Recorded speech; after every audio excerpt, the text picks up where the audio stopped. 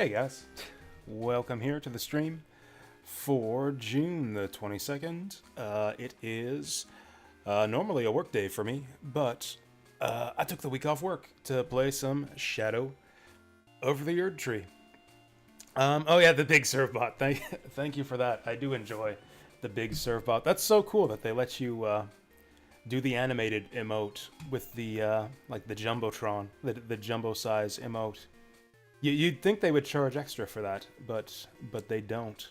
It feels like almost a waste to not use it. Use the jumbo emote on an animated one at that point.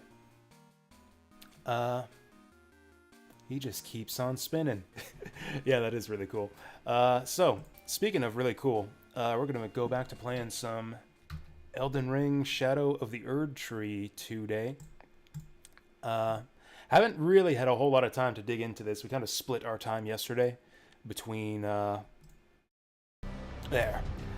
between Outer Wilds and Elden Ring. I think we're, what are we, like 3 hours, maybe 3 hours into the DLC here. We beat a couple bosses, I guess. One of them didn't really feel like a boss, and one was just the same old just flying dragon that we fought like a dozen times in the main game. And then we saw a really cool boss, the dancing lion, that I've kind of given up on and decided to look elsewhere to try to get buff before we fight him again. We still haven't beaten the big fire giant. That's another... It feels like, so far, like the bosses in the DLC are just completely jacked and just massively overtuned. Even for an end game character. Like, I've beaten the game with this character, and I can still hardly do any damage at all to the bosses, and all of them two-shot me, even though I've got tons of vitality and the heaviest armor available. But the DLC does have this new scaling system where you find out, you just find the, what do you call them? The sharp pieces of the scarred tree or something.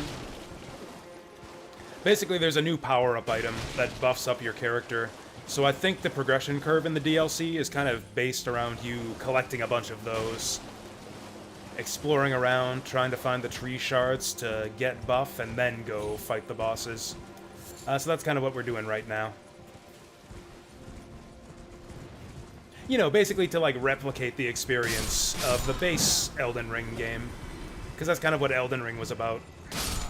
Encounter a really tough boss, and then decide whether you want to just, you know, force your way through it, and just push past through pure skill, or just go out and level up and buff up. I'm more of a level up, buff up kind of guy. Oh shit, is this a dungeon? Is this a side dungeon? Finally? Heck yeah. Despair ahead. Be wary of demi-human. Are we ready? I'm not ready. Let's go. I haven't found a single side dungeon in this new DLC area until now. I'm excited. The heck? There's like chains through the windows here. Are we not gonna get a Site of Grace? Oh, there we go. Belarut Gao. That's jail for you non-oldie English speakers out there. Do we get any new strength-based shit? We actually did. Yeah, that was actually the first boss that we encountered, was this guy with this big great sword. Oh, and some really cool armor, too. I was gonna check out that armor. But yeah, we got this great sword of solitude, which I actually had the stones to buff up to just below maximum level. It kind of works like your standard greatsword. There's nothing super fancy about the basic moveset, except that it looks kind of cool. I like that edge. The thing that's cool about this is the built-in Ash of War, where we get that projectile to go with it. Yeah, we get that crescent slice. I think we can charge it up for more distance. Maybe not. Can we combo it? Oh yeah, it's got a combo attack too. If you do heavy attack from the projectile, you can follow up. Yeah, with that lunging slice. It is, yes, this is the Kramer sword. Yeah, exactly. Now the problem is, because of the way I've been doing my build, I don't have any FP to really use that move all that much. Oh yeah, did I die? Oh, that's the boss arena, I think. Okay, so we actually haven't lost our runes since our last boss death. If I continue to not die, maybe we'll be able to recover those at some point. But yeah, if we go back to my main weapon, the Iron Cleaver, the reason I never bothered leveling up FPS is because the Iron Cleaver's special move is very cheap to use. Like, even with no points invested in FP, I can just do this all day. This is like the cheapest special move in the whole game. And it's really powerful, too. I love this shit. But because of that, I haven't been required to invest in FP up until now. So I think we're going to take all of our rune levels into FP at this point. Not only that, but I literally don't have enough FP to summon the spirit ashes that I want to use. Also, I might have to go back to the main game and like clear out some catacombs to get some more like grave glovewort, because I want to mess around with spirit ashes in the DLC.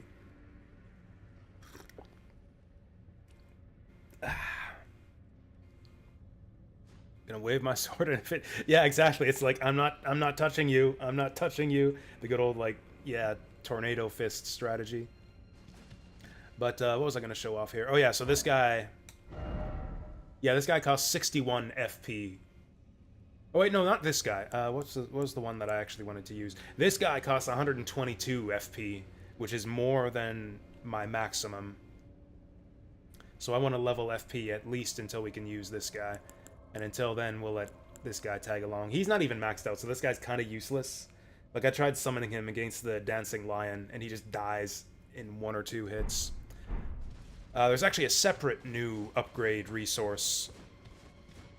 I forget what it's called, but there's 2 separate resources. One that buffs up your character as you collect them, but it specifically only applies to the DLC area. And then there's another one that buffs up your... your spirit ashes. Basically a way for you to scale up your character and your summons so that they can stay viable in the new DLC area, which is where basically all the enemies are just jacked to shit and have tons and tons of hit points and do tons of damage. Crouch and let there be dung. Oh, is that what's going on here? Is this a medieval toilet?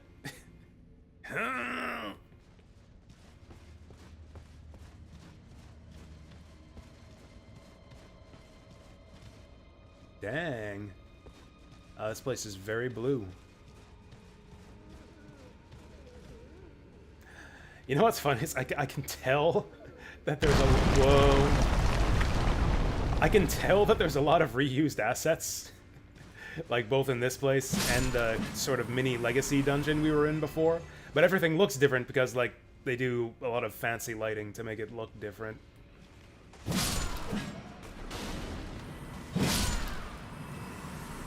And you know, I'm actually kind of fine with that because it looks different.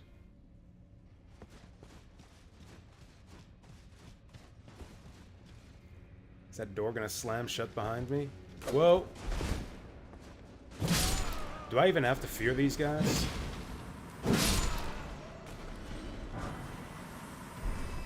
Actually, maybe I want to mess around with my new greatsword a little bit. Always been a fan of pellet swap. See, I was in the main game, but I don't know. It does feel kind of cheap for, like, DLC that I paid $55 for. for like DLC that costs like 90% of the price of the main game. I was kind of hoping for a lot more new assets. So far, the coolest thing I've seen in the DLC so far is the starting area, like the look of the land. It just looks really cool. Like the visual design of the landscapes and the different areas in the DLC continues to be top notch, as it was in the Elden Ring base game. And then the new big boss we saw, the Dancing Lion, was really cool. Even though he's like absurdly tough, and I need to pick up those tree shards or whatever to actually be able to fight him. And oh yeah, that giant, that torch giant, the big fire giant was really cool too. Dude just threw his shit at me. Can I open this? Oh, I don't have the right.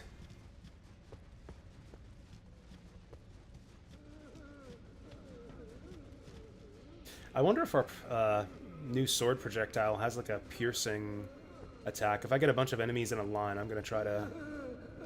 The fuck is that noise? Is there someone in this jar? Oh, he's behind the jar. Fuck you. Trying to scare me with your creepy moaning.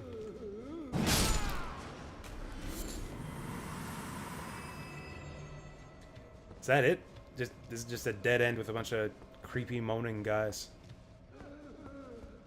Oh, here we go. We can jump this.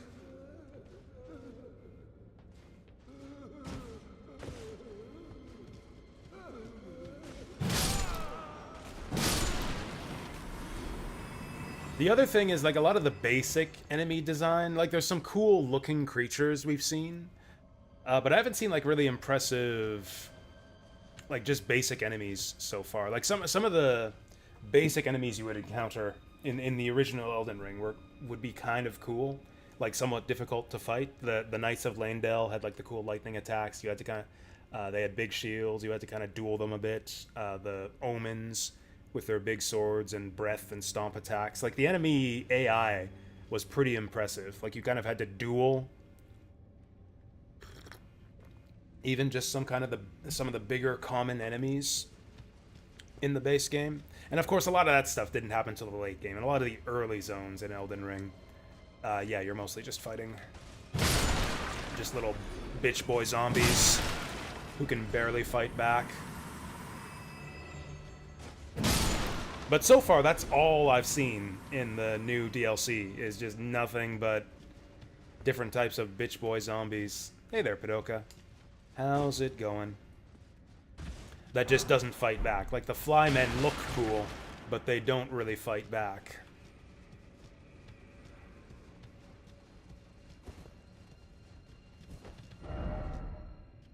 Visions of teacher, but no sorcerer.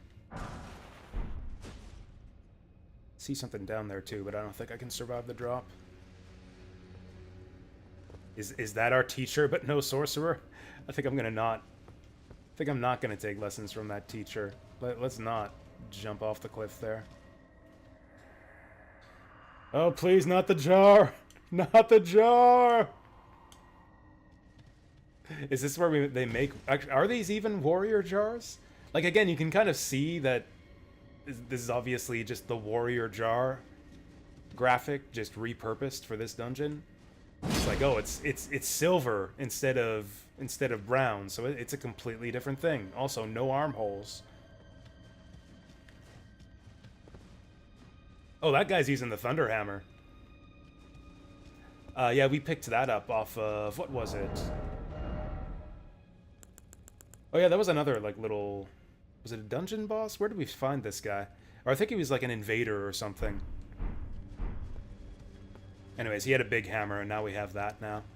It's a faith weapon, so we can't use it. Enjoying the DLC? Not yet. No, I'm not really enjoying it yet. I'm hoping it'll get better.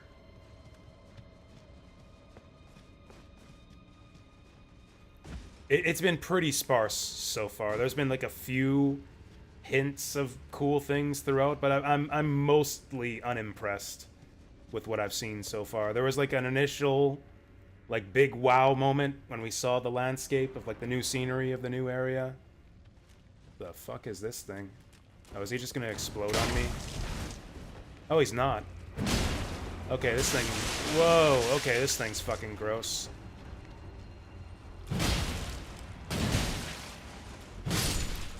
Now is he gonna explode? I don't know. I was hoping for more, like, big wow moments, and instead it's just kind of mostly been, like, a bit lifeless. and uninteresting. And I'm seeing a lot of stuff that I recognize from the base game. Like, one of the 3 mini-bosses we've fought so far is just another version of the same fucking copy-paste dragon that we fought 12 times in the original game. And then 2 of the other bosses we fought have just been, like, essentially NPC phantoms with tons and tons of hit points and, like, 2 attacks that they just spam over and over. Oh my god, it's YouTube Vassal. What the heck? Your name is Danner? That's cool. I've never known a Danner before.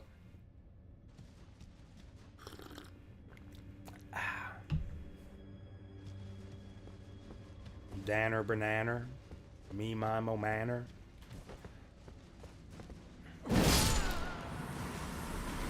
I guess one thing, I don't know. I'm trying to come up with an explanation for why this is not good yet, and why it might get good later on. Oh yeah, we just went fully in a circle there.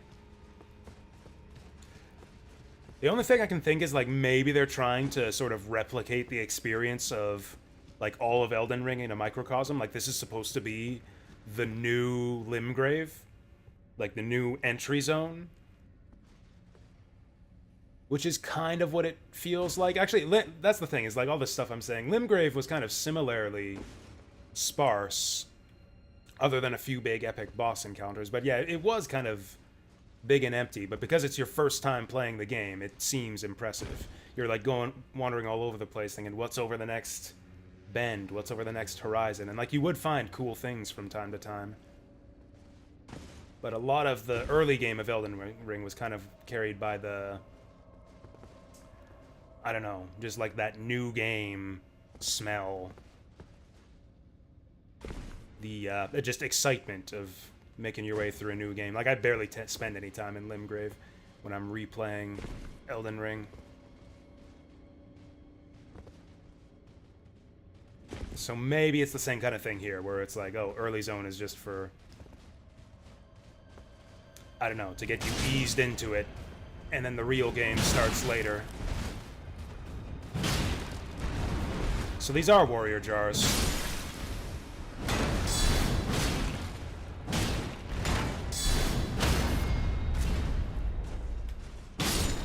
Huh.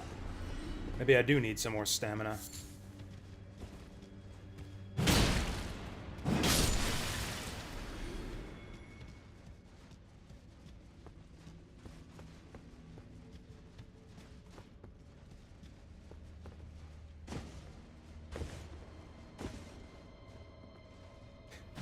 Why are they bothering to throw... Oh, so is this what's inside the pot?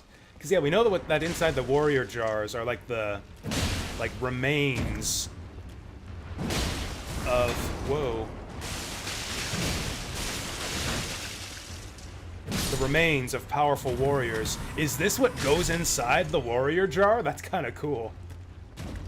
This is actually kind of a cool concept. It's like, oh, warrior jar dungeon. Yep, innard meat. Yeah, this is actually... And we saw that guy before, the ghost of the guy going, no, please don't put me in that jar. This is like the warrior jar factory here. This is what they do to people to stuff them in there. That's kind of cool. That's actually kind of cool.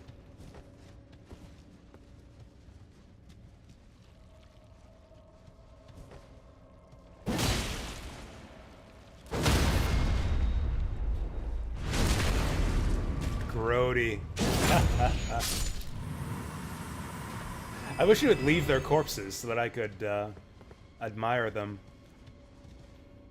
Are we gonna fight that? Is that an actual warrior jar over there? Is that gonna be our boss of this dungeon? Also, this looks like the thing that you put like a climbing... Oh, it's just a chain. I was gonna say, it looks like we can rappel down there. Honestly, I think that Miyazaki and Kojima should team up. Like, the two of them separately have basically made the 2 best open-world type games ever made. Death Stranding and Elden Ring. Oh, there we go. That guy's half-stuffed inside a pot. If we like merged the mechanics of Elden Ring combat with Death Stranding style traversal. Yeah, I figured it'd be something like that.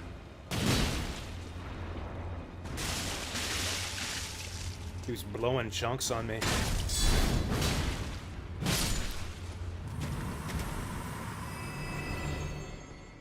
Yeah, this is definitely the coolest regular enemy we've seen so far.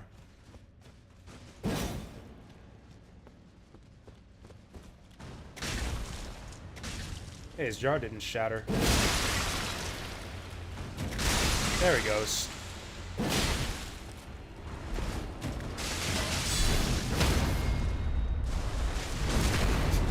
That bit, too, when he throws out the crazy flesh tendril.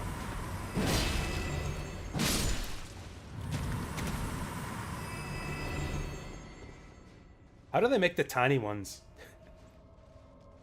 Because, like, before we figured, oh, they just stuff in, like, just piles of guts into these, and somehow it turns into a jar warrior. How do they make the tiny ones, then, if it's like a fully formed human? Do they use midgets for the tiny jars? That would actually be really funny. That'd be like some good characteristic Elden Ring humor. For them to throw us like a tiny flesh blob guy. Okay. Guess we're not going to the big jar just yet. Frozen maggot. I'm not sure if I know the difference between jarmans and potmans. I assume that these are the same types of jarmen that we encounter in the main... Or maybe not. Maybe these are the shadow jarmen. It looks a bit sus. Oh, he didn't try to ambush me.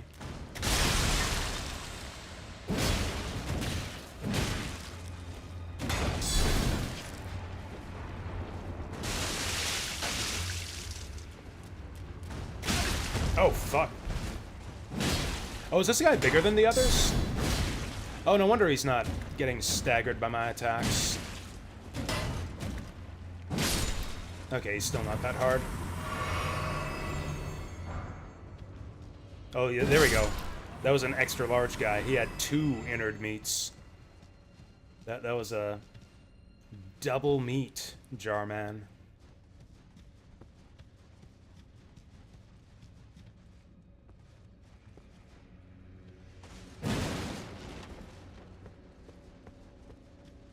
I want to find some more of those big jars. You know what I mean? Like the ones that we can craft and throw? Actually, I might just try that. Can we craft another big jar? Oh yeah, we got plenty of the materials. It's just I only have one hefty jar to actually throw around. Have you guys seen this? There's a new type of jar we can craft. A new type of throwing weapon.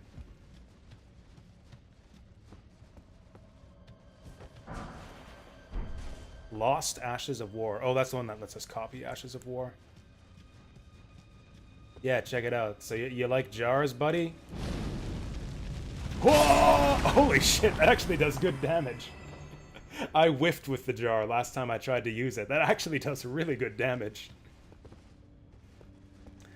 Yeah, that's a good question. It's like a piece of the scarred tree?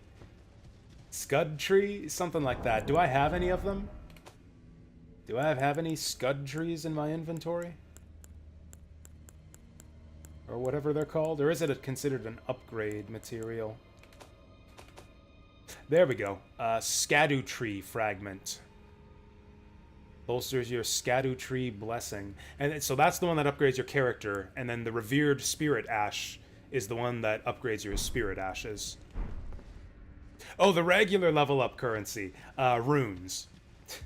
I mean, they're souls, basically. I kind of go back and forth, calling them runes and souls. Yeah, I use runes and souls interchangeably when I'm playing Elden Ring.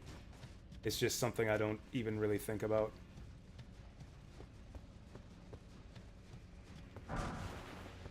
Smithing Stone 6. I'm the scat man. Pop. Is this the way? Okay, yeah, we haven't been here before. They're so cute. I don't think I want to mess with these guys. Don't you dare! That lady doesn't want me to... Oh, she's using this... Man, a lot of people seem to like this sword. She's using the same sword as me. Behold, friend. Could it be a friend? Oh, they're not getting aggressive on me. I'm gonna leave them. Scatman John looks like your dad. Oh, that's cool. Does he wear like the suit and fedora and everything? Does he have the Scatman's panache? Oh, and as far as do the new enemies give you much in the way of runes? It's about the same as like regular endgame enemies. You get as much from the enemies here as you do from like the consecrated snowfield.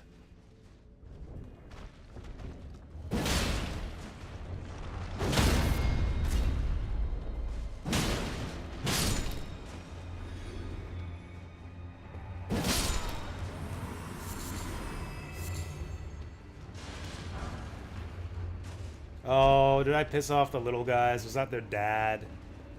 Fuck. Maybe they'll go away if I just ignore them. The music stopped.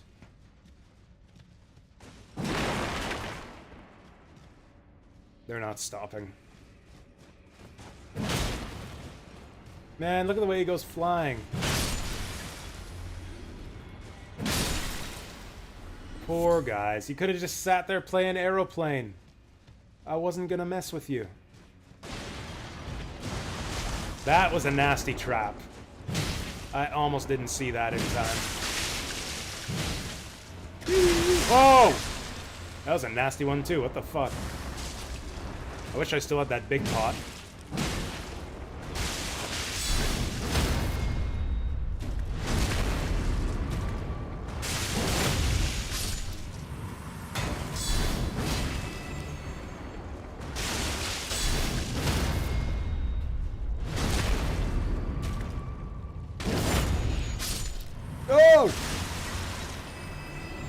Did he just go? He just threw himself off the cliff. That was awesome. Okay, this dungeon got fun all of a sudden. Once we hopped down into the pit, down all those jars, this dungeon became fun. Is this an elevator jar? Or do we just jump down from here? Okay, I thought I could cut the chain. Yeah, sure, we'll just jump. Okay, we can actually jump a ways without taking damage. I'm surprised we're not taking damage here. Is it because we're in the, like, shadow realm? Is this like a dreamland or something where we don't take a lot of fall damage? I never did find the way back up top to see about that big jar. Try fire. Didn't expect nimble sort. Be wary of close quarters battle. Rat ahead. Man, I hope it's not something shitty like a giant rat for a boss here. Let's make another one of those big jars if fire's the answer here.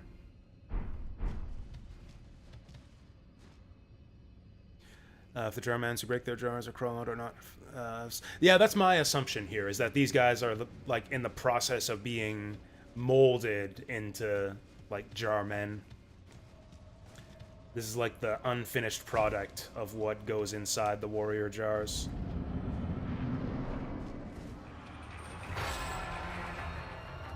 Demi-human swordmaster Onzi.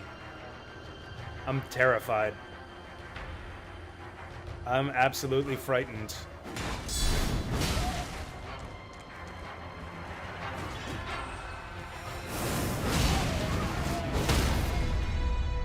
Okay, maybe I'm not.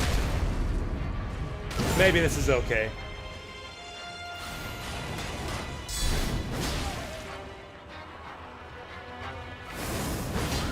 Ha! Right out of the air! Oops, shit, I missed the crit. Oh god, I'm out of stamina.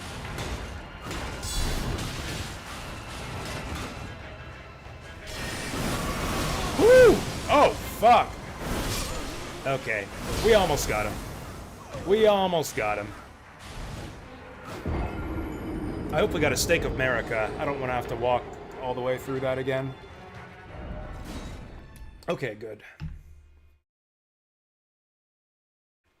Yeah, this guy's easy. We just gotta not get hit by that big crystal attack.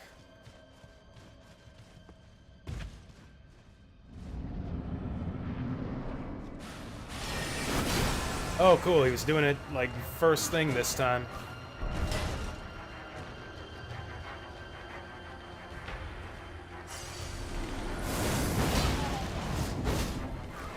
Oh, he blocked me.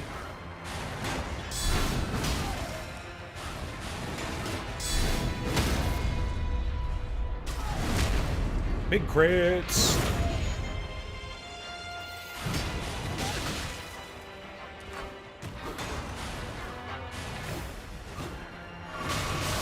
Oh, the damage.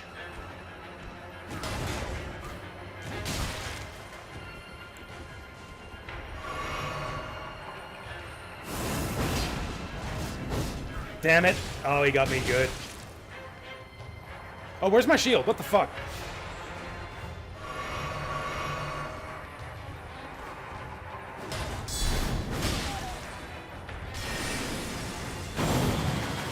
Yeah, fuck you.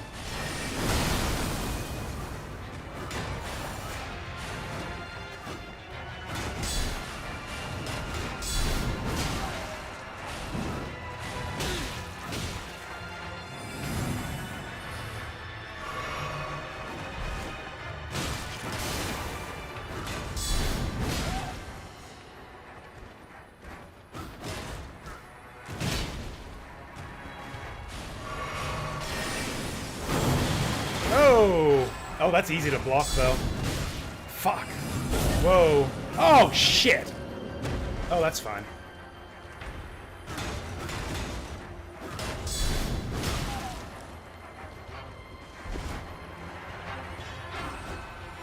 Get away.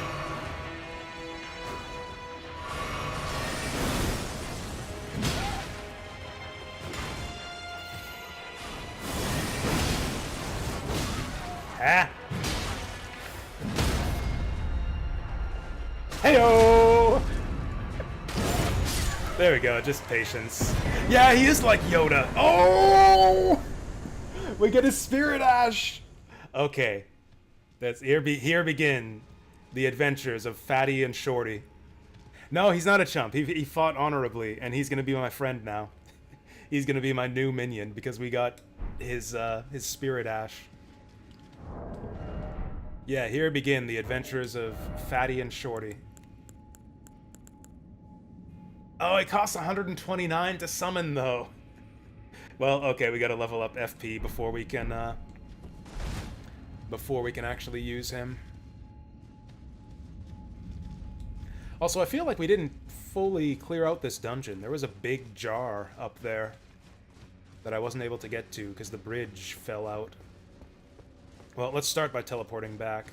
We didn't get a lot of runes out of all this, either. We got like 1 level's worth out of that whole dungeon.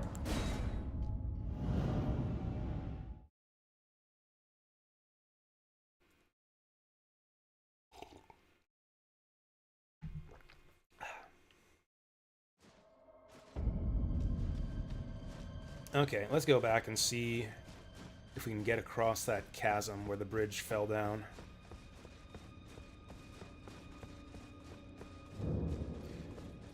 Also, let's get our level up. Ah, we're 3,000 short.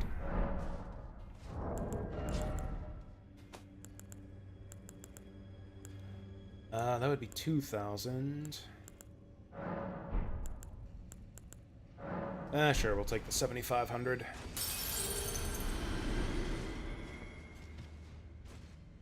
Also, I'm not even using my most powerful weapon. This sword isn't fully upgraded. Oh, we only have 50 vigor. I thought we had a lot more.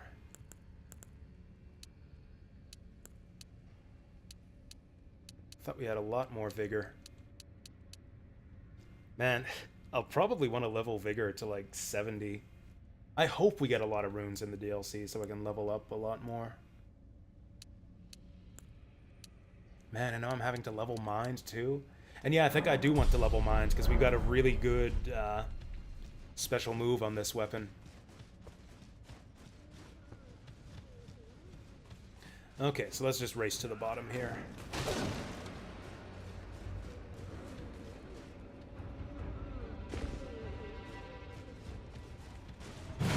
Whoops.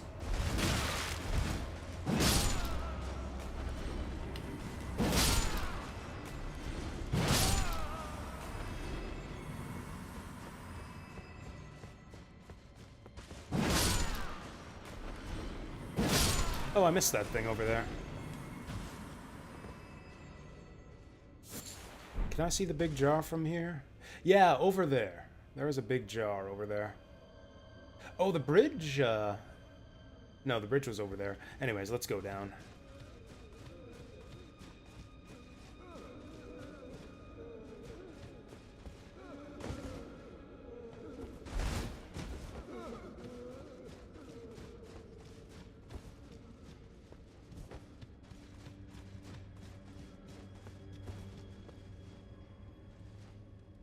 Yeah, over there. Or maybe we're not meant to get there? I don't know. That'd be a jerk move for them to just wave that big jar in front of our face and not have a way to get over there.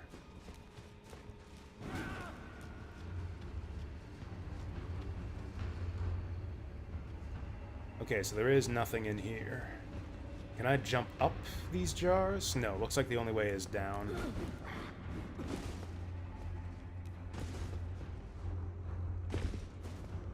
Can I jump over there? Even if I could, there'd be no point.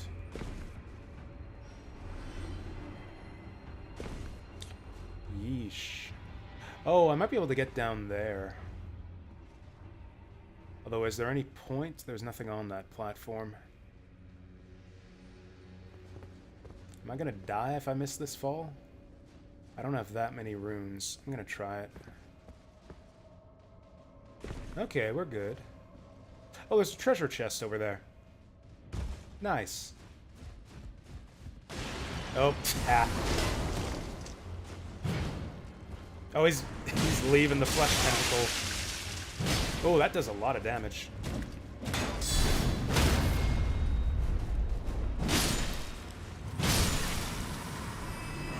Okay, my treasure.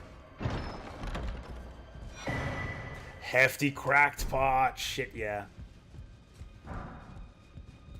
This might be like my favorite new addition to the DLC is these big pots. Oh, you think it's his penis? I don't know, it kind of like grows out of his stomach. I don't know about that.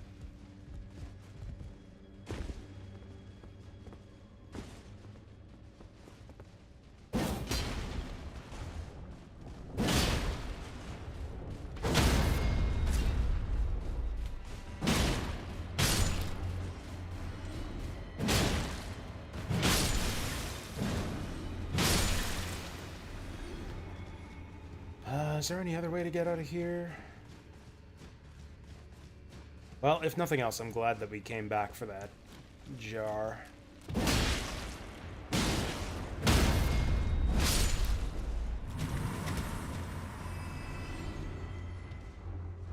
Oh, it looks like the bridge is still out. You know, I wonder if there's another way over there, because I don't see one. Whoa. Excuse you guys.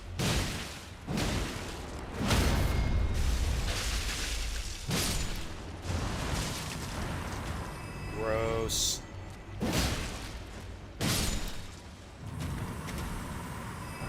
Maybe there's a way through that door?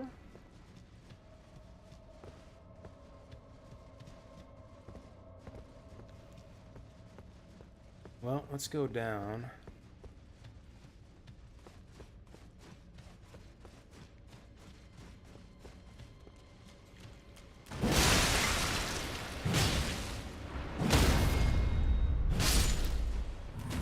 Okay, these guys are actually easy if you... I mean, they're all easy anyways, but...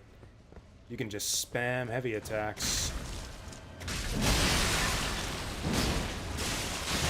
Uh-oh.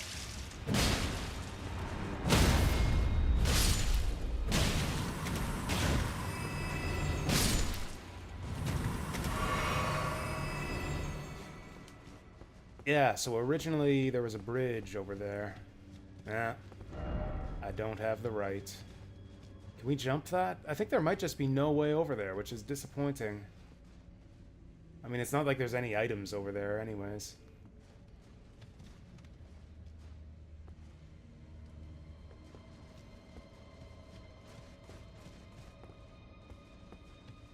Or are there? Do I have the spyglass? Although I guess the thing doesn't even zoom. No, that's clearly a jar enemy there. So there must be somewhere, right?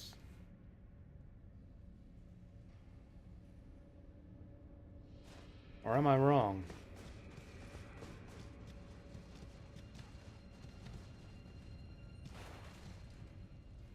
Yeah, that guy right there is clearly a jar enemy. There must be some way to get over there and fight him. Does Ultros survive to the world of ruin? Yes, he runs the Colosseum. With his friend Chupon, who steals your items if you wager the wrong item.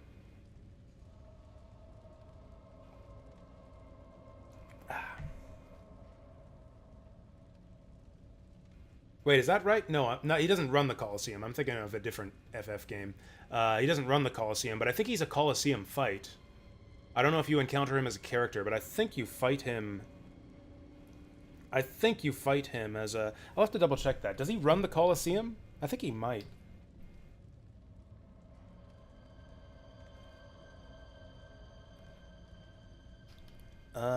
Final Fantasy VI Colosseum. Yeah, that's him behind the counter. Yeah, I was right. Yeah, Ultros runs the Colosseum. He's the little purple dude you talk to behind the counter. Fuck it, I'm going down.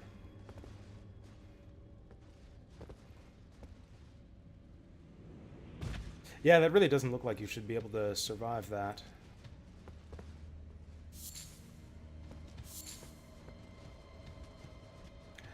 Maybe there's an alternate way out of this jar maze that'll get us up there?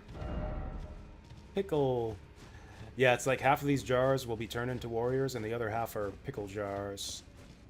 Oh, there's an item up there. Okay, maybe there's a way to jump on top of these jars. Yeah, we definitely missed an item there.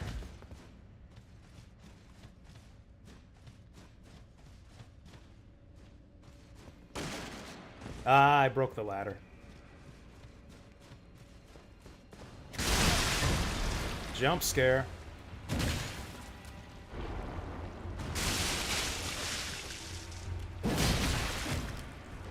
Oh, this is the big one. This is the double meat jar, man.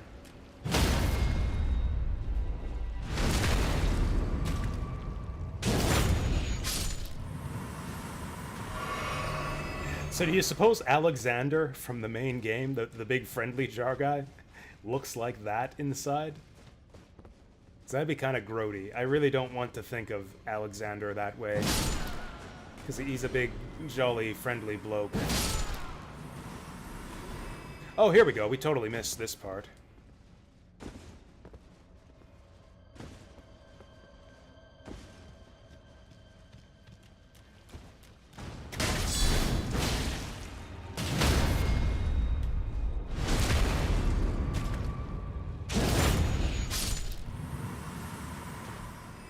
Okay, don't break this one. Fuck. Okay, how do we get up there? Oh, here we go. Oh, there's something. The Great Potates Cookbook. We got potate recipes.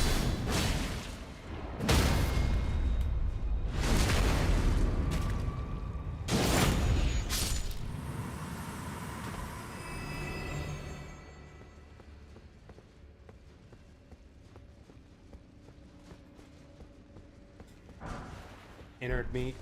cool. Hefty cracked pot. I'm so glad we came back.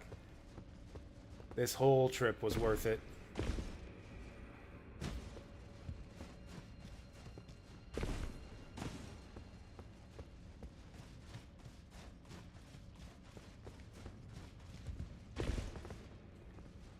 Everyone but you is... Well, maybe that says something. Maybe you need to, like, reconsider your outlook on life. It's like, what's wrong with being Zelda?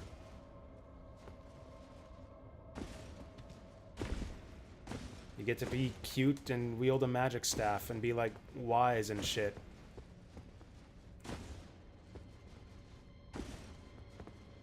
Also, couldn't you play as Zelda in Hyrule Warriors? She doesn't have a sword? Bullshit. Zelda has a sword. She, like, stabs you with it in Twilight Princess. Any Zelda without a sword is no Zelda at all. Honestly, I've never played Hyrule Warriors. Has anyone else played Hyrule Warriors? Does Zelda have her sword in that one? Or does she use, like, princess magic or some gay shit?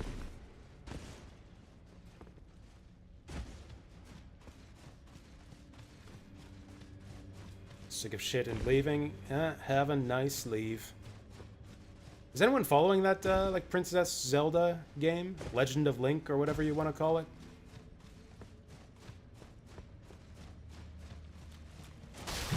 Because I actually don't know much about it, except, oh, it's a cute, like, Link's Awakening clone, but with Zelda. I like the graphic style. I know some people don't, but I've always liked the look of the Link's Awakening remake. So the idea of... Even apart from just the idea of a game where you play as Zelda, the idea of a new Link's Awakening type game with the Link's Awakening remake graphic style really appeals to me. I think that's a good idea for them to reuse that style for a brand new game. Link's Awakening is the worst game ever made? How can you say that? Link's Awakening is a brilliant game. Honestly, you know what I wanted? I never considered the idea of an original game with the Link's Awakening remake graphic style. But you know what game I thought would be great to have a remake done in that same graphic style? For the Frog, the Bell Tolls. I thought that the Link's Awakening remake might be a great precursor to, like, a new remake in the same style of For the Frog, the Bell Tolls. And then, like, gave it an official English localization for the first time ever. I think that could be great. But, you know, since when does Nintendo ever take great ideas from me? Oh, hey, Padoka. Choops is obsessed with Link's Awakening? Or with not being Zelda? Honestly, it sounds to me like he's in denial. I think he just, like, truly, desperately wants to be Princess Zelda. Hate women and furniture and magic. See, there you go. He's proven my point. Did I get that item that we saw on the other side? I feel like we didn't. Whatever, I'm leaving. Honestly, 2 hefty jars is more than I could have dared hope for. Okay, I know that you guys are traitors, so I'm gonna kill you this time. No matter how adorable you look.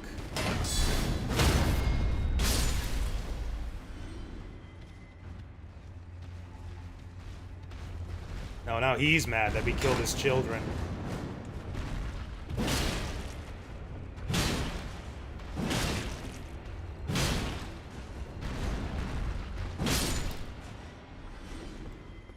I think the warrior jar is the most satisfying enemy in the game to kill. Just the way it explodes like a big flesh piñata, and the shards go flying everywhere. It's got a great death animation.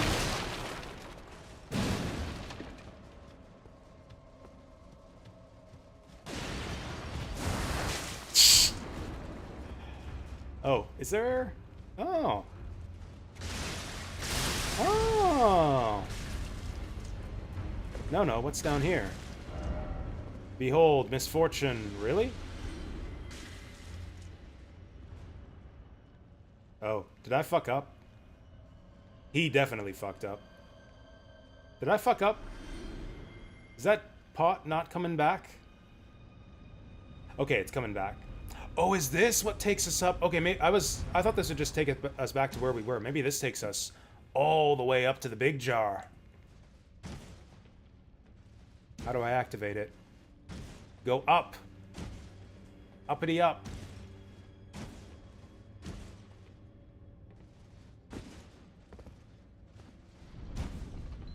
There we go. I am ascending.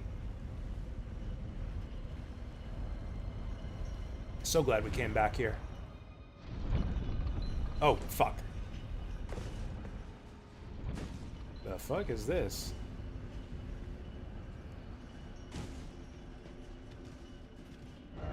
Try gesturing.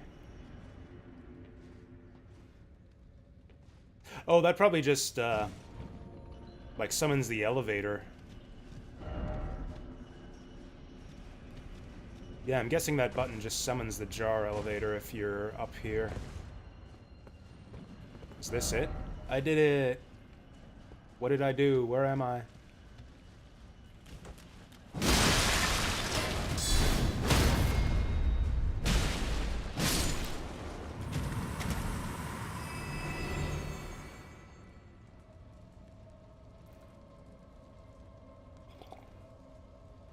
I should have called it the Legend of Zelda Asset Flippers. We can't really talk shit about, like, asset flip games when we're playing Elden Ring. Oh, there is an item on here. We just couldn't see it from a distance. Great jar.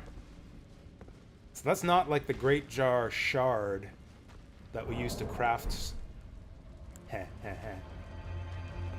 heh. Ah, that was underwhelming. Oh, and I just had the one, too.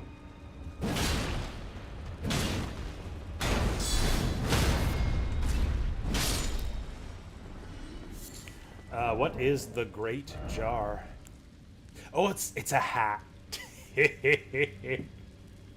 Increases the power of thrown pots of all sizes. Ooh, I think I might like that. But the question is, how good are its stats? Oh, it's actually heavier than the helmet. It's actually better than our current helmet.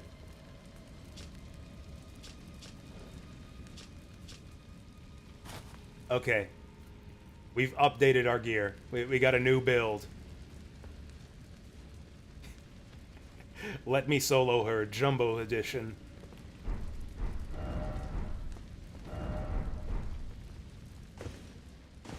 Let me jar her. Now how do we get out of here?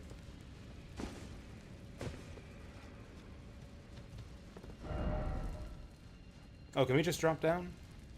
Kinda don't trust it. Although I guess we did drop down in the first place. Like, that's how we got down there, was by falling from an even higher height. We fell from up there. Grass. Behold God. I don't see a god, just a foggy abyss. Oh, they're talking about this guy. Yes, praise the jar.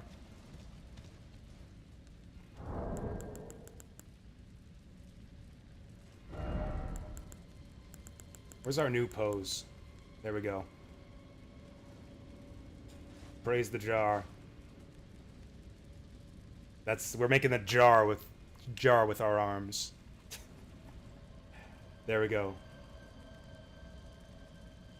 This gesture is the pre-order bonus. Whoa, pre-order bonus you get for pre-ordering the DLC.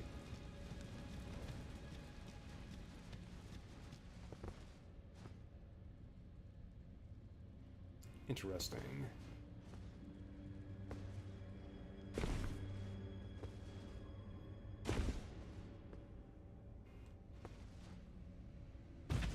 Okay, so this just takes us back down where we came from, I think. Okay, cool, so we don't have to, like, redo a bunch of shit.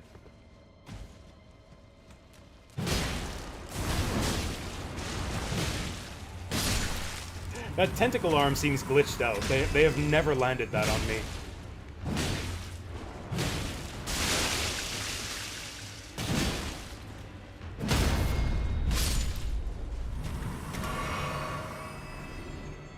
Right, I think we elevate down. Oh, we don't elevate, we just go down.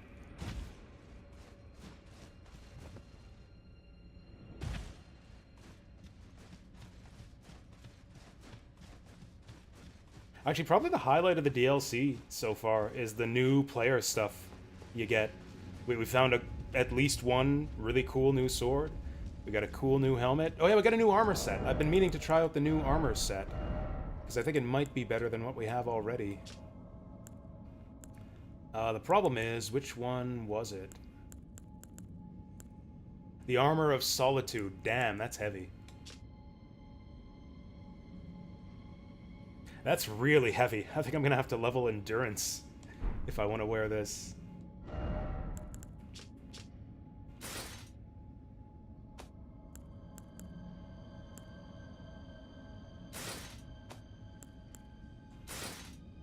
Oh, now we're looking snazzy. Do I have the... Oh, I do have the equip load for all this.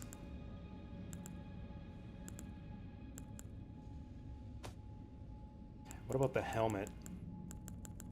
Helm of Solitude. Yeah, so this was the equipment set of the guy... Yeah, the first, like, phantom guy that we fought. First boss we encountered of the DLC. He had a big... like, Chokonu crossbow, also.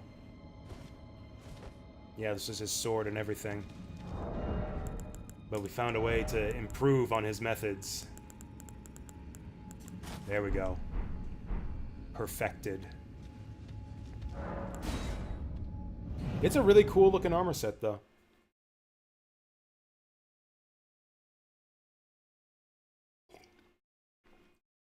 Okay, so we got a nice little haul from that side dungeon there. I hate it when they do this. They put you, like, right at the entrance of the dungeon. So it's like, okay, I'd rather go back to the checkpoint, thank you, so I can spend my runes, so then I have to run all the way back through the entry hall to go cash in my runes. Or heal, or whatever else I want to do. Oh, I made the same mistake again. We have 5,000 runes, or no, 50,000 runes, not 500. Okay, so we need 2 Scadutree fragments and 2 Revered Spirit Ashes.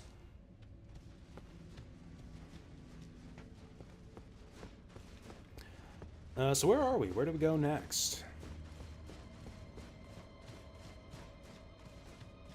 That was a fun dungeon. I like that side dungeon.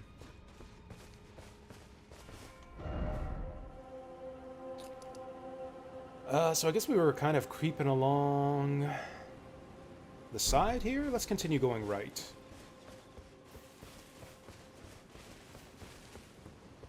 Also, I think the field can be a little bit more dangerous. So I think I'll switch back to our meat cleaver for a little bit more power. Oh, that's just a shadowy tombstone. Whoa, things are looking red over here. Oh, is that the... Oh, yeah, that's the mini legacy dungeon. Don't want to go back there just yet. I'd like to find at least one more Scadutree fragment before we try the lion again.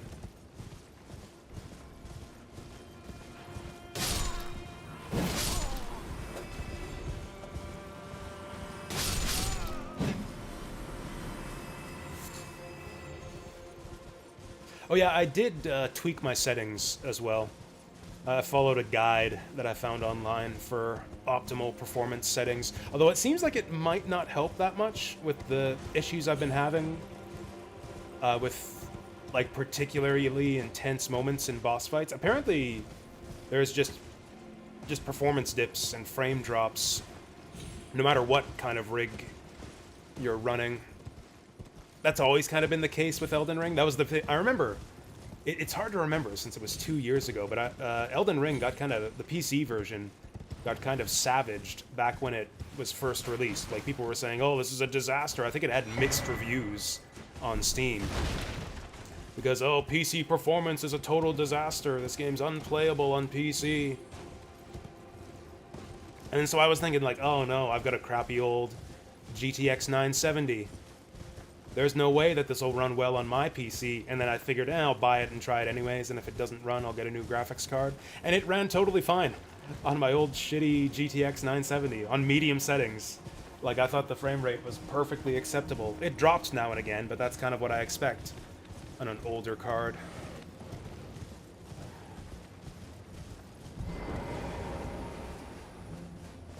That's always been the issue with Elden Ring. It's like, it's the people with the high-end machines who get the short end of the stick. Like, if you have a like a low-end graphics card, you will be pleasantly surprised probably by how well it runs. But it will run just as well / poorly on a high-end card. Can't trust Steam reviews? I mean, they're kind of right.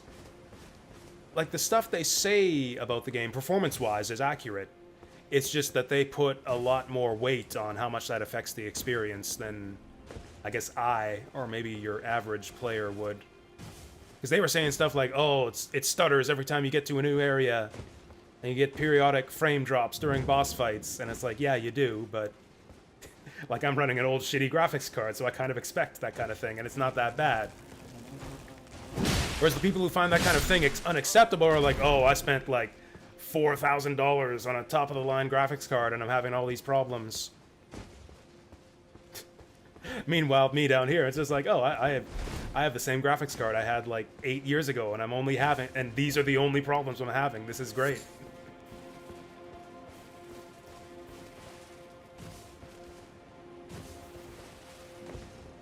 Actually, the game is getting mixed. I noticed this actually today when the DLC first released yesterday. The reviews were like universally positive, 98% or like 95% positive on Steam within like the first few hours of it coming out, but it's dropped now to mixed reviews. Partially due to the same performance issues, and again, what they're saying is accurate. The DLC has definitely introduced a regression in performance on PC. Like, the game does not run quite as well as it used to, although I've actually... the performance, the settings tweaks that I made seem to have affected it. Because it wasn't just the boss fight, but even running around in the field. Yeah, even like running around in the field, I was like getting like 40 frames per second at times. Whereas it feels a lot smoother today after I updated my settings. I'm actually just kind of keeping an eye out for that now, and yeah, it actually does feel a lot smoother to play. Oh yeah, we were gonna cross that bridge. Let's go across that bridge. Actually, no, forget that. Let's go under the bridge.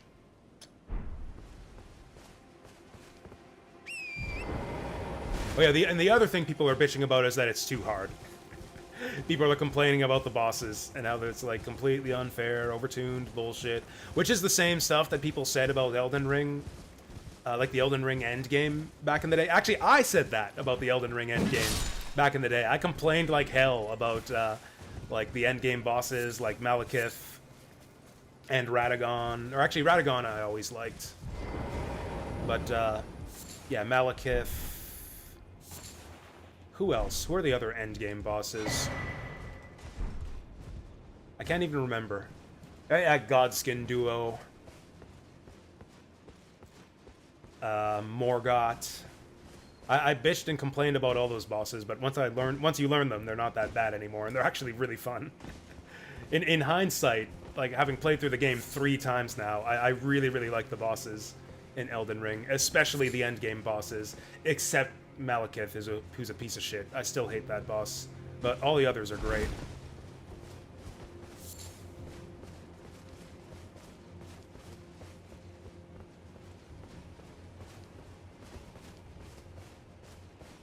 Oh yeah, the other thing, I've always done this, but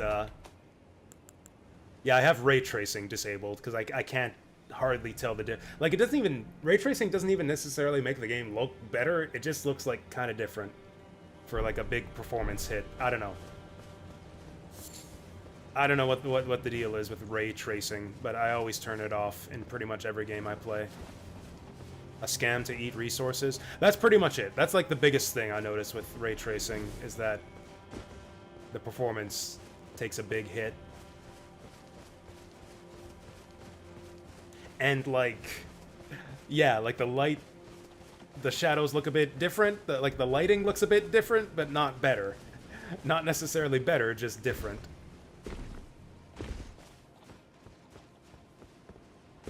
Oh, what's that glowy shit over there?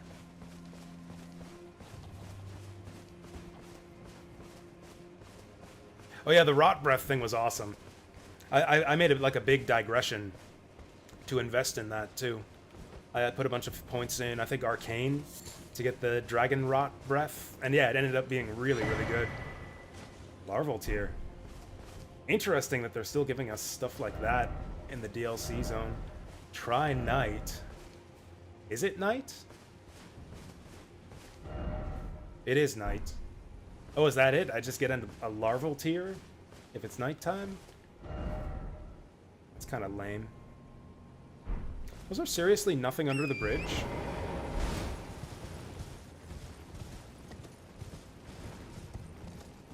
Just a house with a bunch of shitty items?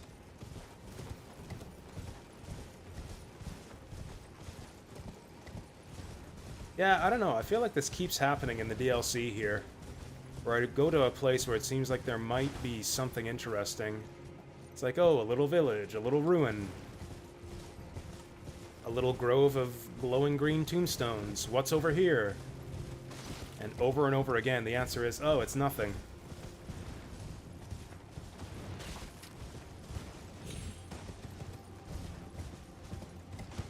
Yeah, ray tracing is turd polish.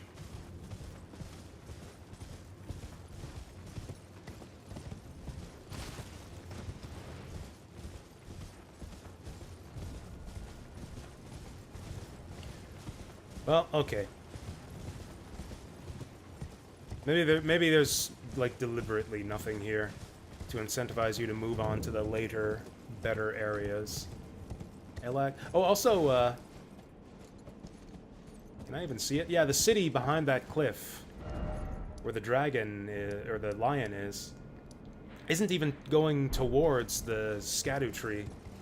Yeah, if we're just straightforwardly following the Scadu tree, we want to go this way.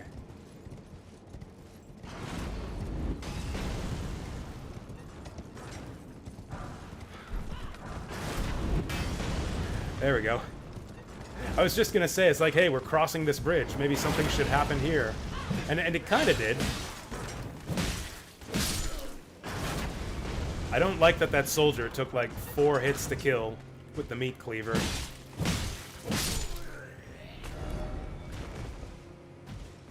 We're going away from the dancing lion to hopefully find an easier zone to level up in. And the fact that these soldiers take 4 hits to kill does not indicate an easier zone.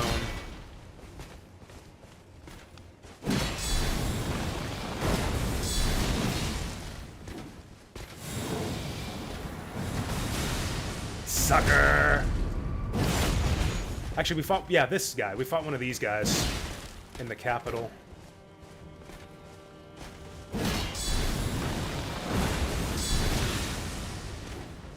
Okay, I got punked. He's using the same strat as me.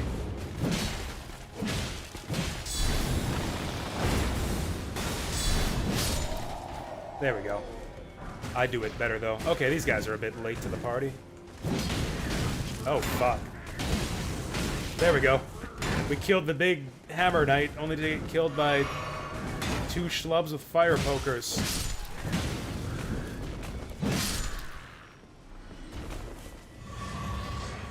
We're not getting a whole ton of runes for these enemies either. Honestly, if I wanted to level up, like get some runes to get some levels, we'd be better off going into the Halig tree.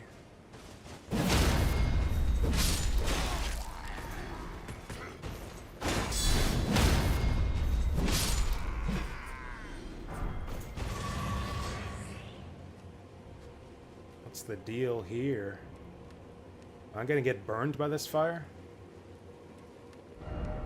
Fire, oh fire.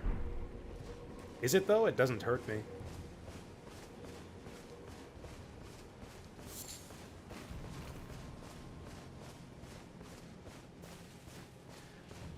Actually, since we're kind of encountering big groups of small enemies, maybe I want to use the Axe of Godric here.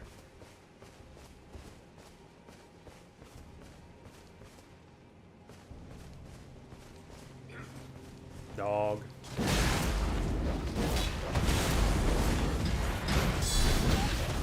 Oh my. Oh shit. Okay, that was a new one. Fucking fan of flaming daggers.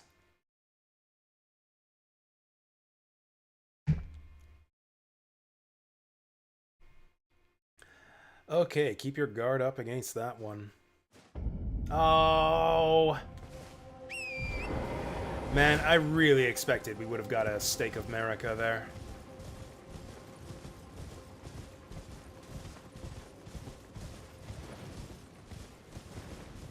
Alright, let's be more careful this time.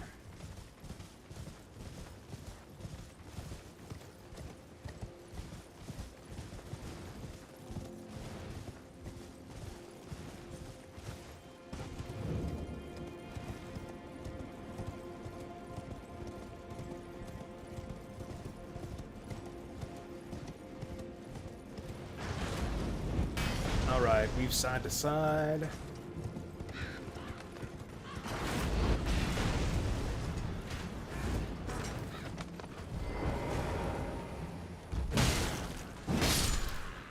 Okay, so yeah, the axe is good for dealing with these guys. Whoa.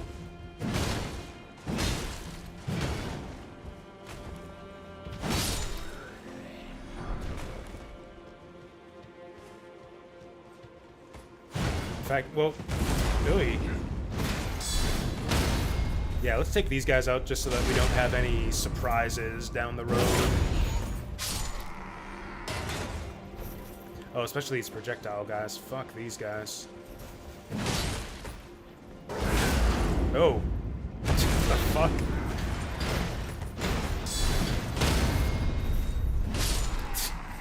They're both attacking in unison. Like a pair of battle brothers. Oh yeah, I guess I kind of wanted to go this way to see what's over there, but we got to get our runes back.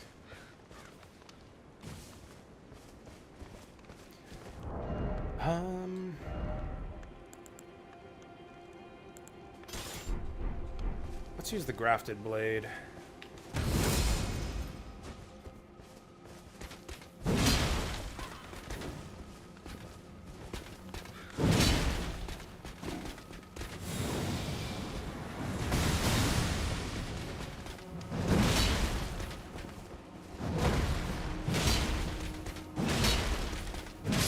There we go. I knew that the big heavy weapon was the way to go on that guy. Oh, we're so close to one-shotting that guy.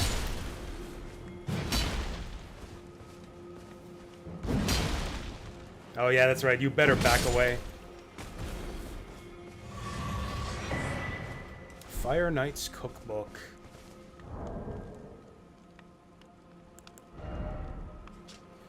We can make a fire coil.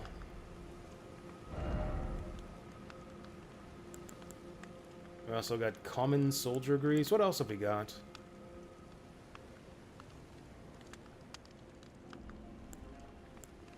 Furnace visage.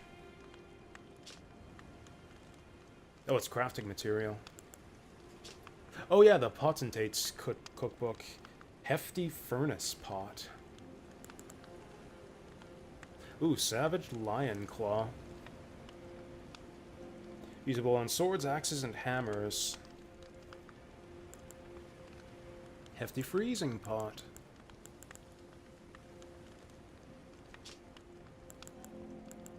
Oh yeah, did we ever figure out how, what to do with this key?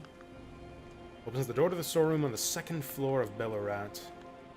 I'm guessing the second floor is going to be behind the Dancing Lion. Opens the iron grating at the bottom of the well. Oh, we did find that. That's right, we did see that locked door at the bottom of the well.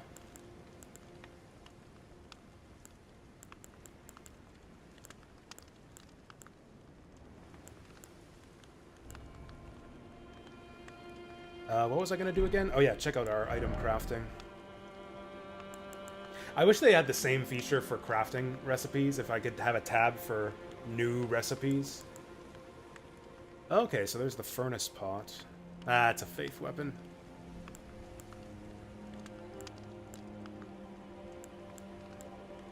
Oh, there's our hefty freeze pot. What else did we get? Oh yeah, the coil. A fire coil.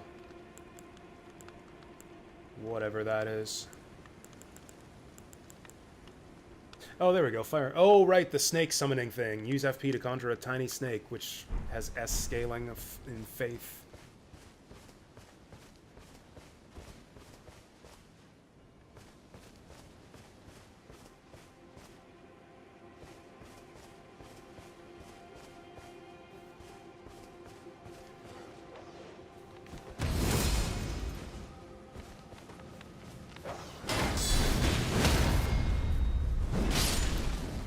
Oh, he's doing that dagger bullshit again.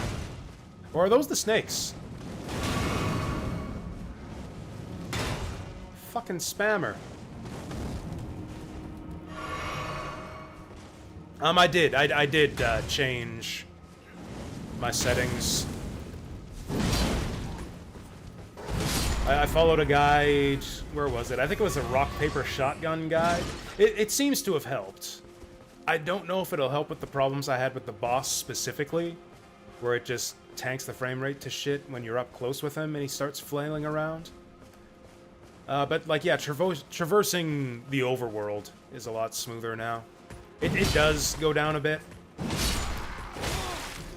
when you're in camps like this, but I think it's always been like that for me.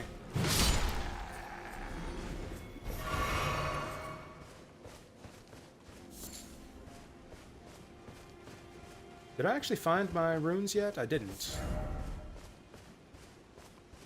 There we go. Is there anything else in this camp?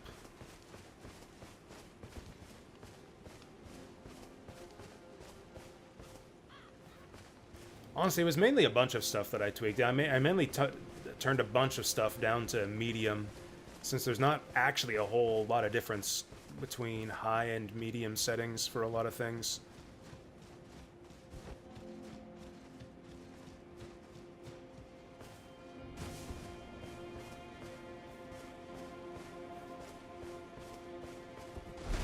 I'm stuck.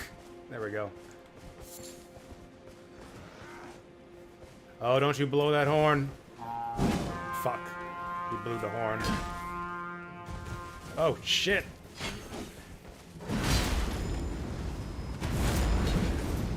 Oh, great, they got a perfumer.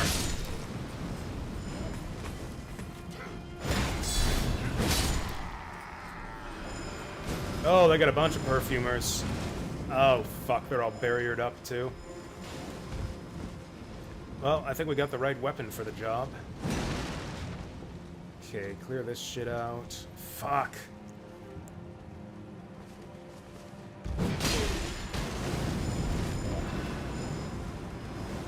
Oh, shit. This is bad.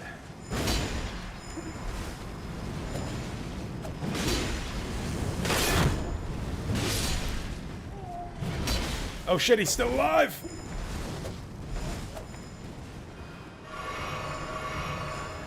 See, the problem when you get a big cluster of perfumers like this is that they can barrier each other.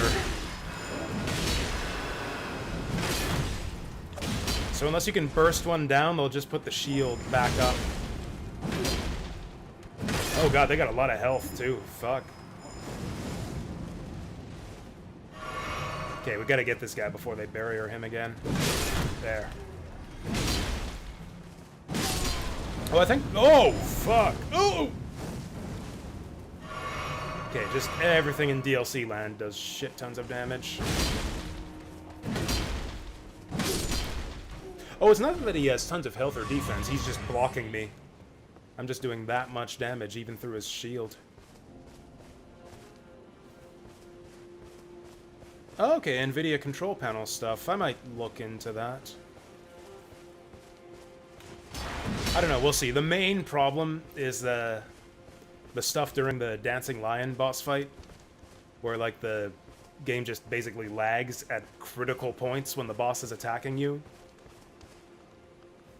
It's like I'm trying to dodge his shit, and then the frame rate just gets shot to hell, and then I can't. It messes up my timing. That was the biggest issue with the performance in the DLC so far. Honestly, this area is chugging quite a bit too. The Xbox Game Bar? I don't think I have an Xbox Game Bar. Is that a thing in the Steam version of Elden Ring? Or is that a joke? Press Windows? I don't think I have a Windows button. Oh, in Windows. I have Xbox console or Game Bar settings. I don't have it enabled. I see what you mean. Yeah, it says enable Game Bar. So I must not have it enabled.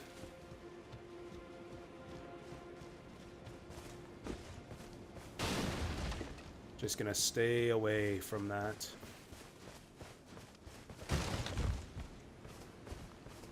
Is there anything else in this camp for us? House.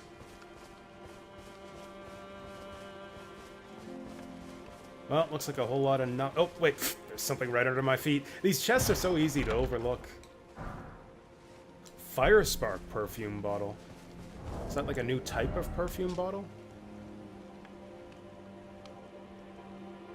Oh, this is a weapon. A weapon that does pure fire damage. Interesting. Yeah, the coolest thing about the DLC by far is the new weapons. And spirit ashes and just new stuff for the player to play around with.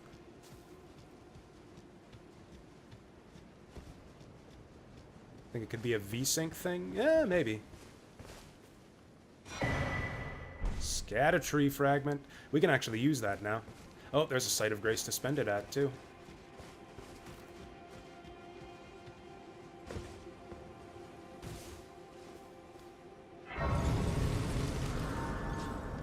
The problem is I really like VSync, because I get terrible screen tearing otherwise.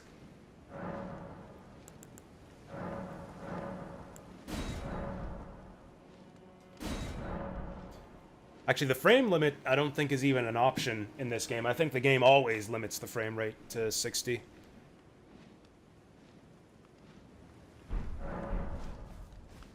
Load it into a spinning torrent? That sounds like fun. Oh, I guess all the enemies are back now that I rested.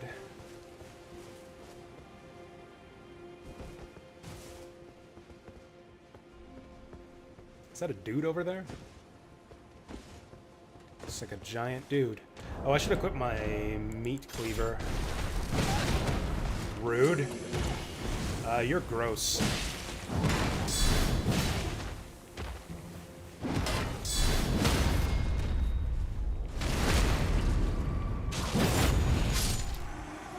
That is a, yeah, gross, fat, ugly, whatever the fuck it is.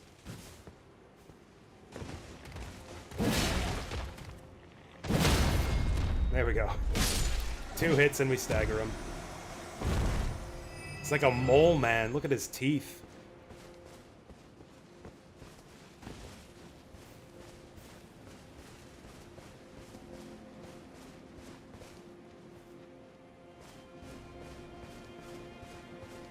Oh, these just the regular bat enemies? Okay.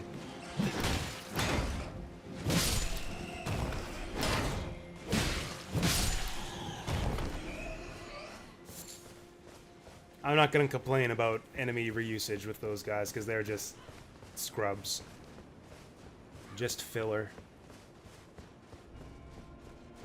Honestly, it's kind of cute that they live under a bridge in the darkness like that. I'd really like to find another dungeon. Is that a dungeon there? Because that first dungeon we did was fun. The fuck?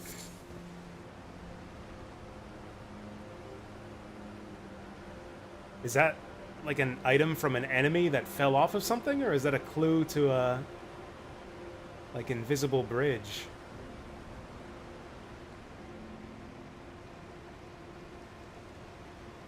Well, the water is not falling on anything, so I think that might be a glitch. I don't know. That's fucking weird. Oh, holy shit! Look at my rune count. That's almost uncanny. 1, 2, 3, 4, 2, 6. If I can find a way to get 30 runes exactly, my rune count will be 1, 2, 3, 4, 5, 6. Unfortunately, I don't think there's anything in the game that gives that few runes. Oh, my head's in the way of the rune count. There, you see? 1, 2, 3, 4, 5, 6.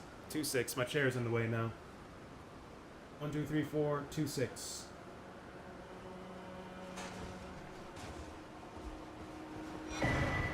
Ah, it's not a dungeon, it's a Spelldrake Talisman. Which is a shame, because I was really hoping to, like, get a checkpoint in here so I could go out and test whether there's an invisible bridge.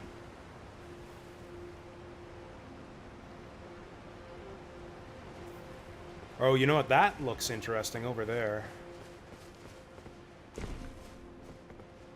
Well, okay, it looked interesting from the other angle.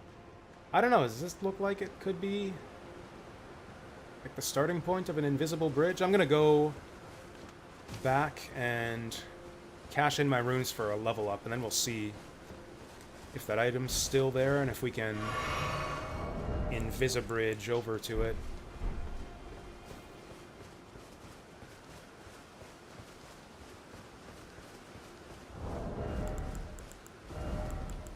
A big Spelldrake Talisman is cool, but unfortunately, it's not going to help us against the lion.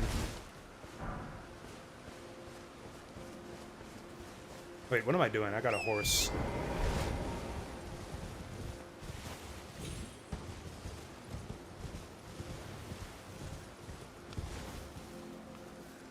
Also, I can just teleport here. There we go.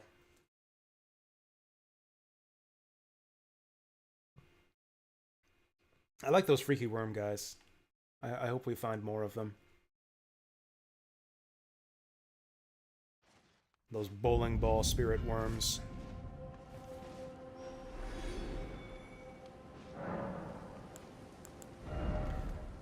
Actually, we pick up runes like 7,000 at a time with the items we have. So yeah, we might as well level up.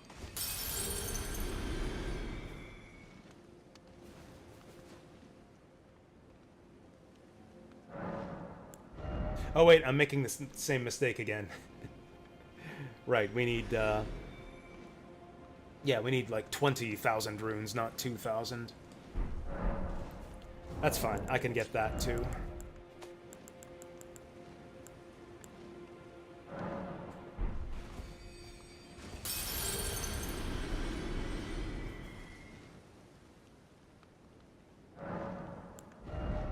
Damn it. Okay, I need 2,000 runes. You know what? I think I can get that just by killing enemies around here. Just to top ourselves up. Come on, where are these guys?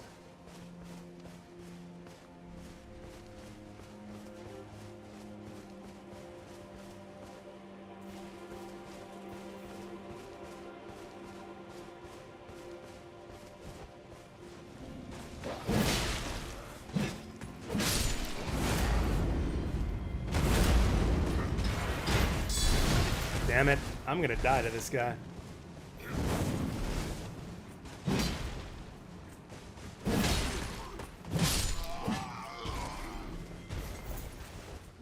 Okay, we'll kill one more enemy. If we can find one. And that should get us our level up. I thought there were a pair of spear guys over here.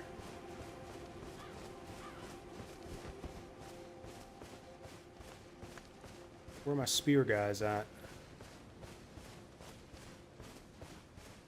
Where did all the enemies go? There's one.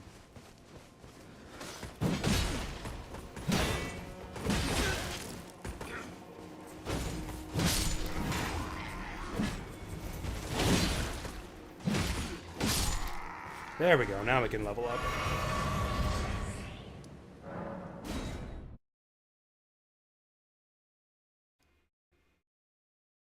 Yeah, it seems for as like tuned up as the enemy stats seem to be in the DLC here, they don't really give a lot of runes.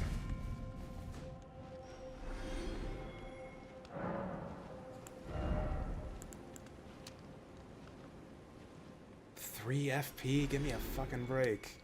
Now, yeah, the way FP scaling works in this game is kind of weird. You get very little FP per point in mind until you get to about 20. And then once you start pushing your mind stat beyond 20, you start getting more FP per point. Which means I'm gonna have to spend like 7 levels getting as much FP as I want. That kind of blows.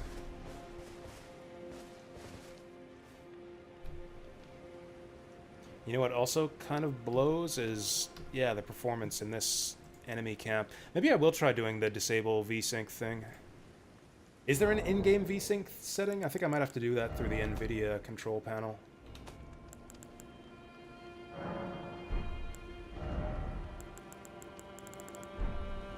Yeah, there is no VSync setting here, so I think I'll have to do it through the NVIDIA control panel.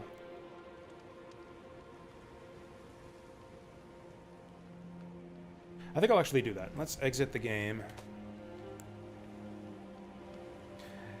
Yeah, we're surely no longer having performance problems when we're just traveling the open fields and there's nothing going on. Am I on virtual full screen? Like, I don't know what that means. Borderless windowed? Or is full screen better? Should I go full screen?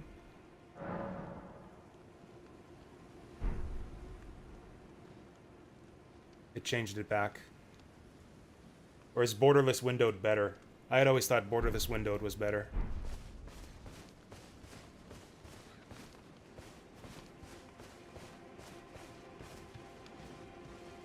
Though it's weird, because exclusive full screen is also less convenient. You'd think, like, because it's easier to alt-tab in borderless windowed mode, you'd think the less convenient mode would have better performance.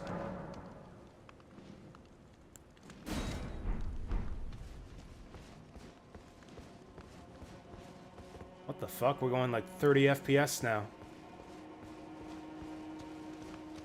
Oh, borderless rooms. I mean, that's not an issue, because we're, like, almost never getting to 60 FPS.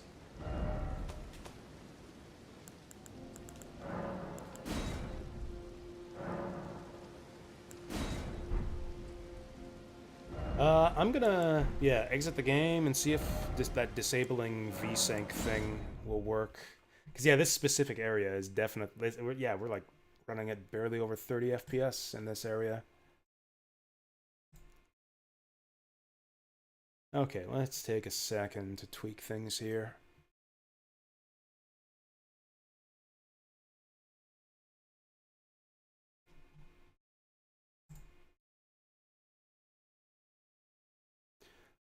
DirectX 12, no shader precompiling.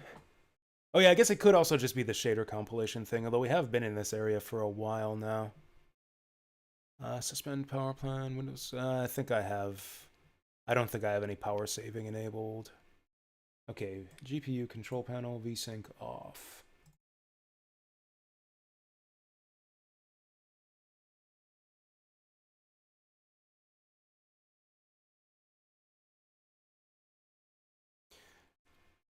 VSync fast. See, I hate screen tearing. That's why I always have VSync turned on.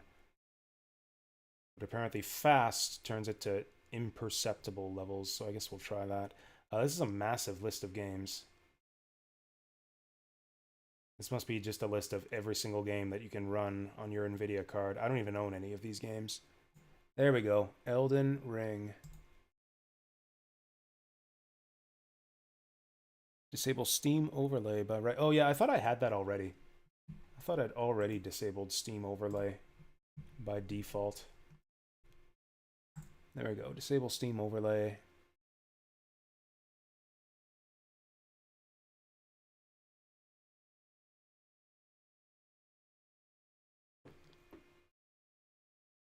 Power management mode, perform maximum performance. No, I've already followed a guide for the in-game settings, so I think those are pretty well optimized. But yeah, I will try this VSync thing.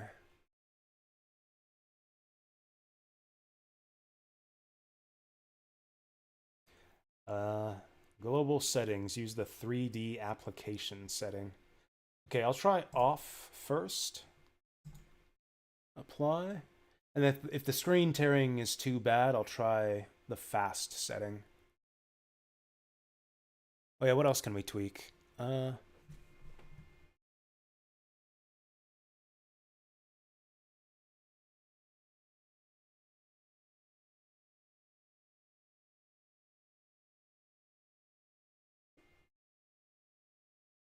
Actually, we got a bunch of settings here. Texture filtering, quality.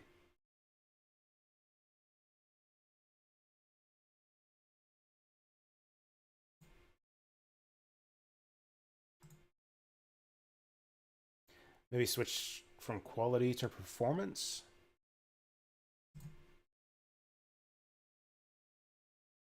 Power management mode, prefer maximum performance. I have that already.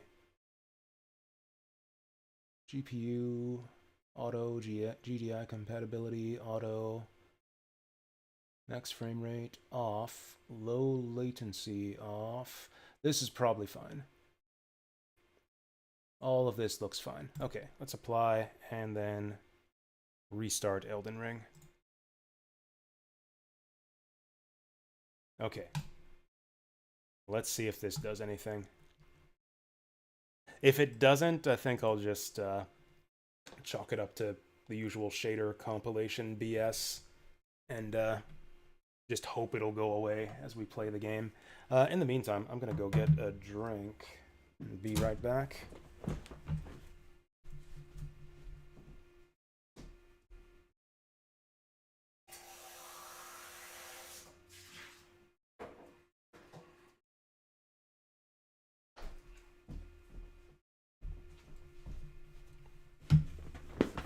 Whoa.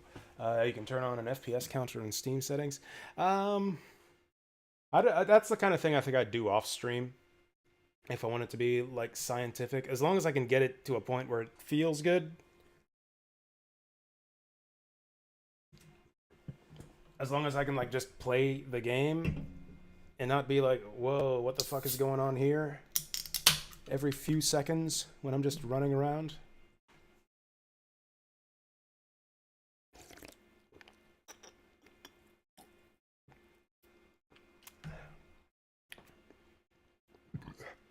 Because that's the main issue right now, is we're getting like 55, 60-ish FPS running around in the open field, and then suddenly we get to an enemy camp or a boss fight, and it's like, oh hey, 30 FPS.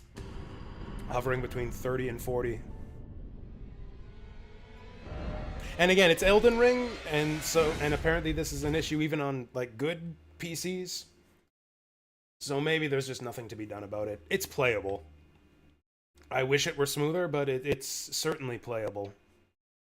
I'm just worried if we're gonna encounter that, like the serious FPS drops we had with the dancing lion fight. I think this is about the same as it was before. Whatever, it's good enough.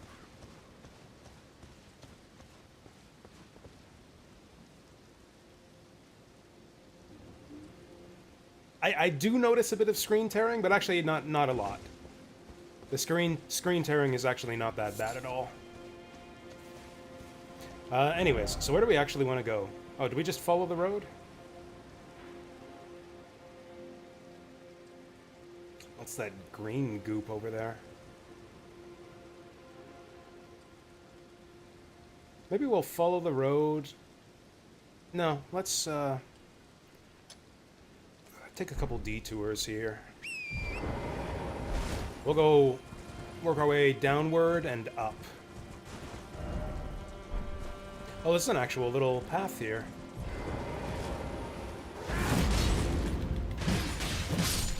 Bitch. Double bitch. Oh, damn, these guys got poise. There we go. Can't be worse than Xbox 360.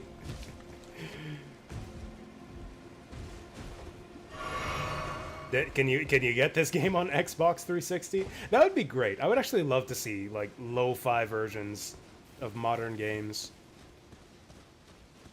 It's like Elden Ring, scaled down to run on your Switch, or your PS3, or your Super Nintendo. That would be the ultimate demake project. Forget Bloodborne PS1. Give me Elden Ring, Super Nintendo.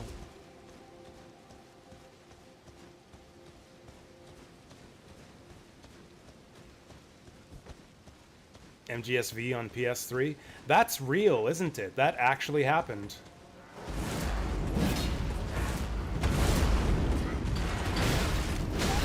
The fuck? I guess that game is that old. I don't know why I'm saying, like, wow, they really did that on PS3. I played it on PS3. Not MGSV, but I played Ground Zeroes on PS3.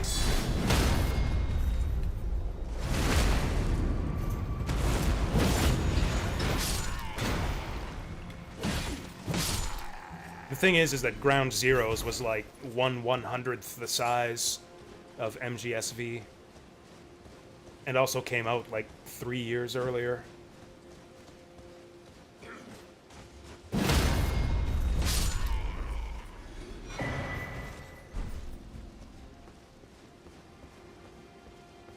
Cutscenes at 24 FPS because Kojima's a visionary filmmaker.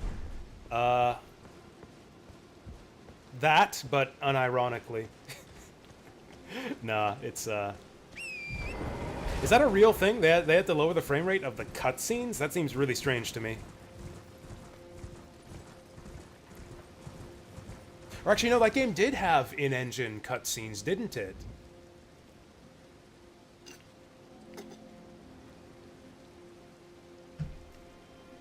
So, I've actually been reading Kojima's book, The Creative Gene. It's actually not really much of a book. It's basically just a compilation of magazine articles that he's written over the years, which are essentially a bunch of book and movie reviews. Actually, I think it's all book reviews. Who the fuck are they beating on over there? Stop picking on whoever you're picking on. Oh, it's just like a single lonely zombie. They're beating on a single lonely zombie over there. I got barfed on. These guys are really not that strong.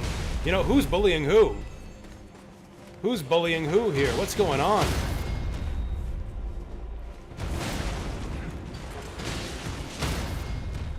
Let them fight.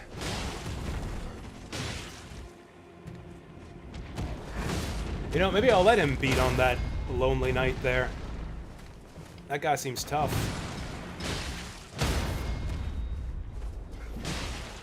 It's the duel of the stagger locks here.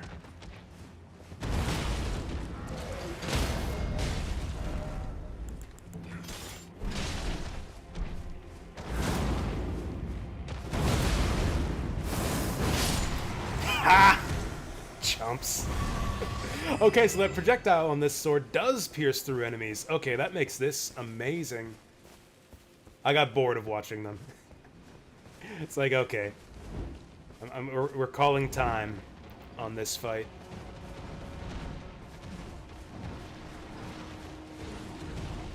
Oh, we got a lot of dudes fighting this time.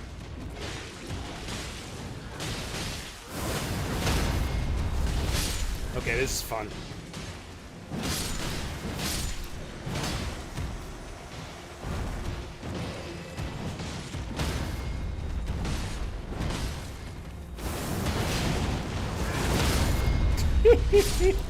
Alright, break it up, people. I am the peacemaker. Now I'm out of FP.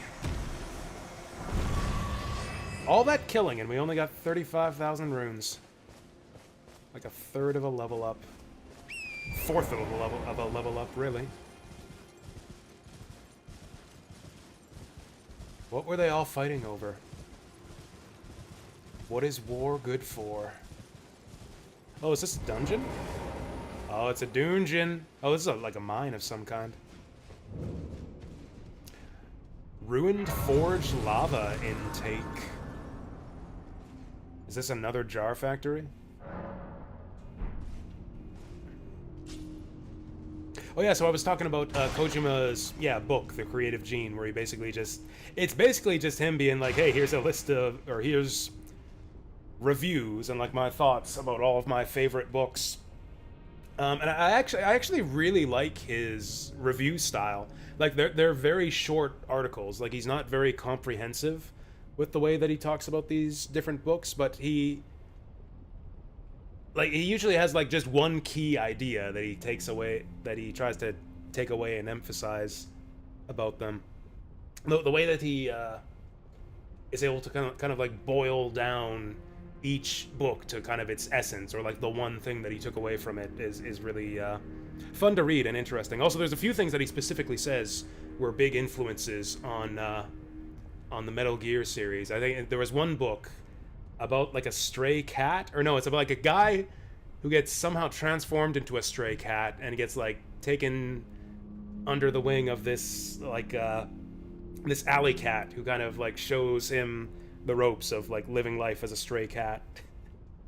And it's a female cat, and he said that cat was largely the inspiration behind the boss in Metal Gear Solid 3. It's like the relationship between this man transformed into a cat and this street cat was like the basis of the relationship between Naked Snake and the boss in MGS3, which makes me really want to read that book. Actually, I think I've been writing down like all of the books that I thought sounded interesting that he recommended. I've got like a reading list of stuff that Kojima recommends in The Creative Gene. And it's like a mix of different books too, because like he does...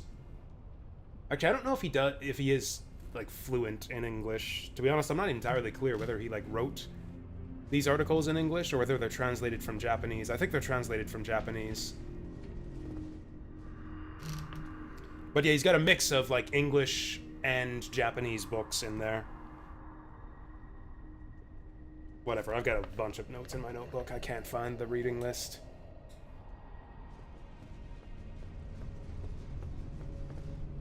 Whoa. Is this another jar forge?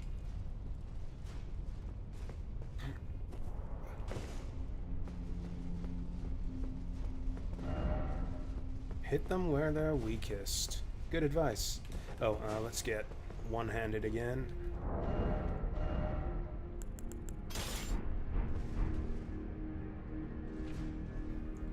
That thing's gonna come to life. Yeah, that's an enemy.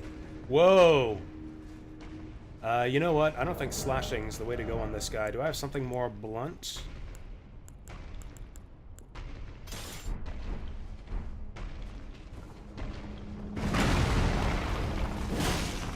Well, that'll do. Ah! He just fell over. Oh, is that his weak point on his back? Spankety spankety.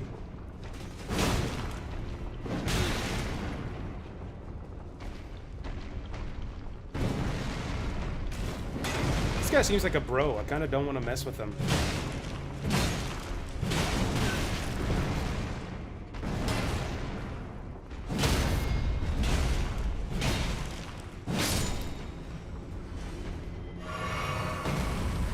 Alright, what was he guarding? Smithing stones, figures. And more smithing stone. And more smithing stone. Like... Did they think that I didn't have access to all the smithing stone I want? When they made the DLC? Like, sure, in theory, it's helpful to get smithing stone 1 and, like, the lower smithing stones so that you can upgrade the DLC weapons to full. Like, sure, the lower smithing stones are still useful, but, like, I can buy as many as I want back in the round table hold for very cheap. Well, whatever. I was complaining about the enemies not dropping enough runes, and I guess that having smithing stones will save me runes in the long run.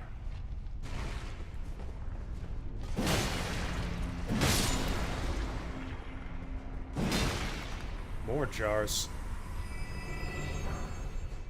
Only these are jars of rocks instead of jars of people's guts.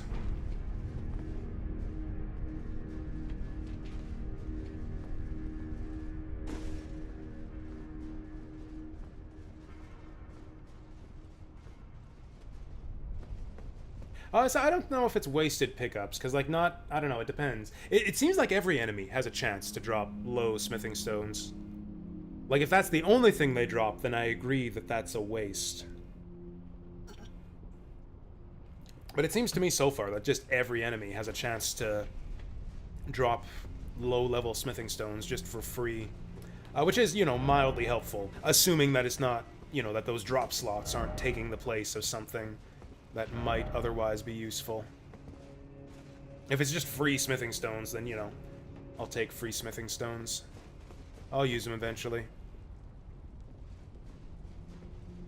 Oh, as pickups. Yeah, there's pickups too. Yeah, the pickups are a bit strange. Yeah, the pickups feel like a waste. Like, come on. We're this late in the game. Give me fucking smithing stone 8 already.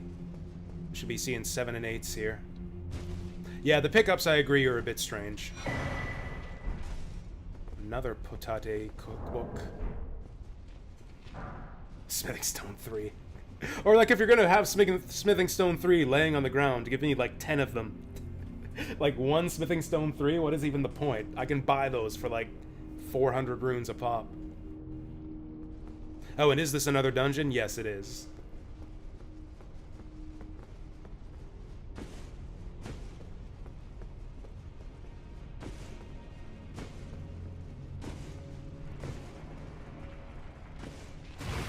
Yikes.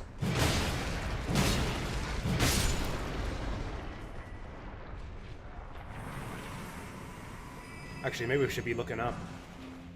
Smithing stone 7, now we're talking. And look, we got 3 of those. 3 smithing stone 7 just lying there. Oh, we are close to being able to one-shot these guys. I guess I could if I just two-hand. Could this be item?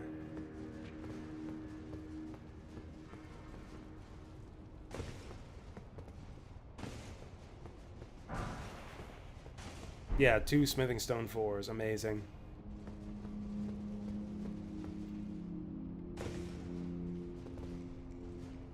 Is there anything else dangerous down here? There's a dude. There's a slime. There's another slime. I think I'm just gonna jump this dude. Uh-oh.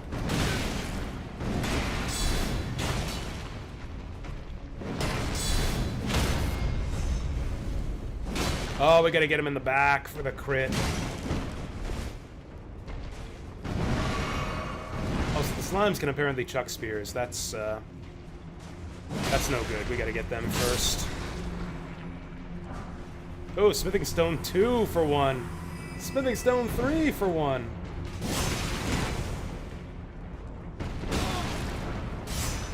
Okay, maybe I shouldn't show my ass to that guy.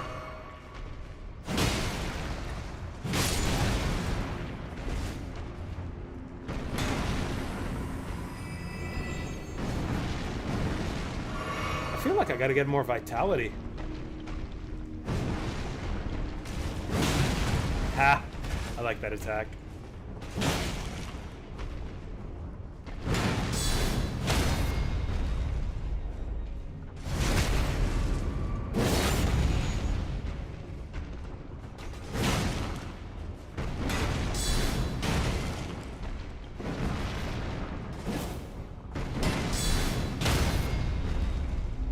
"35 vigor? Nice.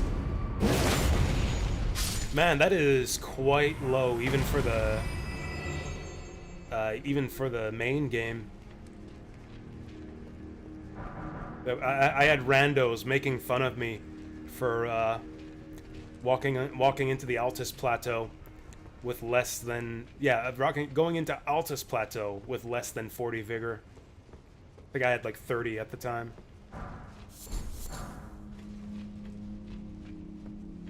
Okay, so you're basically getting one-shotted by everything then. That's bold. And I'm doing basically the opposite. I'm basically doing the complete opposite.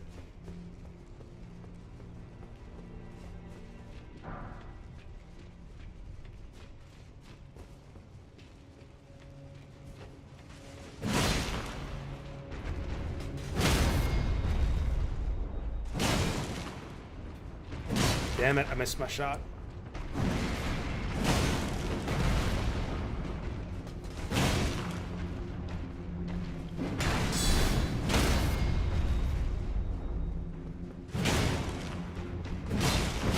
We are missing a lot of these.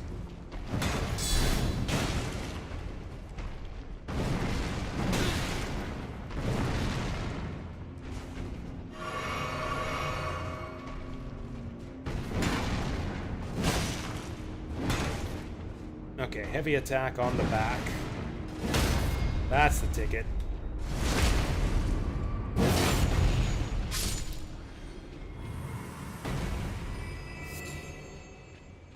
Gas stone. Okay, somber stone 6. That's not bad.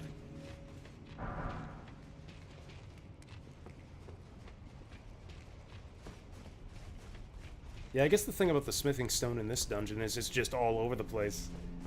There's just random 3s and 4s lying around everywhere. Just giving them out like candy. Have I been up here? Oh, I think I did. Yeah, we fell down on the pillar up there.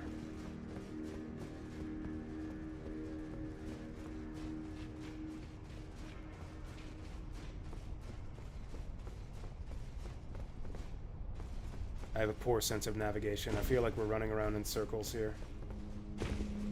Yep, we literally are. Okay, let's go forward. I'm just paranoid about missing stuff, since we missed so much stuff in the jar dungeon. Like, if I just left the jar dungeon once we cleared the boss, I would have missed out on so many things. I would have missed out on my big jar head here.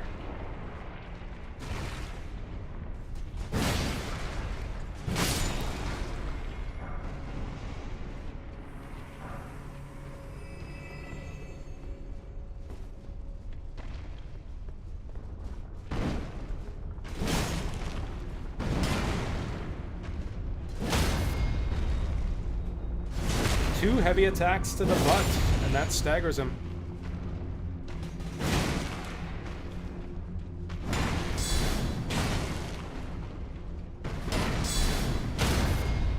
Actually, just 2 heavy attacks in general. Okay, these guys are easy. Somberstone 7, that's a good drop. Smith Script Dagger.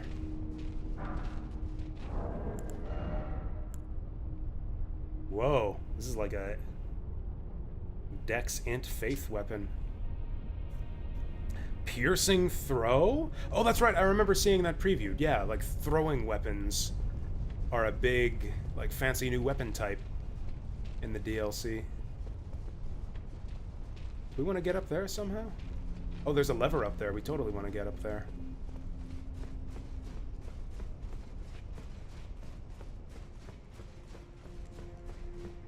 If I can.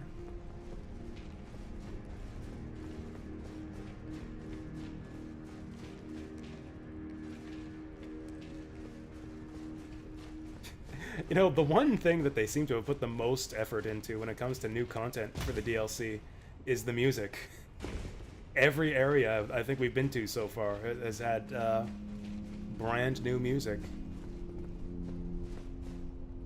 Even the boss fights, the lion, the dancing lion, has a killer boss theme. I guess we haven't been up here, because yeah, I think this is the way to get up on that ledge with the switch. Maybe not. Oh, yeah, I think this will take us there. Whoa, look at my eyes. Oh yeah, that's right. That's right, if you guys didn't know. I got that. Yeah, I got yellow eyes. I got the frenzied flame ending with this character. So it's in character for me to be wearing this jar on my head. I'm a crazy person. Oh, I see what's going on here. Lower the pillar.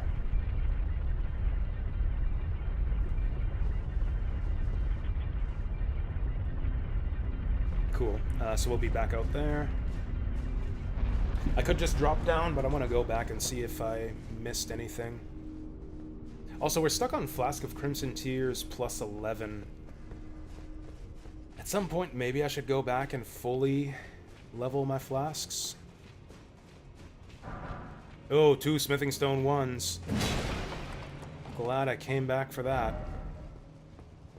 Okay, let's just drop down.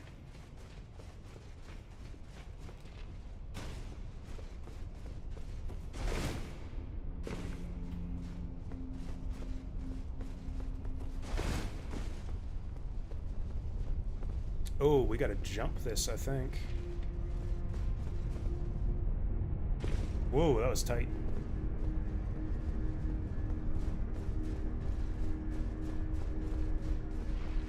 Ooh. This guy wants to challenge me.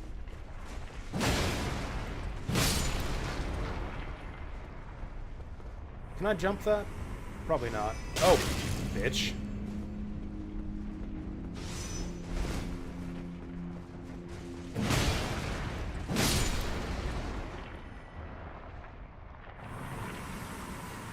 Okay, I was thinking maybe we could get inside the pipe. Which side? Left or right? I think we can jump back on here from this side, so let's try this first.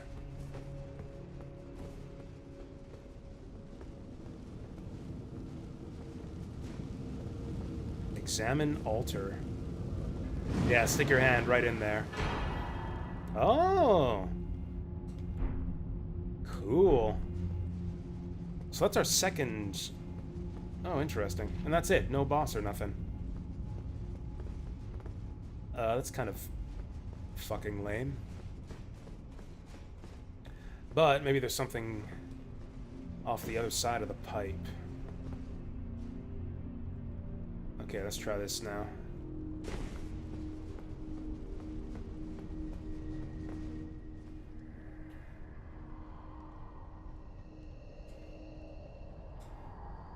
Ha, joke's on you. I found the altar of the forge.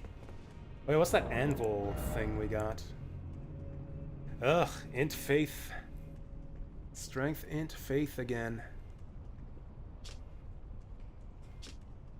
Only 11 int, though. That's not hard to hit. This is really more of a strength faith weapon.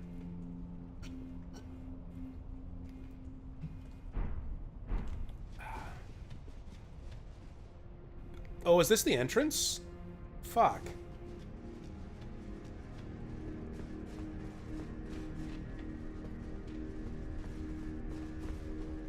Oh, that's lame.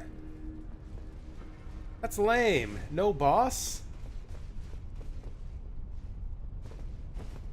Okay, so I see.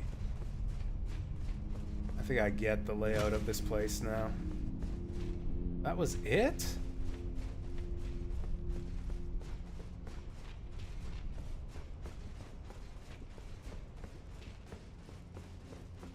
Yeah, that was it.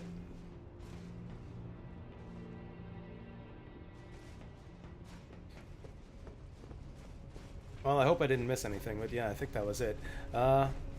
Okay. I think I am gonna go upgrade our new sword to level 10 with that Somber Dragon Smithing Stone.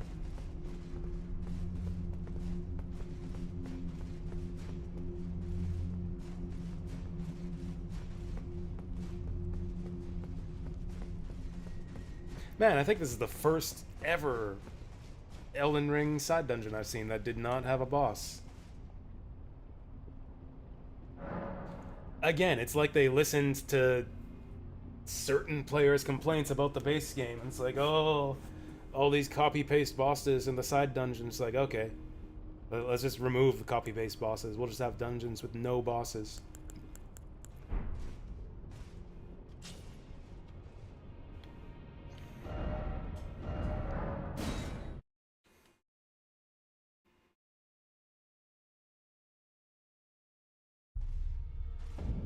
Or did I miss something in that dungeon? Was there something else there that I missed? I feel like there must have been. That place was just lame. There's got to be more to it. Now.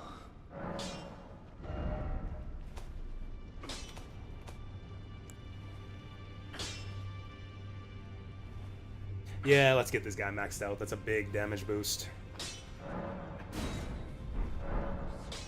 Also, I swap weapons a lot. Oh yeah, we didn't get any flowers, did we?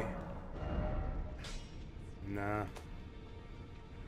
At some point, I am going to want to take a detour back to the main game to get our glovewort bell bearings and to upgrade my flasks.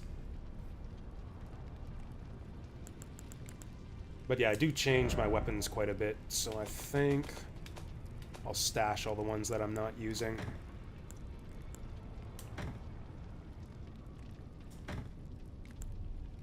I was considering using this one, actually. Winged Greathorn. The mace used to be good just to have the strike damage type. I think I might keep the mace. This one we'll never be able to use. This one has rot build-up. I'd actually kind of like to use that one someday. This one does lightning damage. It's nice to have some elemental damage. Oh yeah, I was going to try this one too, but it's also standard damage. All the big, heavy strength weapons use standard damage. This is good. All the weapons we're using are up top here. Oh yeah, I have that lion greatbow.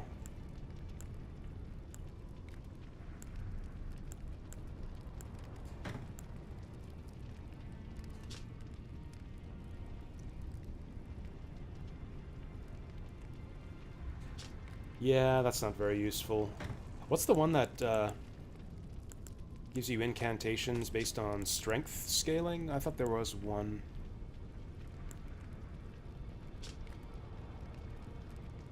I guess not. Oh, there we go. Yeah, allows incantations to be scaled with strength.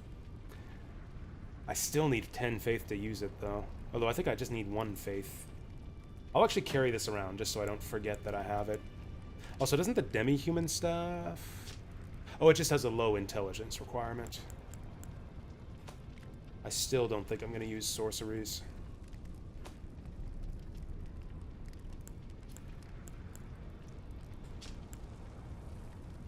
Never going to have the faith for that. It's a cool-looking shield, but I'm never going to have the int for that. I really don't have any reason to use these tiny shields. Oh, this is actually a decent medium shield. 54 guard boost. It weighs 5, but... Did I never find the torch that reveals invisible dudes? I guess not.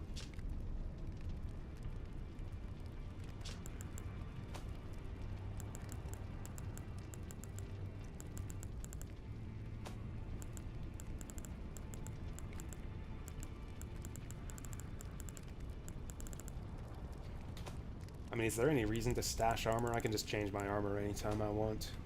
Wait, what talismans? Okay, some of this... I think I'll remove some of the clutter from my talisman tab. Like, we'll never want to raise faith. These don't stack, so actually I might as well sell the lower ones. Actually, can you sell talismans? I don't think you can. This one I don't see us ever using. The FP flask I might actually potentially use. Equip load could be good. I don't think I ever want to use the Scar or Sore Seals. But I guess you never know. I'll keep them.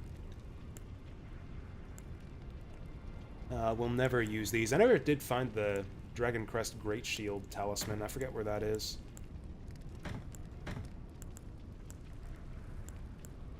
I'm actually missing a bunch of basic talismans. Okay, enhances guard counters. Oh, you know what? I might want to equip that, because I use a lot of guard counters. Final hit of chain attacks. I don't even know what that is. Charge attacks we use quite a bit. Oh, you know what? All of these seem usable. Boost guarding ability. Incantations, crap. Spells, crap. Memory slots, crap. Roar and breath, crap. FP consumed by skills. I might want that. Charged skills, maybe.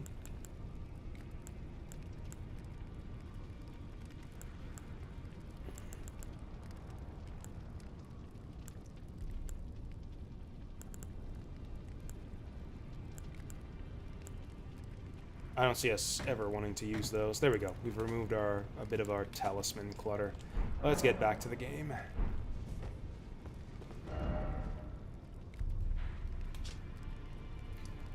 Okay, we're starting to fill in the map a little bit. So we were all the way down here. Do I even want to go back? I think we'll just warp up here and take the high road this time.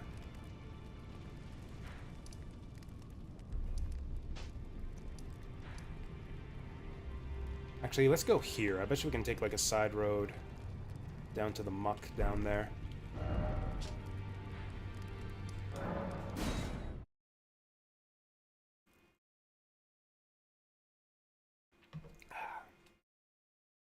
I am a bit paranoid that we missed something in that forge dungeon. There was really nothing there for us. Like, we can't... I guess we got the Somber Smithing Stone. The Somber Smithing Stone is a good... The Dragon Somber Stone is a good get. Other than that, though, like, the weapon we can't use because it's a faith weapon. And the enemies didn't give us that many runes. Okay, we go this way. Whoa, it's dark out.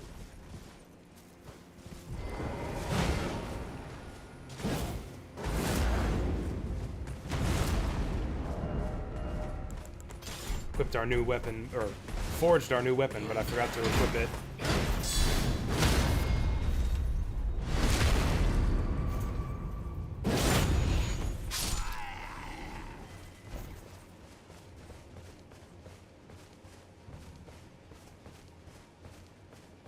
Oh, that's a lot of dudes.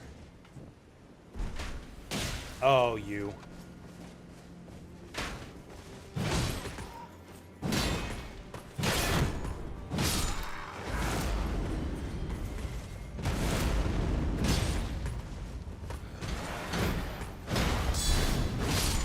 There we go, that's how we do it. Avoid the first hit.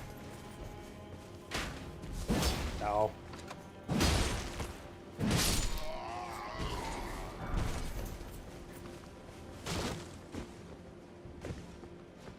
Oh, this guy's playing lookout on the cliff here.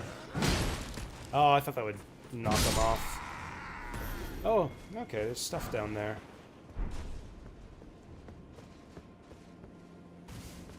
Where's my marker? Whatever, let's see what's down here. Mesmer soldier armor.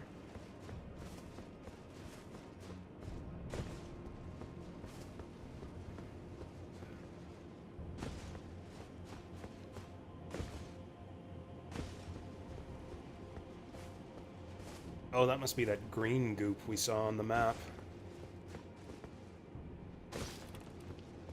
Can we scale this cliff all the way down? It seems like we will. Okay, I guess we didn't end up going where I thought we were going. Can I survive this drop?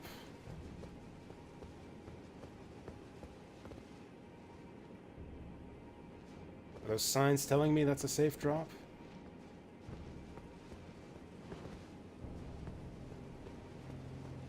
Let's try it. Oh yeah, we're fine.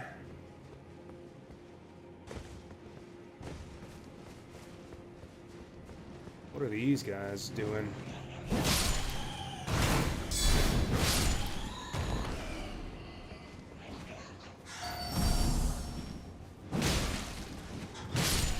Damn it, we still can't one-shot him after upgrading. I might put a few points in strength. I might divert from FP to put like 1 or 2 points in strength, since we're just short of one-shotting a lot of enemies. Then again, some new... If I get a few Scadu fragments, that would also fix that problem.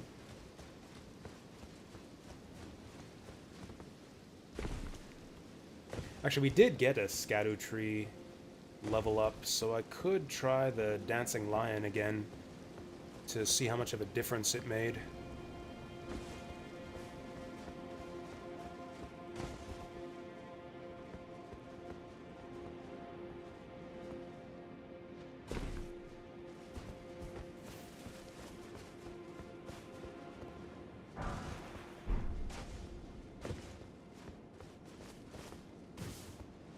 Oh yeah, I guess I could be using my horse to speed this up.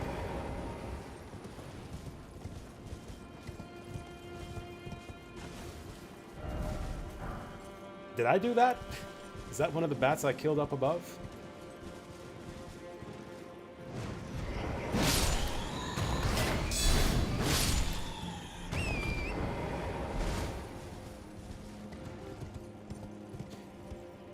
I'm hoping we see a boss or something cool at the bottom of this cliff.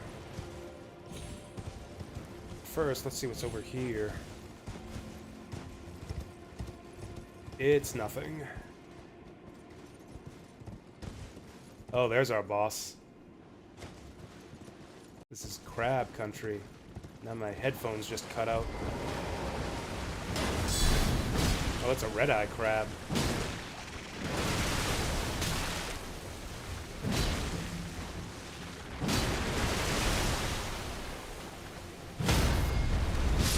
Yep, that sure was a crab.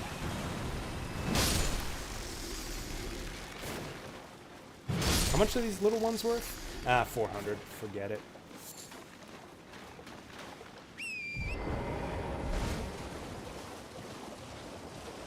There we go. This is what it's all for.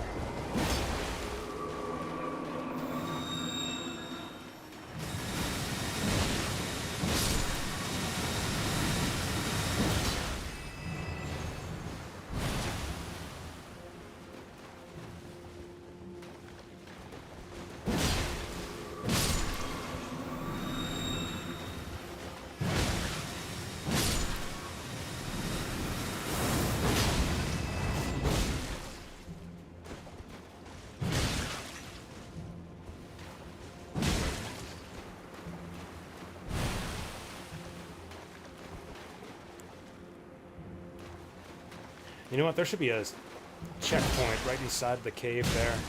I don't really care if I get poisoned.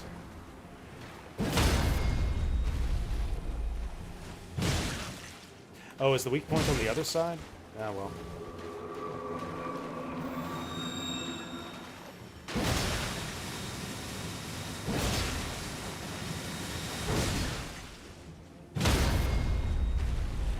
There we go.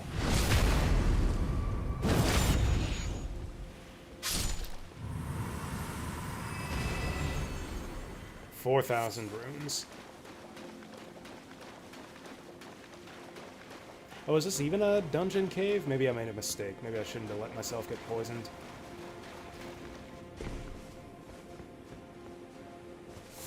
I thought this was going to be a side dungeon. Deep Purple Lily.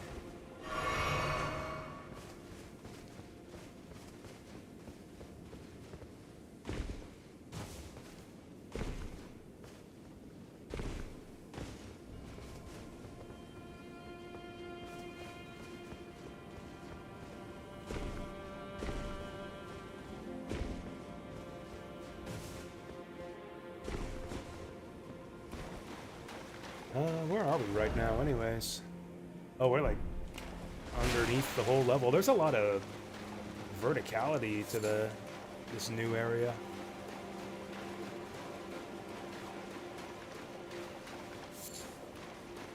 Okay, there's a checkpoint over there. What do we got here? Revered Spirit Ash, I think. That gets us an upgrade. So that's it. There was no dungeon here.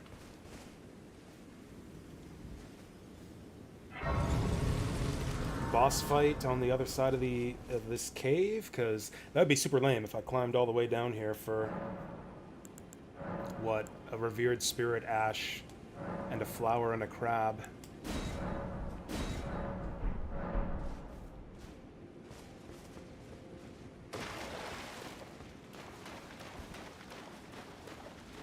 This looks like this could be a boss arena. It'd be hilarious if it was one of those skeleton dragons again.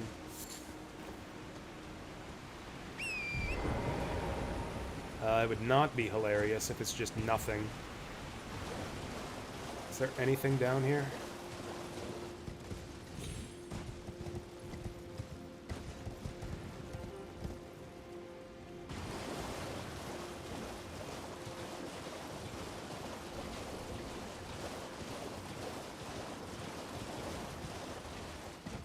Is it really just a whole lot of nothing down here? Oh, something's rumbling. Whoa, what the fuck? Okay. Well, it's not a boss. Okay, it's one of you guys.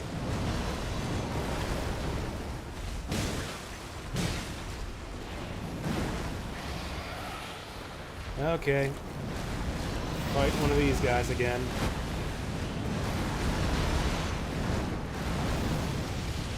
Maybe I'll have a good drop for us.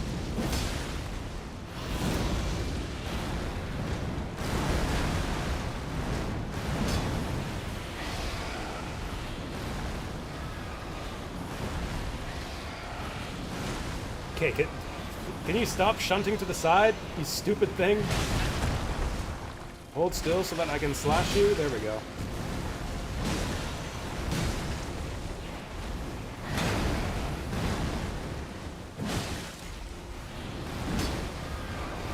Is it just me, or is there like an opening on his stomach?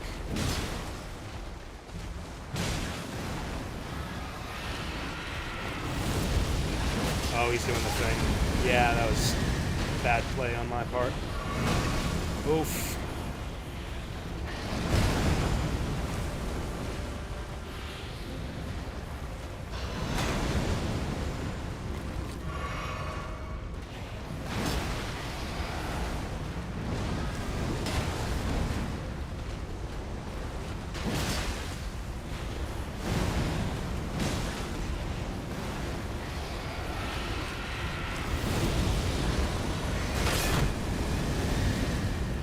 Blasted by that shit again. Damn! Oh, I blocked that. Nice.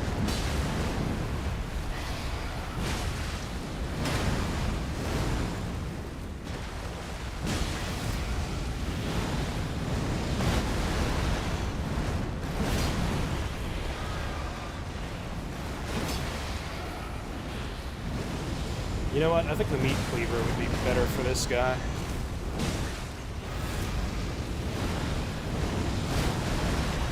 Whatever. I don't think I can change in the middle of the fight.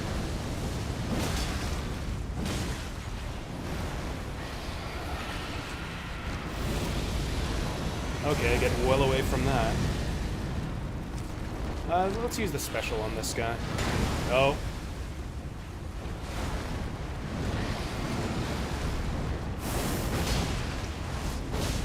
Okay, that's pretty good damage.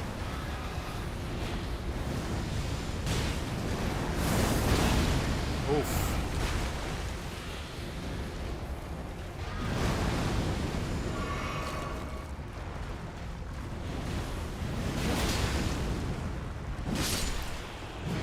All right.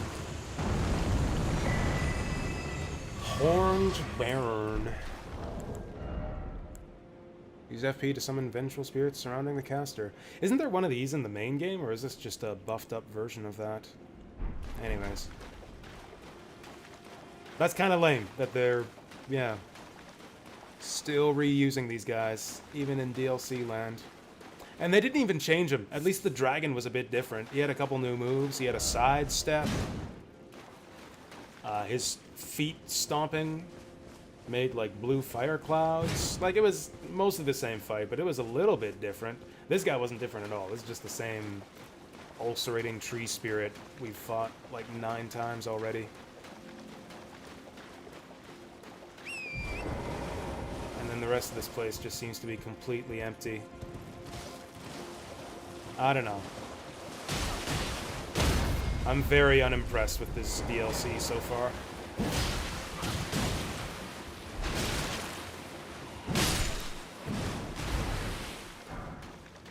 We've had one good dungeon and one good boss fight. Two good boss fights. I liked the midget.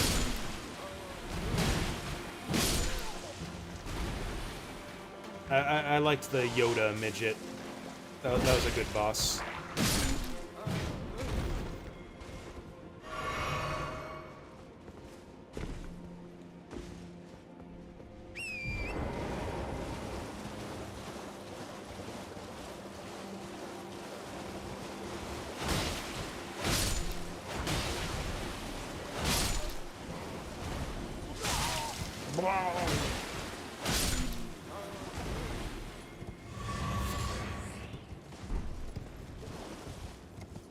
Well, rather than just complaining about how empty everything feels, maybe I should just go fight the lion again, since that was like the best part of the DLC so far, was that lion fight, even if it was kind of too hard for me at the time.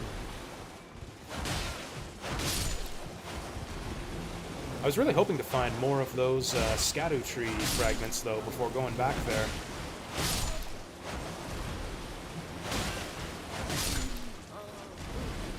We're close to a level up now.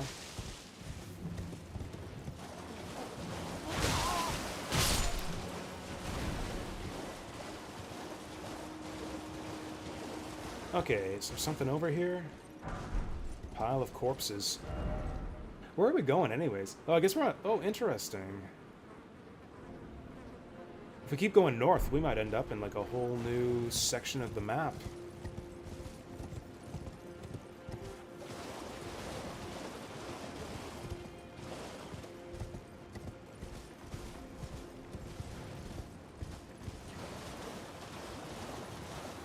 There we go, follow the white ghost.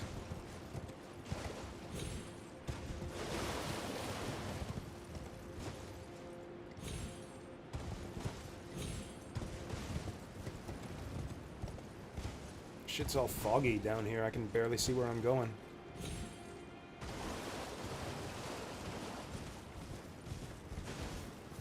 Oh, that's a well-hidden little cave here. Not exactly hidden, but yeah, that's easy to miss. Did that appear on the map? No, yeah, there wasn't really an indicator on the map that this is here either. Let's maybe get a level up before we go in here.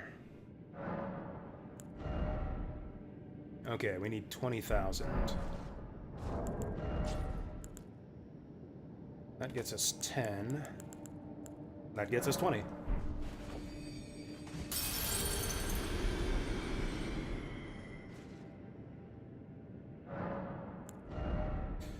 Oh, come on. 200 runes. Okay, we'll just kill the first thing we see and then go back and level up. Wolves. It's a fucking wolf cave.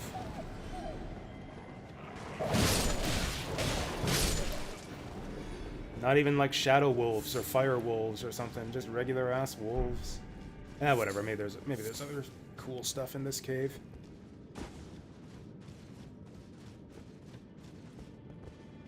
What was this place called again? River Mouth Cave. Now, what do we want to level up? Because I feel like 1 point of strength would get us enough damage to one-shot some things that we couldn't one-shot before. Whereas mind does very little for us at the moment. Honestly, I'd kind of like some more vigor, too. No, I think we'll rely on getting Scadu-tree fragments for our damage and our damage resistance.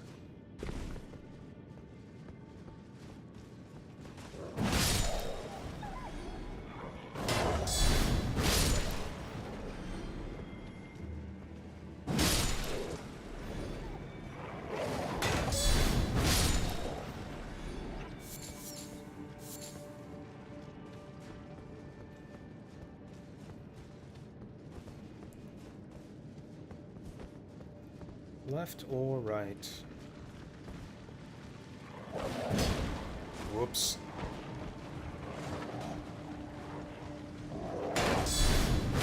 2 for 1. Sliver of meat. This is the meat cave.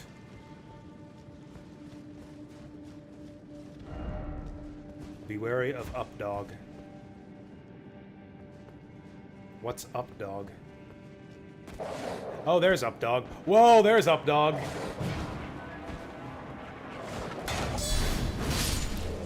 Still just regular dogs, though, aren't they?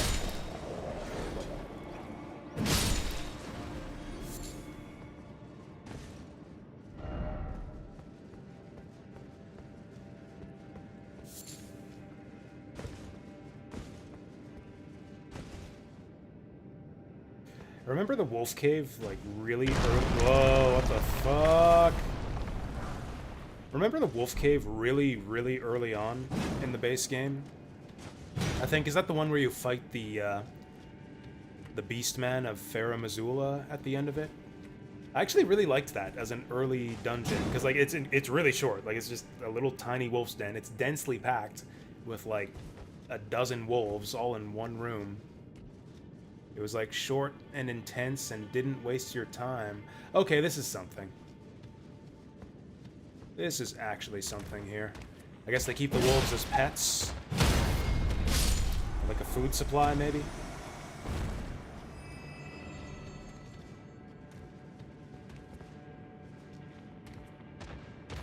Do I want to aggro all these guys at once? That might be kind of funny, actually.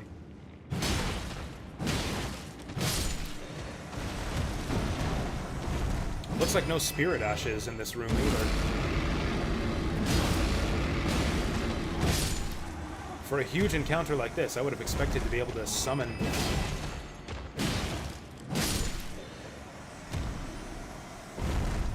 Although I guess it's not that huge. Thankfully, these guys aren't that aware. Okay, the blood pool isn't poisonous or anything.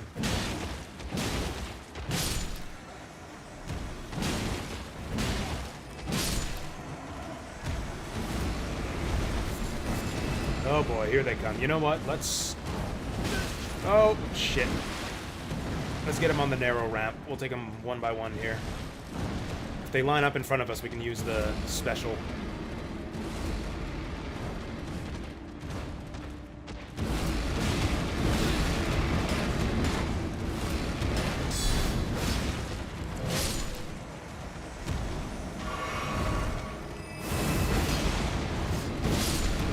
Okay, that was pretty good.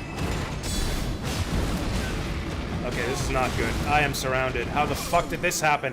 What? I don't understand what just happened there. He just suddenly appeared behind me. Well, whatever. That should be easy. I shouldn't have lunged forward after the special there.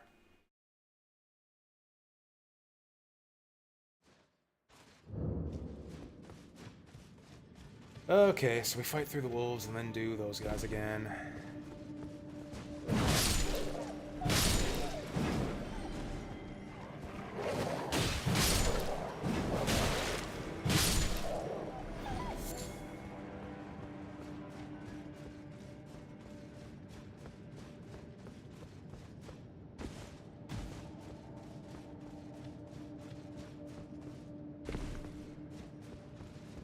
Oh yeah, there was the up dogs. Damn it.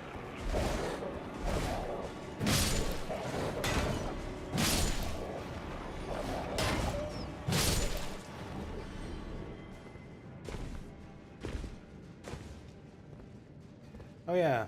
Do we necessarily want to go that way? Can I get up there?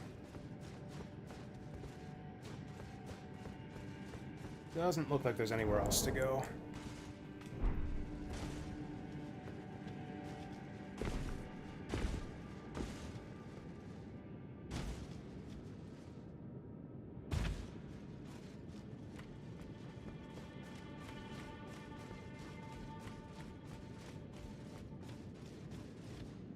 Actually, I wonder...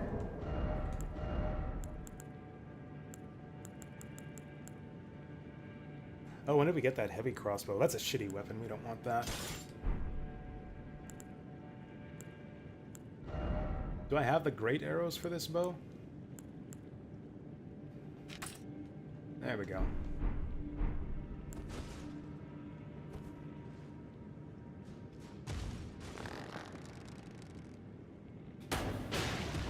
Nice. I haven't upgraded this bow at all, so this is actually not very useful. Oh, there's a dude right in front of us, too.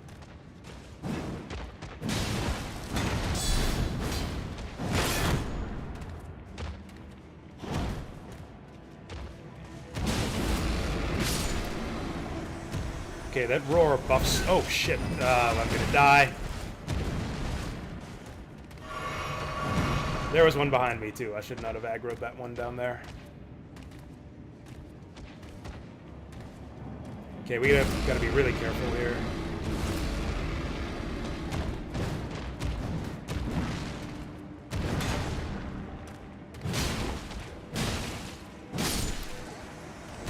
There we go. See, these guys should, well, not be difficult. 1, 2, 3. Slap, slap, slap, and we got him.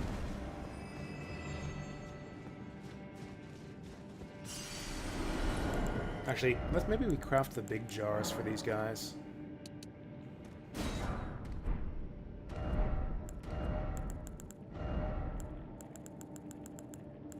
Maybe we craft the big jars. Okay, that guy sees me.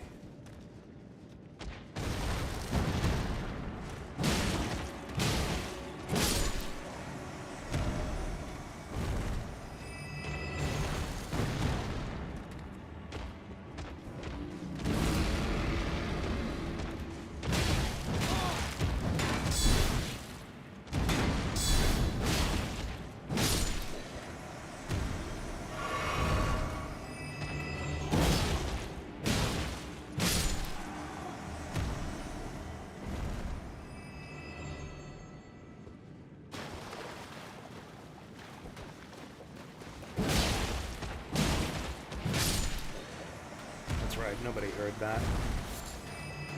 So is this the end of the cave? I guess we could just run to the other side. That spear guy at the front seems kind of special. Oh, they're guarding an item up there, too.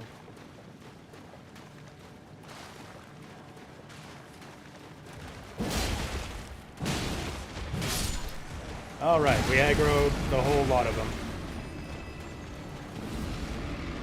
Oh shit, he's some kind of wizard.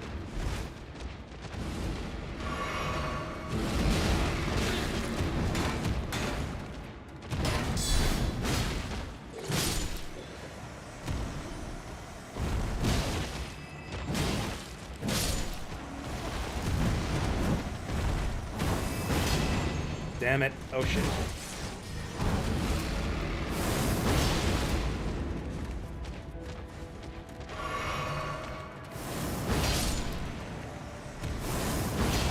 There we go.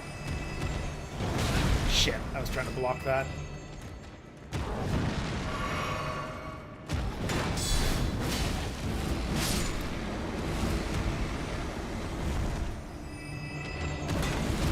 Oh shit, get away!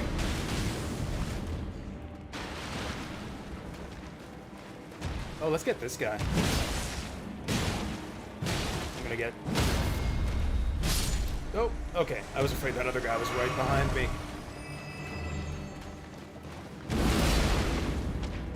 That's what we gotta do. We gotta use the heavy attack so they don't poise through it.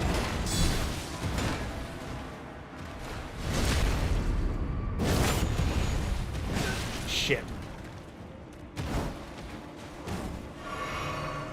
Running out of potions here.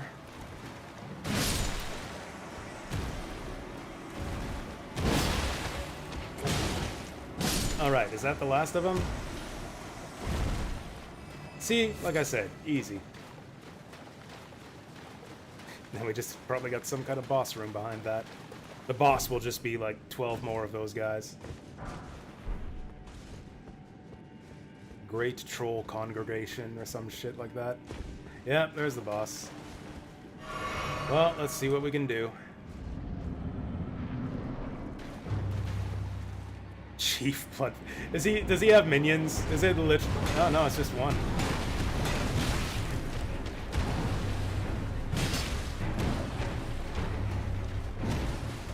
Is he even bigger than a regular one of these guys? Surely he's... Whoa. Surely he's got minions or something.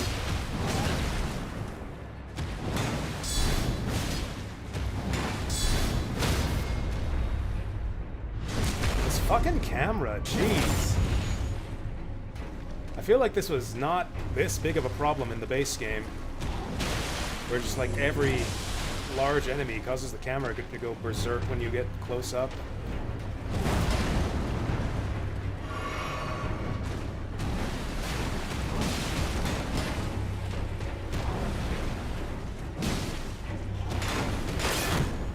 Shit.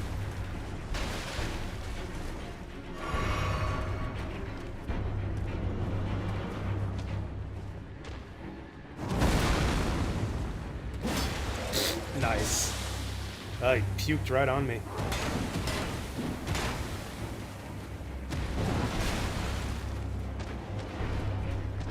What do we do about this guy?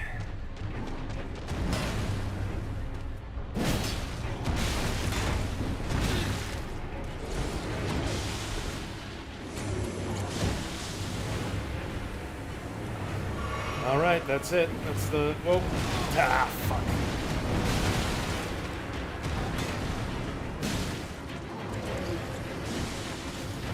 Oh, I'm gonna get bleeded to death.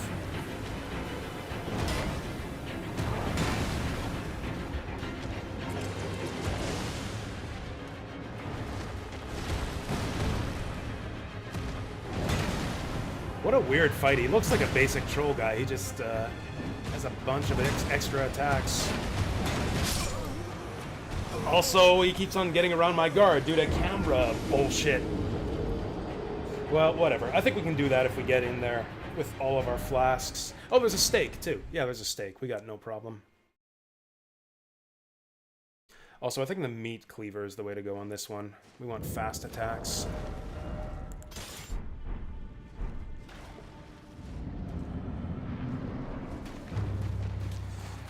Might be kind of hard to... Whoa. Shit. Get our runes.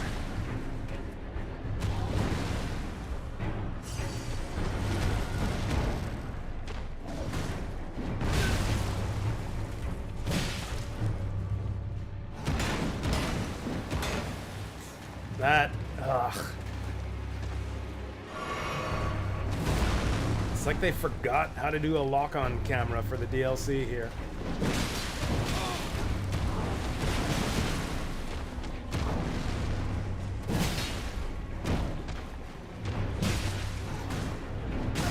Ah, that was my fault.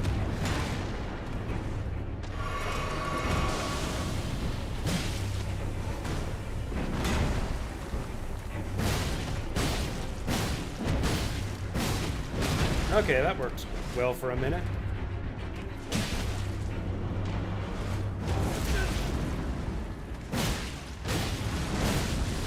Oh, he's bringing out the mauve blood flame.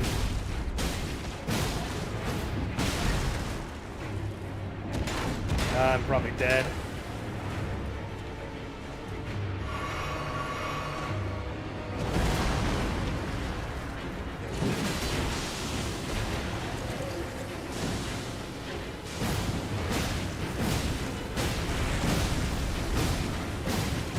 Yeah, we're just too close for him to deal with. Too close. Oh, cool. And then we get one of these guys as a Spirit Ash. Okay, do I have enough FP to summon him? Probably not. Interesting. 500 HP. I think this one might be the one for me. Since I've actually got enough HP to summon him. I'm gonna do that. I'm gonna use this guy. Because yeah, we can just flask to get the HP back. Okay, that was a neat little cave. We got a summon we can actually use. And enough runes for a level up.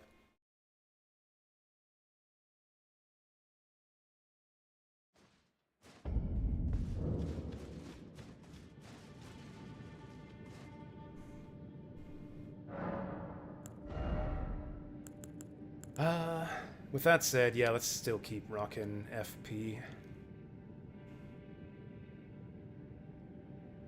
I don't know. What do we feel like we're lacking after that last fight? Damage, really. Although again, does that... I don't know how much I should be relying on finding these Scadutree fragments.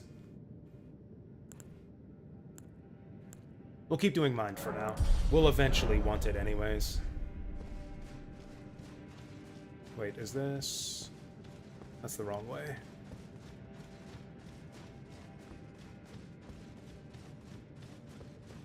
Okay, that was a cool little cave, actually. Oh, wait. Did we actually clear it out, though? Because we never did find our way up to that ledge that the wolves jumped down from. And it seems like there was, like a cave behind them.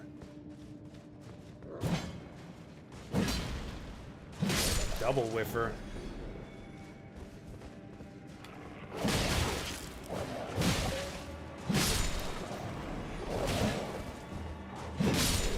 Okay, we just need the heavy attack to one-shot him.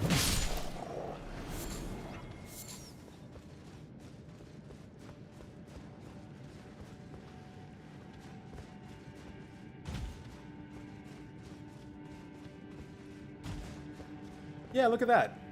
There's like a cave back there that I never figured out how to get to.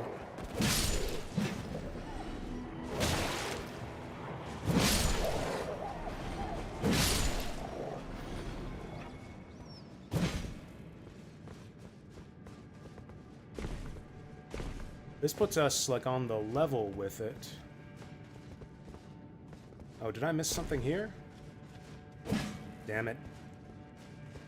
And now I'm stuck here. Oh, well, do I want to fuck around in this cave anymore? I don't think I do.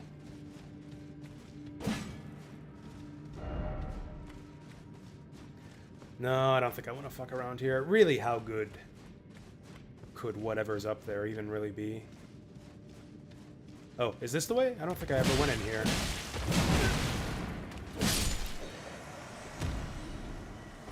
Actually, I don't think I ever went this way. Maybe this is it. Oh, this is totally it.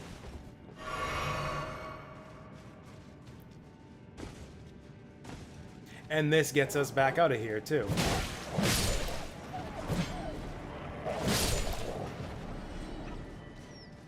Alright, back up to the wolf zone. Oh, it's a big wolf.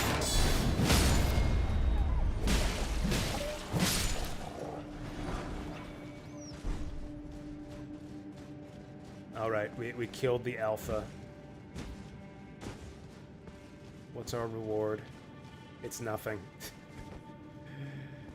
It's nothing. It's just, yeah, that's just the way up. Which I guess is fair, yeah, I guess you need some way back up, say if you, like, give up against the boss. Would have been nice if I got an item or something for it, but okay, now we know. Our reward is peace of mind. We figured out how to get up there.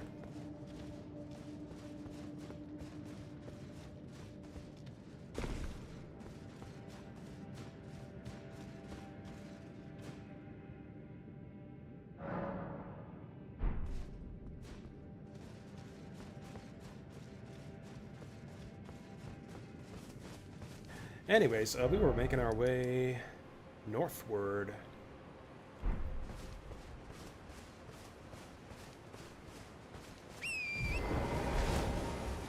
Also, I'm gonna summon our new guy the first chance I get.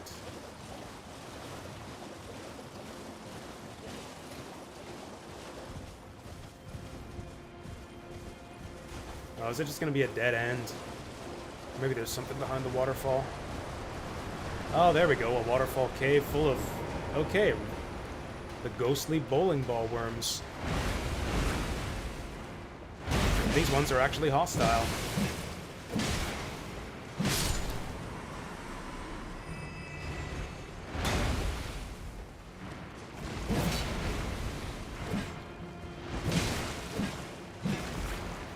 Okay, they're skinny, so they're tricky to hit. Oh, it seems like I'm locked onto the wrong one. There we go.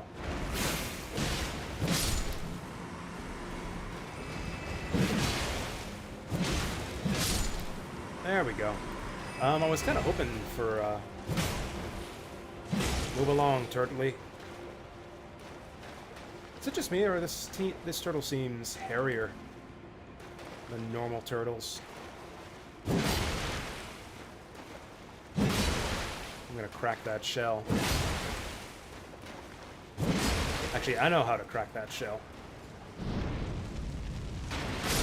There we go. That's how you crack a turtle shell.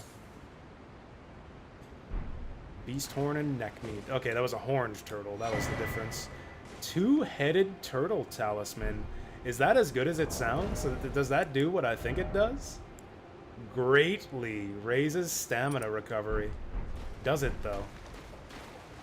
Oh, I can't spend stamina outside of combat. Well, that's an exciting, just straight upgrade for my build.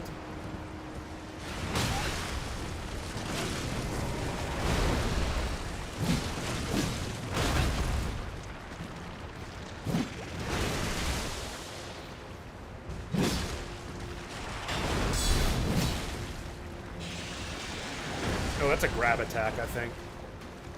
Good thing we got out the way of that. Oof. Is this guy doing Oh, shit, I don't have my shield equipped. I was thinking, it's like, is he doing elemental damage? My shield isn't blocking the damage. I didn't even have my shield on.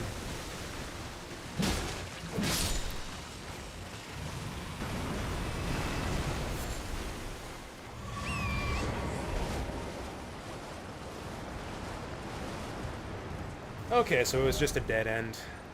Yeah, there's no way to get up there. Or is there?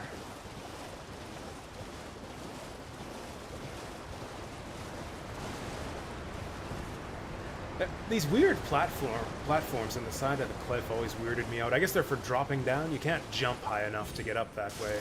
But I guess they're for dropping down from the top. Oh yeah, that's a long way up. I don't think we can get up there from here.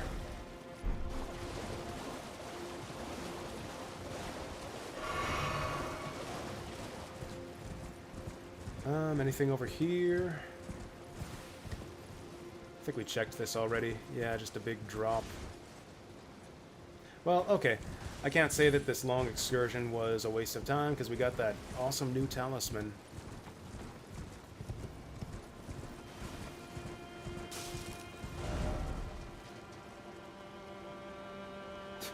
Although we didn't get any sights of grace along the way. So I guess it's a long ways back.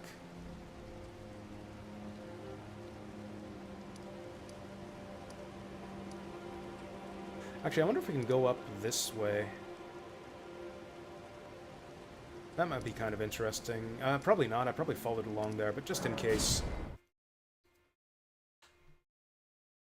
Let's check this out. Adversary's objective, duel list. Oh, that's just a multiplayer thing.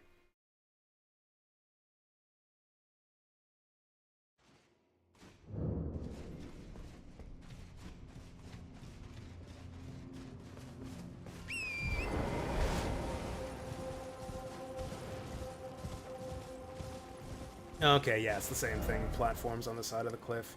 In that case... Oh yeah, let's go with our original plan to go to marker 2 there.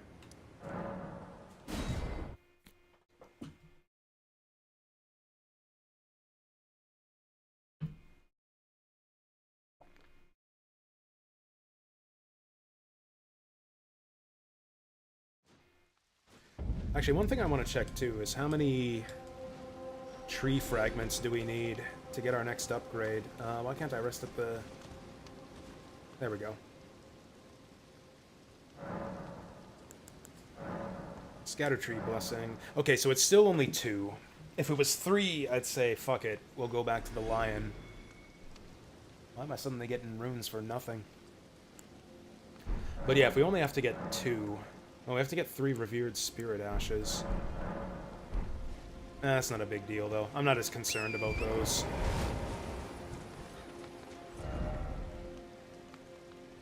So where's the road? Actually, where's marker 1?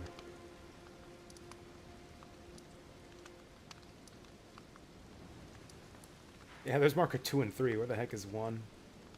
You know what? I hate having... This is like an OCD thing, but I hate having the markers in like the wrong order. Okay, we'll go to 1, then 2.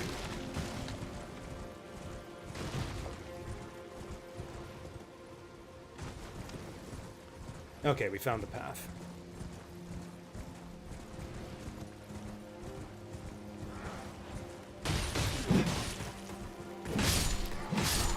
Sweet. Actually, let's change back to our... Actually, pretty much for the horse, we want whatever weapon has the most damage. What's that gonna be? Oh, Great Sword of Solitude is actually just a straight upgrade from the Grafted Blade Great Sword. It's even got a better special move, and it's lighter. Oh wait, no, I'm blind. This one does 100 more damage. I thought it was the same. It's like, oh, 294 to 296. Okay, yeah, this does 100 more damage.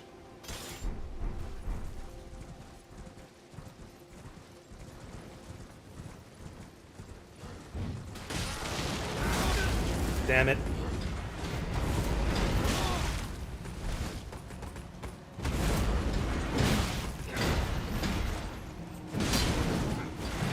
Wow, those flaming snakes went right through me.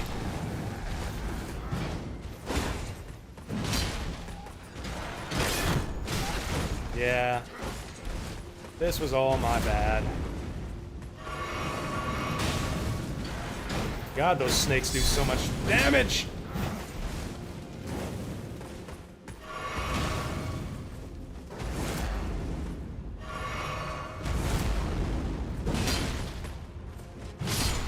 Okay, yeah, that was pretty scuffed, but we made it out. These guys are alright. This is a good basic soldier enemy. They got a stomp attack with big axe swings. They got fire snakes. They attack you in big groups. Yeah, these guys are alright. Okay, off to marker 2. Anything else around here?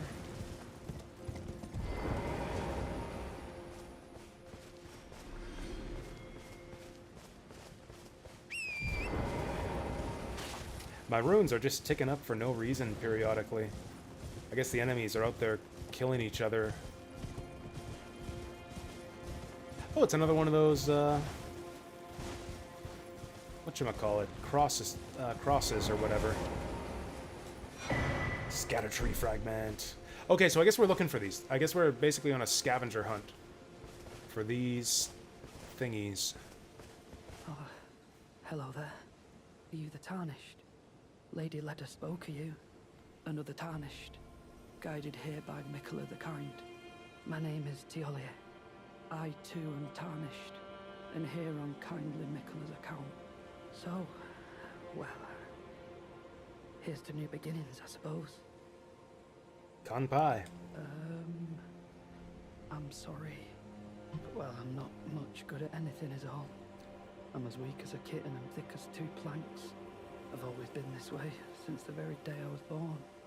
I'm afraid the only thing I'm proficient in is poison. Sorry. I'm sorry. Oh, wait. Oh, you'll sell me poison. Oh, that's nothing to... Oh, damn. Man, this DLC is going to incentivize me to start up a new arcane build on my next playthrough. Deadly poison perfume bottle. Arcane scaling. Man, I wish I had a more interesting character build. There's like all this new now the annoying thing is you want to do you want to use all these fancy new items and weapons. It's like start up a new character to use them all. But this is all end game stuff. Like you're not going to be able to use the DLC stuff until way, way late in the game.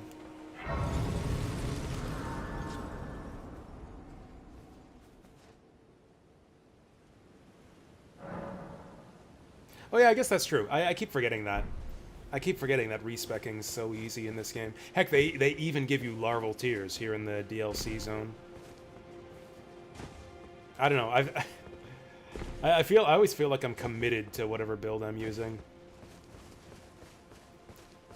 Like it would be a moral failing to change it, but you're right, it's really easy to change to something else if I want to.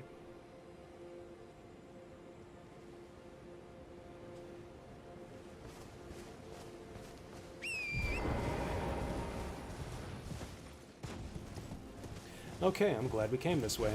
Where are we going next? Oh, actually, can we get down from here? Or at least look into that green shit down below? Yep, that is some green shit. But it doesn't look like we can get down from here. Which makes me wonder, how the heck are we gonna get down there? From this side, I guess. Okay, where to next?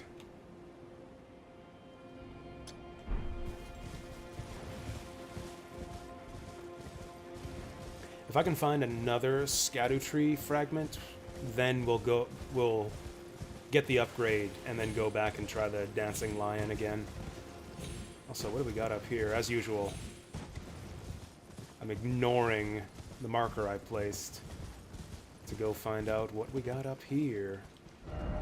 Oh, okay, that's just a shortcut to where I was going anyways. In that case, let's go see what this thing is.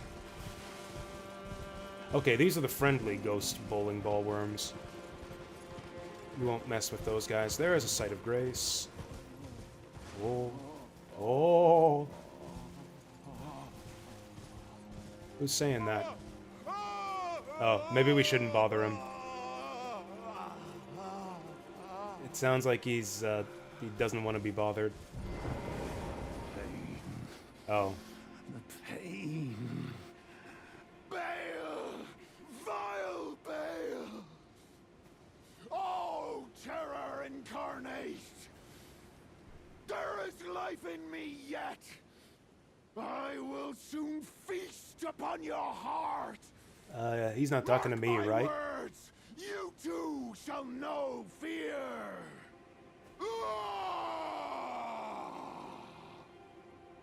So it's like I've been saying this whole time. Apparently the Shadow Realm is basically Scotland.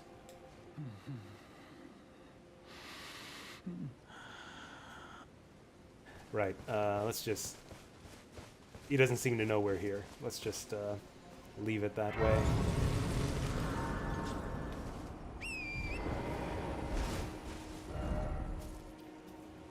Let's visit the marker first. Oh. Do I need to be paranoid about these statues? That one's just a statue, or is it?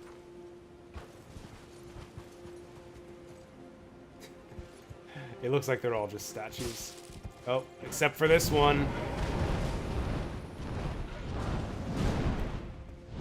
Gravebird bracelets. We just about got a full set.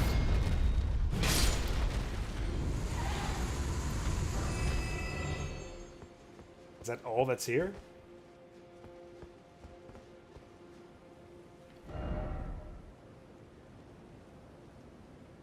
Well, okay, I guess we can check and see what that is. Church of Consolation. Oh yeah, we did go there. I'm surprised there wasn't a Site of Grace. I guess there was no reason to ever want to warp back there.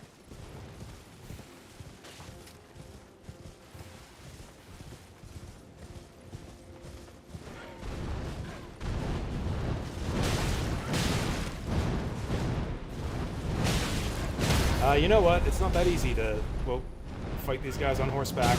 Oh, God.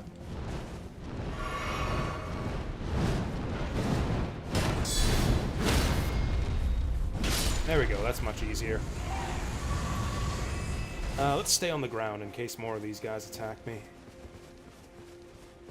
Yeah, it looks like it's birds all the way through here. Whoa, what the fuck? Okay, that's a new one.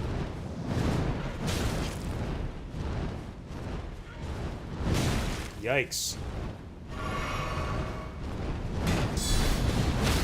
Guy's got some range.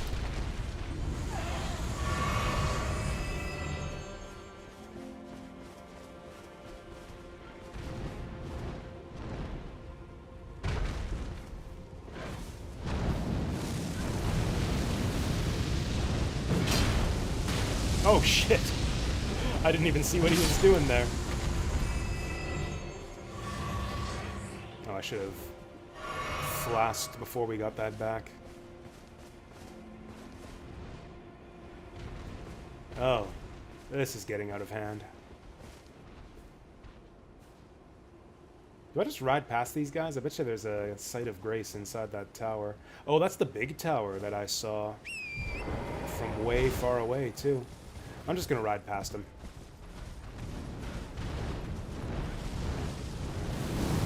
Sure, I can outride, fuck, a bunch of shitty geese. That almost killed my horse. Suppressing pillar.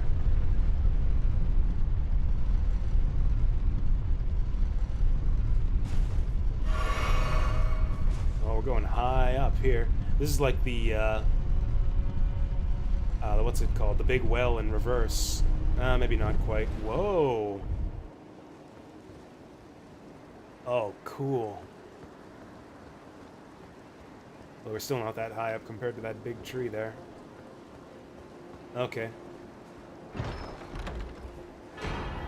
Ancient dragon smithing stone. They're just giving these away. The very center of the lands between, all manners of death wash up here, only to be suppressed. Okay. I don't really get what this tower is supposed to be suppressing, but get a cool view of that mountain over there.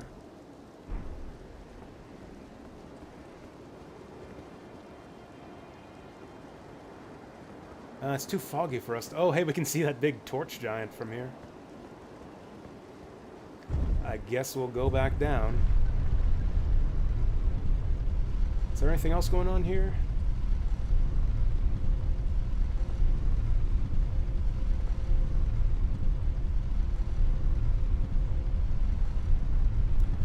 That was weird. That was a weird tower. No secret ahead, therefore up. Try backstepping, then secret passage. I kind of doubt it. The pillar looked solid. But yeah, I was going to try that. Maybe that's it. Maybe this is one of those pillars that has like a secret nook in the side. And then you elevator down.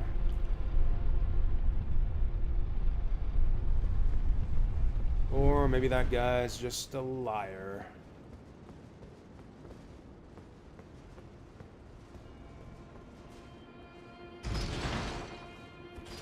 Yeah, that's a lot of like dramatic build-up for a treasure chest with a smithing stone inside of it.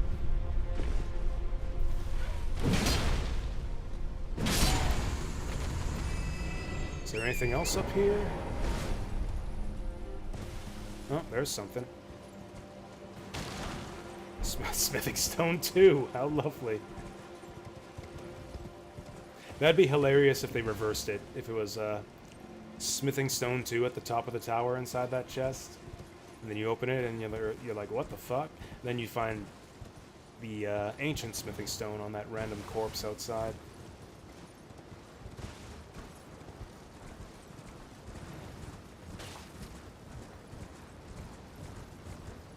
What do we got down here? Wait, is this a place we've been before? You know what? Let's check out down here. Let's check out this place specifically.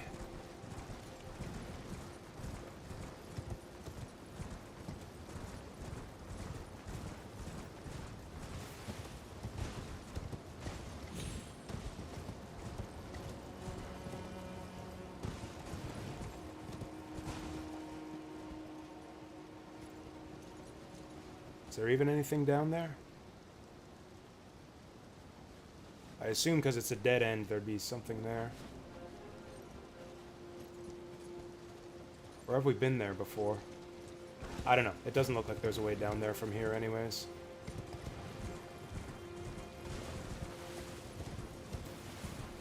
Oh, or maybe there is.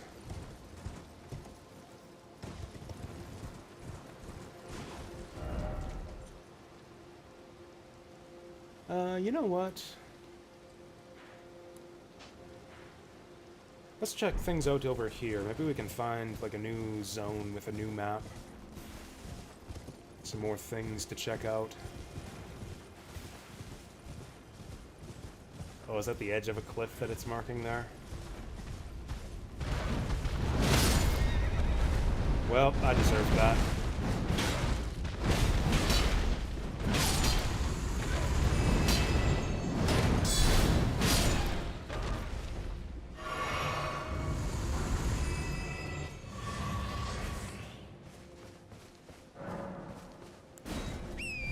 Actually, if anything, we gotta get some more of those, what is it, spectral lashes or whatever, to give our horse more hit points.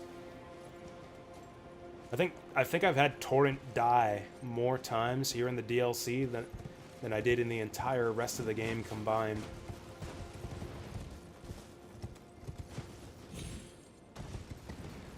Okay, so over there, we gotta get down off the cliff. In that case...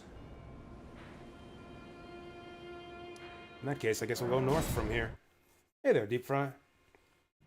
How's it going? Yep, you're Deep Fry. Hi, Deep Fry. How's it going? Maybe I could try fighting that big torch guy again.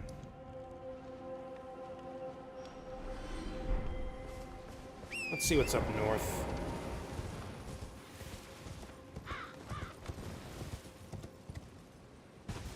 Oh, actually, let's see what's down here. Oh, wait, I think I did this already.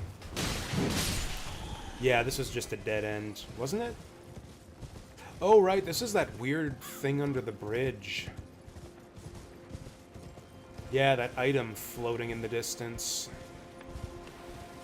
Okay, it looks like that was a glitch. It looks like that was like some... Item ahead, try confusion. That was, yeah, either some kind of glitch or something that fell from above. How's Elden Ring? It's okay, I guess. I don't know. I came in with high expectations, so I guess that's often a recipe for disappointment.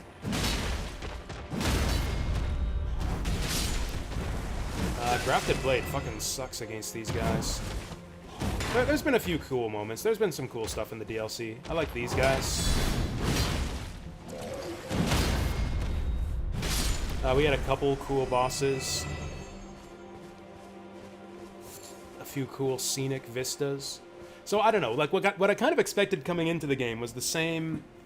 Or coming into the DLC was the same thing we got from previous Dark Souls DLC, which is typically just a new zone. Like, an expansive series of side zones that's typically, like, better than the base game. Like, usually the new zones in the DLC will advance, like, the design concepts forward from the base game. Like, better bosses, cooler enemies, more interesting new locations. I haven't actually played the Dark Souls 3 DLC, but, like, the Dark Souls 1 and 2 DLC areas were excellent. Like, all of the best content in the game was in the DLC zones for Dark Souls 1 and 2.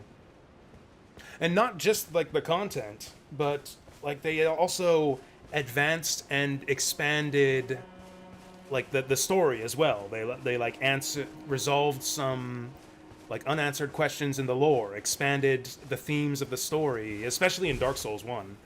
I wasn't really expecting that from this DLC, since I don't really understand the story of Elden Ring in the first place. But I at least expected something that's, like, gonna be a brand new area that's as good or better than all the best stuff in base Elden Ring.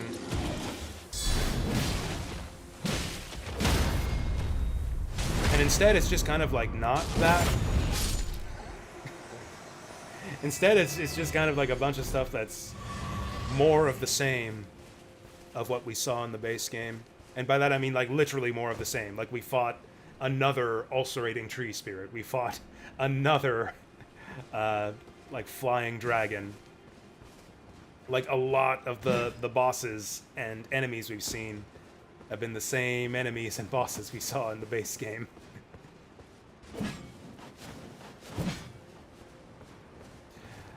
I mean, it is as large as... Or, I mean, this first area, at least, seems as large as any in base Elden Ring, but it seems less dense with points of interest. Like, Elden Ring...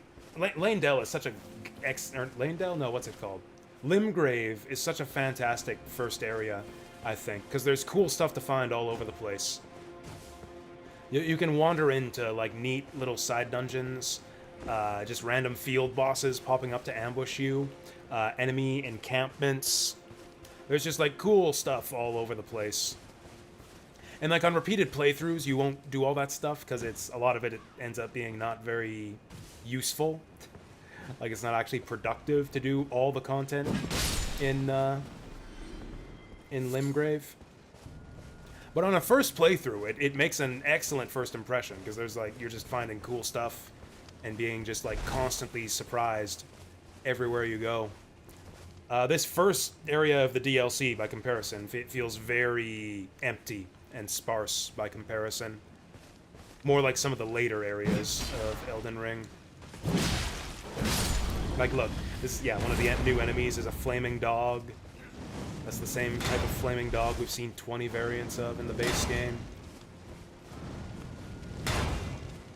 Fucking hate these guys.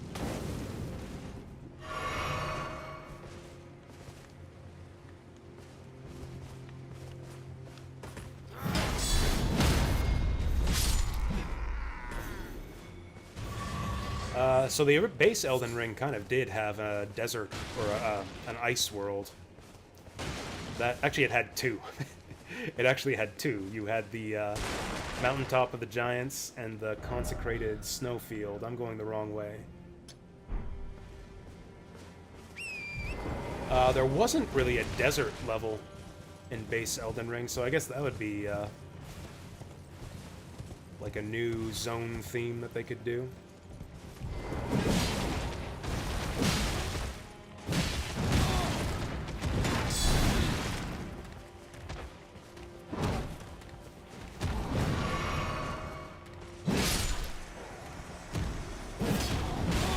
I fucked up.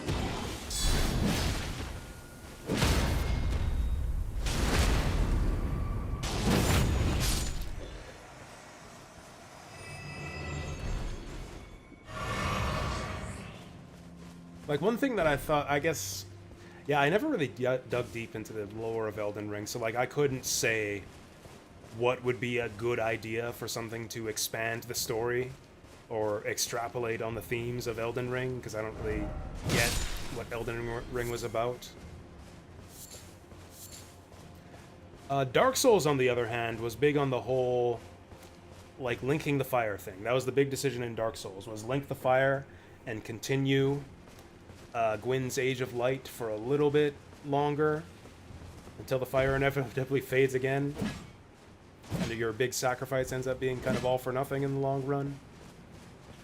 Or do you snuff out let the fire die out forever and bring about the Age of Darkness? And you had, like, the two serpents, Frampt and Kath, kind of whispering in your ear, telling you why one decision or the other was the right thing to do.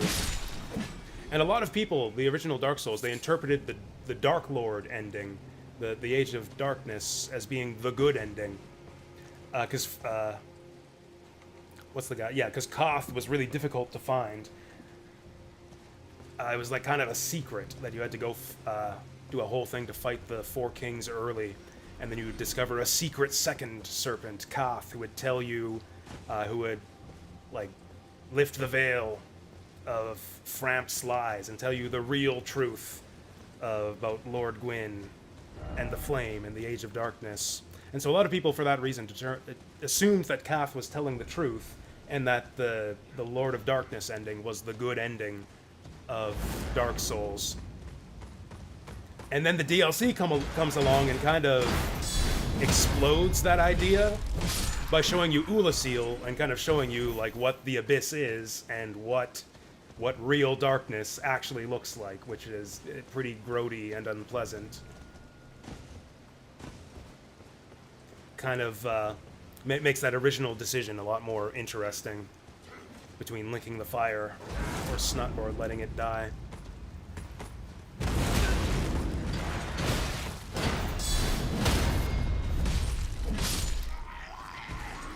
And then Dark Souls 2 kind of did the same thing. I don't remember the Dark Souls 2 DLC quite as vividly, but I remember the story being largely involving, like, the rise and fall of kings, like, kind of one of the most poignant moments of Dark Souls 2 was when you find the zombie king in his tomb. And then the DLC kind of expanded on that idea too, where you go to a few different kingdoms with their respective fallen kings, and then you combine their crowns together to do something or other. I can't remember. But again, it kind of extended the themes and ideas of the base game.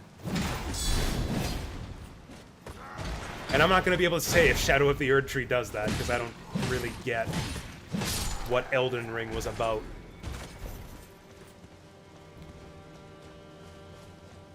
In fact, apparently I missed an NPC. Apparently there was an NPC who shows up, like right in front of the entrance to the new DLC zone, and I completely missed them. I didn't notice them at all. And when I went back to talk to them, they're gone. So I apparently just completely missed the NPC who introduces you to this new area. So I literally don't know where we are or what's going on or what we would want to be doing here. Except that apparently Miquella's here somewhere. There's a bunch of Scottish people following her footsteps.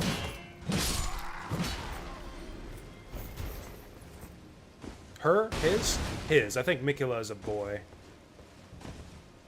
Maybe, sort of. I don't know. Just from the way they describe him, and also the sound of his voice, I kind of get the sense of Miquella as kind of a sort of androgynous figure, kind of like Dark Sun Gwendolyn from Dark Souls. Or Prince Lothric from Dark Souls 3. That was a clutch jump. Who's doing that? There's got to be a bunch of people up there throwing jars at me. Oh, she just says, see you on the other side? Okay, fair enough. Oh, that's a bunch of exploding barrels, and they're throwing fire at me from above. How do I get up there? Lots of dudes throwing fire up there. Okay, fuck you guys.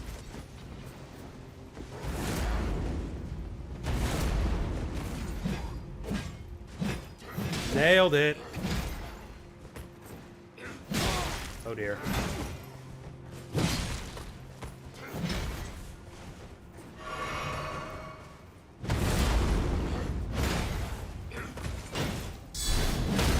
Man.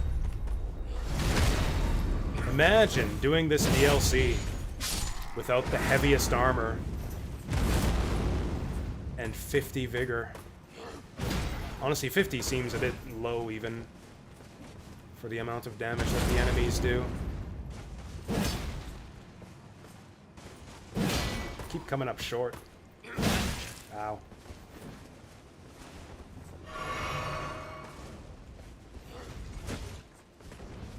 Oh, that's right, he's got the fire bombs. There we go, just batter that shield down. The horse double jump. The horse double jump should get us up there.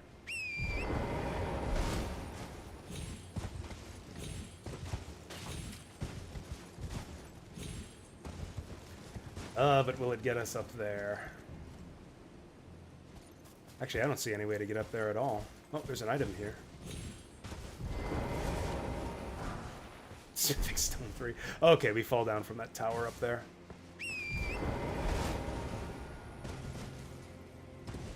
Flash should be most of a full heal. Yeah, I did that as well on my playthrough. Yeah, you like, yeah, like even if you're not doing a super tanky build, I did that with my mage, where it's like you want as much health as a single flask charge will heal. Otherwise, you're wasting your flask. So like every time I would upgrade my flask, I would get just enough vigor to extend my health bar, so that a flask would fill it up entirely. Cave ahead. Okay, I'll keep an eye out for that. Out of stamina here. Didn't expect underground tomb. What are these people all complaining about? There's tons of messages. Is the ground gonna fall out from under me here?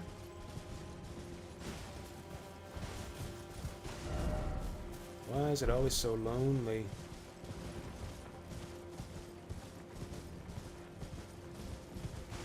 Oh, here we go. Oh, okay. Seems familiar, friend. It seems like this guy's non-functional, though. These are the statues that pointed you to catacombs in the base game. Oh, maybe this one works. Or maybe these guys are just for decoration in the DLC. Oh. The midgets are back.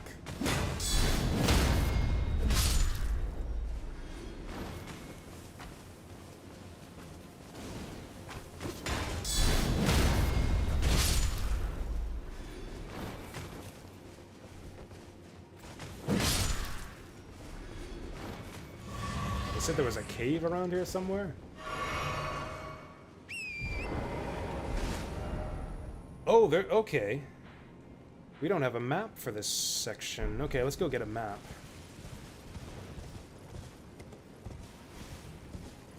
Oh, it's up the cliff.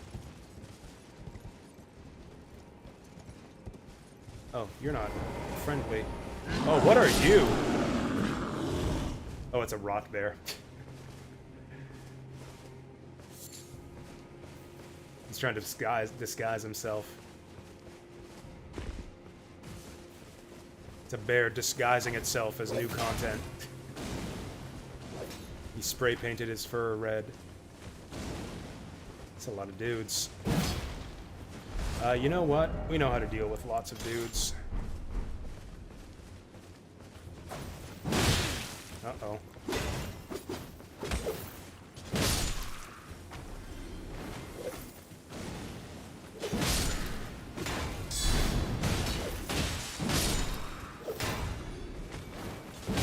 There we go.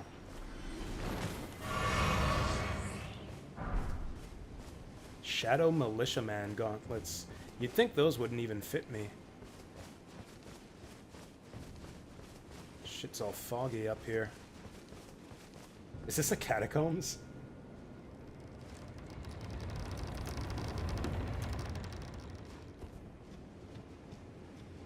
This looks pretty familiar. Fog Rift Catacombs.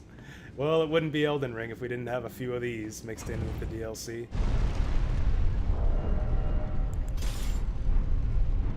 I was actually a fan of the... I was an apologist for the catacombs in the base game. I think the catacombs were actually some of the most fun side dungeons. Mostly the later ones. The early catacombs are simple and short enough that they don't become too much of a nuisance. The mid-game ones could get a little bit dull, but the late-game catacombs often have cool and interesting gimmicks.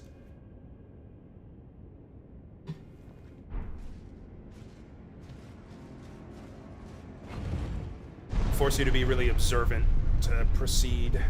Oh shit, fuck. Why did I do this? Okay, we're fine. Doesn't look like there's anything up on that ledge anyways.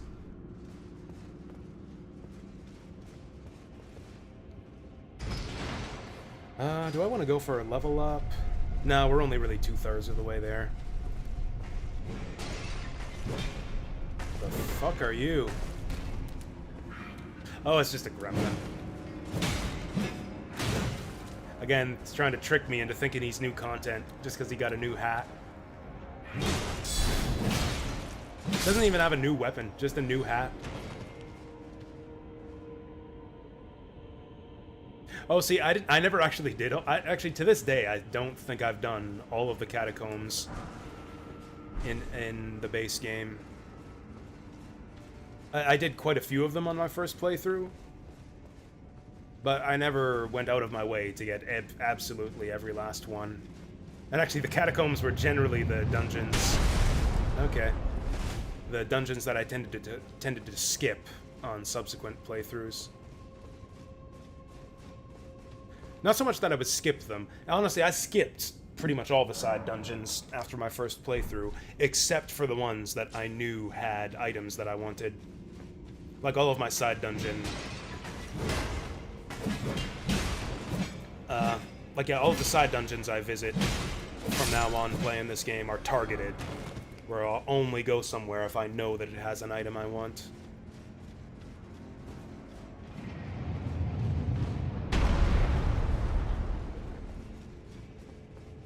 So I think we want to run for cover. Yeah, right over there.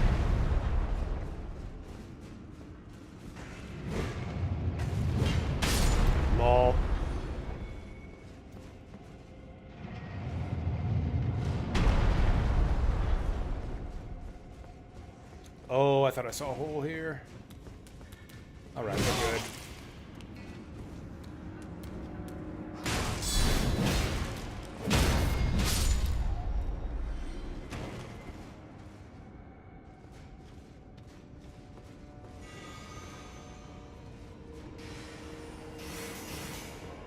The fuck are you?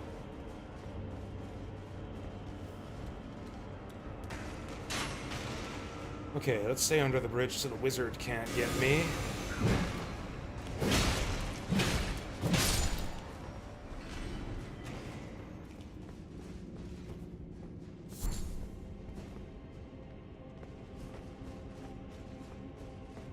Oh, did he fall down? No. Oh shit. Okay, you can't see me. Whoa! Always keep moving. Okay, can he get me from here? Okay, we're safe here. Are there gremlins? Okay, he's given up. Now, is he gonna follow me down here? Okay. We're good to go. Oh, you know what? This works. That was a happy little accident. Curious if he had any new moves to go with his new hat. Okay, let's get our actual weapon equipped.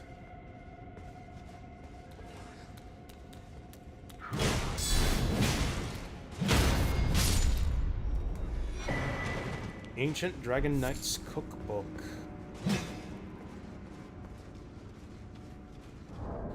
What are we cooking now? Red lightning pot. Red lightning pot. What does red lightning do?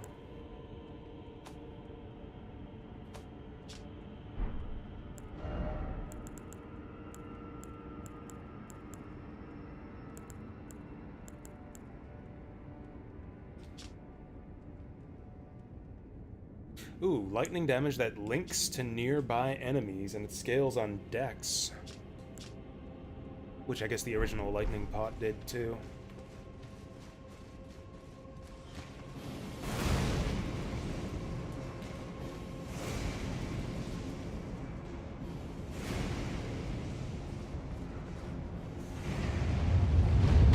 Okay. Do we want to ride on top?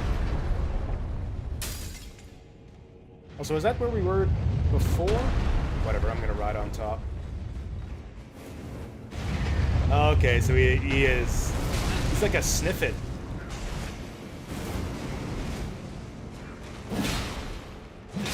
Yeah, it's a fucking sniffit gremlin.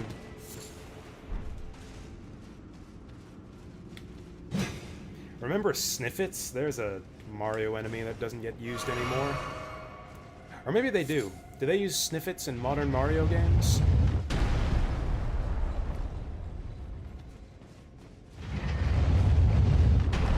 I feel like the last time I saw one was in, I guess, Mario 64.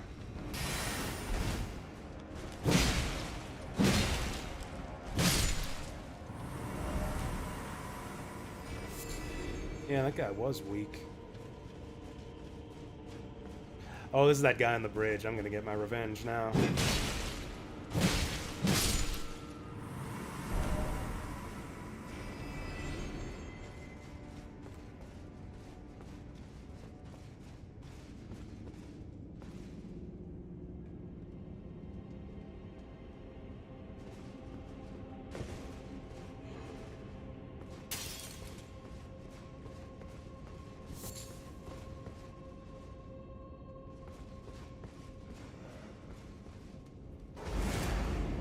Oh, these are just regular dudes.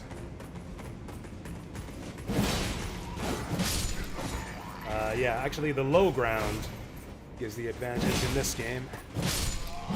There. I was all intimidated.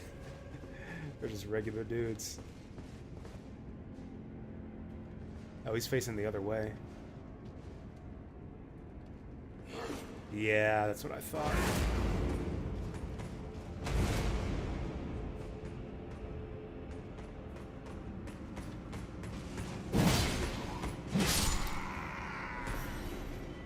keep thinking I hear footsteps behind me, too.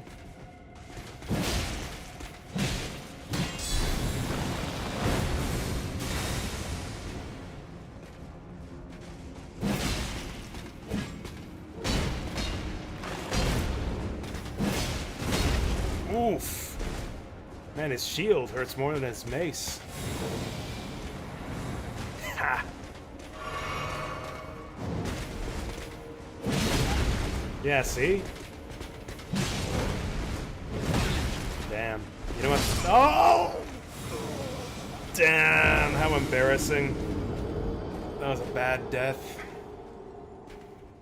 What am I doing rolling? I could just block this shit. Why even have a shield if I'm not going to use it?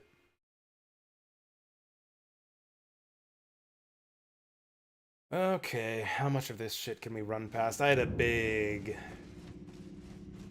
ball of runes, too.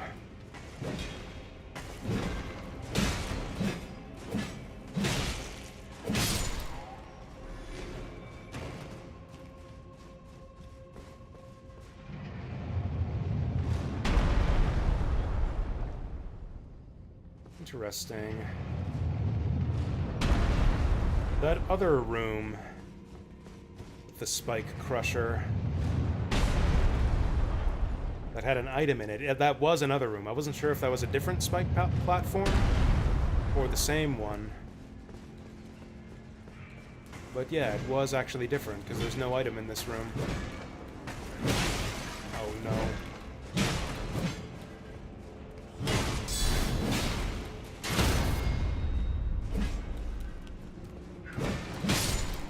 Whew. Oh, there we go, and that's the guy with the torch there. See, this I thought looked familiar. Actually, I wonder, now that I see this, I wonder if I could bait this thing down by going up there and then ride it up to the roof.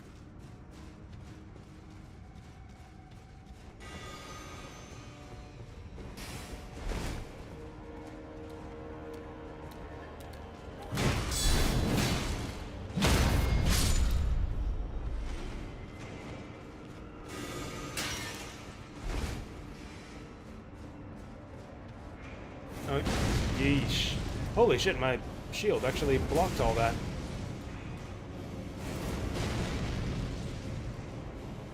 Okay, yeah, this is a different room. Which makes me kind of curious about that item there, down there. There actually seems like there's a lot of stuff down there. A couple different side paths. Or actually, I guess just one. We'll ride this thing to the top, though.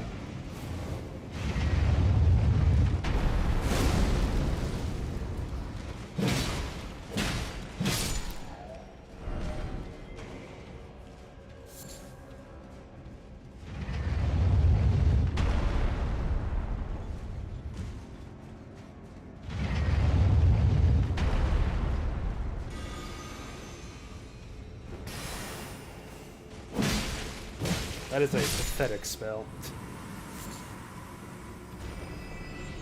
It's like the world's easiest to dodge projectile. Oh, nice. Okay, we died in a good place.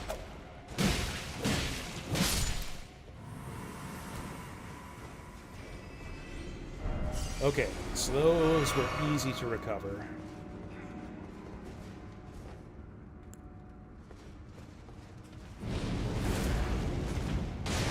Lol, that was really good. Yeah, I'm a big fan of the big pot.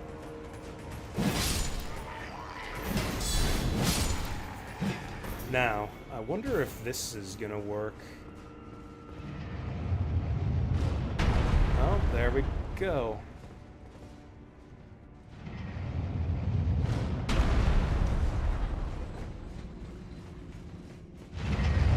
Alright, there's something. What do we got here?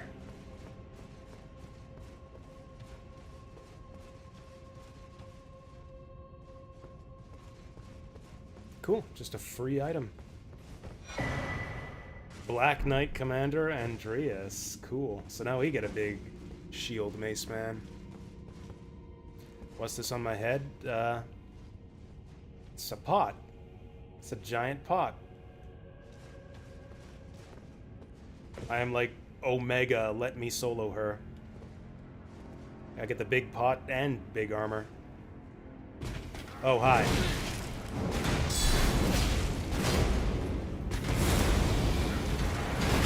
Yeah, this is not looking good. I'm trapped. Oh, that stupid pillar next to the door. Fuck you. It's gear. Yeah, I found it in like the second side dungeon. No, the first side dungeon. The first side dungeon that I found in the DLC. It's a little bit hidden. It's like a little hidden.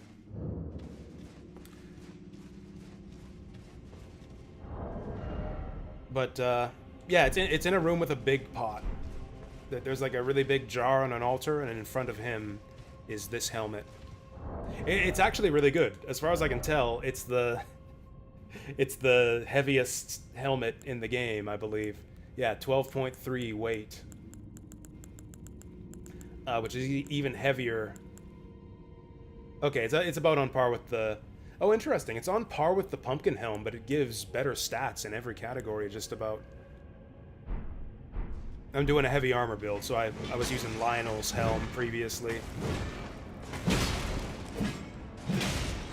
Which is honestly pretty funny looking in the first place. Like, this was my... There we go. This was my look before. And yeah, this is all pretty funny looking in the first place. In fact, if you look at my portrait... Yeah, that's what my face looks like. This is what I look like on picture day.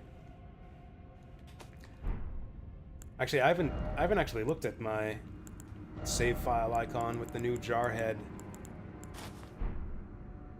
Do I even have the regular jar head? Yeah, I never actually did get the small jar head. Yep, that's me. This is just what I look like. Kendall's hat on a high iron diet? Yeah, pretty much.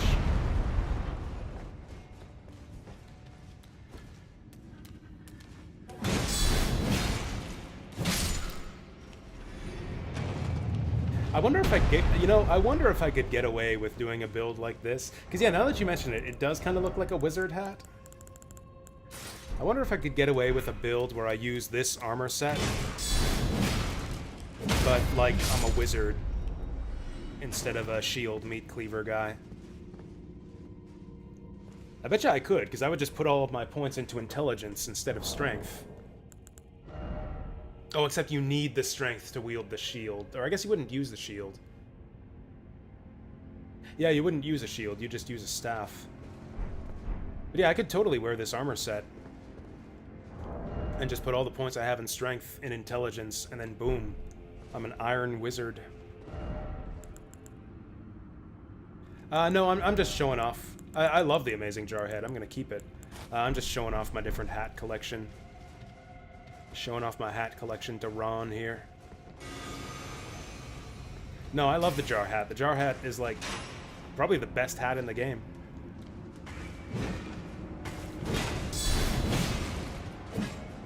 Honestly, this game has lots of silly hats. I'm just only using the big ones, because that's our build. That's me, Harry Pothead. Like, we got the... that's just kind of a spooky head. More than a funny head. We got the mushroom head. Hey, I'm cosplaying as The Last of Us. Also, I got creepy yellow eyes, too. We got... Do I have the bug head? Cosplaying as a leper. No, where's the bug head? Do I not have the bug head on this save file? Oh, that's lame. Anyways, there's a helmet where you, like, basically put a giant bug on your head. It's pretty sweet. Oh, this just looks cool. This honestly just looks badass. I can't remember when we got this helm, but that is awesome. Hoslow's helm. Who the fuck is Hoslow? Juno Hoslow had a younger brother who was all talk and no trousers. I mean, I don't know. That seems like kind of a badass individual. Someone who goes around talking shit with no pants on. I wonder if they mean that literally. Was the guy wearing this helmet not wearing pants?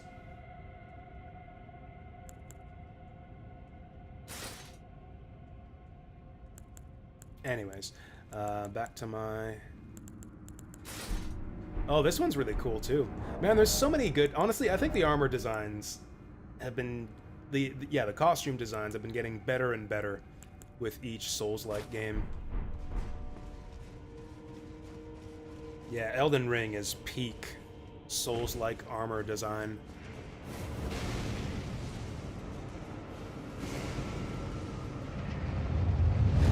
Okay, let's do this right this time. Ow. Okay, that was not doing it right.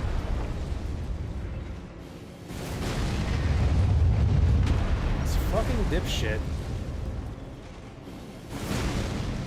I'm amazed that our shield absorbs all the damage from that. Does that not count as fire damage? I guess not. Oh, there it is. Leveling up armor stats? You mean like upgrading your armor? Could you still do that in Dark Souls 2? Like with, like with smithing shards?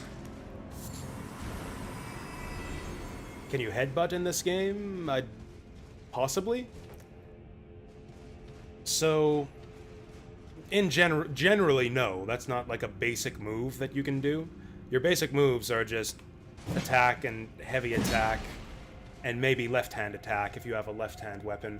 But you also have a special attack. You'll have special attacks from something called Ashes of War that you attach to your weapon. So like the special for this weapon I have is Wild Strikes, where we just go ham with the meat cleaver. So if there is a headbutt attack, it would be like a weapon special on some weapon out there. And maybe there is one. Maybe there is a special, a weapon that just gives you a headbutt attack. But if there is, I don't know about it. There's like literally over 100 weapons in this game, and a ton of them have unique specials. So it's entirely possible that one of them gives you a headbutt attack.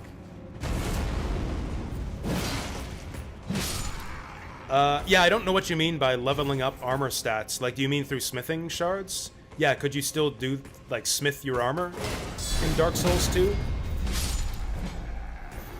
I know you could in Dark Souls 1, but I thought they had gotten rid of that in Dark Souls 2. But maybe you're right. I don't miss it. I think it was a good idea to not have you waste smithing shards on your armor anymore. Because it means you have more available for weapons. I mean, you always smith your weapons first, because that's just way better than smithing armor. But, like, if you've committed to a weapon, then any smithing shards you get after that, you might as well use on your armor, because even though it doesn't help much, it helps a little bit. Whereas if you can't use them on your armor, it's like, oh, I've got all these smithing shards, I might as well train up a secondary weapon and experiment with that, which I think is fun. I think encouraging people to use multiple weapons is fun.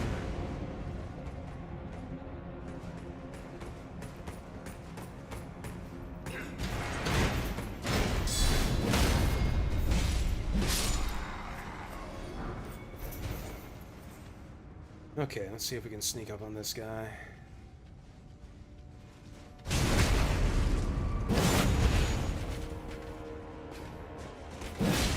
Oh, I still haven't picked up my runes. There we go.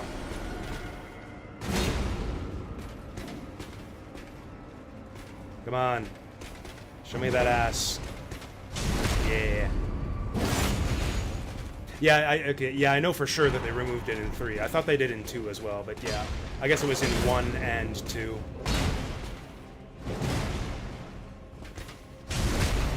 What was upgrading your armor actually impactful in 2? I actually don't think I did it at all. The general wisdom in Dark Souls 1 was don't bother wasting smithing shards on armor, because it doesn't do much at all. So I just kind of took that wisdom into Dark Souls 2, and I never upgraded my armor in that game.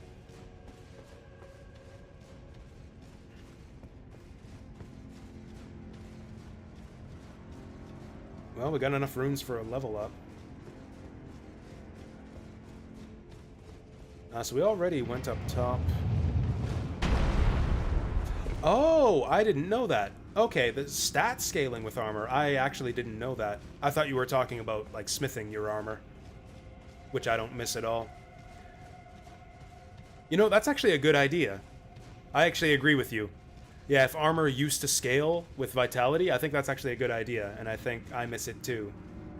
I also miss armor vit scaling, even though I never knew it existed until this moment.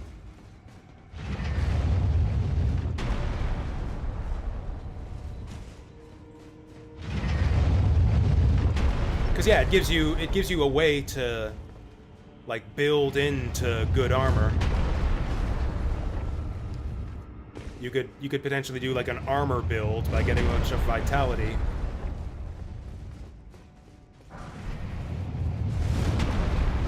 And then yeah, get some use out of your armor by having the right stat. Yeah, having the, you know, distributing your stats properly.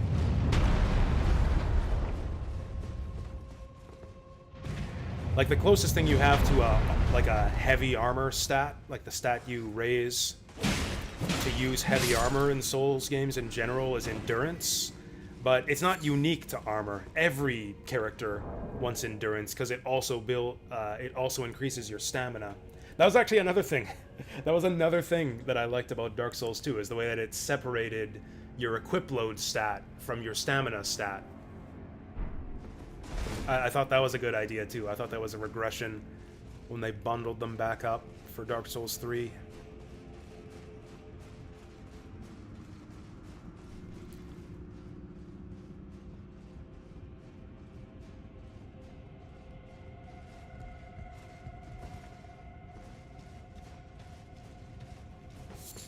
Yeah, adaptability was a good idea too. I don't like the level designs and the bosses of Dark Souls 2, like just as a game. I didn't think it was as fun to play as the others. I still like it. I don't, you know, dislike Dark Souls 2. But I think the way it handled like its stats and its character builds was better than Dark Souls 1.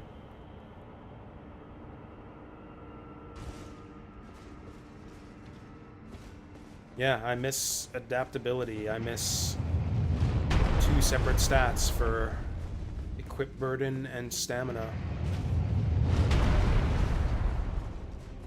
Okay, is this the end?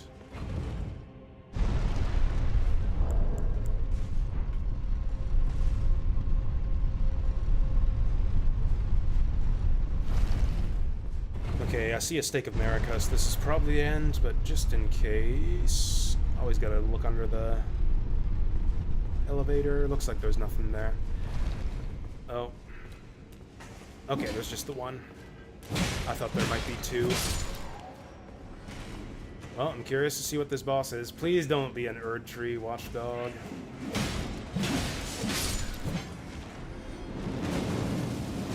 Oh, hey, that's a new one. I'm going to be crushingly disappointed. Ah!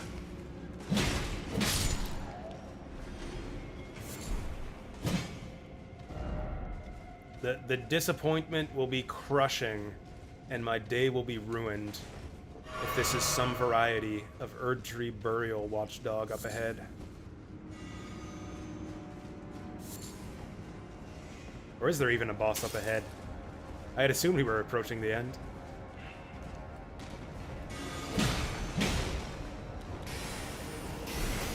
Oh, interesting. Okay, that's tricky. I take back what I said about that spell being shitty. That was very sneaky.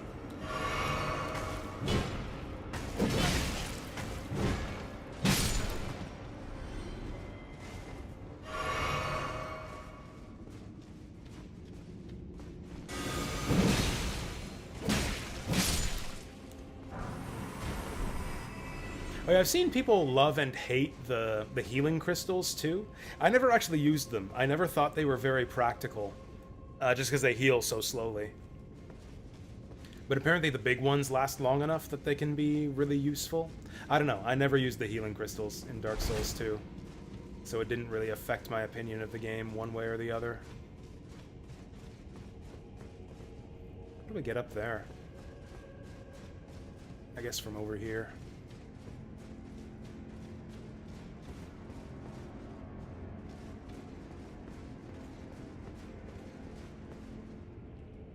Oh, really? They stack with each other? Okay, that's maybe overpowered. I didn't know that. Oh, okay. Just kind of stumbled into this.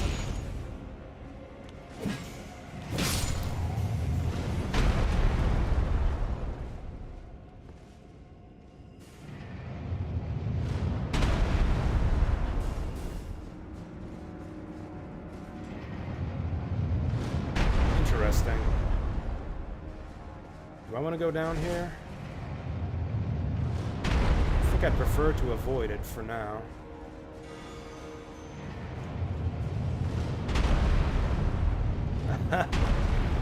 Okay, caught between two spike crushers.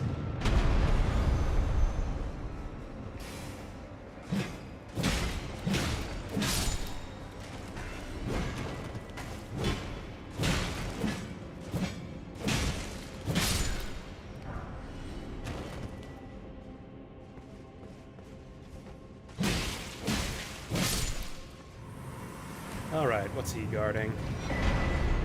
Shadow Realm Rune.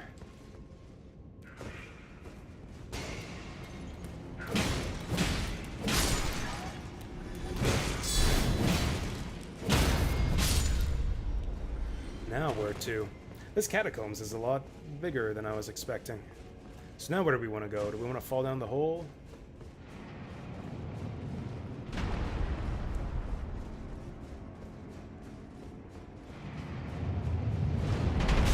Damn. I just saw this. Okay, cool. I got myself spiked for a glass shard.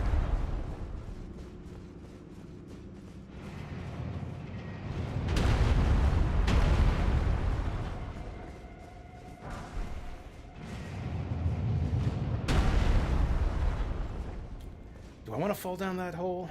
Let's do this. I feel like that hole must be a trap. Like anyone who dives into that nook is gonna fall down the hole. There's no way they're gonna reward you for falling into a trap. There's our boss.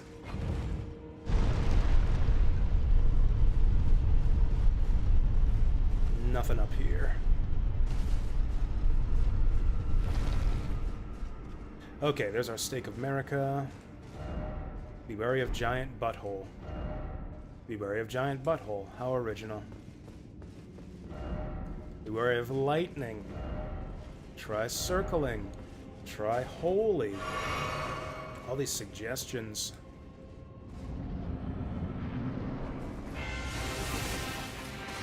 Hi. You're a brand new thing. Well, this guy certainly is a lightning butthole. His attacks are going right through me. Oh, is this going to be another infinite poise bastard? Although, actually, I guess the meat cleaver never did a lot of poise damage.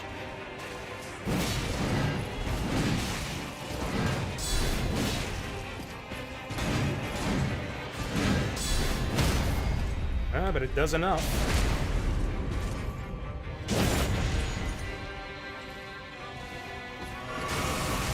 Damn.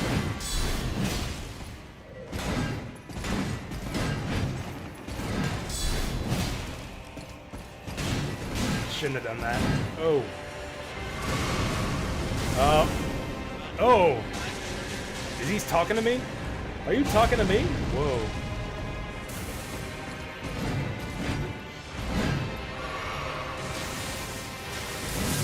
Yikes. Okay. Oh, he can spam that, can he? Okay.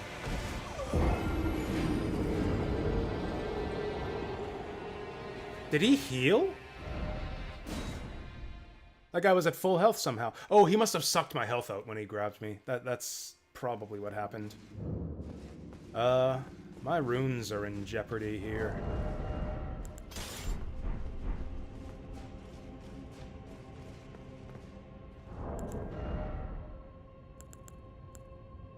Damn it, I should have left to spend my runes.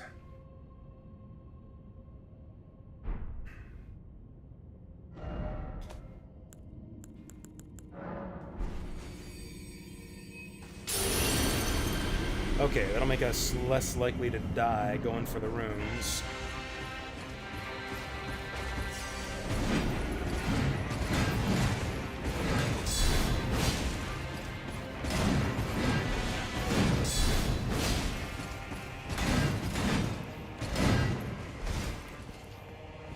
God, stamina management is so hard on this guy. I guess that's the perils of a heavy armor build.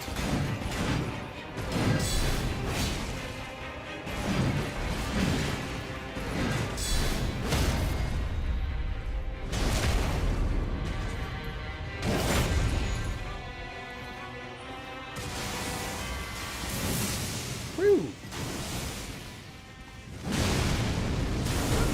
Bastard. Does he? Okay. Oh! You've got to be fucking kidding me. He heals to full if you get hit by that. It's like instant speed, no, like, tell when he's gonna do it, and he heals to full when he gets you with it. Fuck this. And he's still on his second phase now. Or is he? Maybe he can only do that once. Or maybe he'll do it every time he gets to low health.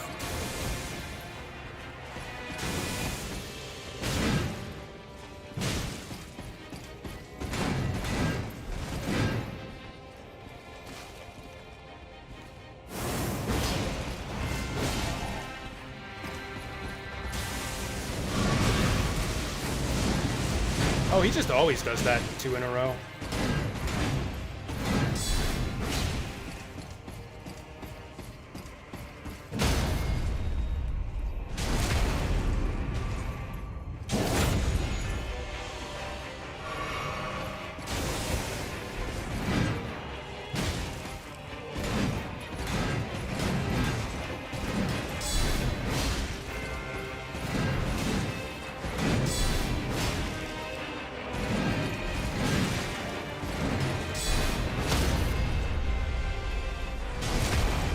Alright, here's a strat. Now, is he gonna try to suck me again?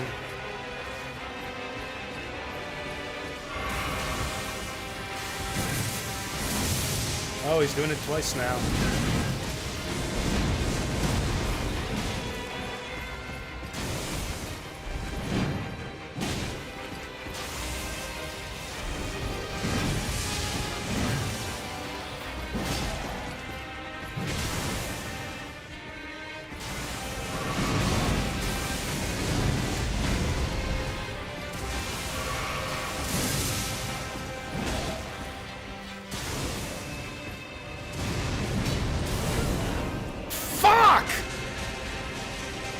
You...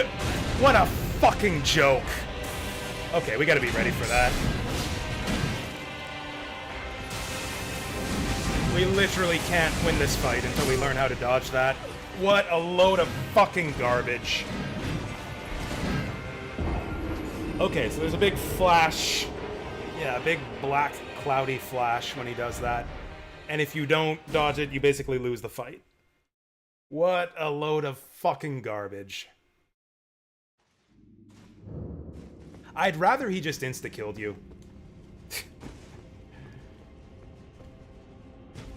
Like, yeah, an instant death attack is so much less demoralizing than a boss heals to full attack. And we wasted the rune, or the great rune as well.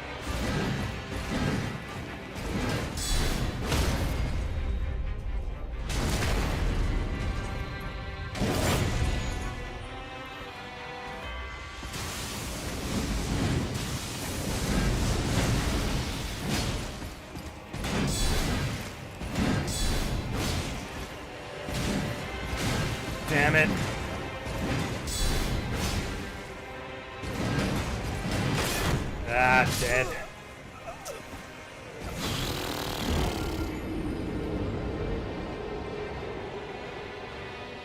Yeah, we're definitely... I feel like the heavy armor build is not good in general in this game. It doesn't block enough damage. It severely inhibits your stamina recovery. You simply can't... There's just aren't enough gaps in the enemy's attacks for a lot of the bosses for you to recover stamina. But...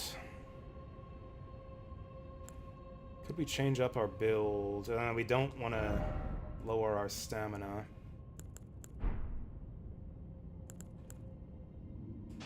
Oops, I didn't mean to do that. Yeah, that gives us too much good stuff. We can't get rid of that.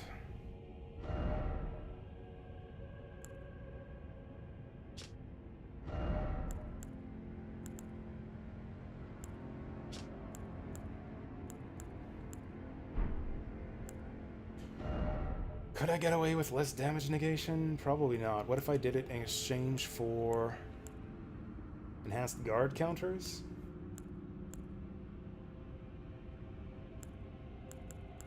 Boost guarding ability. Maybe we'll try that. Should help with stamina management, although we'll take more damage now.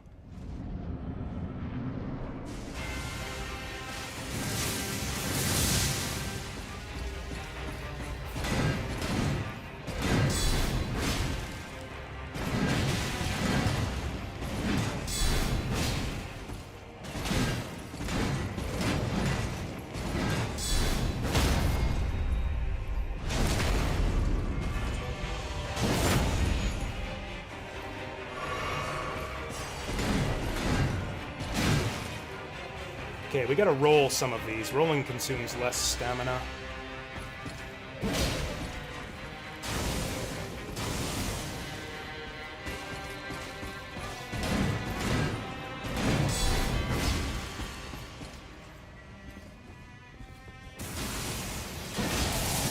That was super lucky that that didn't get us. There we go, let our stamina build a bit. Okay, he's gonna do that bullshit attack now. Okay.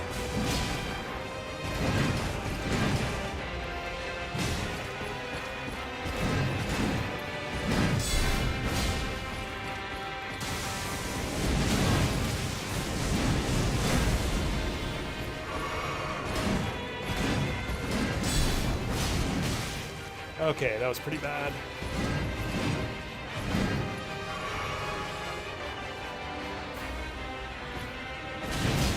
Okay, good trade.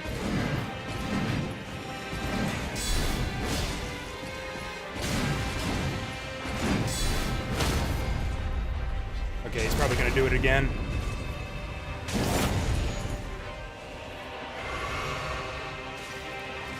I'm assuming he's gonna do it again here.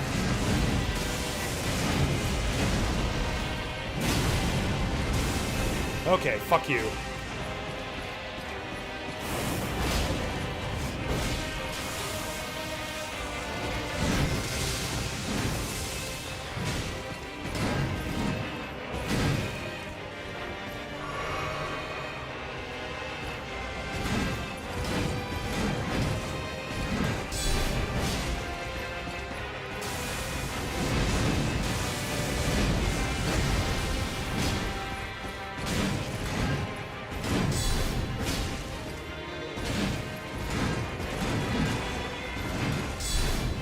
We gotta be close to a stagger. There we go.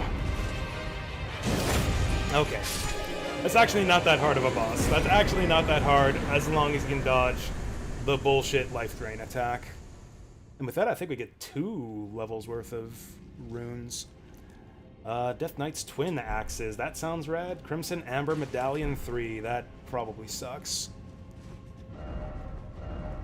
Well done, Death God ahead. Yeah, I noticed this. I actually noticed this. It's another one of those, like, weird, like, Rykard-looking heads. It's like the giant god head we saw inside Rykard and also, like, in the, what's it called? The Fortisax room. Fucked up. That was a fine fight. A good one for our build. I hate that life drain attack, but yeah, as long as you learn to dodge it, it's a good fight. And again, as with like every dungeon and boss in this DLC, you get a cool new weapon for it too. Ah, it's a faith weapon. You know, we've seen a bunch of faith weapons so far, but almost nothing for int. We've seen no new sorceries. Actually, no new incantations either. Just mostly a bunch of strength and faith weapons. Would have been awesome for my first character.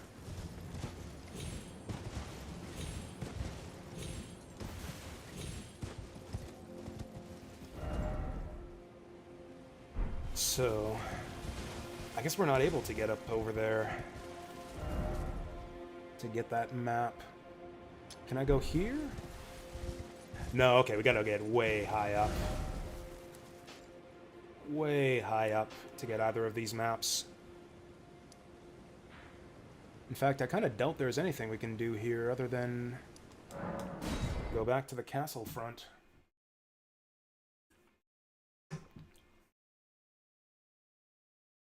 Still haven't found my Nerdtree fragment. I swear, once we get one more of those, we'll get the upgrade and then try the lion again.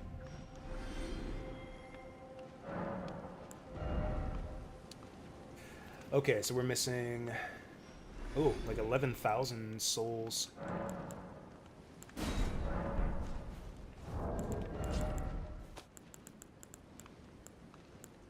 Oh, that'll do it.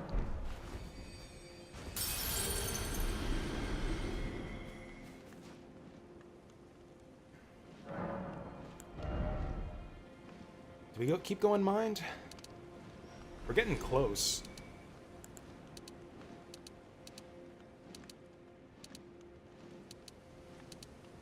The extra damage would be nice. Honestly, that last fight kind of proves that endurance is important too.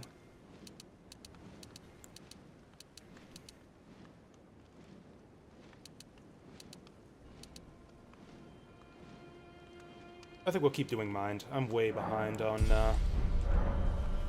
FP. Because yeah, how many times can we do our weapon special with this? Looks like about 6 or 7 times with that much FP. That's not really enough.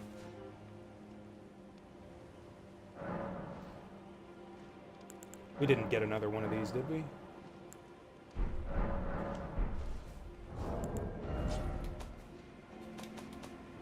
Yeah, okay, one more Nerdtree blessing, and then we'll go back and fight the lion.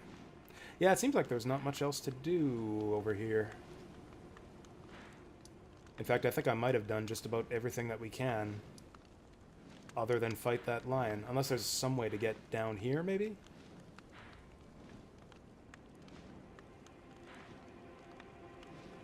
I think this is all a big cliff, though. Let's, yeah, go here. Well, okay. It's another mage troll. Castle Ensis. Now, I wonder if this is, like, the next place we're supposed to go after beating the Dancing Lion, or if this is, like, the DLC equivalent of Weeping Peninsula. It's like the scrub zone that you go to if you're not, to level up, if you're not manly enough to beat Margit. Oh, there's that frame rate again.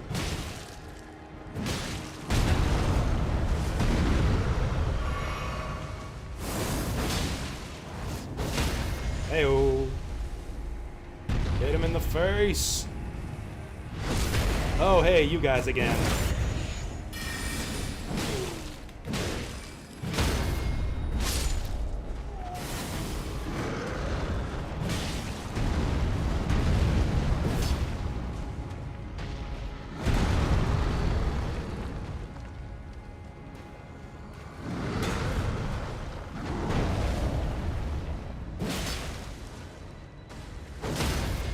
Oh, nice. 2 big slices. Come on, get him, get him. No! Okay, yes. We actually got some extra damage that way.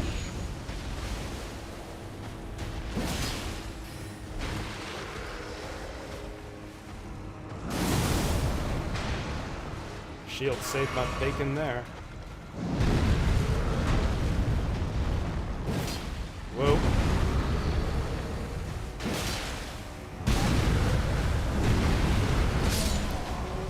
Close shave. Alright, are you dropping anything for me? Somber Smithing Stone 9, that's not bad. That's money.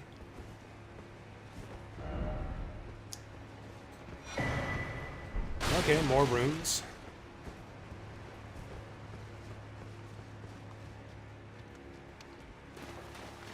I'm glad that we entered the DLC. Whoa, jeez. Entered this area at a low enough level that we can still level up fairly consistently here. Okay, this here with like the big troll and the staircase. This is like actually copy pasted from Stormvale. It feels like.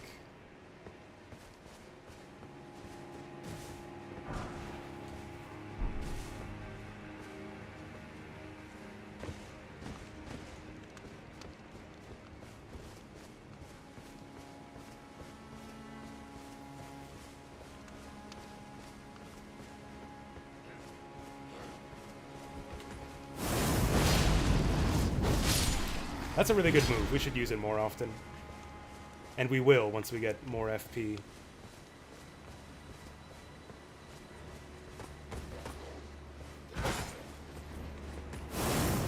I was hoping the dog would move up.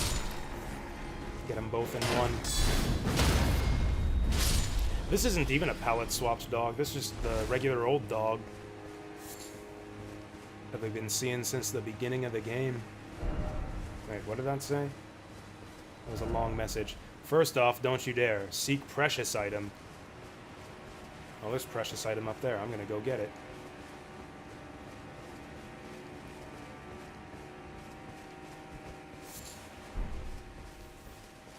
Flight pinion. Does that mean there's hawks around? Is this place literally just Stormvale again?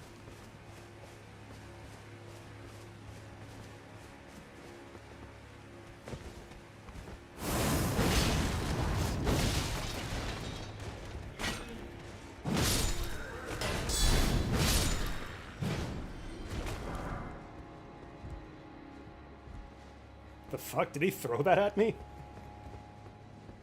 Was that his shield or just some piece of debris? Just some piece of scenery that he kicked at me? Oh hey, it's this guy again. Wait, let's sneak up on him.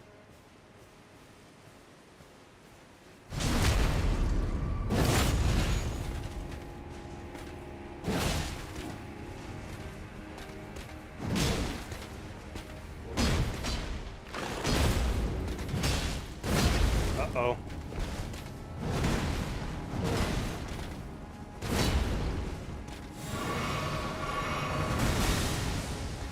Yeesh.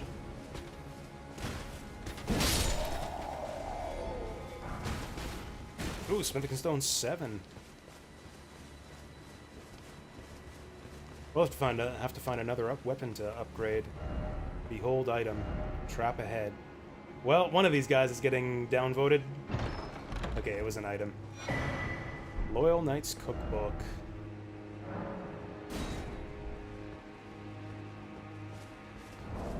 What are we cooking now? Royal Magic Grease, Drawstring Royal Magic Grease. How is that different from regular magic grease? I got. I've been dogged on. Oh, it's a big dog. Thin beast bones? That wasn't no thin beast. Took 4 hacks of my greatsword to take him down. Hey! This is probably our Scadutree fragment I was looking for. Castle Cross Message.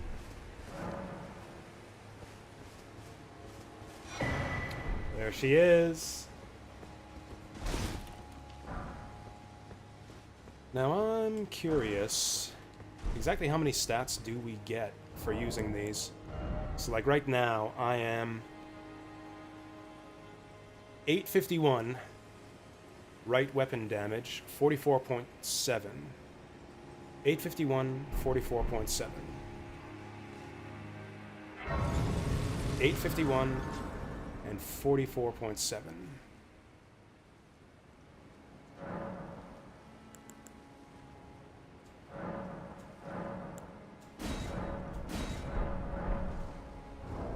Now, after the blessing, we are 888 and 47%. Okay, so we get like 3%-ish damage reduction. And what was it? 851? So like, yeah, like 35-ish damage upgrade. That is not huge, but it's, you know, big enough. If we add up enough of those, maybe we'll just be able to out-level the DLC content the way you can out-level the main game content. How many do we need for the next blessing? Oh, it's still only 2. Maybe I'll go back and try that lion again.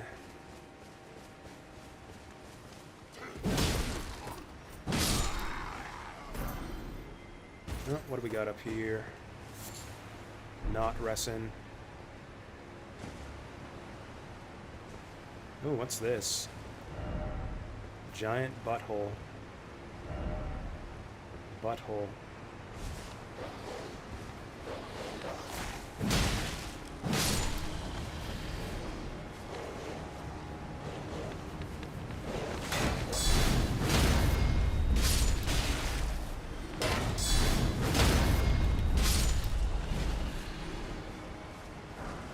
You know, I like this playstyle of the big shield. A lot of the bosses aren't, I don't know, it makes the bosses, some of the bosses kind of untenable, but I like the playstyle. It becomes all a game of stamina management, pretty much. Like, most people play this game, and Souls games in general, as just like, just learn the dodge roll timings, just perfectly dodge roll every single enemy attack to beat the bosses.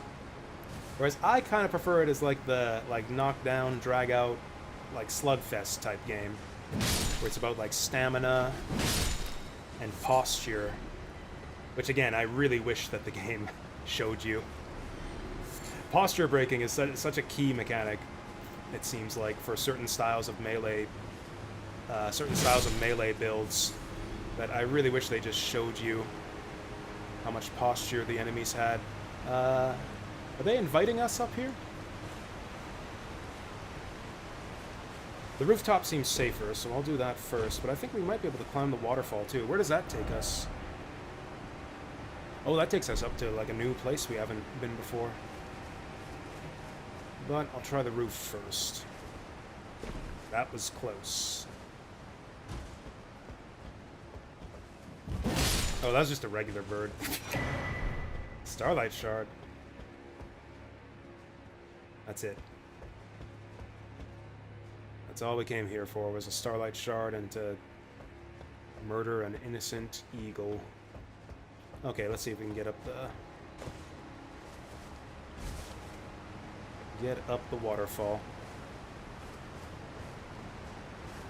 Yeah, I don't know. It feels like the DLC areas here are like missing a lot of opportunities to throw cool stuff at you. Like that rooftop jump would have been the perfect spot for some kind of... This fucker's trying to mess with my jumps. Would have been the perfect spot for some kind of neat encounter. Like for something to happen. An eagle ambush. The roof collapsing and something... Actually, I guess maybe the roof would have collapsed if I would have run over a certain spot. I don't know. But yeah, instead, nothing happens. And that has just kept on happening the more I play this. It's like, oh, this looks like the kind of spot where something might happen, and then nothing happens.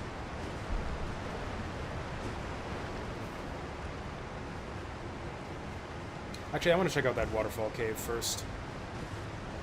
It seems like the kind of place where there might be a site of grace.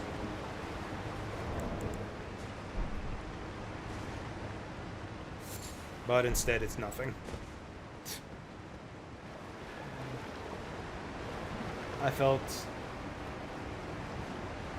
I was excited to see what was inside the waterfall cave, and instead, it was basically nothing.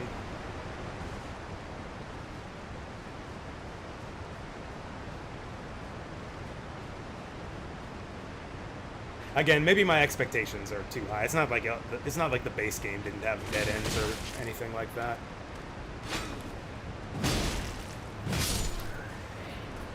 It had them quite frequently, in fact.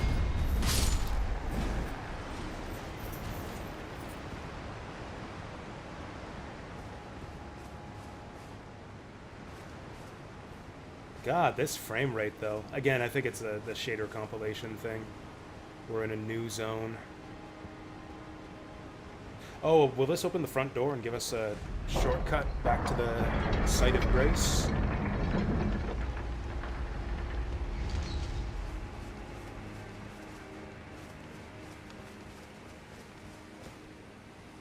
If there even was a site of grace out here?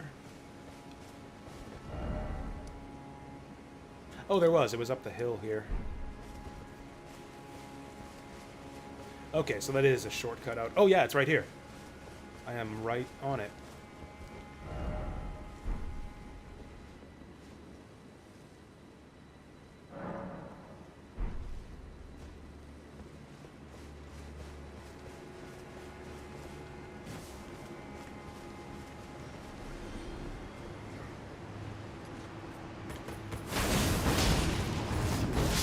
Nice.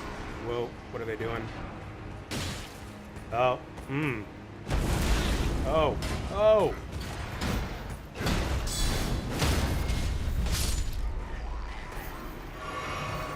Yeah, I might have to go get that flask upgrade.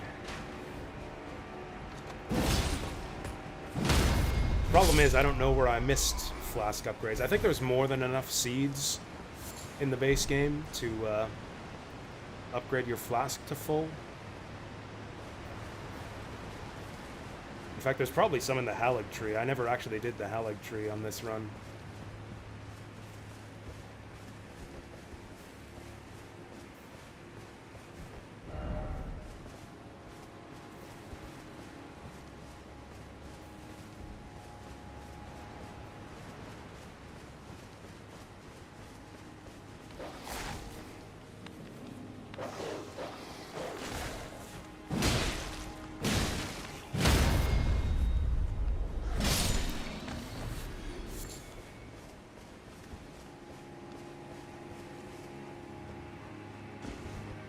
Oh, nice.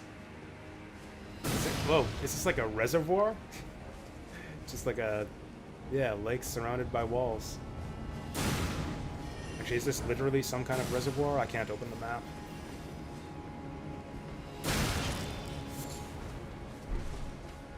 My old nemesis. Yep, fucking wizards in every corner. Speaking of Dark Souls, too.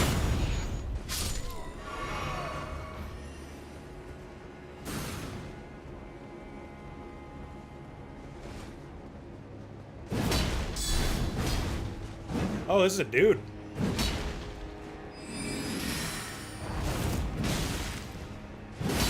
Did I break his sword? Can you... Oh, whoa! Oh, his sword does magic damage.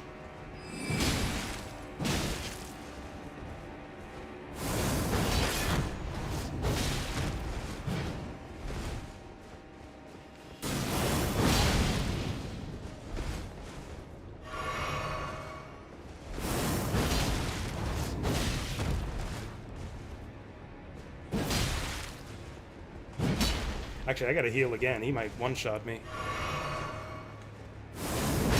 Yep.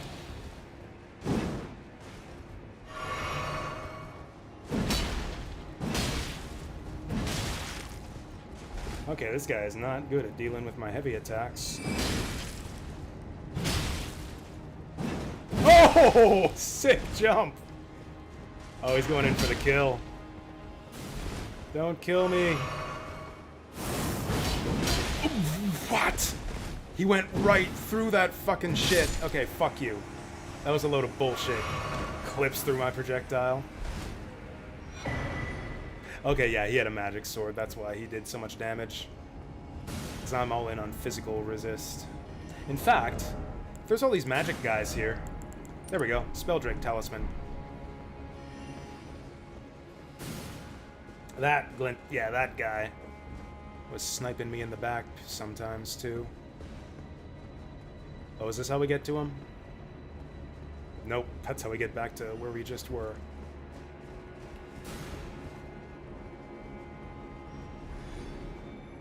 Someone just killed themselves. Is this another dead end? Oh, there's an item up here. Relana's Cameo. Enhances attacks executed after maintaining the same stance for a while? I guess that's for stance weapons. I've never actually messed much with stance weapons.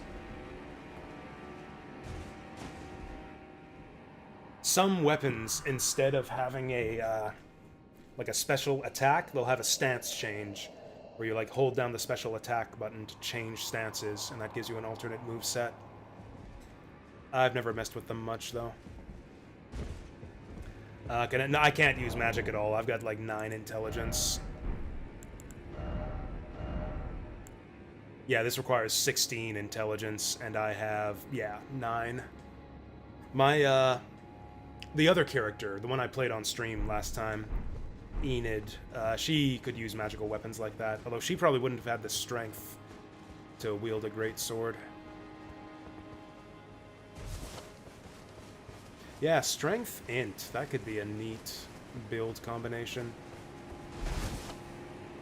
I know strength faith has some really good weapons, because that was my first character. I actually haven't messed at all with dex in this game yet.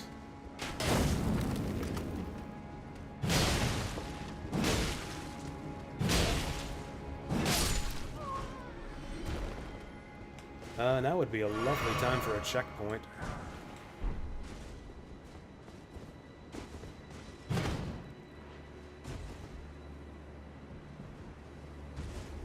What, is there just nothing up here? Oh, here we go. Nope, I was just up here. Oh, that gets us... That gets our revenge on this guy, at least. Fuck you. Is there nothing else here? There must be. Yeah, there must be a way to, like, loop around the reservoir here.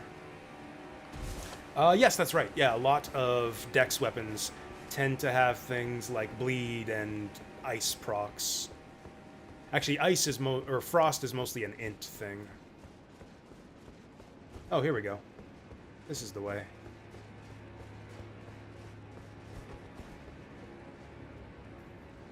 Well, that chest looks sus. Oh, it's just, okay, it's just fire behind it. I was thinking, why is this chest smoking? Wolfcrest shield. Is that any good? It's almost definitely not useful. Yeah, I want the really heavy shields. Yeah, 54 guard boost? Give me a break. That's the thing with shields in this game. It's pretty much all or nothing. Or I guess that's not entirely true. Shields have some utility at medium guard boost, but if you want the shield to be your primary, like, defensive tool, you pretty much need something in the, like, yeah, 75 plus guard boost range.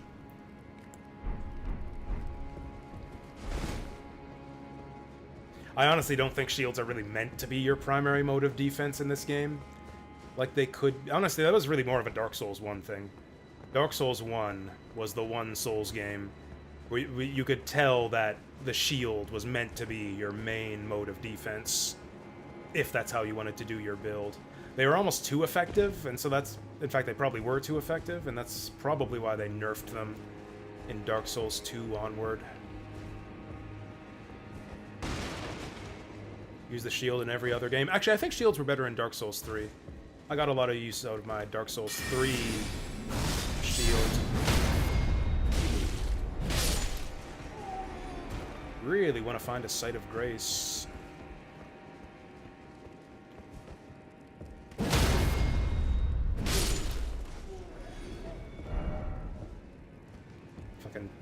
Let's swap academics.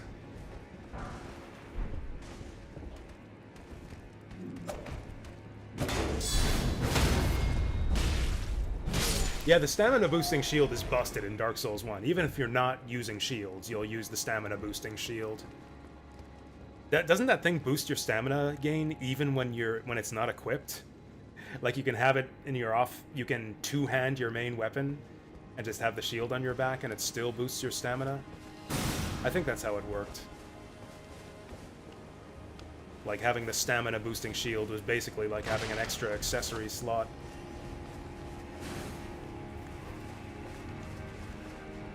But like even normal shields were really good in that game. Mainly Havel's shield. If you do like the strategy I'm doing in this game, where you just get a big ass shield and use it to block absolutely everything, like that kind of strategy worked even better in Dark Souls 1 than in this game. Because Havel's shield could pretty much make you untouchable.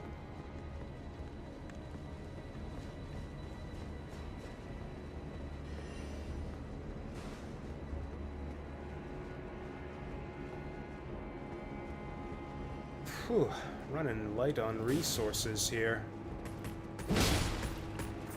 My guy looks divine. My guy looks like a total badass. He's covered in blood and guts, too. He's becoming like a real jar man.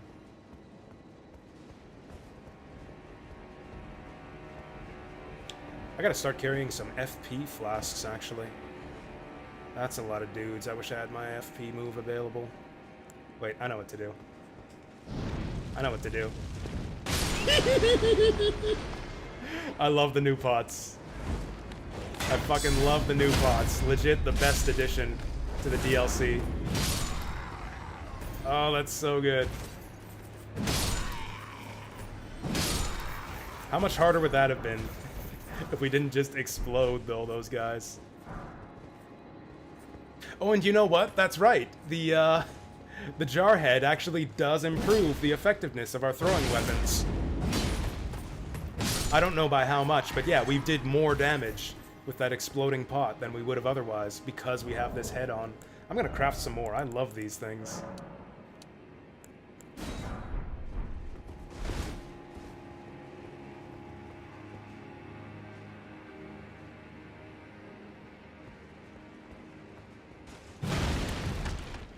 Okay, hopefully we're coming up on a checkpoint soon.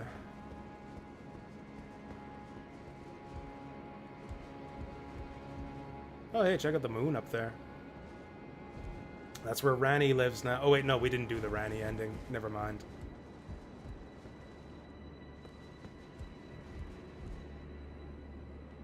Well, this looks ominous. Just another free item. Imbued sword key. Interesting. I guess there will be a place to use those in the DLC somewhere?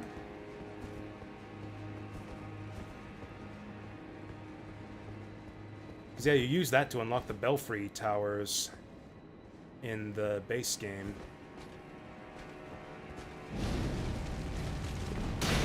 Ah, he shield blocked it.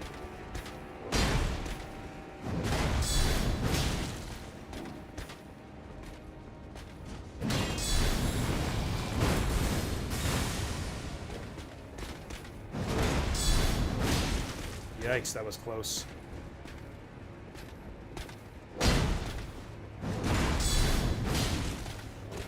Come on, stagger already.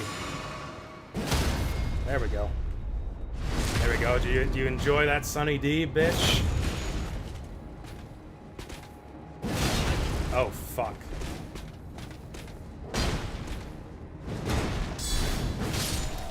Whew. Oh. There we go. Victory fireworks. Man, I would love some brownies right now, except I'm trying to cut back. Actually, in addition to playing tons of Elden Ring this week, I was also kind of hoping to fix my sleep and dieting habits, which I've slightly succeeded on so far. I mean, you know, we were having earlier streams than usual because I'm getting up earlier than usual. And my meals have been slightly healthier than usual. Exercise is the next thing, but Oh, you're just saying you're going to the gym. Alright, have a good gym. We'll catch you later, Basil. I am not going to the gym just yet, but exercise is the next thing I should probably get on. Ooh, they're protein brownies.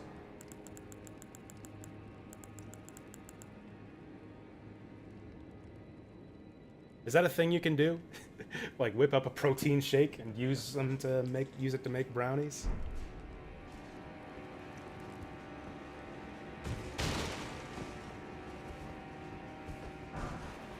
We gotta be due for a boss fight pretty soon, yeah?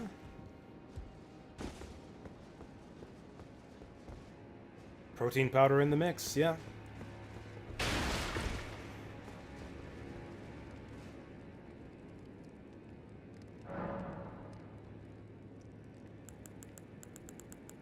I guess you could do that with anything, really.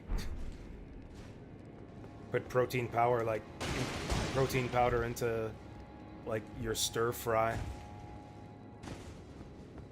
Into your ice cream. Okay, looks like it's boss time. 80,000 souls isn't, like, a tremendous amount, but it's still more than I'm willing to waste.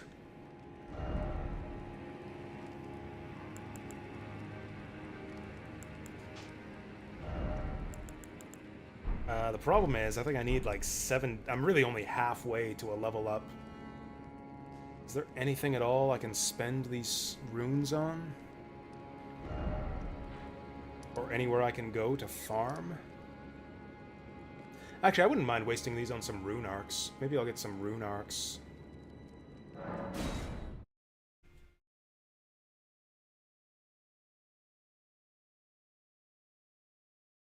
I don't know, am I willing to waste half a level's worth of runes on rune arcs?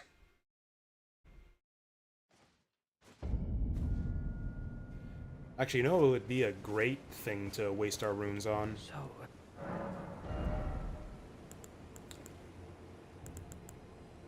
I thought this guy had rune arcs. Fuck you. You're useless. just give me... Whatchamacallem? The flowers. The Spirit Ash upgrade flowers. Maybe I'll just go get those right now.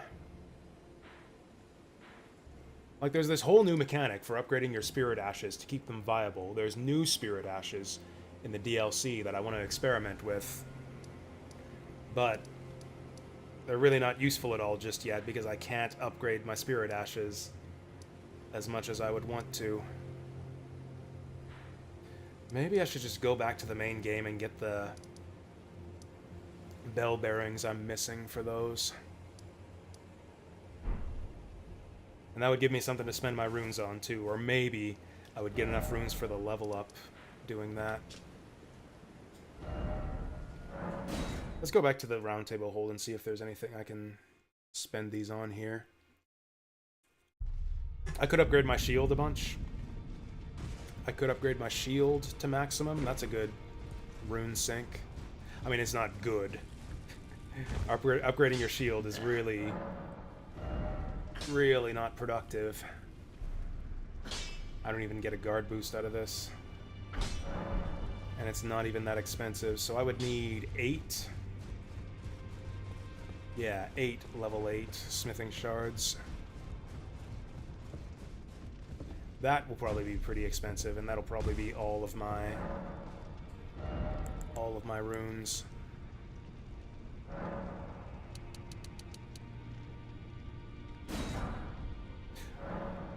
Yeah, because I have the first level 8 already. Okay. Well, that gets rid of half of our runes.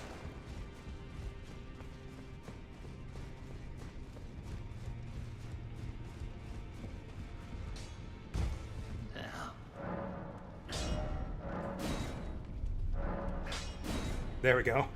Do I do this? Do I use Ancient Dragon Smithing Stone on a fucking shield? I will.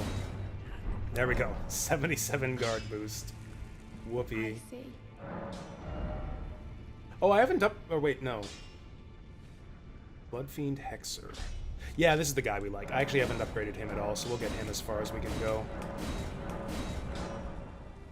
I don't have any Grave Glovewort 6. Maybe I can buy 6. I have some of the lower Gloveworts.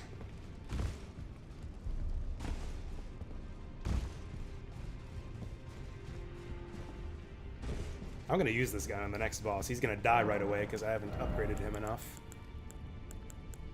Oh, 6 is one of the ones that I can get.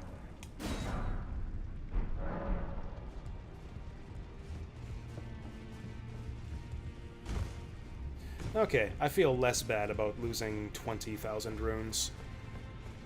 We'll go into the boss fight with 20,000 runes. I see. Wait, what? Oh, it's Grave Glovewort, not Ghost. Damn it. I don't know if I have Grave 6.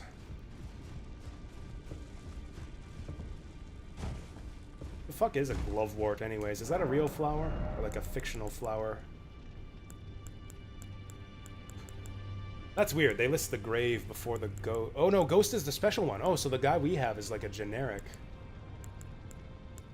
Yeah, the Ghost is the special one, so our guy isn't even special.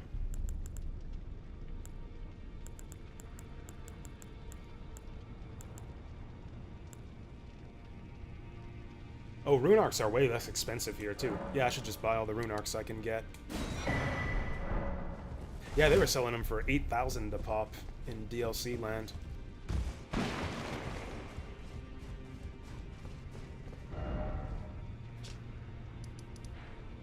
I wonder how big this is gonna get. This is all still the first area.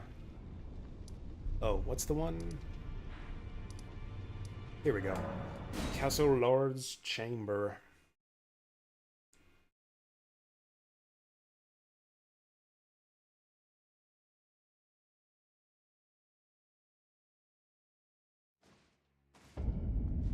Is this it? Yeah, this is it.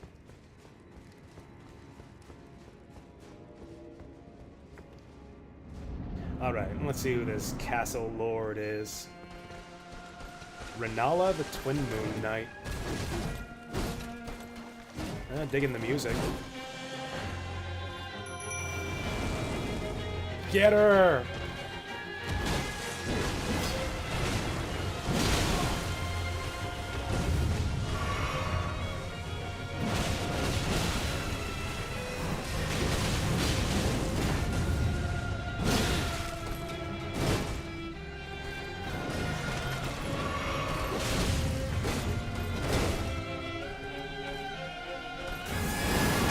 Yikes.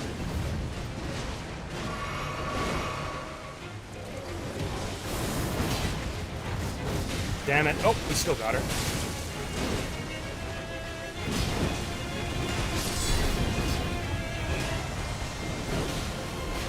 What a clusterfuck. I can barely tell what's going on. Damn it. Big whiff. Big whiffaroonie.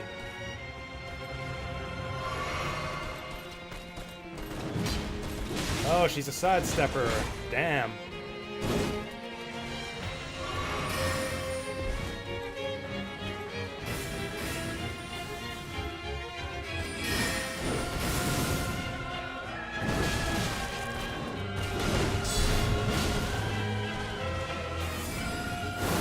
Woo!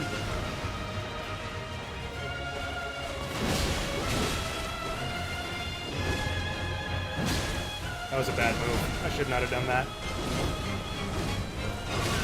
Shouldn't have done that either. Oh, that's an overhead one. Whoa! Oh, and then you jump the second one. Okay, that was kind of cool.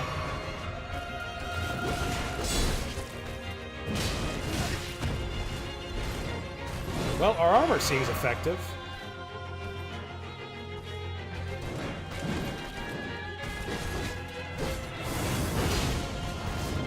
She keeps sidestepping my stuff. Ah. Down to my last. Oh! Oh yeah, those have pretty good homing at long range. We got almost halfway there. We did use the summon, but almost halfway there. I feel like the lion would be easier, actually. I don't know. We'll see if we can get her to the second phase. I assume she has a second phase, and we'll see what happens then. Have fun? Oh no. Or maybe you were talking to Basil.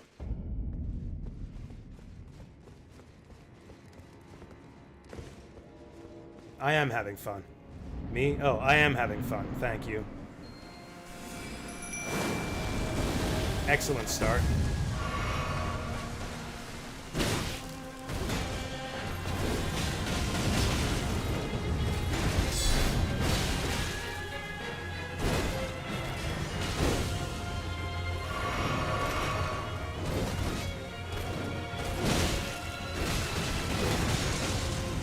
Is he actually bleeding her?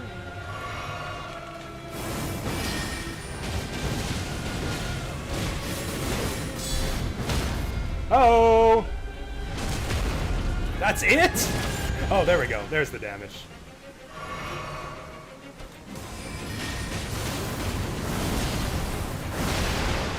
Oh, maybe you can't jump it when you're that close.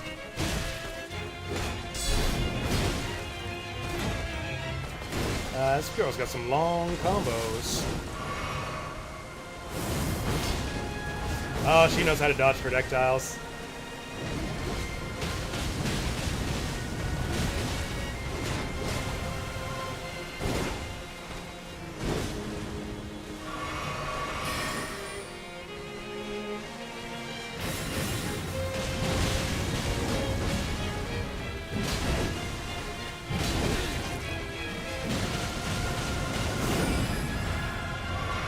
Oh, here we go. Oh, fuck. Oh, fuck.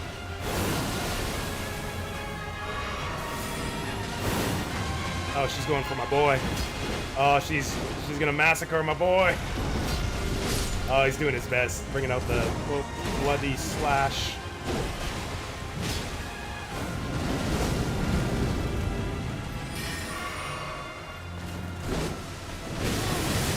Oh, fuck me.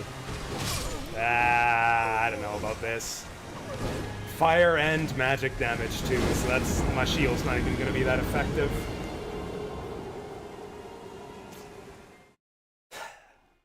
And that's with the summon. I haven't really learned the fight at all yet. Like, I'm just kind of randomly trying shield counters when it feels right. I think I'll try it without the summon this time and see if I can actually get a bit of a duel going. I couldn't even tell if the summon was doing anything to her. Did we get a single bleed proc off? I couldn't even tell.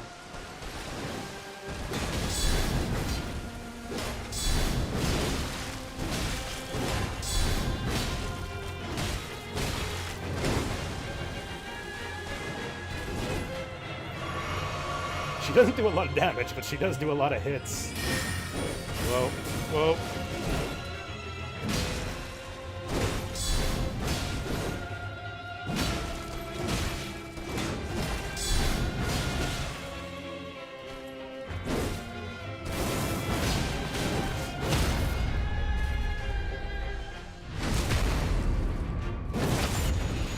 Yeah, we're doing all right.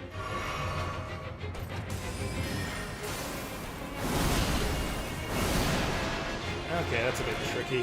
Whoa. Fuck. Fuck. She does have a tendency to kind of flail in the wrong direction sometimes. Maybe we can take advantage of that.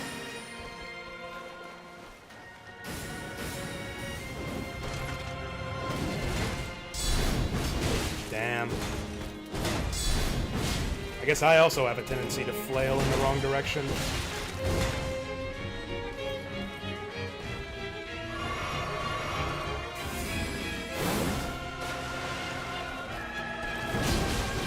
That's a bad trade.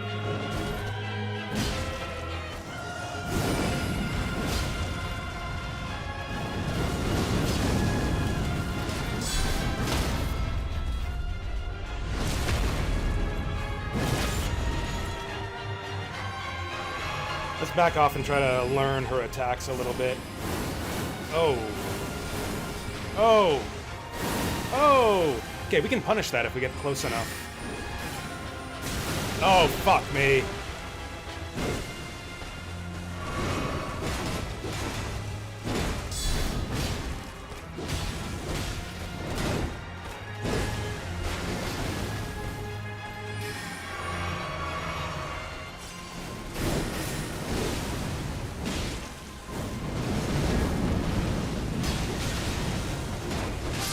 so much damage. And yeah, it chips right through my shield too. That wasn't super close, but yeah, we did pretty good considering no summon.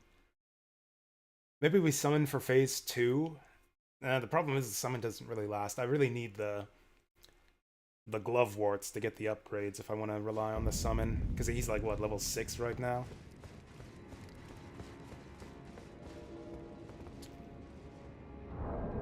I don't know, is this easier or harder than the lion? I might go back and try the lion again.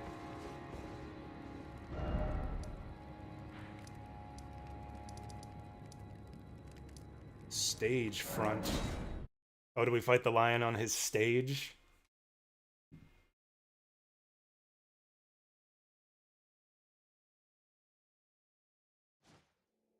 Oh yeah, he's a dancer, so he has a stage.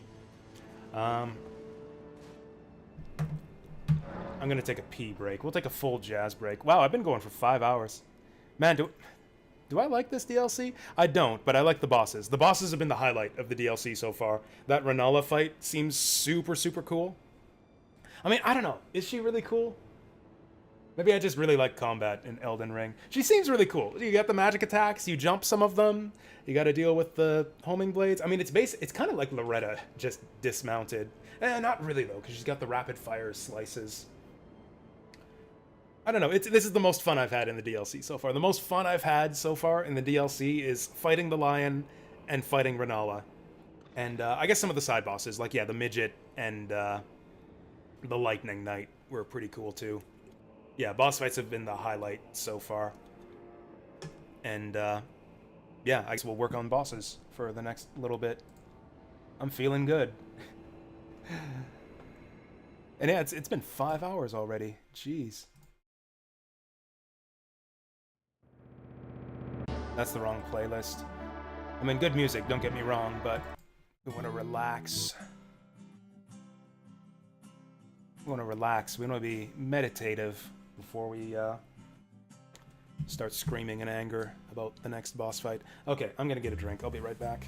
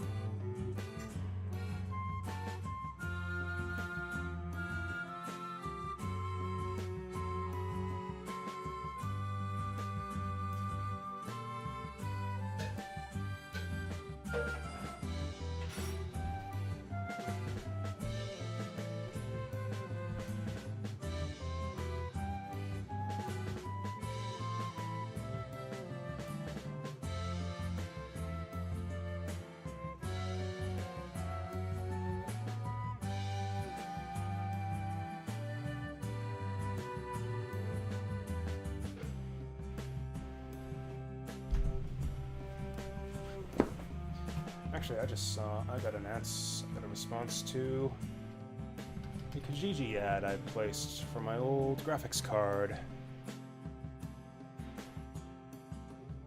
Let me just respond real quick here.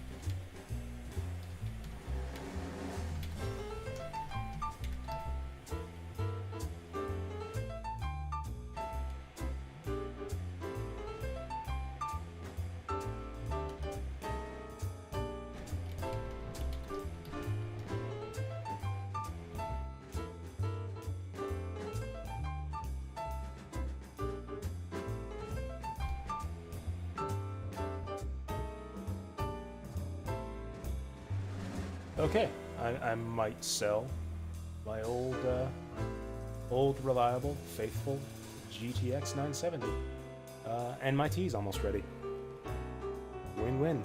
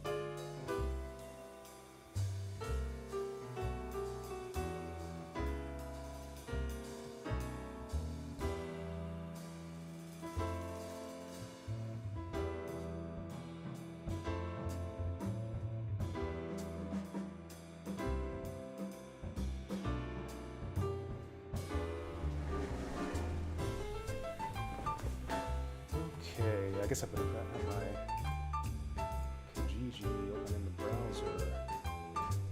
Making some deals right now. It sounded like they wanted to come over right away, but that was a couple of hours ago, so we will see. There we go. I'll just keep that open off to the side.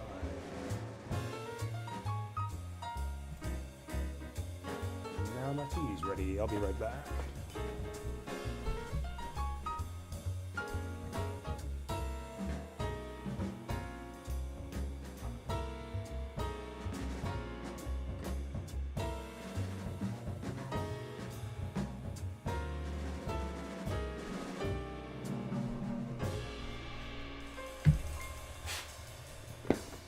This is gonna be really strong. I used too much leaf. It's always densely packed at the bottom of the tin, so it's, yeah, kind of hard to measure it out at that point. There's gonna be some strong tea. Doing a lot of marketplace deals for cheap stuff. Buying? Oh yeah, buying. Oh yeah. I am selling a lot of cheap stuff. I'm selling my old graphics card for 60 bucks. I had it up there for like a month at 80 and I couldn't get any buyers.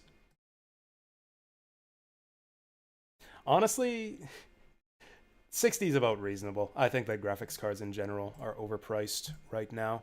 I saw old 970s on eBay for like over $100 Canadian, like 120-ish. Although I don't know if anyone's actually buying them at that price. There we go. So what are we doing now? Oh yeah, Dancing Lion. We're doing Dancing Lion right now. I think I will summon against this guy, if it helps. I don't know, it probably won't help. Not summon this guy. NPC summons are garbage. I'm not even convinced that they're helpful. Like, the bosses get double health if you summon. But I might use Spirit Ashes. In fact, I'll use Spirit Ashes once he goes to phase 2. Oh, we're doing a bit more damage. Although I guess I am using a different weapon.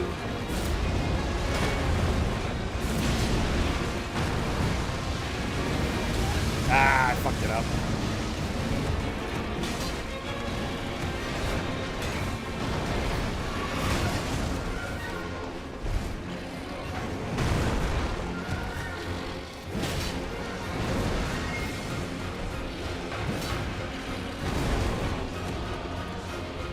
Oh, I thought he was going to do the breath follow-up.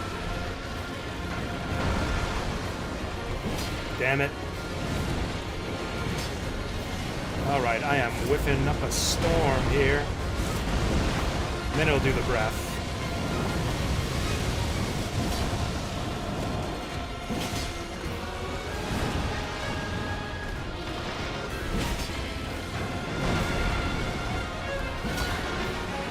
We are whiffing up a storm.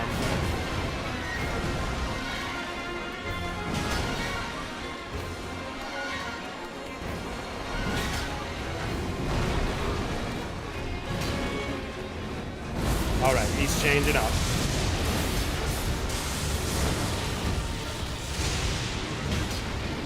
Man, is this guy not gonna stagger? I guess he doesn't. Oh, he's going fire now. Oh, he did stagger him and I missed it.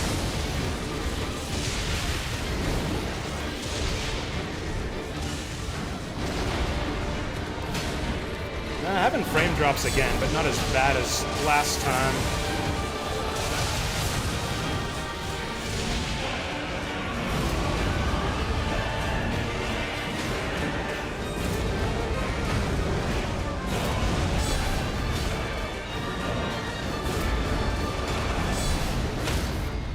There it is.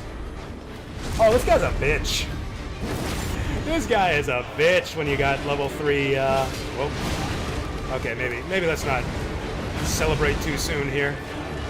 Oh, is he winged now? I think he's changed elements. Okay.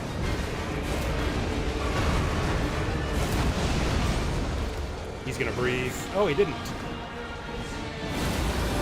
I feel like ice is the best chance to get some hits on him.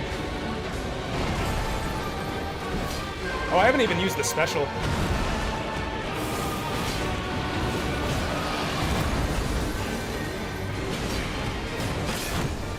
Oh shit, that's me getting guard broke there. Holy fuck, that was tight. That was so close. I'm too far away.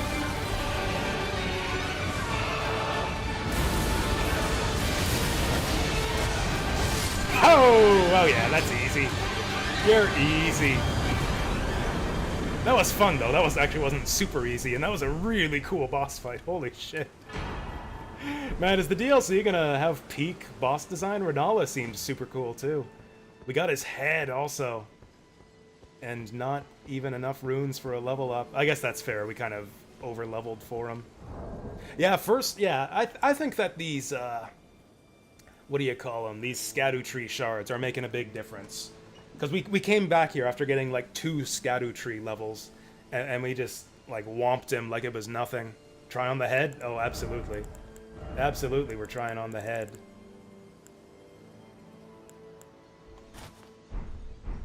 I don't know, it's not as huge as my jar head. I guess it just sits lower. It sits lower on your face. Do I even have a head anymore? Where's my fucking head? I don't have a neck. This thing literally just replaces my head. Yeah, look at that stump above the neck hole. I have to decapitate myself to put the lion head on. This actually looks kind of rad. I wish the head, I wish the head sat up a bit higher. Looks like I'm like hunched over, which I guess is what the boss looked like.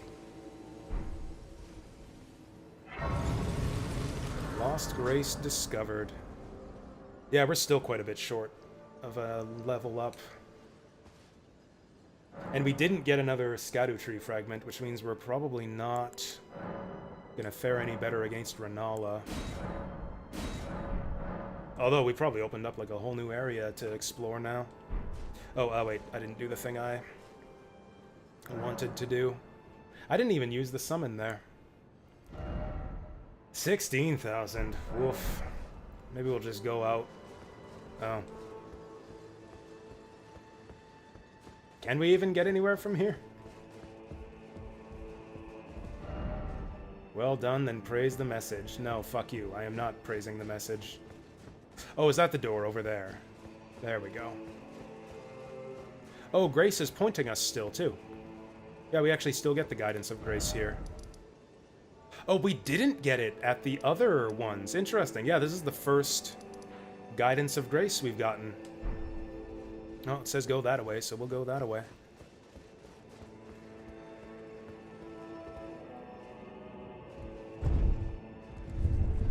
Do you want to check under the elevator? They wouldn't do that to us, would they? Looks like there's nothing under there.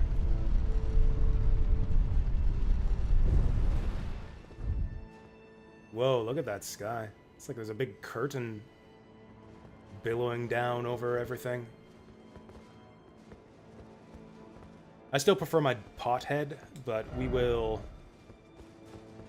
you know, we'll flex a little bit with the lion trophy here.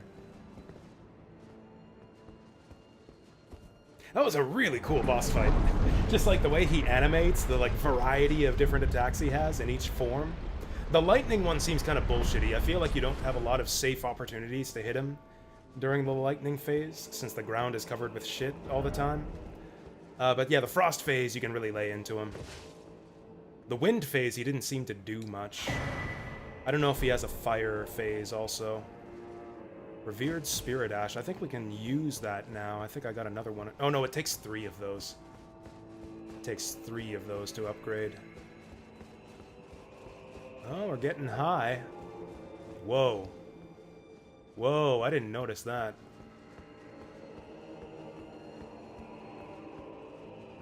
We got fucking reverse Dracula's castle floating up in the sky there. Look at that. Damn, look at the thorn. Damn. Okay. Nerdtree, but didn't expect Edge. Oh, this is it. Shadow of the Edge tree right here. That is an edgy tree. How does that have no How does that have no updoots? I'm gonna give that an updoot. That made me laugh. The two things that this DLC does really well so far, boss fights, but only specifically the big boss fights, and like the scenic landscapes, like the scenery leading into a new area. Both of those are. Oh yeah, that's right. We got another message earlier that I forgot to read. Tower of Shadow message left by Needle Knight Lida. Gate of Divinity lies in the tower sealed by shadow. That is surely where kind Mikola is headed. We are no Empyreans, but we must locate the path that will lead us there. I will follow the crosses east. Yeah, so if this is the way forward, why would we need to go east past Renala, I wonder? Oh, we got his remembrance, too. That's right, we gotta go back and check what we can make out of this. Which is probably nothing good for us, probably some magical bullshit. Ritual of the Lion Dance was turned towards martial ends, its divinity, its fury, its light-footed beauty.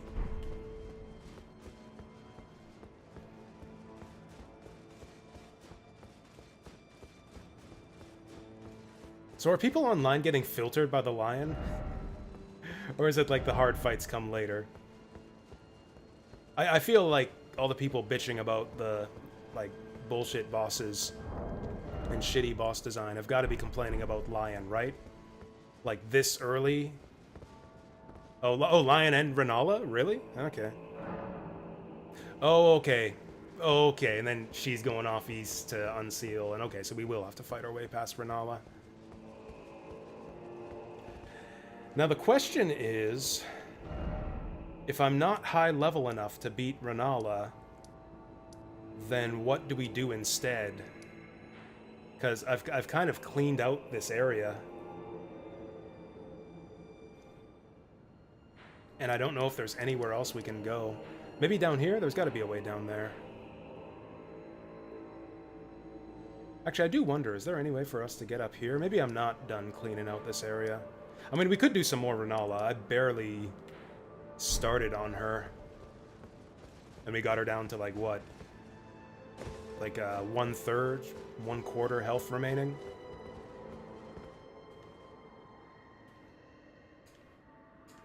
Am I giving up too soon? Is there anything else we can do here? I feel like we're being blocked off and herded away. In which case, is there any reason to do the lion at all this early? You might as well just leave and come back and do them later.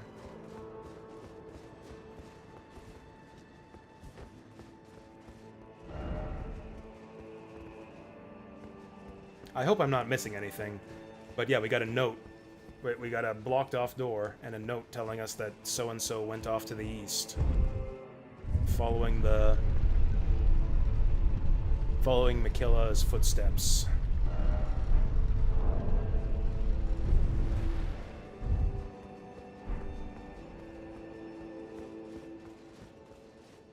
Yeah, we can't actually get anywhere new from this just yet. That's kind of lame. Oh yeah, I remember what I was wanting to do now. There was another note that we picked up earlier, but I forgot to read it. There we go. Castle Cross message. Message left by Needle Knight Lida. Seeks the tower sealed by shadow and the gate of divinity found there. We must burn the tree that seals the path, and for that we require a flame.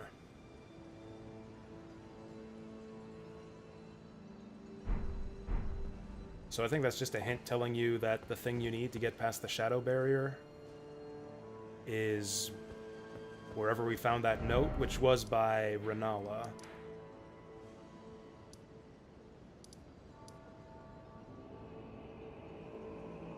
I wonder if there's a way up here. Also, I wonder if we can kill that big torch head giant now.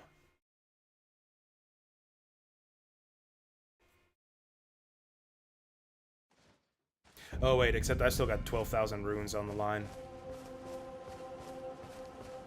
Rower. Yeah, Rower indeed. Rower. Yeah, have a good pee and pooping dog. We'll see you in a bit. Can we get up there?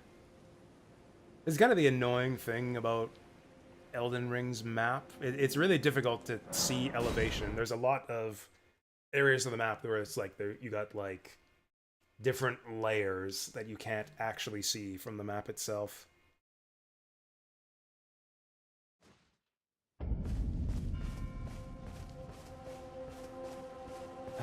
So we're trying to get up there. I mean, it could always be a teleporter. That's the thing, is there's the plateau in Liurnia in the base game. Oh yeah, this is where we first came from. There's probably no way up there from here. Eh? No. Yeah, this is where we started from. Did I see something there? Oh. Okay. Missed a broken rune.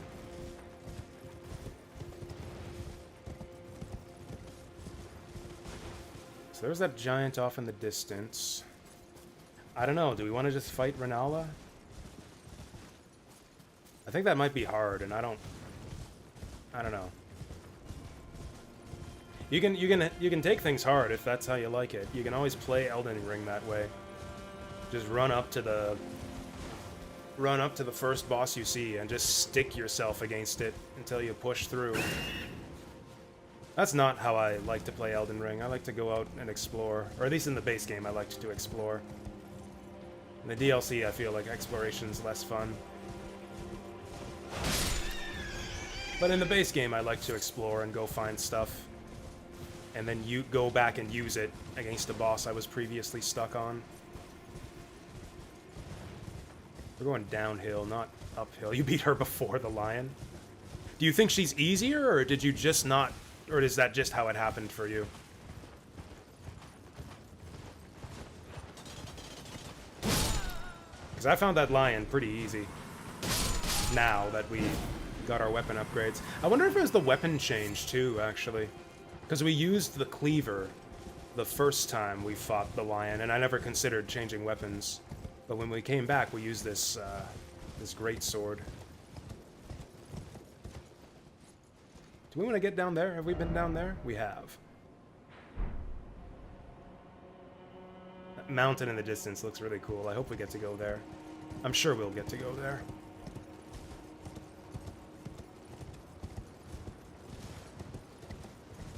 The line is more straightforward.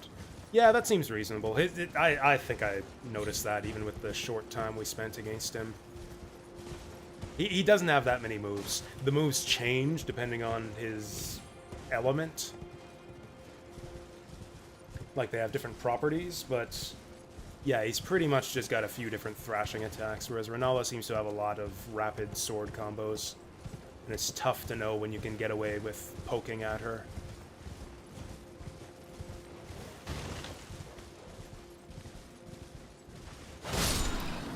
I don't know. I'm trying to find... Whoa. I'm trying to find something to do, but I don't know if there's anything for us to do other than fight Renala. Did I seriously find, like, everything out in the field that we can do right now? Surely not.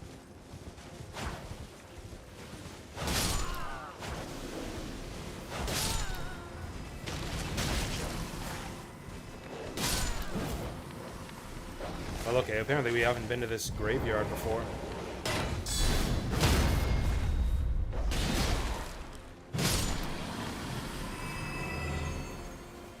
I also kind of want to just wander around until we get enough runes to get a level up. That's what I want to do, is I want to get enough runes for a level up, and then I won't have to worry about losing them when I throw myself against that fire giant.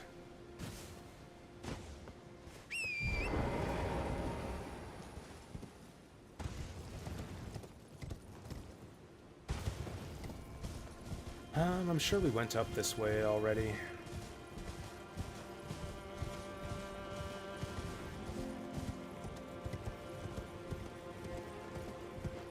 Oh yeah, we got that painting in here.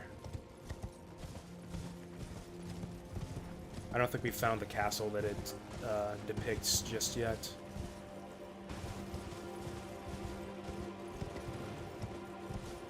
Oh hey, a congregation of hood guys. Oh yeah, I remember these guys. We had fought these guys.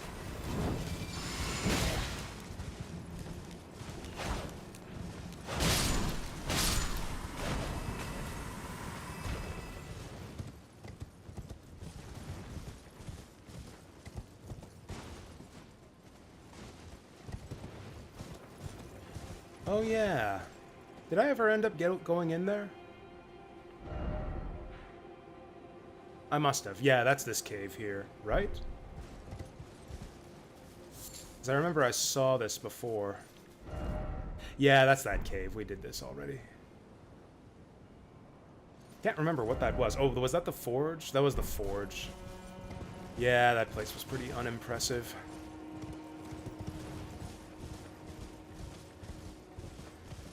You know, it kind of feels like we're stuck here until we beat Renala.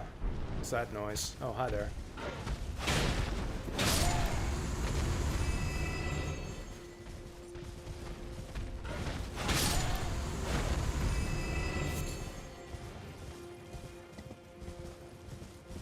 I guess we just go for it then. This feels kind of weird. This can't be right, right? We can't be stuck here. Like, base Elden Ring pretty much never let you get stuck. Like, the game was wide open. You could get, like, you could go out from Limgrave, like, all the way up into... You could go around Stormvale, up into Liurnia. From there, it wasn't too hard to get to the Altus Plateau. You could go from Limgrave into Caelid, just right from the very beginning. It was super open. There were lots of places you could go.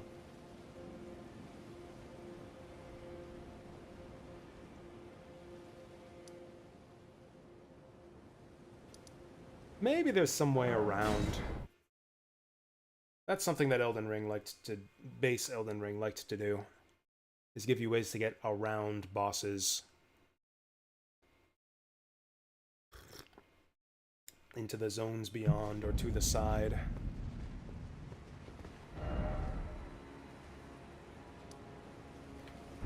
The main thing that would be helpful here is if we could cross the water.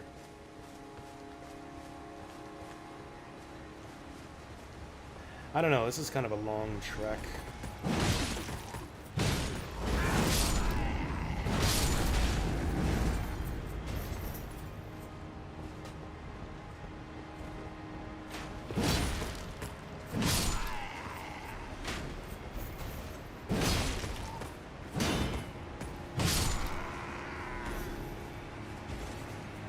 Oh yeah, did we ever figure out how to get over there?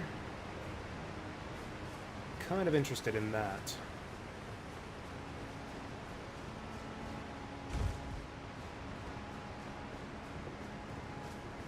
That should be, like, right here, shouldn't it? Oh, I must have done this, right? This guy keeps missing me, and I want him to hit me so I can get the shield counter. There we go.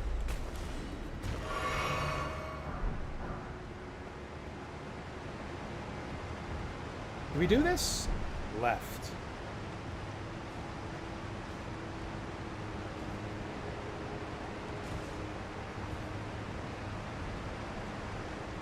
Is this deep water? I'm nervous. Let's go left. I'm afraid we're gonna, like, fall in the water. So let's go left. Oh, we did do this. This is how we got into the castle in the first place. That's right. We came up from down here. That was the unimpressive waterfall. Shit. Oh, I haven't died since the last time we fought her, too. I don't think we left any runes, though. I think we left, like, 2,000 runes. Okay, I'm gonna try one small thing. I'm gonna try and see if we can get up here. And if we can't... There go my headphones again. Why the fuck does it keep doing that? Oh, they're... Okay, yeah. I was gonna say, oh no, my headphones turned off. I got no audio. Yeah, it's because we're loading. There we go.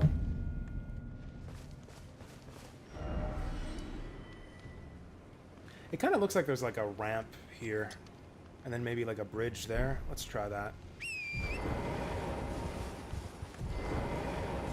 Oh, we can't ride the horse up here. That's fine.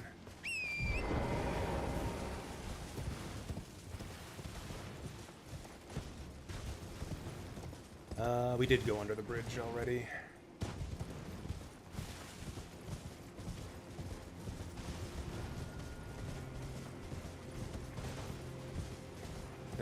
Looks like this isn't going to take us as high as I would like.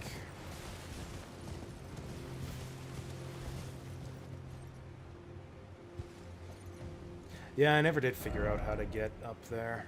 Shoot. It seems like we're stuck. Unless... no.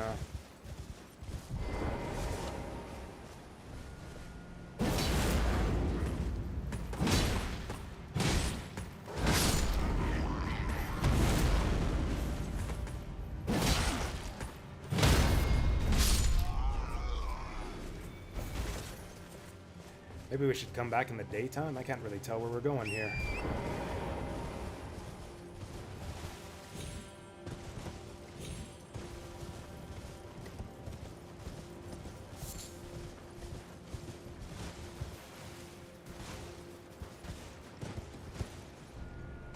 Nope, no going up this way.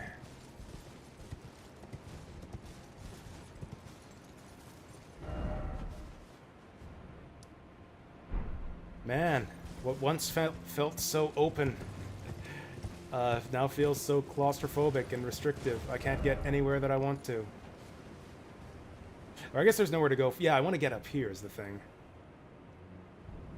Up here or up there, and I'm guessing the only way to do it is through here. I wanted to get down here, but I couldn't find a way. Oh, maybe there was something up here? No, I remember trying this. That's just a cliff. This is all just a cliff. Over there was nothing. I never found a way up here, and I'm kind of guessing that's going to be a teleporter to get up in this region. Yeah, I think there might be nothing for us to do but go fight Renala, so let's go do that.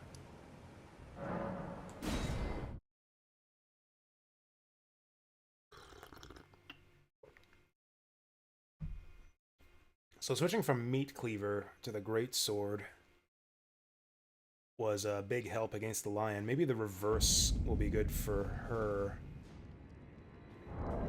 Let's try a few different weapons.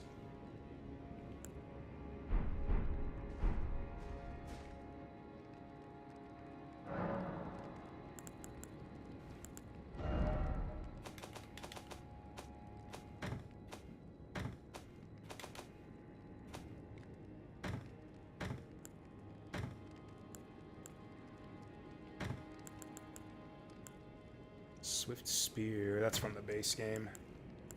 Oh yeah, we could experiment with some elemental weapons too. Do we think maybe she's weak to lightning or something? I have another ancient dragon. Oh yeah, this is the Rotten Axe too. Actually, the one other nice thing about the DLC here is that it seems to give you a lot of the big dragon smithing stones. So you can play around with a lot more weapons, which is good, because the DLC gives you a bunch of new weapons. Let's get a level up and then just fight her, I guess. How much do we need for a level up? Oh, only 3,000.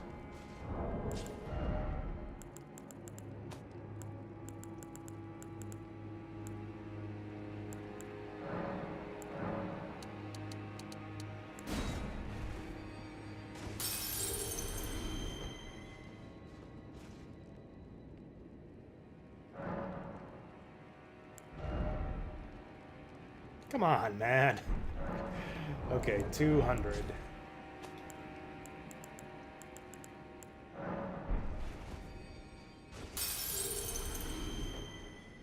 There we go. Now, what do I want? What's the stat that upgrades your magic defense? It's not mind. I'll probably just keep working on mind, though. Endurance would be good too, honestly. More stamina is always good.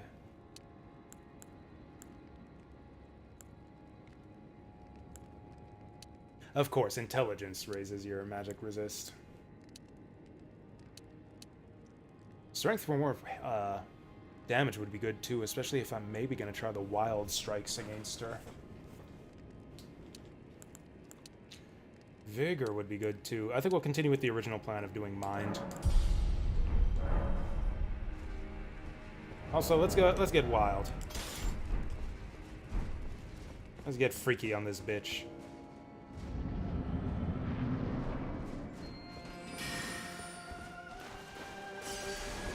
Oh yeah, we got nothing left on the floor.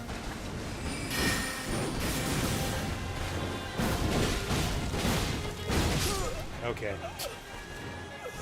I guess she's a bigger freak than I am. I mean, that was some pretty good damage for like 1.5 seconds of wild strikes. Maybe if we do it at the right time. Maybe if we actually wild strike intelligently.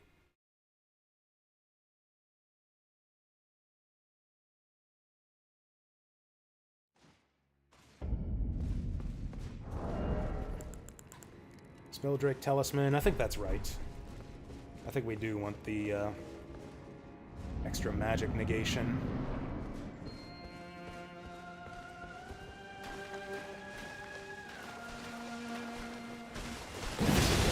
Ah, she doesn't stagger.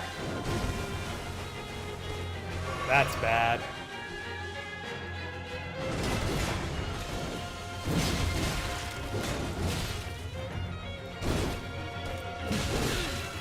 No, she's a jock.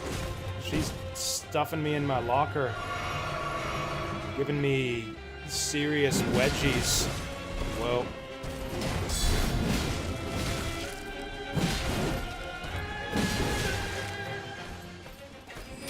We can almost just damage trade with her. Yeah, as rapidly as she swings, she doesn't actually... Or, I mean, she does tons of damage in phase 2.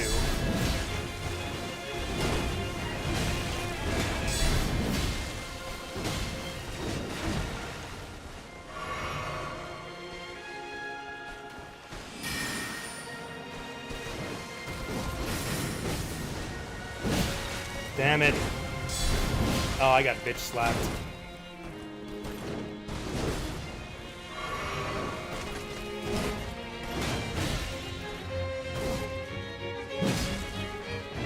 You know, I'm feeling like the cleaver is not the way to go here.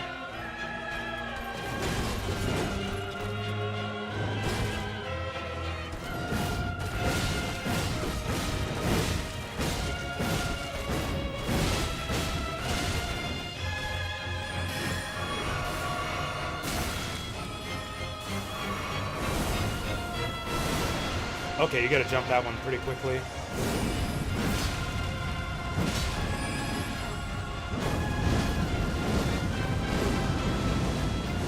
Yeah, that's a good time to hit her if you're up close. Oh. Man, she does that shit on purpose. That's like some cheesy bullshit like I do when I'm the yellow robe monk in Demon Souls. Run up and attack right when you're about to get those floaty yellow balls.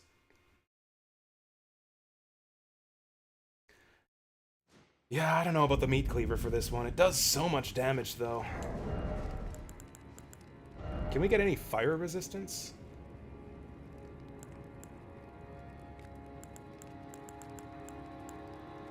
No, the pot actually has lower fire resistance.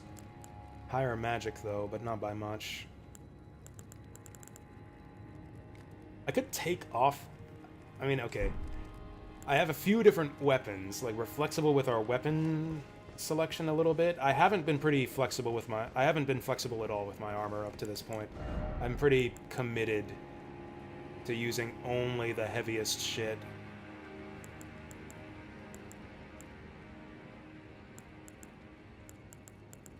Our old armor actually has higher magic and fire negation. How much load do we gain? It also looked way more stylish.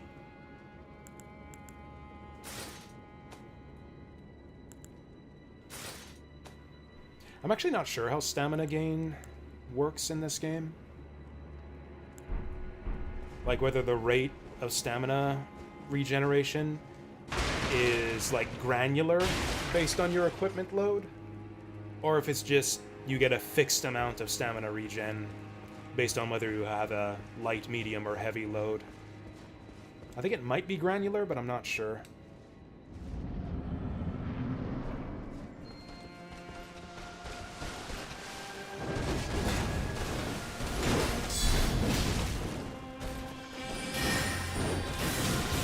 scammed.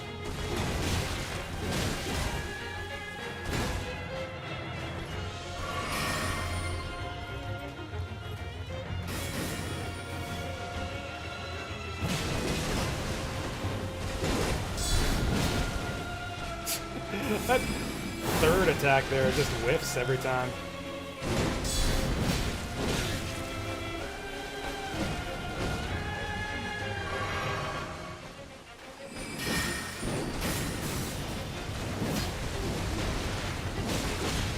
Damn it. Keep on running up when I should be... Whoa, fuck. I run up when I should run back, and I run back when I should run up. Well, that was a bad run. Maybe the meat cleaver is not the answer.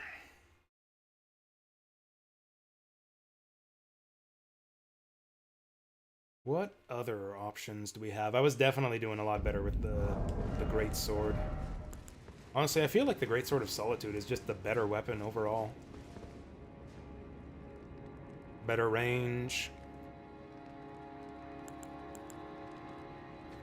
More poise damage. Better special. Special's kind of situation. Meat Cleaver can wreck fools if they're too dumb and slow to fight back. There's no way that Godric's axe is good here, right? There's absolutely no way. Oh yeah, I used Dog Walk Day as leg day. Yeah, you should, like, I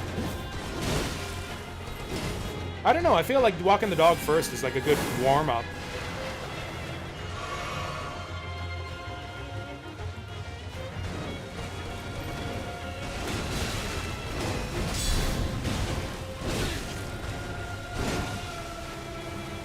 Okay. Having difficulty figuring out where the gaps are.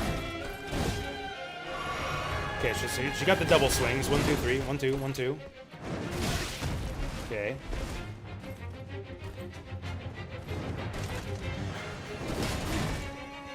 Oh yeah, the whole city slopes down, kind of like Springfield. Whoa. Actually, I need to incorporate rolls into my strategy more.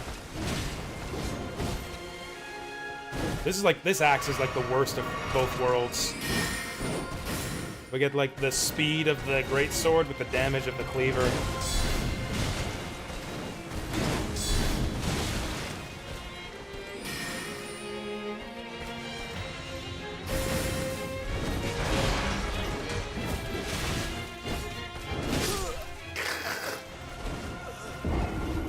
That was an obscure reference, but I think it's from the Homer's Soulmate episode. Yeah, when Marge meets up with him at the lighthouse. Well, I know you'd move south because you'd walk south because Springfield slopes down in that direction. And then I remembered how you love blinking lights. Do you like blinking lights, Vasil? Oh, you do know that one. Yeah, that's one of the best episodes, I think. That's the same one, right? The same one with the coyote and the chili contest. That might be my favorite Simpsons episode. How are the dual axes? They require stats that I don't have. Yeah, you need a bunch of faith to use that one.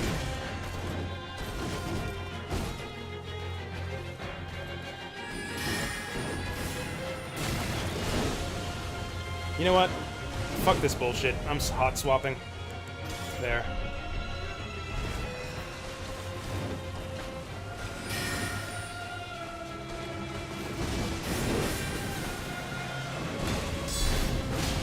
Oh, look at that. It even does more damage. Ha! Whiffed. Okay, I think patience is going to be key with this fight. Damn.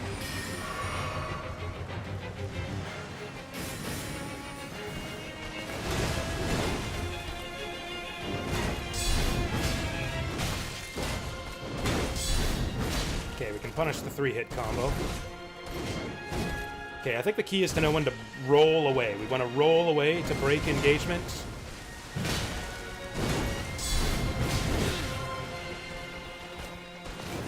Oh, fuck. Yeah, roll back to break engagement when you need to recover stamina.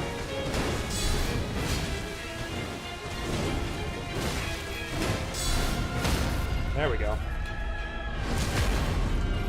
You punch like a Ferengi, nice.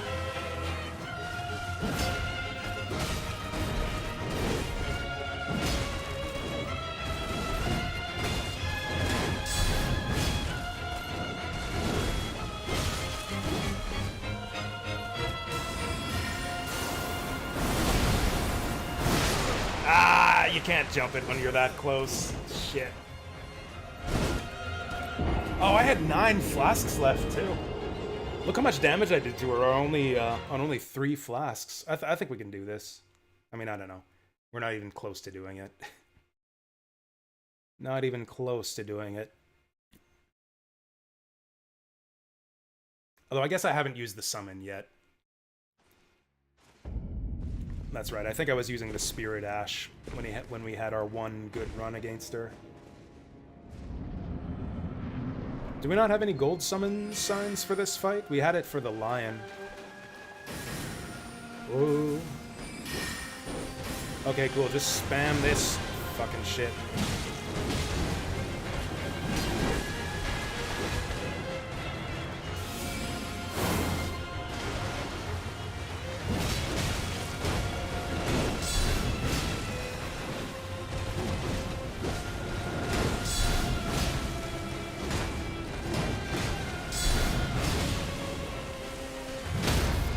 Heyo.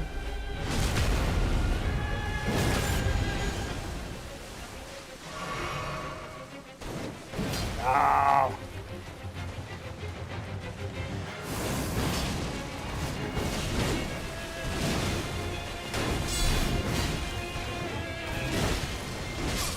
Ah, shit, I was trying to roll.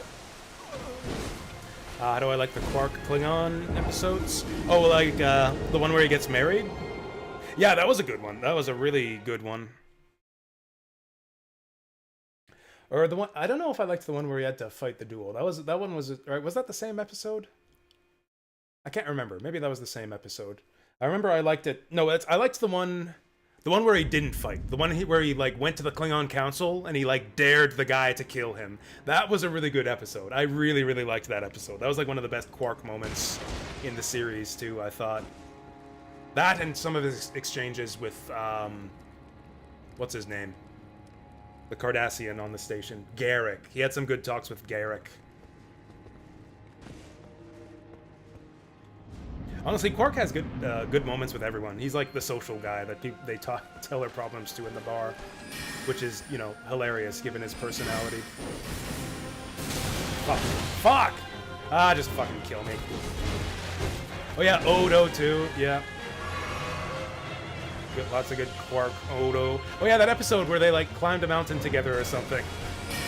That was a good Quark Odo episode.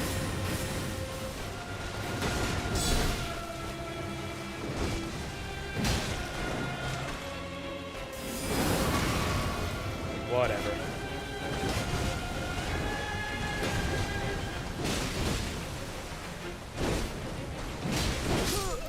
Shit never ends.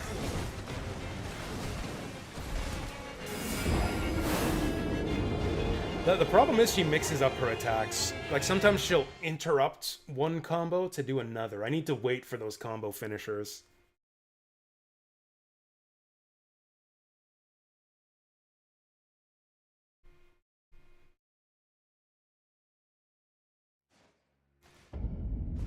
Like, I really prefer not to do this. Like, playing the original Elden Ring, like, when it gets to this point where I'm not making much forward progress, like I'm not getting that much better on each boss run, I would rather go somewhere else and try to level up, gain power, but I don't know, unless I'm missing something. It seems like we've been everywhere and done everything we can do. It's been 6 hours? Yes, it has. Yeah, that's the length that the stream has gone on so far.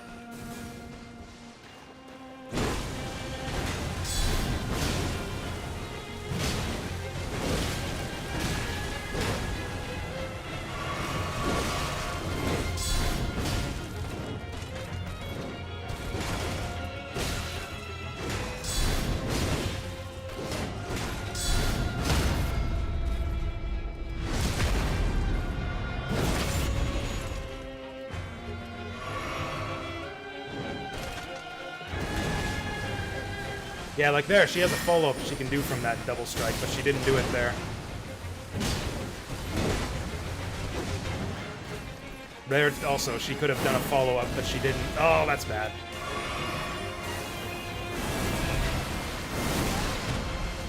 You know, I don't know if it... Okay, if I roll away from the vertical slice, I don't know if it's possible to jump. With the heavy roll... Oh, no, I can jump right out of it. I guess I have to jump right out of it. The what? The rain dance? Okay, I don't remember that, but if you say so. I honestly don't remember that, but maybe I don't know. Maybe I was drinking or something and forgot about it.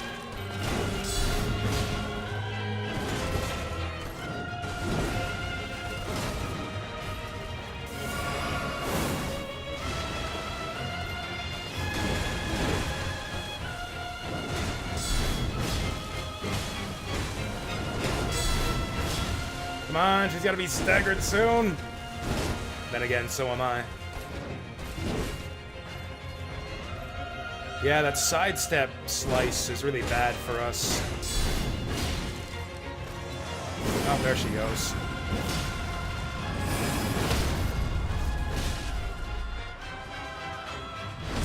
Well, that's a good start to phase 2. Okay, I will heal, because she can do a lot of damage.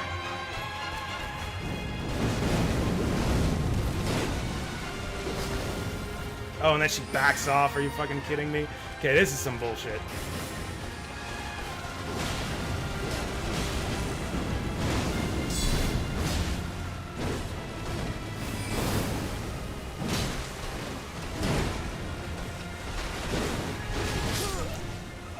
I need to stop rolling as much. That was a good run. That was a really good run. I still had 4 flasks left, too.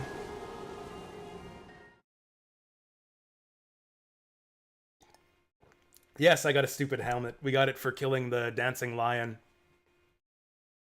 Yeah, we killed the dancing lion and cut off his head, and now I'm wearing it as a hat. Does this have any special properties? I didn't even notice. I think it's just a regular helmet.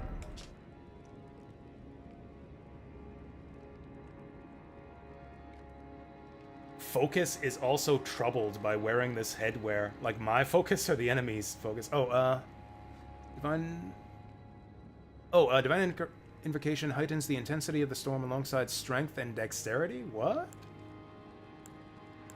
Oh, I gained strength and dexterity for wearing this. I didn't even notice. Reduces the restorative effect of drinking from the flask of sacred tears. Oh, that blows. Like crimson tears or cerulean tears? I didn't notice that. I guess my flask effectiveness is cut while I'm wearing this. Maybe I shouldn't wear this. If this is fucking with my flasks, maybe I shouldn't wear it, because 4 strength is not much. Maybe we shouldn't wear this. Oh, my fire resistance goes way down, though. What gets me the best magic and fire resistance? Probably the Jarhead. 5.2. Goes up to 5.3. It's about the same. It's lighter. It's lighter than the Jarhead, but it has lower defense. It seems like a good helmet. The effect is actually potentially good if you're using weapons that require both strength and dexterity. If you have a weapon that scales evenly with strength and dexterity, it could be a good helmet, because it boosts both of those stats.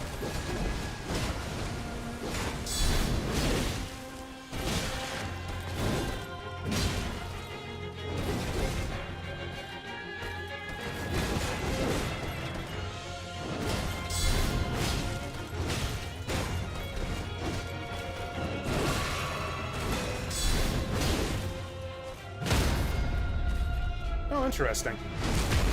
The regular attack does enough poise damage to also stagger her.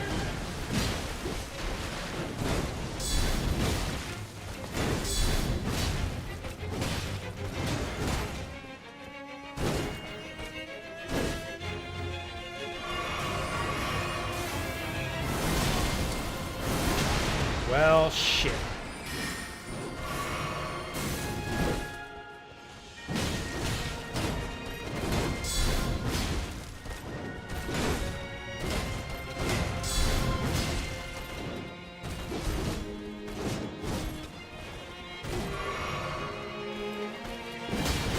Ah, I was hoping for the stagger there. There it is. Do I have enough to flask and stab? I do.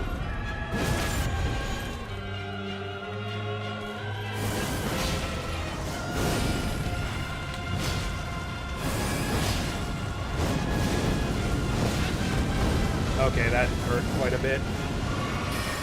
Good damage, though.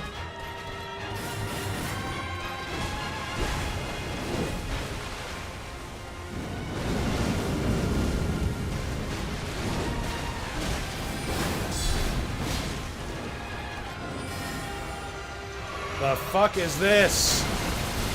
Okay, I guess we gotta jump that. Jump, jump, jump.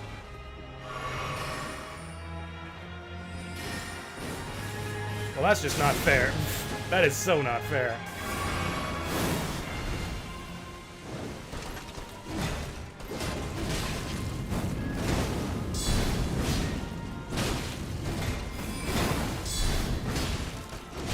Yeah.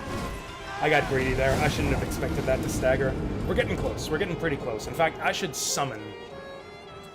Yeah, I should summon my Spirit Ashes the next time we get her to Phase 2.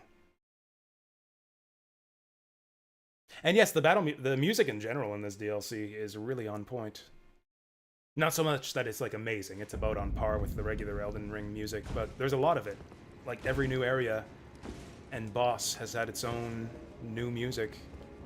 You know what would help us a bit here? Some additional health.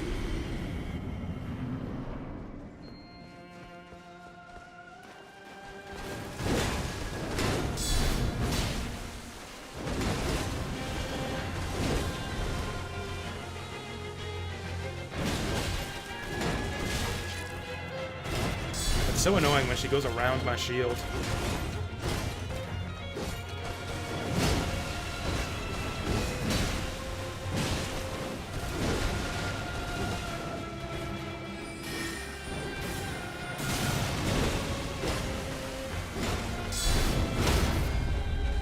Clutch. I hesitated there. I should have drunk immediately.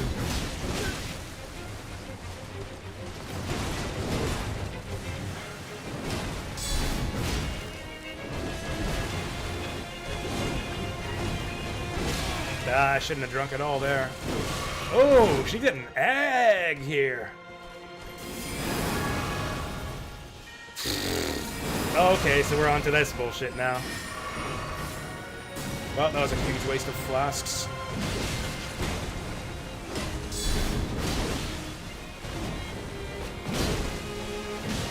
We're both swinging past each other here.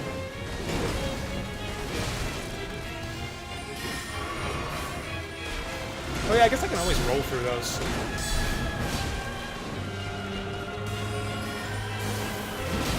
Ah! Oh yeah, we can always roll through that too.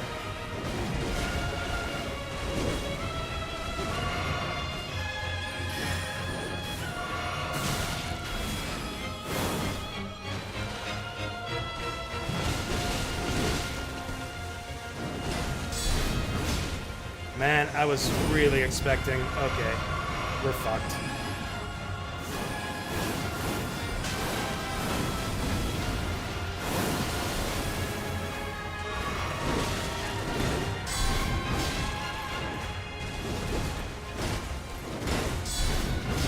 Oh, she gets a follow-up from that combo in the second phase.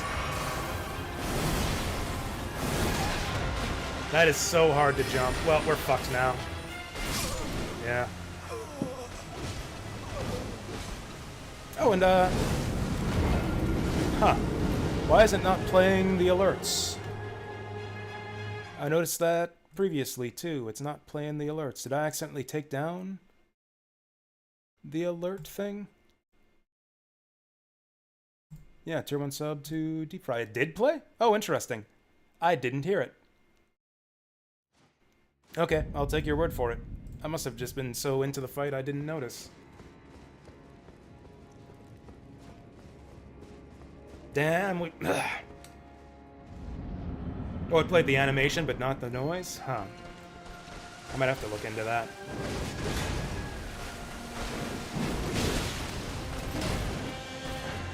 Yeah, it could have been just that everything was too loud for me to hear it.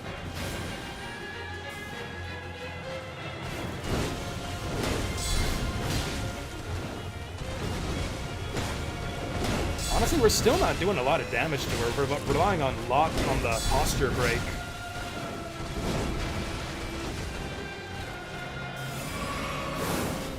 Yeah, we're relying a lot on our posture break for damage here.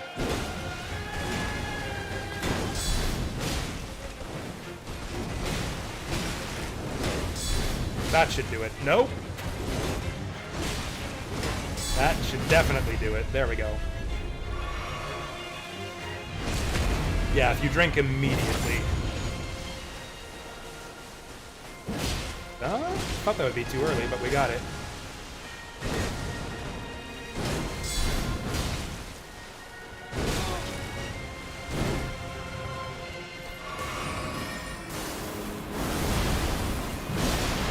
Ah, I should have just rolled twice.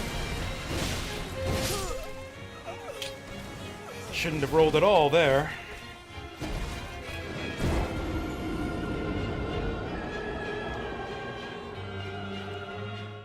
It's like we're fine against her when I'm high on stamina, but she can get so aggressive that it's really difficult to break off and recover stamina. Which I guess is the problem I have with every boss with my shield build. Is there an accessory we could swap out for extra shield guard? I don't know, I feel like we need that magic damage negation.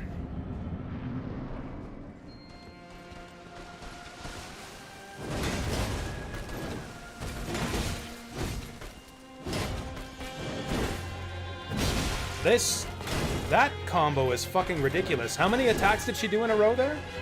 Like 12?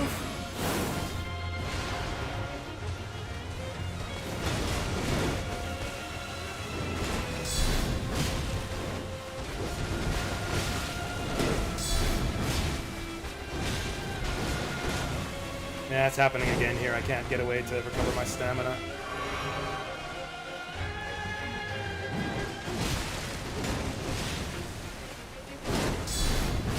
Oh, okay. Yeah, she just keeps on going. And she does that. Then now she's in the phase where she wants to do that every time I try to drink.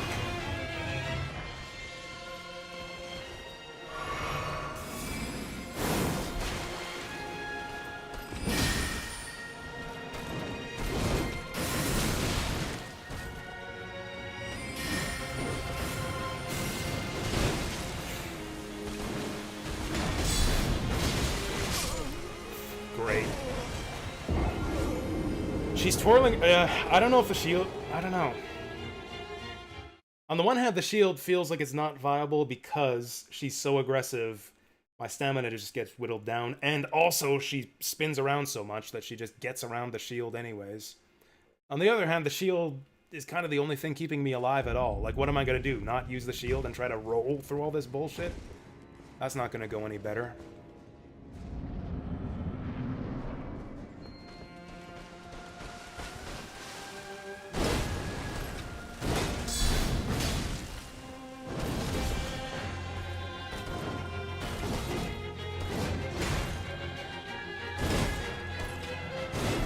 I should have gone for it there.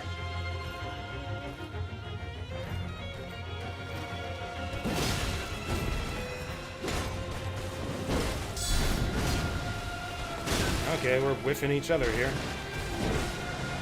Yes, there's lots of shields with 100% damage block in this game. In fact, most players consider 100 damage block to be kind of a prerequisite for a shield to be viable.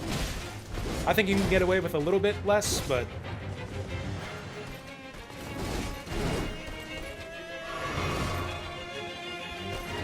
at least in the early game. Late game, when you're dealing against assaults like this, yeah, you want 100% damage block. Now, against magic and fire attacks, I don't think so. I don't think there's a shield in the game that gives you 100% magic or fire block. So elemental damage will always do some chip damage through your shield.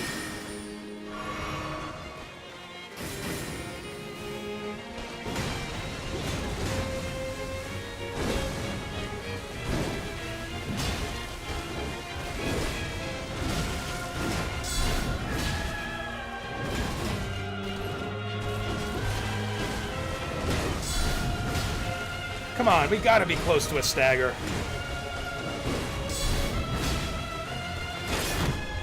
Oh, that's okay, that's me staggered.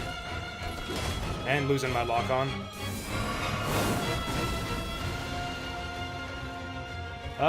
Yeah, this is still pretty fun. This is a cool boss fight. I like this one, although it is very difficult.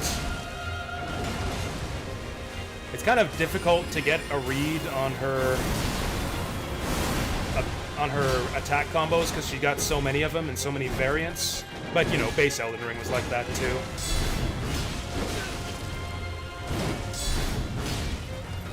Also, I kind of still hate that this game doesn't have a posture bar. Like, you really need to get just a sense of when the enemy's posture is gonna break.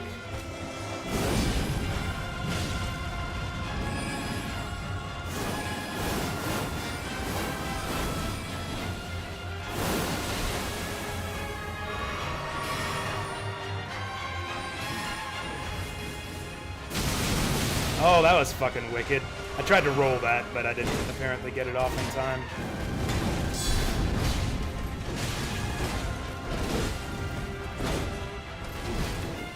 Now this phase becomes ridiculous because she's doing chip damage through all this blocking as well. Oh, she can extend onto the double sword combo now too. Fuck.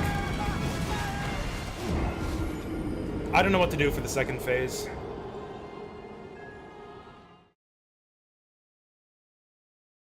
Talisman for seeing poise? I don't know, I feel like you would never use it. Talisman slots are so valuable. Do I have an anti-magic shield? I don't think it would be better, because any shield that has a higher magic block stat will have a lower physical block stat. In fact, I don't think I even have a shield with a good magic block stat. Oh, I do, the Wolfcrest shield. The problem is, the most important stat for shields is guard boost. That determines how much stamina is drained by blocking. So the other big problem with a magic block shield is that I would just lose all my stamina by... anti-magic shield? I don't think so.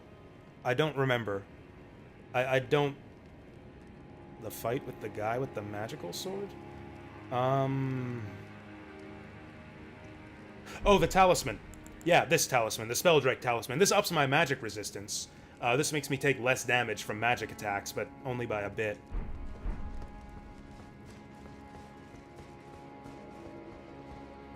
Maybe I could try a different weapon. Maybe we go back to the cleaver. I mean, the great sword isn't doing it for us. Then again, I never even got her to phase 2 with the cleaver.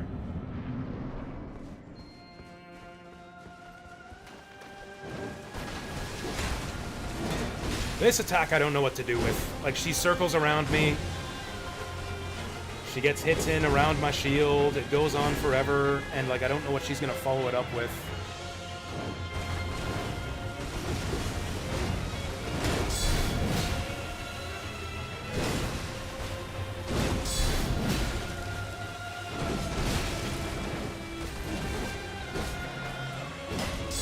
Oh, see, I thought she was gonna go with both swords. There's 2 variants. Oh, okay. Does this thing stagger faster? Oh, I should have drunk before I hit her.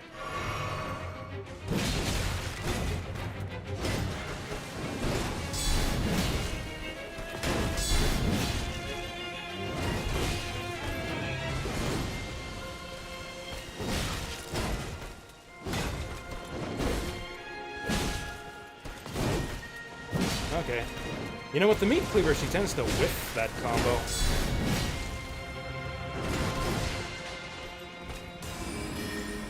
Shouldn't have done this. Oh, never mind, she's just done stupid. And so am I.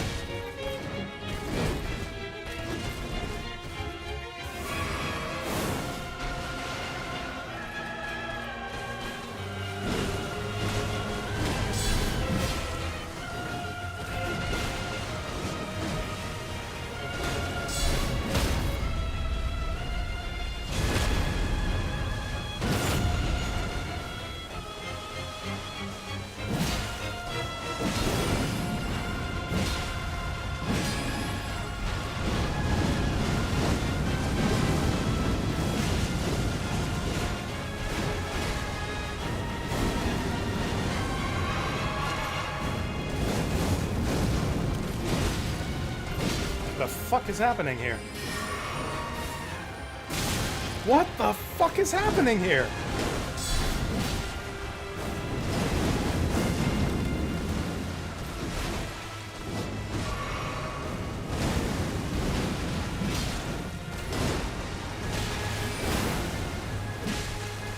Shouldn't have done that. I shouldn't have gone for the attack. That was really bizarre. There was like a bunch of stuff that, like, my controls were getting fucked up there. I was trying to roll and I was going in the wrong direction. I was trying to flask and it wouldn't do it. There was some bizarre stuff going on there with the controls. Dragon Quest is owned by Square Enix? Yes. Sandland Bandai Namco? Yes. They're both Toriyama games? Yes. Toriyama is not an employee of either of those companies. They license his properties to do video games on them. Oh, there is a gold summon sign here. Oh, there's that Needle Light Lita who's been leaving love letters for us along the way. It hasn't been anything like lag. In fact, performance has been less of an issue. Performance has been less of an issue with this fight than it was with the Lion.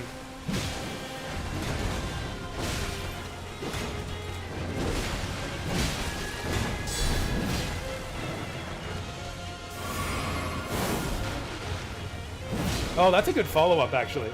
That's a good follow-up to the sword beam.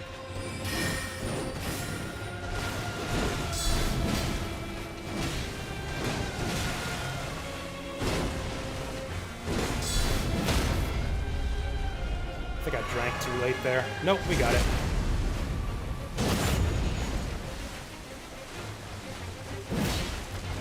I mean, it doesn't really matter that he's dead. It's just like any dead person. He has a estate or heirs or something, or possibly a company that now owns all of his franchises. Now they'll determine who gets to make Dragon Ball video games or whatever.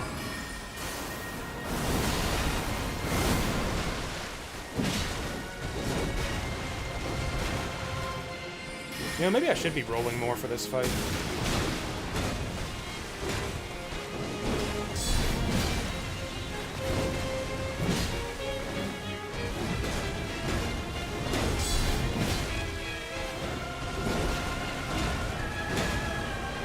Damn it, I did the wrong button there.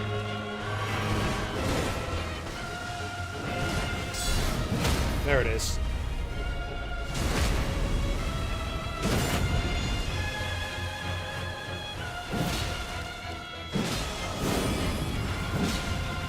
Oh wait, what am I doing? I should be doing Wild Strikes. Yeah, we should be doing Wild Strikes when she's about to phase transition.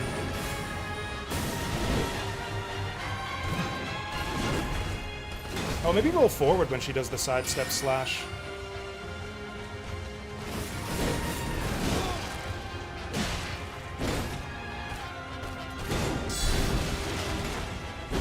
Ah, I panic rolled. I actually do think the cleaver is the better weapon here. Do I use physic? No, I completely forgot about my physic. I always forget about the physic.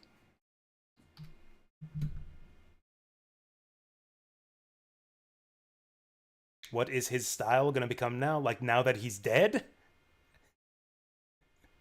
I mean, Toriyama's art style will live forever, but yeah, it'll definitely won't change.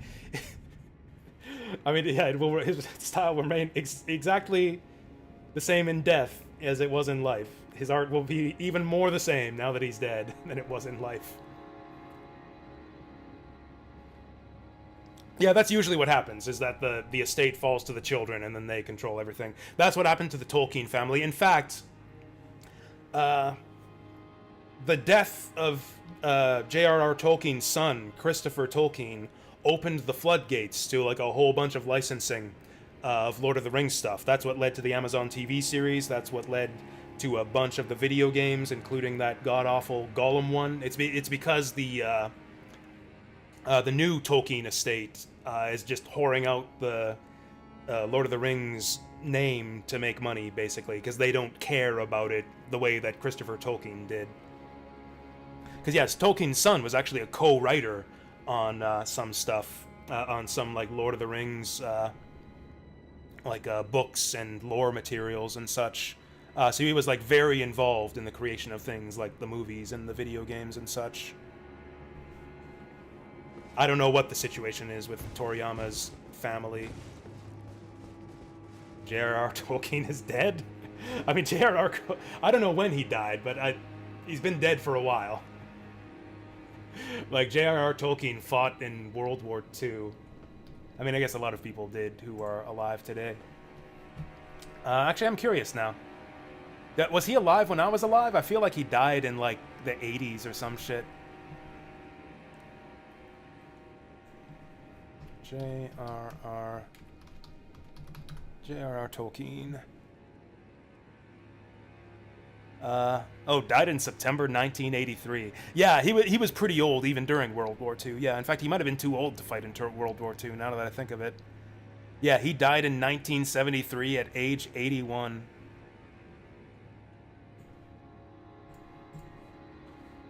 But yeah, I'm talking about Christopher Tolkien, his son.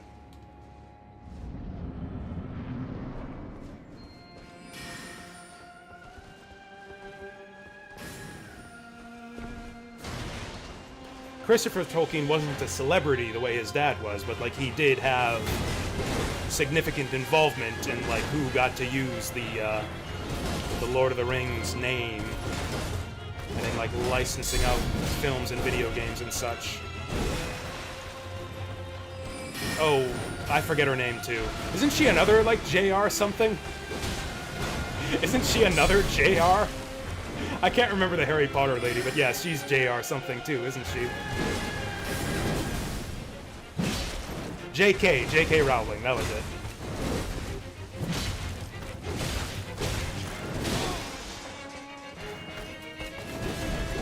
She's still alive as far as I know, so she's...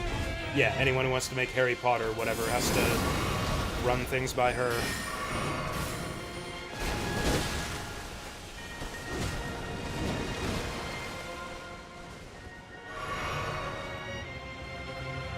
Just kidding, Rowling, that's funny.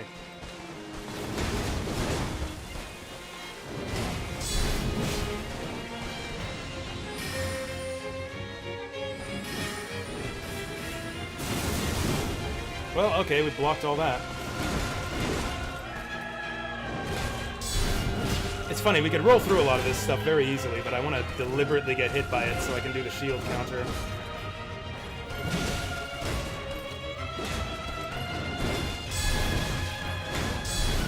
Okay, so the 2 sword swings is the end of that combo.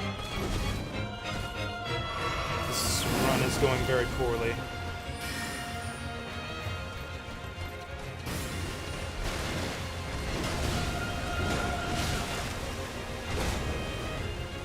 Yikes, when did I take so much damage?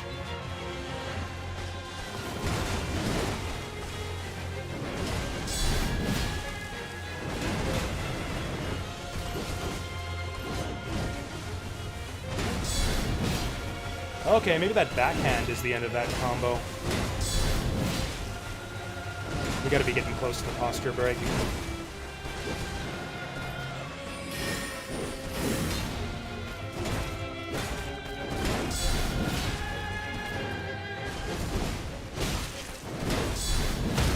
There it is. I think I drank too slow there. Nope, we got it.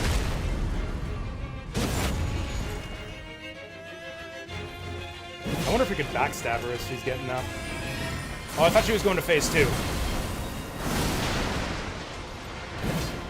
Fuck. Oh, I got outplayed.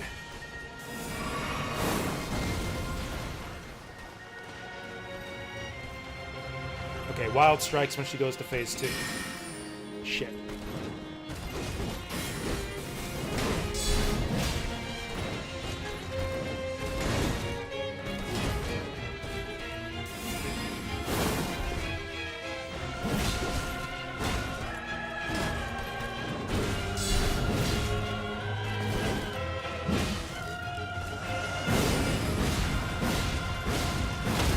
Oh! This is the secret.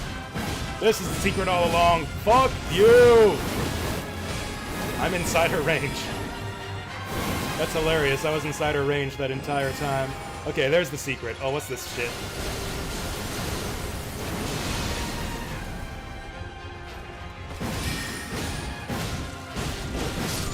Oh! Oh, shit. That was almost a double KO. That was the secret. Wild strikes were the secret. Oh, we got freaky on her. Holy shit. I still forgot to use the boss soul from the lion. That was my second time seeing that move. Yeah, I got punked by it the first time. I knew to jump. I knew to jump when I saw that. I guess she does it when she's at a certain HP threshold. Anyways, I fell way behind chat here. Oh, actually, Vassal said, just kidding, Rowling first. I didn't even notice that. Lord of the Rings Dark Souls game? That would be a good idea, to be honest. Oh, no, fuck Lord of the Rings Dark Souls. They should make the Silmarillion Dark Souls. I was thinking about this while I was reading the Silmarillion. Like I don't know, maybe a Middle-earth Dark Souls would work? Like I don't know. The backstory, like the story of the Silmarillion, which is kind of like the epic, like mythological underpinning of the world of Lord of the Rings, is kind of the same as like a Dark Souls backstory. So like you could do, like I have this envisioned in my mind, like a Silmarillion video game where you don't like follow the events of the Silmarillion, but you deal with like the aftermath of the Silmarillion, like in the Second Age or something. Or maybe you could be involved in the battles somehow. I don't know, but it has that same style of like epic, like kind of divine mythological storytelling that could form the basis of a good Souls-like game. Yeah, they should make a Silmarillion Souls-like.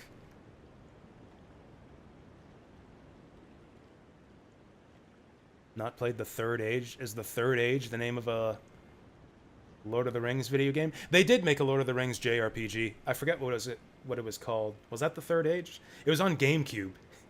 It was a Final Fantasy X clone. Oh yeah, like Deep Fry says there. Yeah, Lord of the Rings crossed Final Fantasy X, yeah. I hear it's good. I do hear that Third Age Final Fantasy X Lord of the Rings game is good. Oh, you tried rolling it. I didn't even consider rolling it. As soon as I saw her do it, it's like, oh, fuck, I should have jumped. Oh, she's doing it again. I shouldn't have jumped. And then I figured I was done. It's like, oh, I survived it.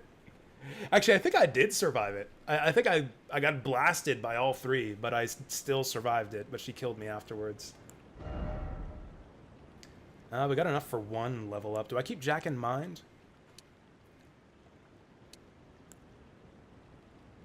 Where do we go? Endurance. Let's keep doing mind. Then we can start messing with summons. It's an average game? Really? I've seen people say that it's good. I don't know. Maybe I won't play it. Oh, it's on Xbox and PS2 also. I thought it was a GameCube only.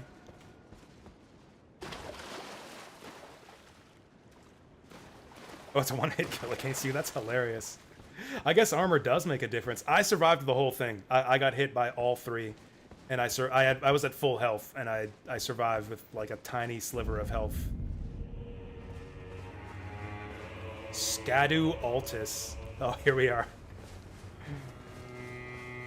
We're in Shadow Altus now.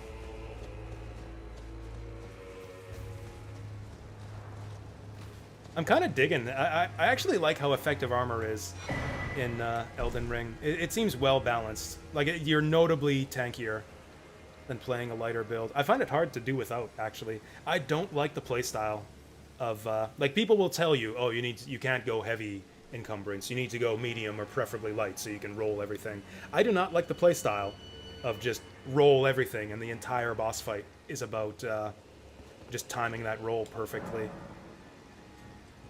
I strongly prefer like the big slugfest stamina management type boss fight. Finally we meet. Like we just had there. I missed my chance to speak with you last Oh, time. yeah, Needle Needle Girl or whatever. Here by kindly Mikula. Have you met my compatriots? She offered to help me during that last boss fight. Mikula the Kind, much like you, following the path he himself I don't know, the bosses have been really good in the DLC so far. Honestly, I think Renala there was peak. I think she was one of the best out of all of Elden Ring. Were it not for the charm I think people and giving this power game put upon us, like thumbs down on this Steam is what for allows bad us boss to design serve are a together. bunch of whiny Work bitches. of a living god. I don't know. Maybe it's worse if you're doing a role-based build. I can scarcely imagine trying to play that fight where like you're rolling through everything and get two-shotted. Wondering about horn scent. are you? Yeah, True I've been enough. wondering that this whole time. In any other circumstance, he'd be at our This throats. whole time through the Long ago, Renala boss America fight, I was like, commanded man, some I hope listeners someone to tells me purge the about the coward. horn scent after A this. cleansing by fire. I should be It's no paying wonder the attention, but I Huntsman don't holds the understand the Earth's story contempt. here at all. That aside, man is by nature a creature of conquest. Do I have And enough in this FP for regard, Yoda? That's a good our question. folk are no I'll try it different. out. They were never saints. They just happened to be on the losing side of a war, but it's still a wretched shame.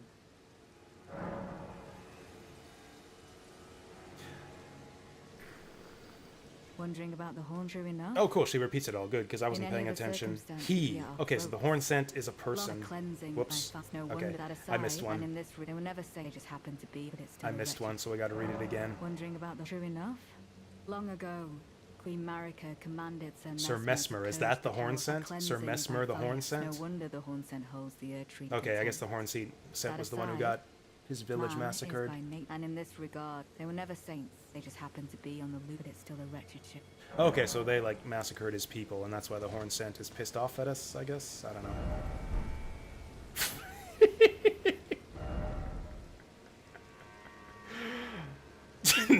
I was gonna say this made me laugh, so I guess I'll appraise it. See, since it's inside the pillar, I thought this was like a game message. I thought this was like, oh, Mikhail left a message here for us.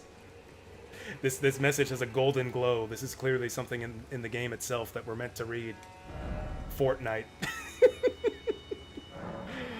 Oh, whoops! I meant to upvote it. Undisparaged. Oh, whatever. He's got enough upvotes already.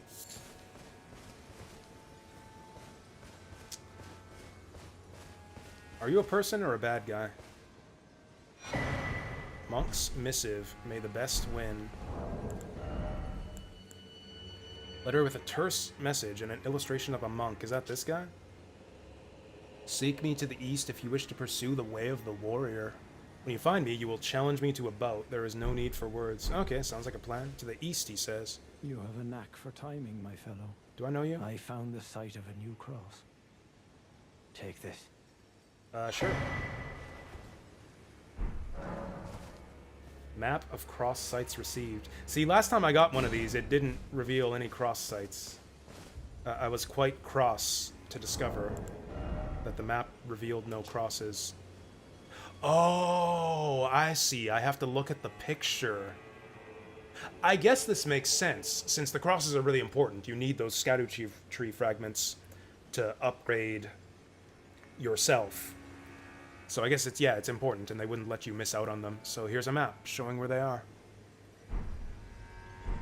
Oh, this is the guy I would have met outside the egg, or this person? Because this lady seems really important. She's like leaving love letters for me along the way, asking me to follow her or something.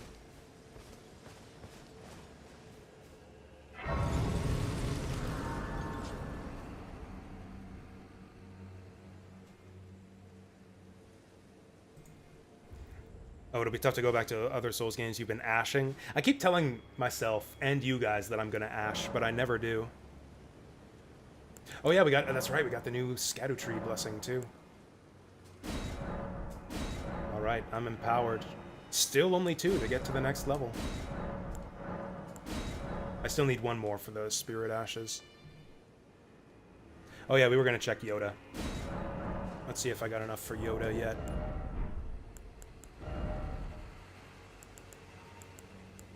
Where is he? He's a special guy, right? There we go, Demi-Human Swordsman Yosh. Oh, we got a ways to go. Yeah, we're like 3 or 4 levels away from being able to use this guy. Yeah, we need 129 FP. We have 116, and we get about 3 or 4 per level. Although we'll get more once we get above 20. So maybe it'll only be 2 levels. Because, yeah, you get... The scaling on mind gets better once you get above 20. Go to Target for video game shirts. Oh yeah, I saw that shirt you suggested in the Discord, but it was a Deadpool shirt, and I'm not a big Marvel guy, or even a Deadpool guy. Oh, Japanese players were confused by that message. They thought there was a fort that only appears at night. That's really funny. Japanese messages get translated from laugh to grass in English. Really? Or is it that they're like writing the word grass as like laughter? Because that's Japanese slang, right? You say kusa. I don't know exactly what it is. Grass is laughter in Japanese for some reason. Grass, grass, grass. So yeah, that makes sense why that would get translated like that. Did I know River City Girls 2 can be played with 4 players? No. Oh, did they do a GDQ run of a 4-player River City Girls? That sounds pretty cool, actually. So maybe I want to check that other map that he gave us to see... To confirm that I didn't miss any other Scadutree fragments. Where would that be? That would be under messages.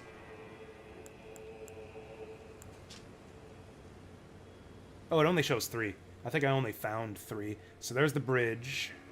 Yeah, I think I only found those 3 in the first area.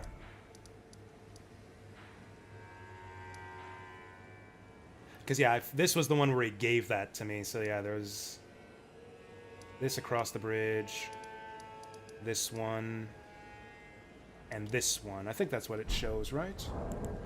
I really wish they would just mark it on our map. Oh, that's a lot more cross maps, though. It's a lot of stuff for us to track down. Yeah, so, like, next to the bridge, inside the fort. Did I miss the one across the bridge? Okay, on the fort. On the fort. Across the bridge. And then left from that. Yeah, I think I found those 3. Yeah, those are the 3 that he mapped there, so I got them all. Oh, right, I remember what I was going to do. Let's go back to the table, to the round table hold, and we'll see if we can make anything cool with these boss remembrances. And if not, I'll just eat them for a level up.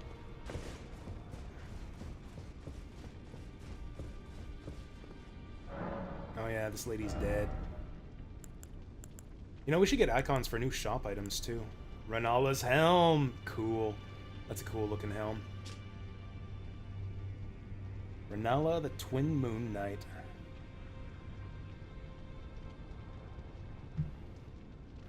Said to have given her younger sister who renounced her lineage to chase after Mesmer a gift of lustrous black hair. What? Oh, gave her younger sister a gift of lustrous black hair. Okay. We couldn't see... Unfortunately, we couldn't see her hair under the helmet, so that gift went to waste. Oh, Elden Lord armor. Oh, that's Godfrey's, right. We had that already. Ah, she's got the boob plate. I didn't even notice that. Oh yeah, I guess she's a Carian knight. I should have known that. I should have known she was from Caria. Okay, so we got the Renala set. Cool. Oh yeah, we got Moog's thing, too. The spear's not usable. The blood boon's not usable. Nope. Nope. So I'll probably just eat these 2.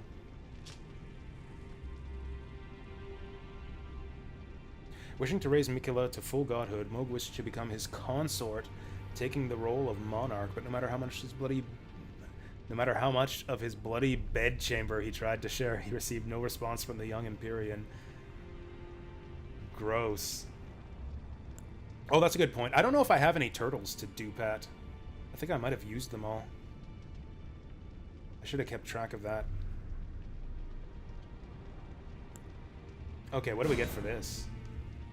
Raises potency of storms. It's a talisman. Is that good? I don't know if that's gonna be good. What the fuck is a storm? Ash of War. Usable on all melee armaments. Divine Beast Frost Stomp. I think I might have to take that just to try it.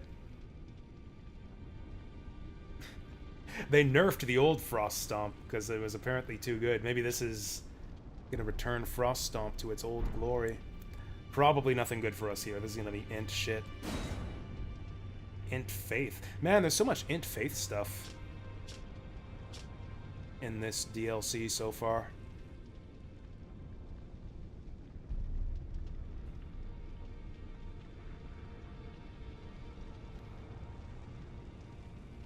Oh, so it's not a word thing, it's that the W's look like grass. I get it.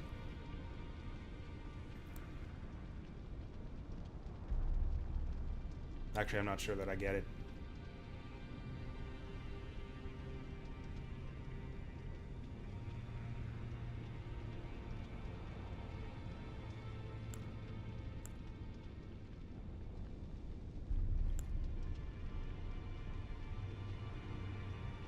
Ooh, two moons. Man, this makes me want to play my int character. Okay, a shortening of Warau. Okay.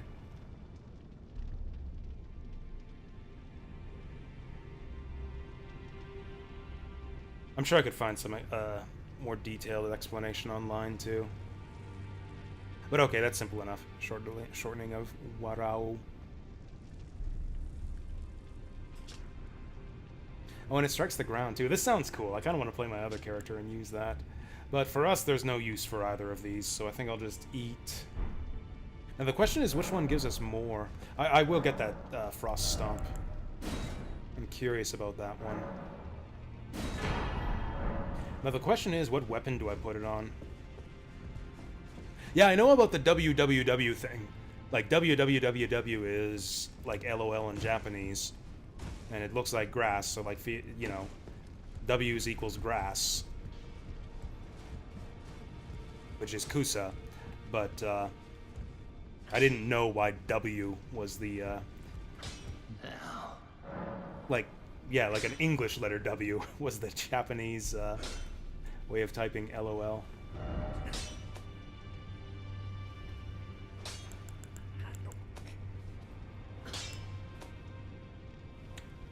What was I going to do here again? Oh, right, I remember. I was going to sell my boss remembrances so I can see which ones are worth the most. What tab are those under? Actually, I think it's the Tools tab. Oh, you know what? I should duplicate my Elden remembrance, because that one's worth a lot. No, you don't upgrade armor in Elden Ring. I think the only Souls games where you upgrade your armor is Dark Souls 1 and Dark Souls 2. Yeah, we really only want to duplicate the Elden Remembrance.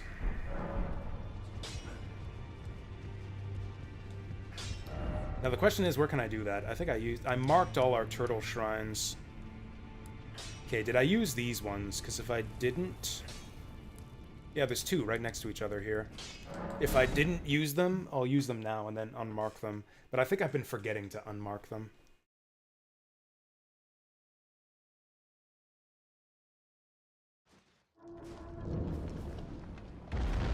Oh.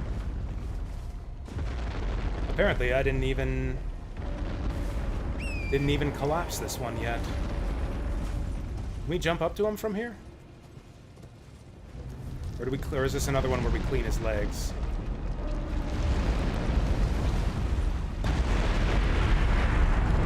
Can we jump to him from here?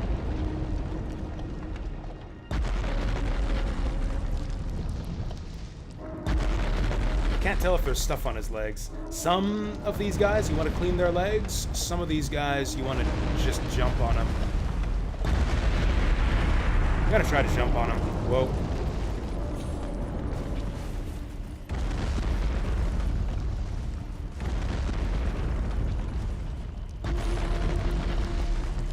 Yeah, that's a no. I don't know, that was pretty close. Maybe it's possible. Maybe if I find a different vantage point. Oh, is there gunk on his feet? There's gunk on his feet. We gotta clean his feet. Let's go last site of grace, because that's where the runes will be.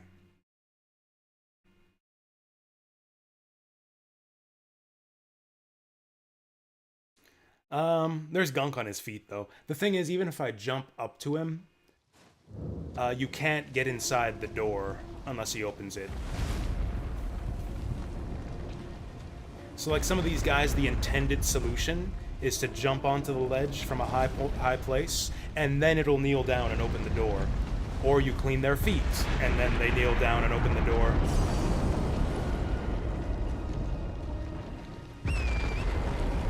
But this is one where we gotta clean the gunk on his feet. Maybe he will kneel if I jump on him, but I think the intended thing to do here is to clean his feet. Also, this is one without a bell, so we can't... I can't remember exactly which type of bosses it is. There's like one type of like super boss that you can't duplicate remembrances on unless the shrine has a bell. So like we could do Renala here, but I don't think we can do Moog or Elden Beast. Oh fuck. Elden Ring needed more dragons? Hey, the DLC's got him. Dragons. What about him? Well, that guy's feet weren't very dirty at all.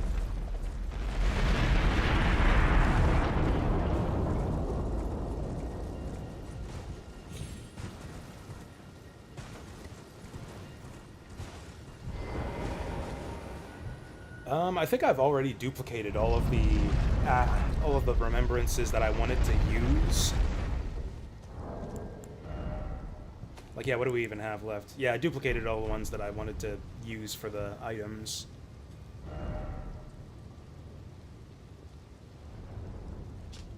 Now, what I really want to... Oh, okay, I can duplicate this one. In that case, we'll do Elden Remembrance, because he's worth the most. Yeah, I guess I was wrong. Although... I can't do Moog. Oh, that's interesting. Yeah, so you can't duplicate Shardbearer Remembrances. So yeah, I can't do Moogs here. But the Elden Beast doesn't count as a Shardbearer, so I can duplicate his. That's funny. Okay, so now I got 2 Elden Remembrances. Yeah, that's right. You need the ones with the bells to duplicate the Shardbearer Remembrances. So I'm going to take this off. Because you can only use each shrine once, right? Wait, no, don't remove all markers. Just remove this one. There we go, and that'll help us keep track of which ones we've used. I will definitely watch the new season of House of the Dragon, but I haven't been watching it as it comes out. I'll probably just binge it once it's all out.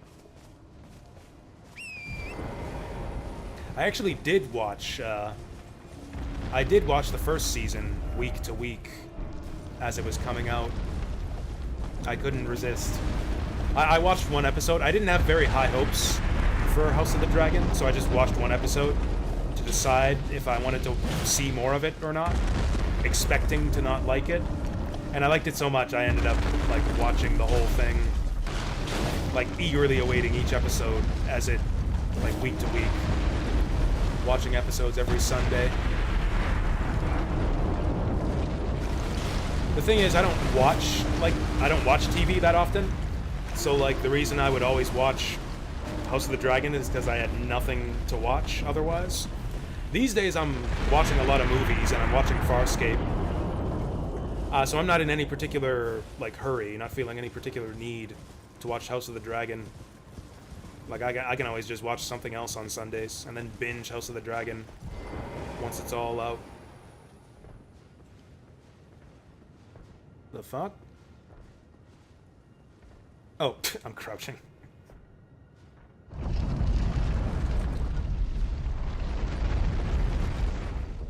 Like, House of the Dragon, it kind of depends on what you liked about Game of Thrones. House of the Dragon is definitely less sexy and less violent than Game of Thrones. So, like, if that's what you liked about Game of Thrones, which I don't think it was for anyone, then, like, maybe you'll not be into it.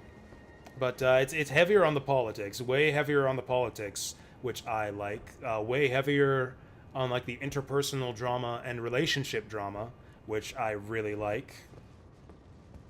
And there still is enough violence for my liking.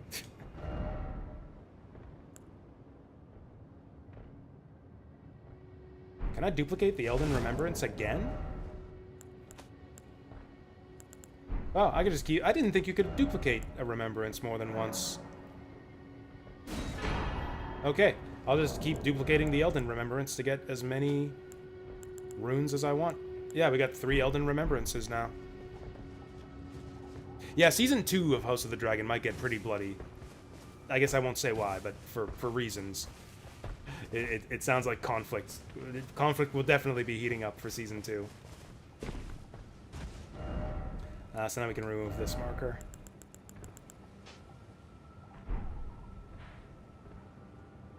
And yeah, Season 1 had, like, you know, plenty of violence as well. It just wasn't as, like, constant. And honestly, not nearly... I don't know. It felt like Season 1 of House of the Dragon didn't quite get as dark as Game of Thrones. Like, it's not as bleak with its depiction of violence.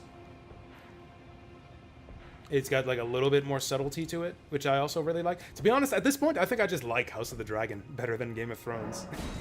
I think it's just a better show, even after 1 season. We'll see where it goes, because obviously I really liked Game of Thrones up until the end.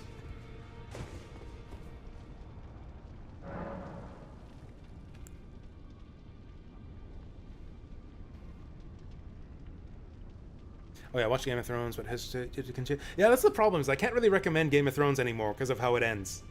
Like, you'll... Like, oh yeah, watch Game of Thrones, you'll enjoy it. You'll really enjoy it for, like, 3 to 5 seasons, and then everything turns to shit. And you have, like, the worst finale in television history where nothing gets resolved. It's like, can I really recommend the series at that point? That was what I was afraid, too, was them milking the series.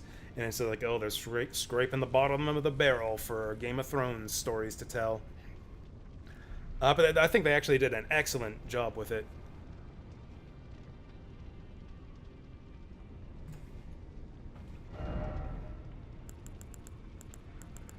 Oh, right, I gotta actually use the remembrances.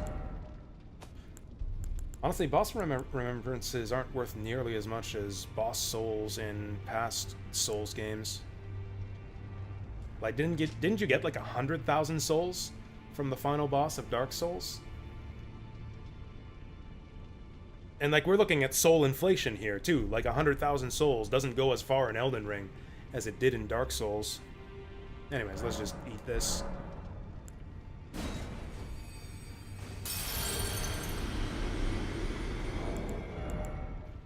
Now, so, like, yeah, sure you don't give it a 10, but, like, do you even recommend it? Would you even tell people, oh, you should watch Game of Thrones for this, this, and this reason?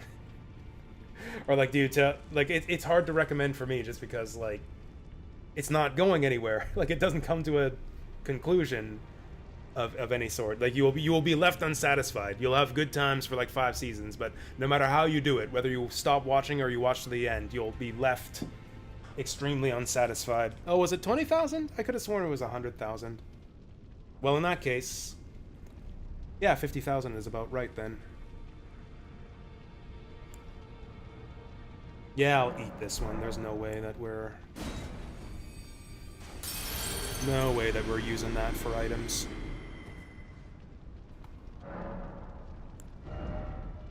Oh, really? You get more for selling them to Frapped? I didn't even know that. So how many runes do we need? Like 20,000? I think one of the big runes will do that. Yeah. Honestly, I should probably just use all of these right now to get as many levels as I can. Okay, there, we got 5 points for that one. Yeah, I think 2 more levels in mind will let us use Yoda.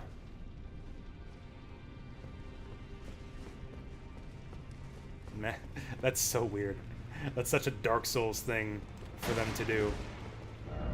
To have some bosses sell for more to Framped, but some sell for less.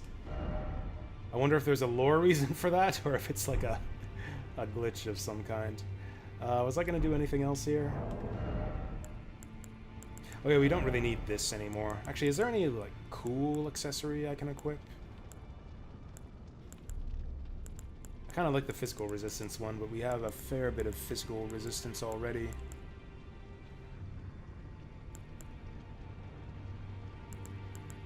Oh yeah, how much health do we get from this one? Whoa. That actually is pretty significant. Is that better than having the resistance? Actually, that's not that significant. Considering how much damage enemies do, that doesn't even absorb an extra hit. I like... Oh, you know what? Enhanced guard counters. We do so much guard countering. That's like the core of our entire strategy.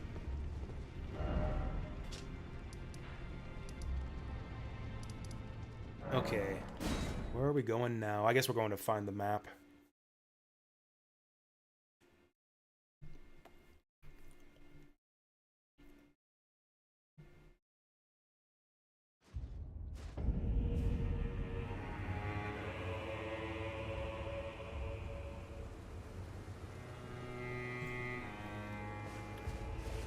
Did I get a new cloak?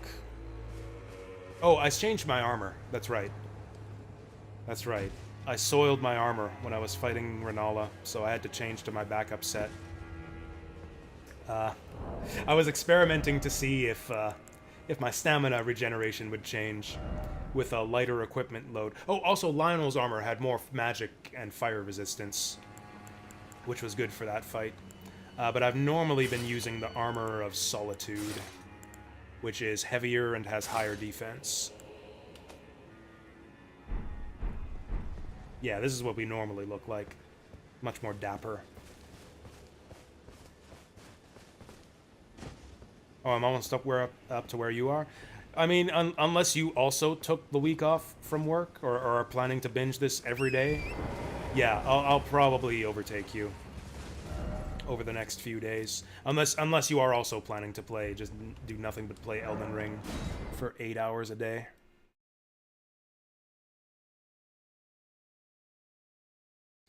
I just remembered, I want to go fight that torch head giant now.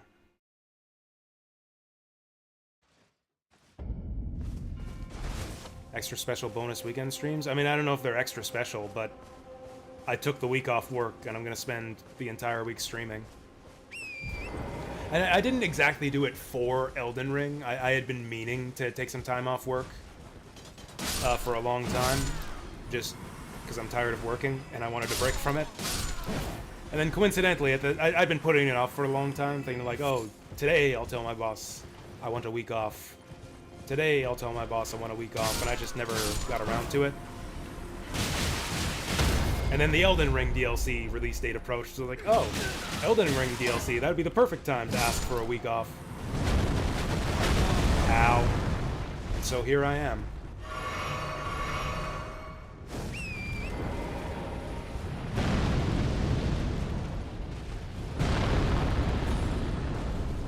Honestly, I got an idea. I don't know if it's a good idea, but I'm gonna try it. Problem is, I don't know if we can actually dodge his stomp if we're not mounted. Ow. Because I'm planning to dismount for this fight. Okay, that apparently works. Oh, the timing though. Yikes. Okay, you want to go a bit late with it. There we go, this is strat.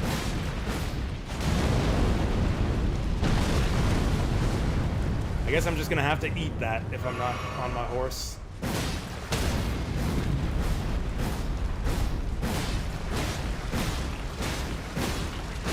Well, this is less damage than I would have liked.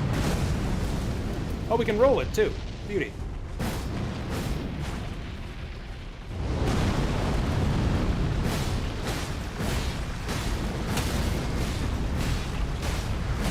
Fuck you, bitch! Fall over! We might need to get some more of those scad tree fragments. Okay, I was a little bit late on that one. Oh, I forgot about this. I think I'm dead now. I forgot about that one. Yeah, that's big damage. It's so weird. You can stagger him, but he doesn't fall over to let you stab him in the face like other giants. I guess he doesn't have a face. Honestly, if he fell over, he would probably just burn me to death with his torch head. You stagger him and he falls over, and then just the whole zone gets lit on fire. Great job, hero.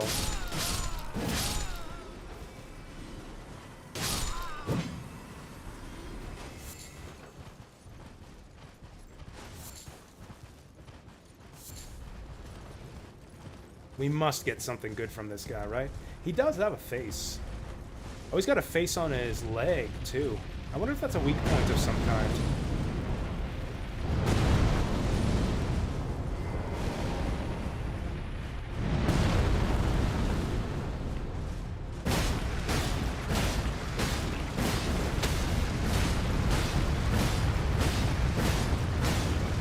Rawr!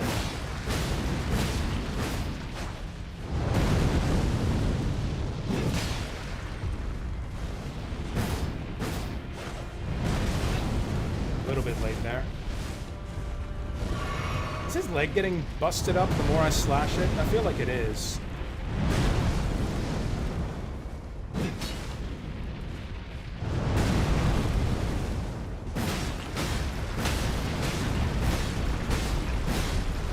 Yeah, he's like leaking. I don't know, maybe I'm seeing things. Yeah, I don't know if we can dodge that unless we're on horseback.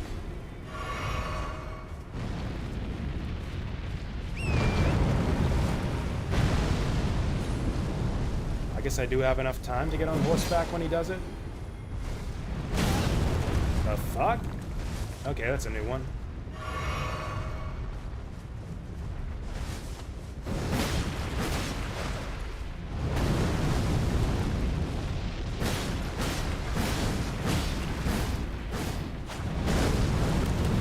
How the fuck did we dodge that?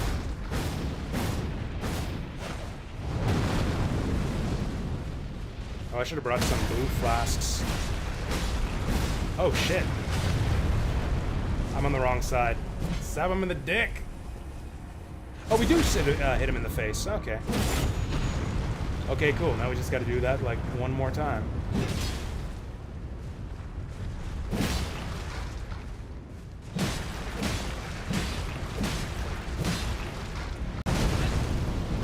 Yeah, I deserved that. Okay, next time we'll bring a blue flask.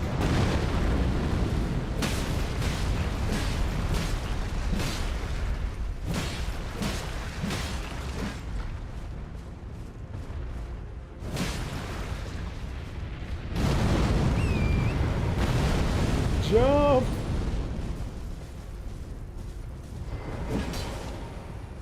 Did we get him?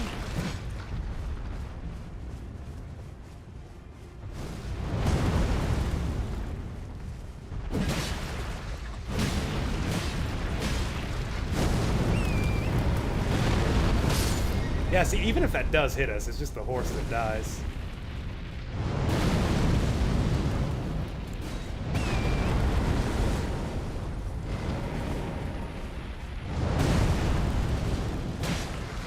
This might take a minute.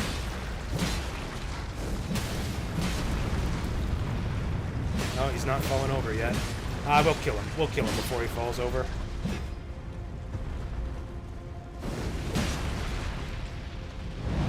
Too early.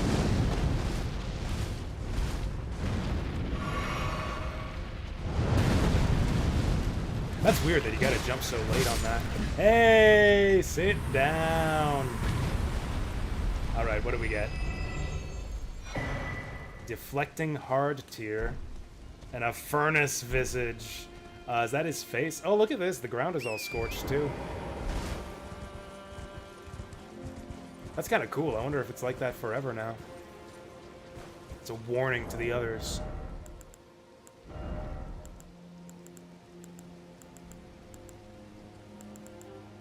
Or was that a talisman? Let's check. Let's Let's check the inventory. Oh, it's crafting material. Oh, and also I've got 3 of them already.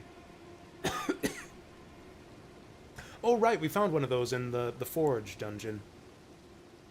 Enhances spontaneous guard. Oh, this is for the physic. Oh yeah, also I never used the physic. I never used the physic on the Renala boss fight. Even after I was reminded, I forgot to use it. Oh, our physical defense went up another, like 2%. Right, I forgot that we got that scad tree level up. Okay, that's kind of cool. So that's like this, like the Shadow Realms version of the Nerdtree wizard. I forget what they're called.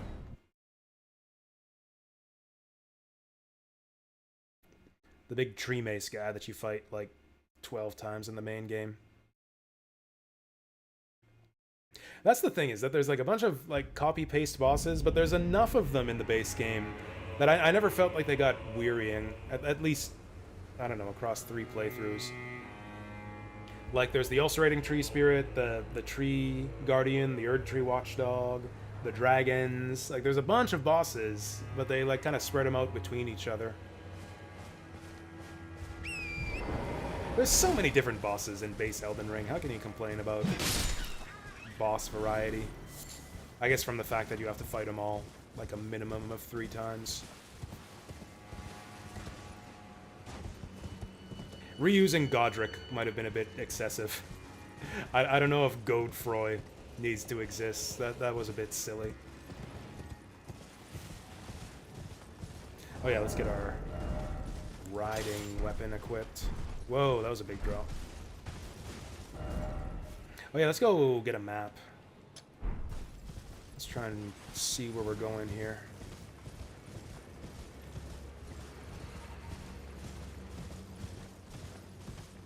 So what's the next big thing? We got a big fort over there. A big ledge over there. Some kind of monument-looking thing over there. A chapel over there. That'll probably be our next destination. Not liking the way this grass is popping in. Do I not have the draw distance set high? That's one thing that I'm willing to take a performance hit for. I hate when the grass fades in all around you. Is that what grass quality is?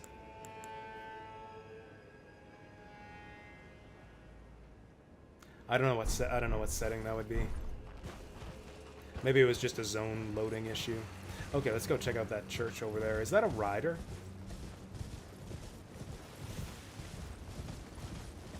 Okay, I thought it was like one of the big riders. Like the Sentinel Knight. Oh, it's a big hammer guy.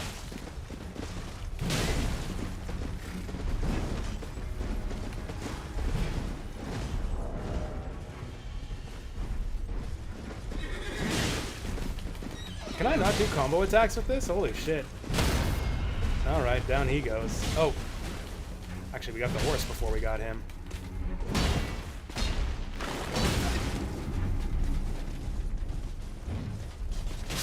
I guess we might as well use the heavy attacks. Might as well use the heavy attacks. I can't believe you can't combo this. That is some slow-ass attack speed. Oh yeah, this one's all about the heavy attack. Because yeah, that's what you do, is you drag it inside him, and then it stuns him, and then you get the hit. And it knocks him up. That's so fucking good. Ow, fuck. I need more of those shards that upgrade my horse.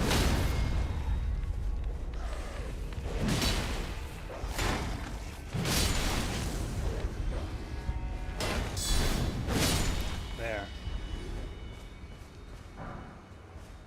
Smithing Stone 3.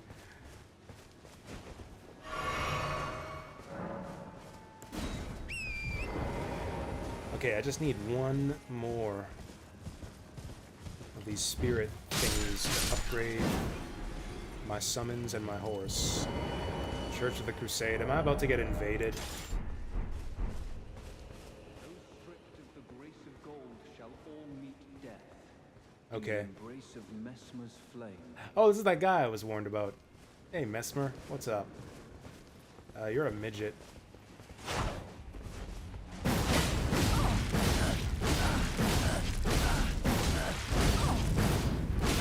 PvP strats.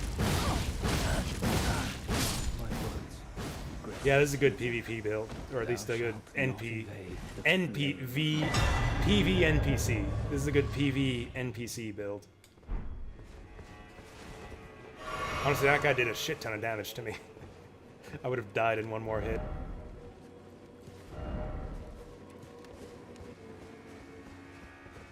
Ah, that's the wrong one. Although one more Scadutree fragment and we get another... Oh no, we get it right now. We'll get it right now. That's another Scadutree level.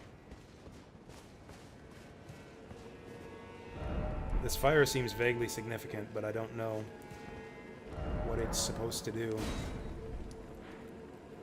Okay, so here's our new zone. Oh yeah, the speedball strat. Yeah, just run it up the middle. Are these houses over here? Oh yeah, let's use that map. Let's use that map to figure out... Did I drop runes? Oh yeah, I dropped runes, but not very many. I'll go back for them anyways. It's probably like 5,000 runes. That's worth the... like 20 seconds it'll take to run over here. Actually, is that worth it? That's like as much as killing 2 enemies. Whatever, we're here. Also, I'm curious to see if that scorched earth around where we killed the guy will still be there. Oh, it looks like it's not. That's disappointing. Oh, 17,000. Okay, that was totally worth it. Any love for Spaceballs? I loved Spaceballs back in the day, but I haven't seen it in a long time. Maybe I should. I've been downloading a bunch of movies and watching them lately. I'm trying to get, like, cultured and shit. Because I used to be a bit of a big movie watcher, but I had, like, kind of, I don't know, esoteric taste in movies. I basically just picked random stuff from the foreign films section of my local rental shop. And, yeah, I rented a bunch of stuff that Roger Ebert would recommend. But there's a lot of classic movies that I'd never seen. Like, I had never seen Godfather. I had never seen a Mad Max movie. I'd never seen Terminator. Actually, I don't think I've ever actually seen Terminator 2, like, beginning to end. I've seen... like clips of it. I've sat down for parts of it, but I've never watched the whole thing.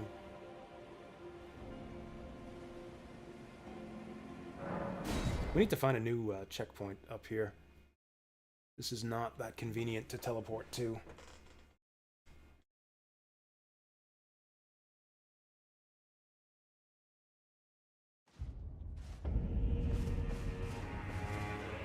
I really liked Godfather, actually.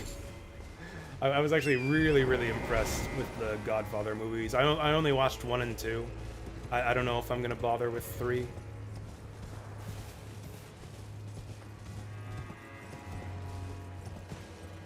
But yeah, I really, really liked the Godfather movies, especially 2, actually. The ending of Godfather 2 was just crushing.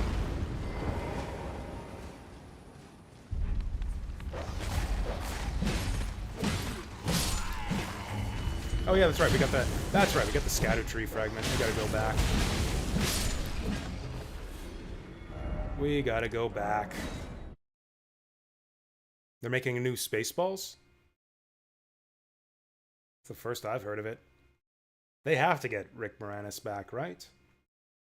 Is Mel Brooks still alive? Is Mel Brooks doing it? If Mel Brooks isn't on board, then I don't give a fuck.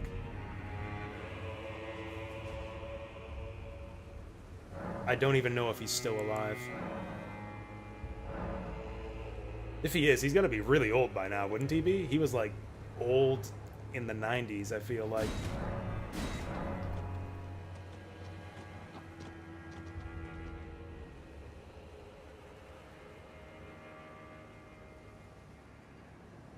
Oh, huh. I don't actually get like a pop-up notification when I get... I forgot about the Kijiji thing. Okay, sounds like they weren't coming by today anyways.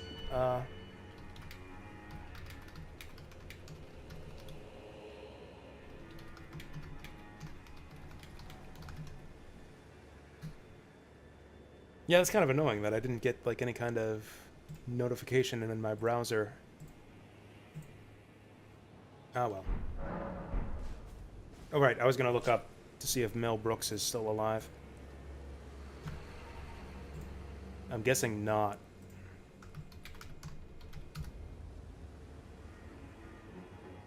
Fuck me. He is, technically. 97 years old. So I doubt that he's directing this one. Maybe he's involved somehow, but I doubt he's directing. Damn, good for him. I feel like not a lot of like movie people live that long.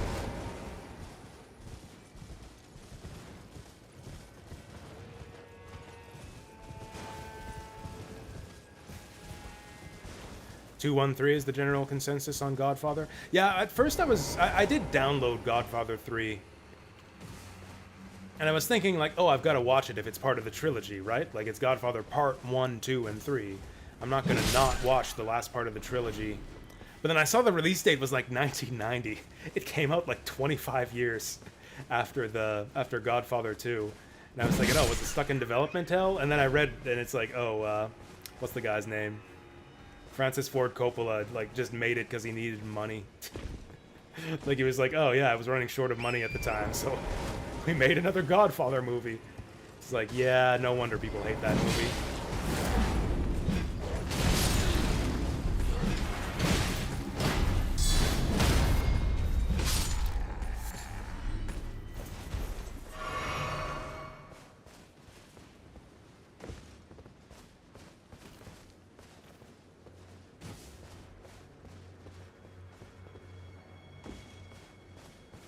Spaceballs 2, The Search for More Money? That's funny. The Search for More Money is funny. I like that title.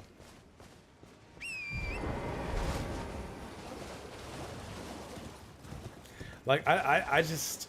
I don't know, have you... Am I the only person here who hasn't seen Godfather 3? I feel like there's no place to go with the trilogy after 2. Like, Michael lost his soul at the end of the second movie. I don't really think I care what happens to him at this point. I'm kind of curious, actually. Is it like a redemption arc for Michael before he dies? Is it, like, does he somehow fall even further into just corruption and depravity? That's not the right word. I don't know what it is. Does he become somehow even more of a heartless bastard?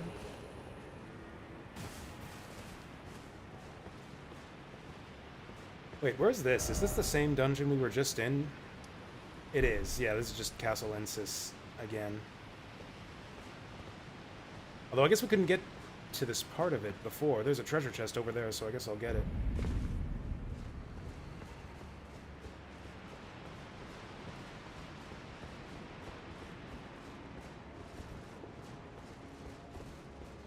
There aren't that many, like, film trilogies, really. Like, and the film trilogies that I sort of care about are true trilogies, so I don't really think of them as being, like, oh, part 1 is the best, and then 3, and then 2, or whatever. Like, I tend to not rank the parts individually. I tend to think of them as a whole. Like, I don't really have a favorite Lord of the Rings movie. Like, I don't know, do I? Maybe it's 2, maybe it's 3, I don't know. But, like, it doesn't matter, because I'm never not gonna watch the whole trilogy. Like, if I watch the first one, I'll watch the other 2, too. Like, Lord of the Rings is just one story in 3 parts, you know? So I tend not to think of, like, pitting Fellowship against Two Towers against Return of the King. Star Wars is kind of the same thing. Like, it's a trilogy, so, like... Or it's a bit different with Star Wars, actually. The first Star Wars is my favorite of the trilogy, just because it tells a self-contained story. Like, you do not need to watch The Empire Strikes Back or Return of the Jedi, in my opinion, if you've watched the original Star Wars. Like, you can stop there and the movie comes to like a strong, satisfying conclusion. It's like a the struggle continues type ending, and this is a huge victory for the rebels. With that said, I also tend to just watch all the Star Wars movies every time I sit down to watch Star Wars. Is there anywhere we can go from here, or do I just teleport out? Or I guess just jump down to some stupid place that I have no reason to be. Where else are we going here? Is there a ladder or something? Can't even jump over the edge.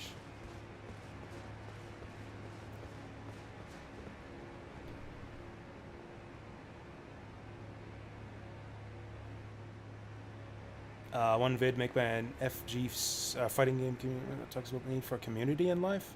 Frames. Yeah, that was the thing too. Like the idea of like family, the themes of family relationships. Like I think, and it was so interesting. The last scene of The Godfather, where it shows like Michael and his brothers, and like the last scene is a flashback to the three of them around the table, and like Michael was the one who didn't go to greet his father at the door. Like that was the root of his all of his problems. You see that throughout the movie. Like he does not like he's all about the business and not about the family, and that ruins him in the end. Like he just has nothing.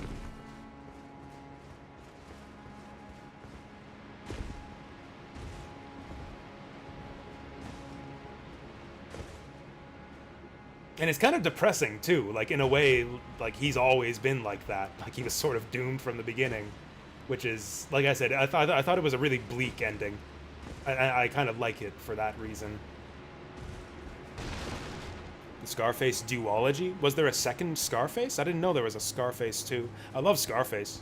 Scarface is... How the fuck do I get out of here? Like, I could just teleport out, but... Like, how am I supposed to get out? Oh, will this work? Can I drop down here? That seems like a bad idea.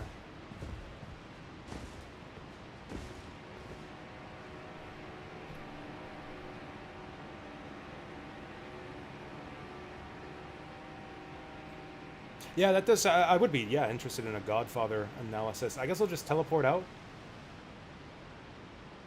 Like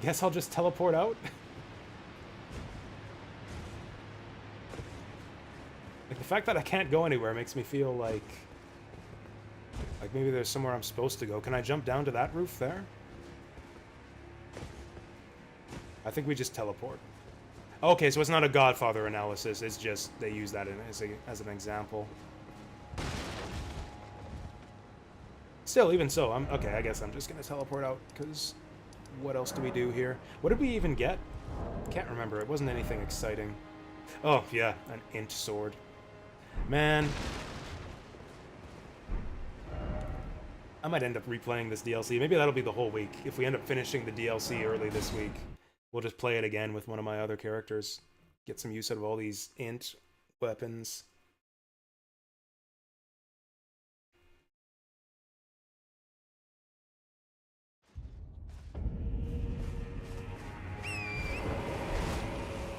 So where do we want... Oh yeah, let's use that map, actually. Like, gathering Scadutree... Or do we want to kill this fiery bloke? Let's get those Scadutree fragments. Because that seems to be what the DLC is all about here. I didn't realize it was that easy, that they just give you a map that shows all of them. I had thought that this would update my map to show them, but it didn't, so I felt ripped off. Okay, so those are the three from the last map. This is the one we got already. There's one directly south, actually. There's also one directly east. Let's go east. Let's go to the village here. That'll be here. And then down here, and then maybe we can go down there as well. Whoops, I was on the horse already. Int Faith character. Yeah, be like a smart faithman, like what's his name? Like Saint Augustine or something. No, who's that guy that did all like the famous Christian apologia, like the proofs of God and stuff? I can't remember. Was it? Oh, Thomas Aquinas. Yeah, the Thomas Aquinas build. Int Faith.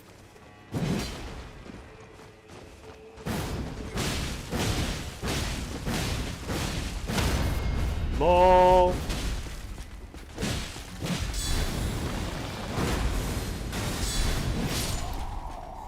I'm getting kind of tired of these guys, but they are kind of fun to fight. So I guess I'm not getting tired of them.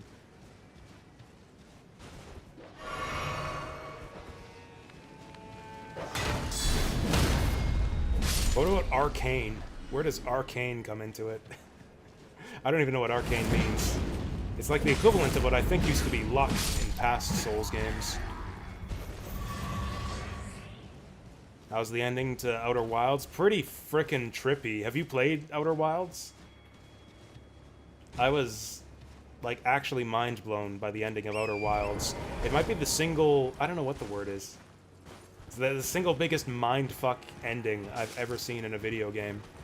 Like, I don't even know how to describe it. I don't know if I could tell you what happens or what it means, but it was really interesting. Outer Wilds was a fantastic experience overall. It's my game of the year so far this year. Like, and it's not, like, and nothing else even comes close.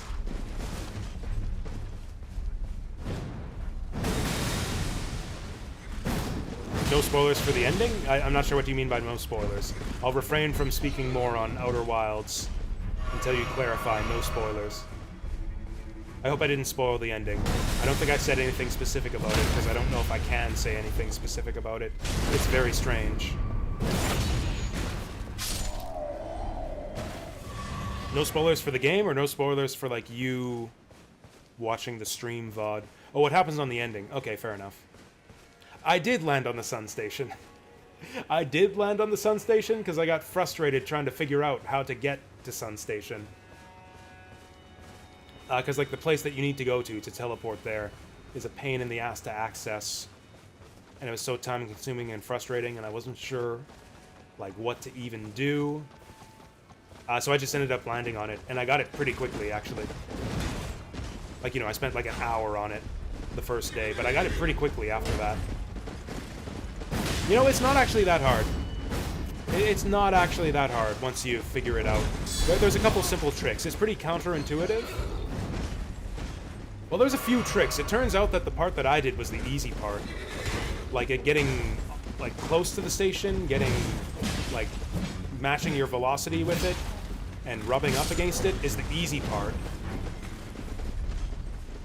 The trick is... I don't know what the trick is. Take it more slowly, I guess. Like, just focus on not falling into the sun and matching the, like, orbital axis of the sun station, and then start trying to get close once you see it. Like, once it orbits close, then you want to start trying to get close. Jeez. Oh, dude's got a fire spear. There we go. What a clusterfuck this fight has been. But yeah, then once you even, like, get on the station, there's no place to land on it. Like, it's going so quickly against the sun, and, like, the force of gravity is so strong that your ship can't stay, like, landed on the station. You have to find, like, some way to either nestle it in there or just abandon your ship. Like, I don't know, you have to figure some way to just jank your way into getting your ship to stick onto the station. But then you got the strong gravity, like, pinning your character, and, like, preventing you from moving once you unbuckle your seatbelt. You have to, like, wait for your opportunity for, like, the station to align just correctly so that the gravity pushes you in the right direction, and then you have, like, a limited time window to get in there. It's really strange. It's honestly, I'm not sure I even really figured it out. I kind of just brute force trial and errored it, and eventually it just worked out. I was able to make my way to the hatch, and then I just fell into the entrance of the station. And then not long after that, I figured out how to just take the teleporter in there. So it was all a waste of time anyways. But it was really fun. It was really, really fun.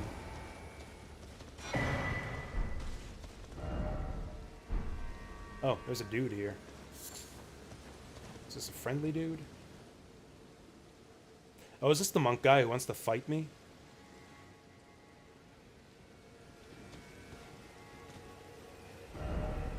Try gesturing. Is that what he wants? I'll try racing first.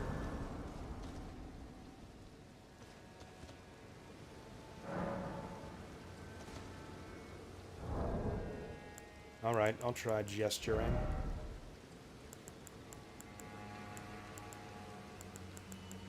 What gesture was that they used? I'm sure we have it.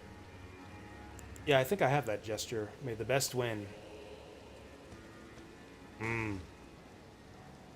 Is that what they want from us? Oh shit, it actually worked. That was a helpful message. I gotta upvote that.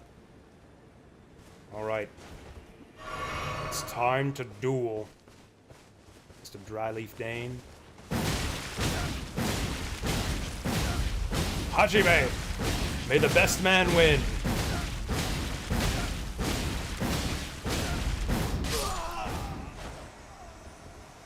Fight of the fucking century right there. This is how I've done every single one of these NPC fights. The claw guy. The last invader we got. I wonder if it works in actual PvP. Can they just not get away with it once they're comboed? Or get away from it? Or is it that the AI is just really bad?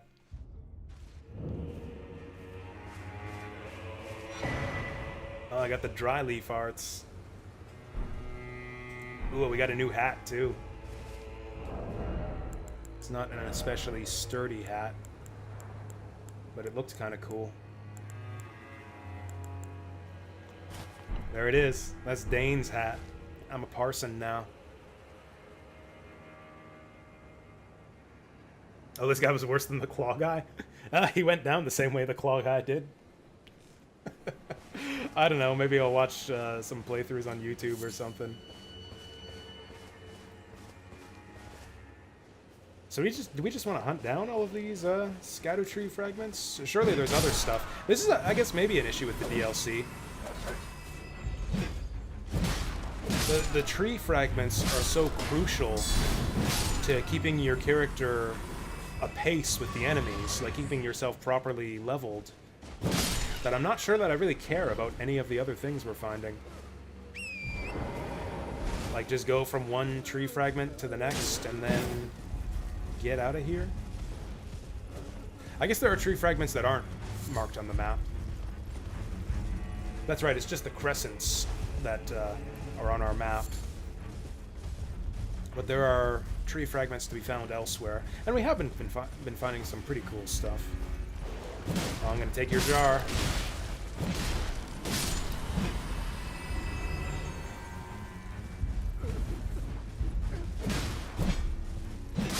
Can we get a full viewer's choice of Vassal games? I mean, if other people stop nominating games, then sure, that's the plan. That's the plan, is if we run through the queue, and if there's nothing but Vassal games left, then we'll just play Vassal games. Perhaps that's his scheme all along. The Wheel of Vassal! Yeah. That reminds me, I still gotta make time for Saturn Meteor's 4 hours of, what's it called? Journey to the West. Sayuki.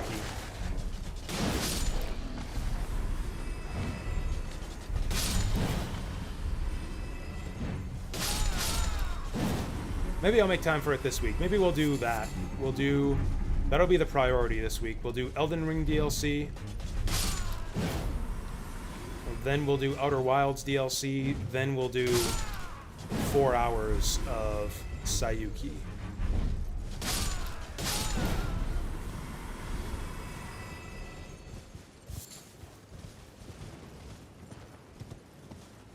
Oh, these ghost guys just keep respawning. I need to stop wasting time with them.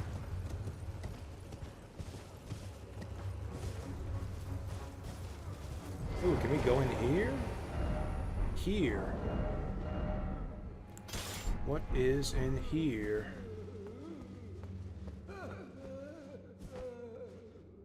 Bitch, stand up straight. Okay. He didn't take my warning. Oh, he's really sad because he can't get in the door. That guy didn't have the right.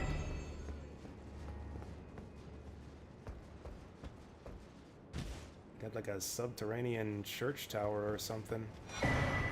Shattered stone talisman. What does that one lower your defense or something? Oh yeah, this thing too. Raises attack power after defeating an enemy. Raises potency of kicking and stomping skills. Interesting. Oh yeah, do I have... Whoa, whoa. Can I get down there? Oh, they're tempting me with this shit. Can I get down there? I think we gotta find some other way down. Maybe that sign is telling me that it's safe. I'm gonna try it. It won't be too hard to get back here. Okay, that's what I thought. Oh, maybe I could have landed on that wall. Whatever, I'm not gonna try it. I'm sure there's some other way down here.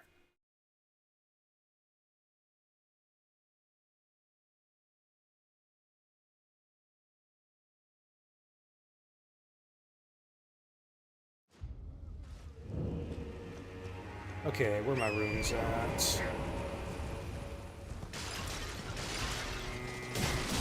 Oh, even this sword can't one-shot those guys.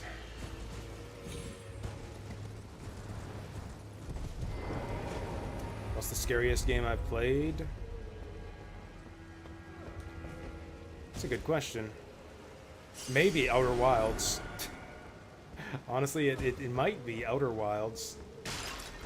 I guess there was some stuff in Silent Hill 3 that kind of spooked me, even though I didn't get very far in that game at all. I tell you what, the scariest movie I've ever seen is Invasion of the Body Snatchers, which I watched just this last week. The 70s one with Donald Sutherland. I don't know if like spooky, if scary or spooky is the way to describe it. It gave me anxiety. It like touched on a phobia that I didn't know that I had, which I don't even know how to describe. I don't know if there's a word for it. Just like the creeping paranoia of like, I guess that's it. It's just like paranoia that like all of society is against you, and like there's a massive conspiracy that everyone in society is in on, and anywhere that you turn to for help, they're also in on it, and they're also out to get you. It like actually, this movie does a great job, kind of like it's essentially simulating the experience of being like a paranoid schizophrenic. Which is not really what the movie's about. Like, what the movie's about is like that's all this stuff I'm saying about like the conspiracy and everyone's in on it and they're all out to get you. It ends up being true. Like that's what the movie is about. Aliens are like replacing the people of the world and like slowly taking over humanity. They've taken over the police. They're taking over the government, and anywhere that you turn to try to like spread the word and do something about it, they're already gone, and they're also out to get you and turn you into one of them. I don't know, I found it really anxiety inducing. I found that the movie triggered anxiety in me at several different points.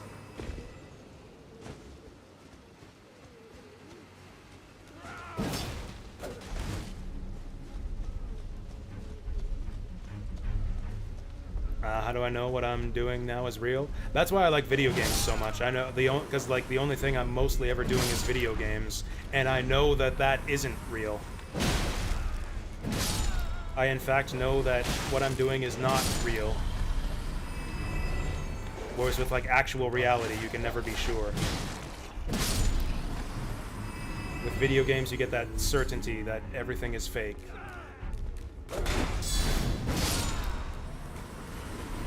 Wait, right, we need to stop fighting these guys. It's a waste of time. Do the Shadow Dogs come back? It seems like the Shadow Dogs might not revive. Is there anything up the Leaning Tower there? Can I even climb that? It's probably not too sharp an angle.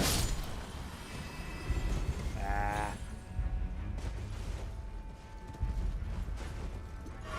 Is there nothing here? I thought this village would be like some kind of monster encampment. Maybe the equivalent of like a ruin in the base game with a basement somewhere? I guess I did get that talisman. Maybe we're just passing through. Ooh, that jar is sparkly. Oh, it's one of these guys. We haven't seen him in a while. Oh, I forgot to change my hat back.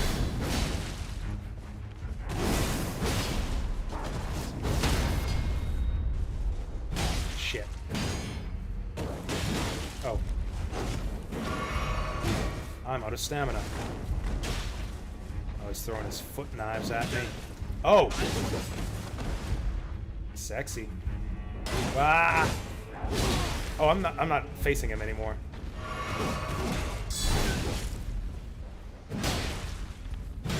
Oh shit. Fucking dog! You piece of shit. That is such garbage. Okay, I guess you do kill the dogs. I guess you do kill the dogs as you see them. Man, we would have had that. Maybe not. He was guarding. I know how to deal with this guy. I know how we can trivialize this fight.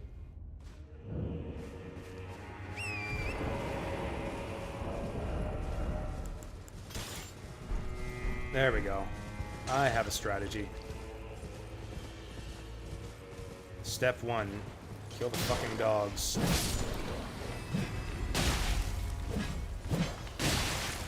Okay, fuck you.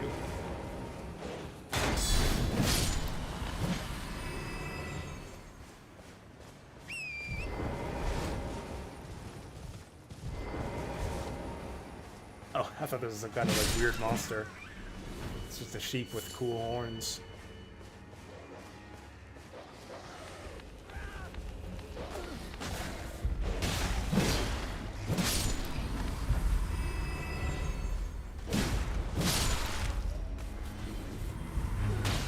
I don't know, the is life a simulation problem has always just struck me as meaningless, because if it is, you'd never know the difference, and whether it is or isn't, it's the same either way. Like, either the simulation is your reality, or reality is your reality. Either way, it's your reality. It makes no difference either way. Experientially, at least, and therefore makes no difference at all.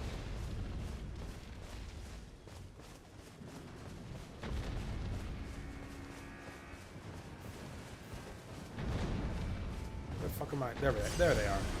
What's making those noises? Should I deal with this?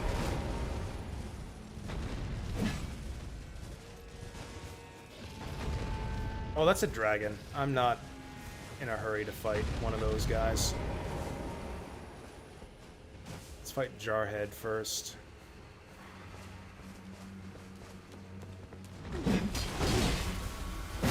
I'll get them both at once with this strap.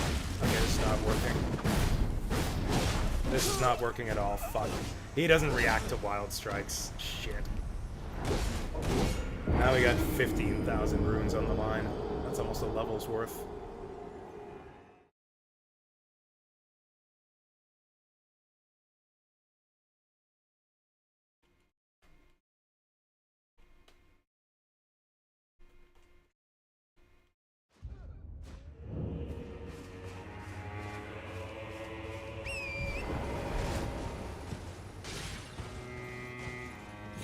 I'm thinking about the Matrix question now.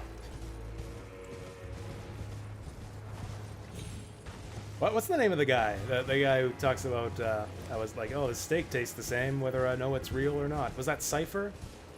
I wonder if Cypher wasn't right about all that.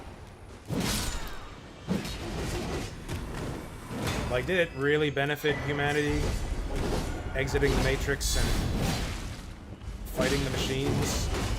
Like, they had it at least as good as we have it inside the machine. Shit. Like, does reality trump virtual reality? Even just of necessity? Like, just by definition? Like, assuming that the Matrix was, like, perpetually self-sustaining, that, like, the machines could keep it going indefinitely. Like, use the humans as bad. Like, essentially, they'd created, like, a perpetual motion machine. Like, we get to live in like an eternal society in the peak of our civilization, the 20th century, and the machines get to live forever off of our, I don't know, human battery energy or whatever. That seems like win-win-win all around. Why bother breaking out? I think they might explain that in The Matrix 3. I think they might actually answer that objection, like about how the system was unsustainable or something, and was doomed to come to an end one way or the other, which was why they created Neo, something like that. I didn't like The Matrix 2 or 3. Actually, I've technically never seen The Matrix 3. I mean, I've seen it, but I fell asleep during it, so I didn't actually see most of it. What's funny is I apparently didn't realize that I had fallen asleep. I don't know how this happened. I could have sworn, like years ago, I would have told you, oh yeah, I've seen The Matrix 3. It was really boring, and like dropped a bunch of plot threads from the second movie that never got explained. And just, I don't know, brought the trilogy to an unsatisfying conclusion that made just a shitty Deus Ex Machina. But apparently I slept through half the movie and didn't even realize it. I saw, like, The Matrix 3 on TV one day, and it's like, oh, I don't remember this scene. I don't remember this scene. Did I sleep through this movie? I must have literally slept through this movie, because I don't remember, like, any of these scenes in the middle. It's like, oh, there's that French guy from The Matrix 2. I don't remember him being in this movie. I thought that was a big hole in the plot, but they never explained what happened to the French guy. Yeah, I literally slept through half of The Matrix 3 and didn't realize it. I did not watch Matrix 4. I still gotta see The Matrix 3 if I'm gonna watch Matrix 4.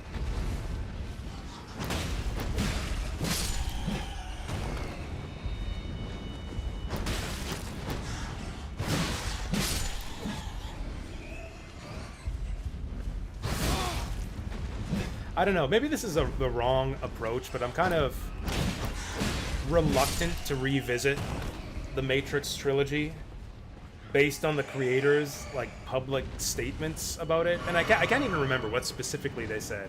I just remember the Wachowskis saying some stuff about what the Matrix trilogy meant, or like explaining the philosophy that went into it, and I just remember thinking, that sounds really stupid, and I don't know if I care to return to these movies now, because I'm afraid I won't be able to avoid seeing them in this stupid way that they described. But I can't remember specifically what it was. I'd have to look up that interview.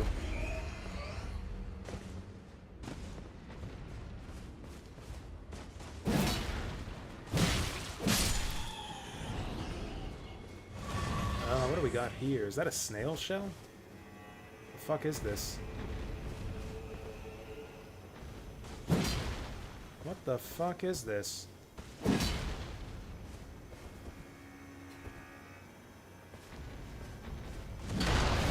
Hey, that actually worked. Somewhere oh, that's the thing they were talking about. Yeah, we find the rocks and we get the jump points. Oh, he's just bouncing. That guy's just Havoc's physicking.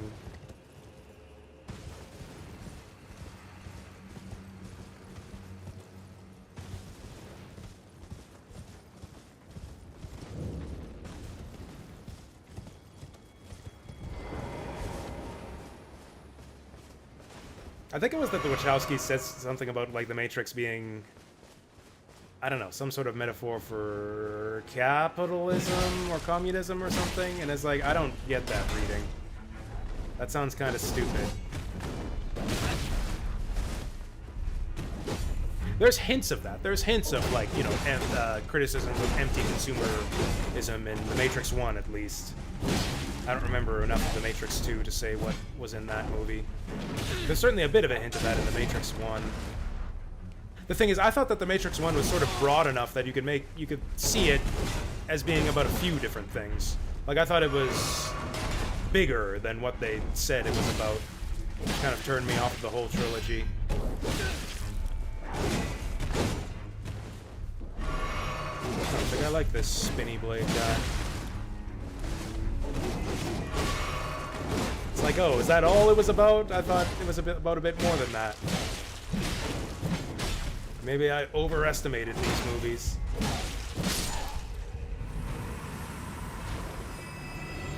Like I was just saying about like the question of like, was Cypher right? Does like the fact that life outside the simulation is real and life inside the simulation is simulated, does that necessarily mean that that the real world is better? Like, what practical reason would you have for wanting to live outside the simulation? Like, that's an interesting question. Like, was Cypher right? And I don't know. I don't know if you get that. Like, if that question means much of anything under the Wachowskis' reading of the film, I guess. Maybe I have to watch the other films. I'm talking out of my ass here. I literally haven't seen Matrix 3 or 4. Maybe it's one of those things where you need to get the whole trilogy. In fact, you almost certainly do. Like, you won't get the... For example, you won't get the message of Dune out of reading the first Dune book or watching the first Dune movie. Like, Frank Herbert's larger point about, like, messianic leaders doesn't fully emerge until at least the second book. You see a lot of hints of it in the first one, but it doesn't really...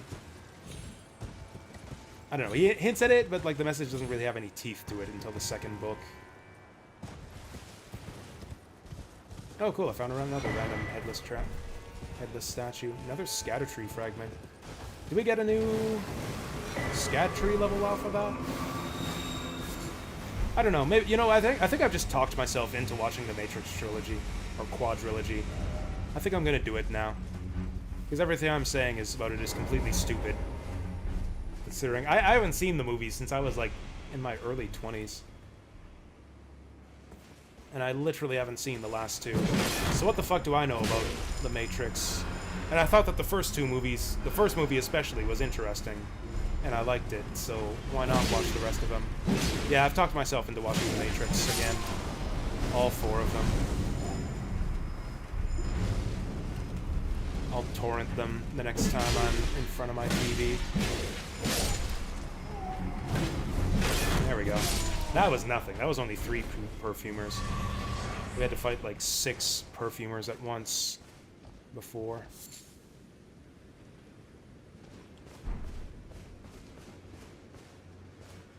I think we got our first incantation of the DLC. Oh, does this... Where did we come from? And where do we go?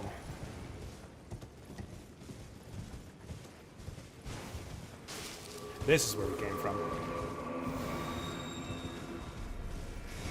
I thought this was going to be a dead-end cave with that miracle there. There's actually more stuff this way. That's kind of unusual for the TLC up to this point. Usually I go into a cave and it's like, oh, a dead end with an item I don't need. Awesome, let's go back. Here it's like, oh, like an endpoint with an item, and then there's more beyond. Oh, this is the gunk. This is the gunk I was... Yeah, that was the reference. Thank you, Deep Fry. That was the reference. I wasn't sure if anyone would get it.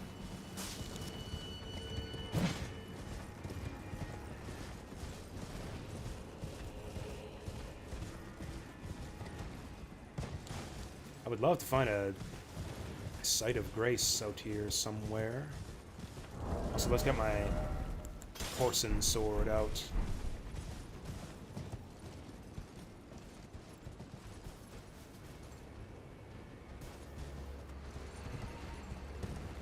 This place is gross.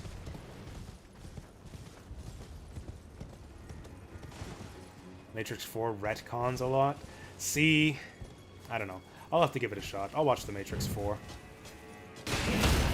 I don't believe the Wachowskis when they say that, like, this is what The Matrix is about. I think what has happened is that they've changed their worldview. They've changed their outlook since they made The Matrix, and they're, like, kind of retconning it in their minds. So I have severe doubts that The Matrix 4 is going to make for, like, a good follow-up to the Matrix trilogy. And again, for the same reason that I don't think that The Godfather 3 is going to make for a good follow-up It's the Godfather movies.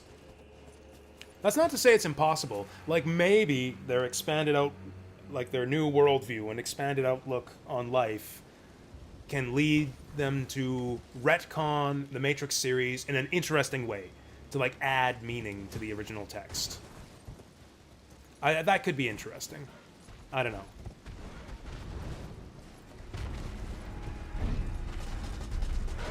I think the original Matrix is a good and interesting enough film that it's worth a shot.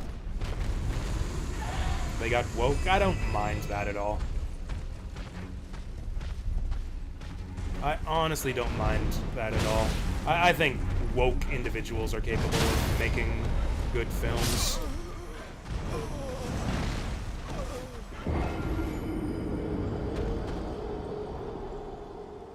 I can't think of any examples, but I'm sure they're out there. I don't follow the politics of, like, most film directors.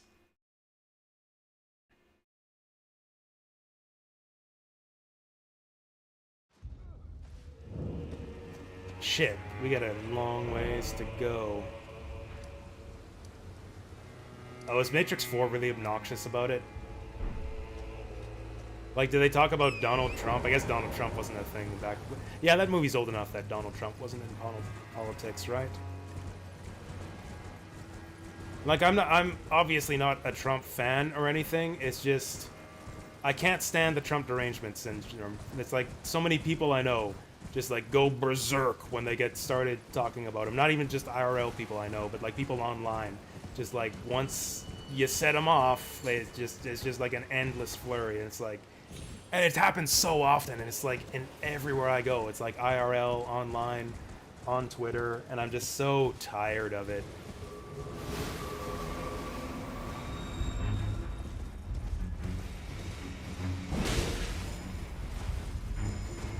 Gender identity is... I've seen people interpret the Matrix that way, actually. Well, that's the thing. That was the kind of the cool thing about the Matrix, is you could... It was... I don't know how to describe it. The sort of red pill, blue pill metaphor, and like the ideas about questioning the nature of reality versus simulated reality, and like what's real, what's fake, and which should we prefer. It can apply across a broad spectrum. Like you could have a like gender, I don't know, what would you call it? A gender critical reading of The Matrix. You could have a communist reading of The Matrix. But like, it's because the film is about more than that. Like it's a broader... It has I thought it had like a broader philosophical perspective than that. That's what made it interesting. Like the metaphors can be used to apply to so many different topics. Because that's kind of what philosophy is, really. Is something that applies like broadly and universally.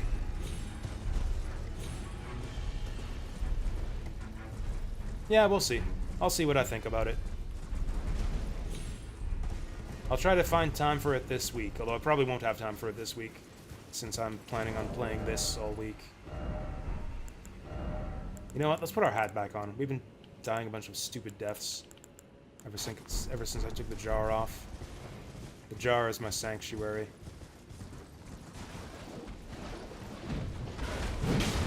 Oh, I was hoping we could one-shot the bird.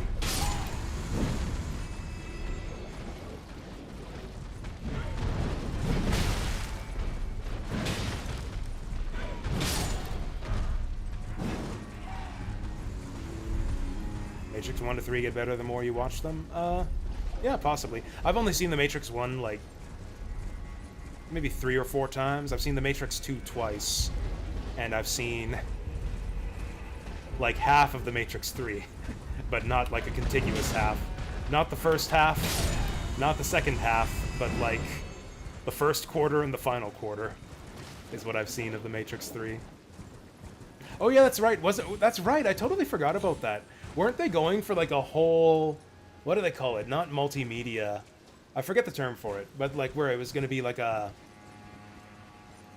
Is that it? Maybe that's it. Multimedia storytelling, where it's like to get the full story of the Matrix, you gotta play the video game too, the Enter the Matrix, and then you've gotta watch the Animatrix. You know, believe it or not, I've never actually seen the Animatrix. I don't know why I didn't. I guess the idea of just a bunch of animated shorts didn't really appeal to me. I've never been big into, like, short films or short stories or short video games, for that matter. I like long media. Hence why we're running around in circles in Elden Ring, scouring every nook and cranny for whatever items we can find. I prefer long media to short media, so the idea of, like, 4 short stories set in the Matrix universe or whatever didn't really appeal to me. It's like, okay, cool side project, but I'll just continue waiting for the next real Matrix movie.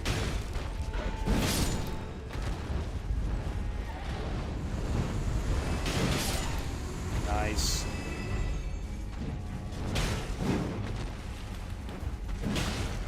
Oh, these birds are sturdy. Okay, we can level up now. Surely there's got to be a checkpoint around here somewhere. Like, we're a long way from home now. Is that it over there? No. Just another ghostly tombstone. I keep doing that. I keep mistaking those ghost tombstones. Rao base. I think I see one over there. Yeah.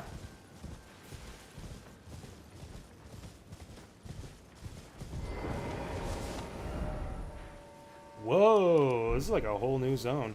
How massive is this DLC area?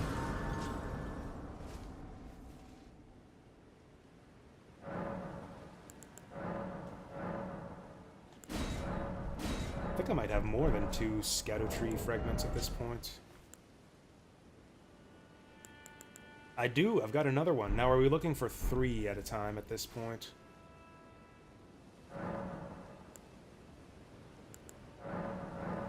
No, it's still just 2. I need to find more of those revered Spirit Ash blessings, though. Actually, what level of that are we at? Oh yeah, we gotta level up to get 2. Yeah, we're at 7.5, although these require 3. You'd think they'd be more common, since you need to use them 3 at a time. Okay. Okay, so yeah, we're getting 5 at a time instead of 3 from the FP. So we need 1 more mind level to use our Yoda summon. So let's get this out of here since that's in the way. You know, I kind of want to level up this mace. So that I can use it to test out new Ashes of War. Because the Iron Cleaver has a really good one that I don't want to replace. Same with the Great Sword of Solitude. I don't think you can replace the Grafted Blades. And, yeah, the mace is special. Really sucks. So I think I might just go... Oh, interesting. Hand-to-hand combat without the aid of a weapon. Cool. I might actually try that out right now. You legally distinct Yoda available? No. We need 1 more level. Actually, I could get 1 more level if I just eat a bunch of runes in my inventory. I've never seen Chronicles of Riddick. Is that like a big film? Yeah, I'm definitely adding The Matrix to my watch list. That's another gap in my cultural education. What else would you guys consider? If you guys were to recommend, like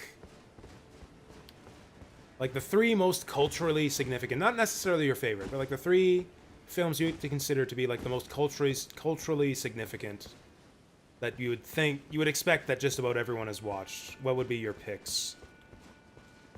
I think The Godfather is now one of mine. I would cheat and say Godfather 1 and 2 as one of my picks. Star Trek's a good pick. I have seen that one, but yeah, Star Trek's a good pick, I think. The Matrix is a strong contender too. Okay. Okay. Okay, so this is what that monk guy was gonna do to us. So this would have basically been the same shit as the claw guy. Oh, that's kind of cool. Do we get, like combos where I can interrupt with the heavies? No. Then what's the palm blast? Whoa. Oh, yeah, actually, you know what's another one I just remembered? I've never seen a Bruce Lee film.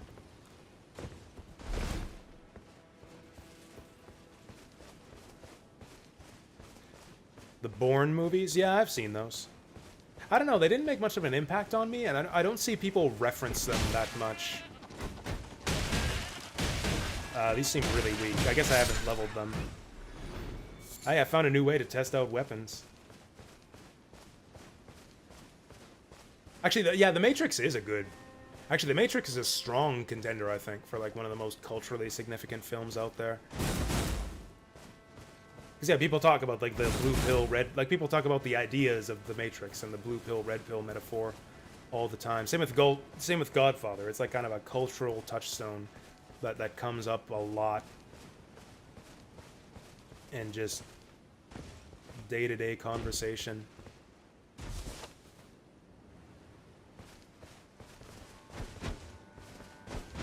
If only I could equip, like, a jar on my body, too. I could equip, like, the jar man's body and the jar man's head.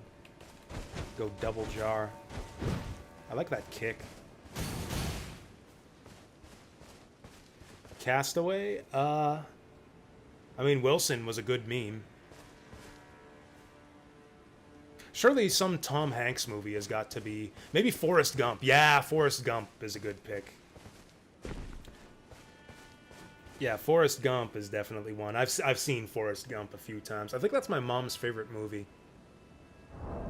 Or that and It's a Wonderful Life. Those are my mom's two favorite movies.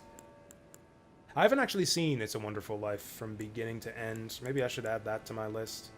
I always see clips at around the holiday season, but I've never watched the whole thing. Not clips, but, you know, it'll be playing on TV or whatever. Right, I remember what I was gonna do. I was gonna buff up that hammer.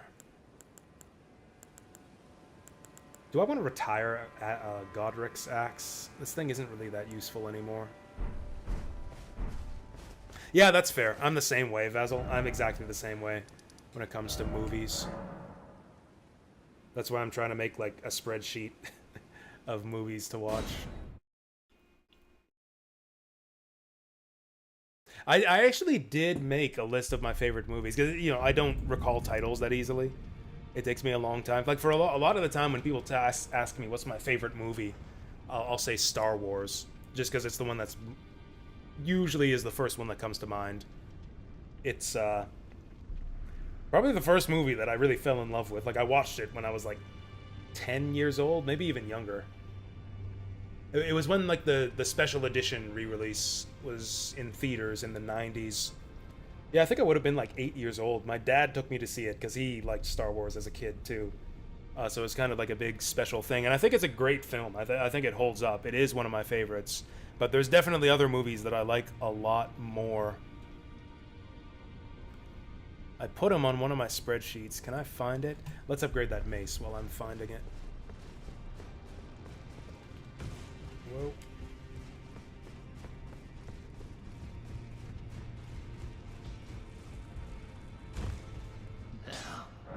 Let's get smithing. I'm gonna have to spend a bunch of runes for this too. I don't know if I have a bunch of runes.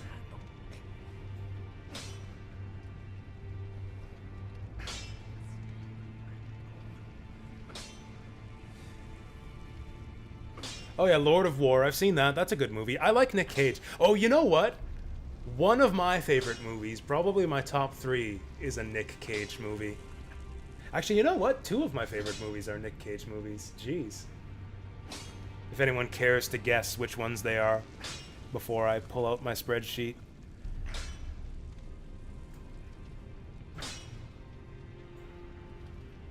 Yeah, I've actually got 2, yeah, 2 Nicolas Cage movies in my top 10. Actually, I think I've got more than 10 listed here. I'm trying to narrow it down to 10. Oh yeah, my number one favorite film is Do the Right Thing. Yeah, Do the Right Thing is my favorite movie. I'm pretty sure about that. Oh, or is it Network? Oh, Network might be my favorite movie. Do the Right Thing and Network are in close contention for my favorite movie. And I think Ron and Princess Mononoke would be pretty close behind that.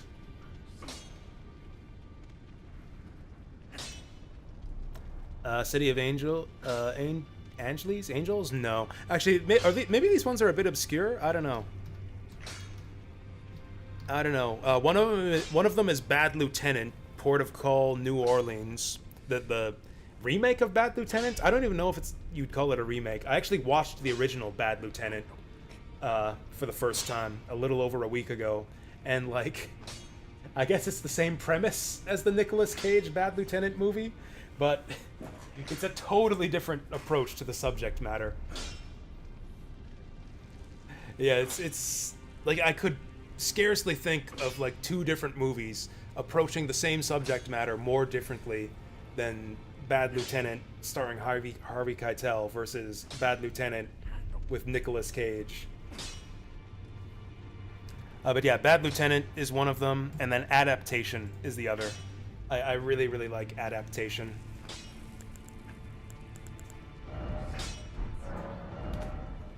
Okay, so what do we need to upgrade this shit?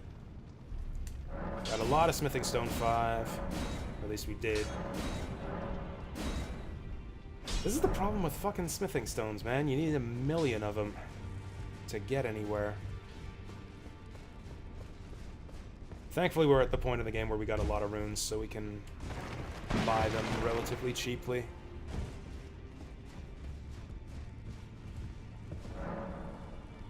Yeah, I don't think I know a single Swedish movie. I don't think I could name a single Swedish movie. Although there was one foreign language film that's on my hit list that I thought looked really interesting. I don't know if it's Swedish. It's like from one of those middle European countries. It's called The Visitor, I think. I thought it looked really cool. I'm gonna look it up. Actually, I don't think it's Swedish. Yeah, 1979, The Visitor. Oh, it's an Italian movie. Oh, that's interesting. I thought it was like Belgian or some shit. Okay, it's Italian. The Visitor, or Stridulum, looked really cool. Oh, is it Northern Europe? I'm bad on my geography. I'm gonna pull out a map of Europe now. I thought of it as Central... Or yeah, I guess Germany is Central Europe. You're right, it is more north. I thought of it as Central... Or how far north is it? I'm gonna pull out my map of Europe. I haven't looked at a map of Europe since I was in high school.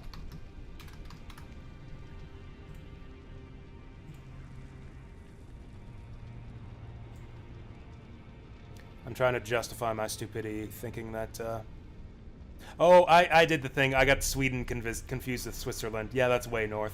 I got Sweden confused with Switzerland. Yeah, it's Sweden's in Scandinavia.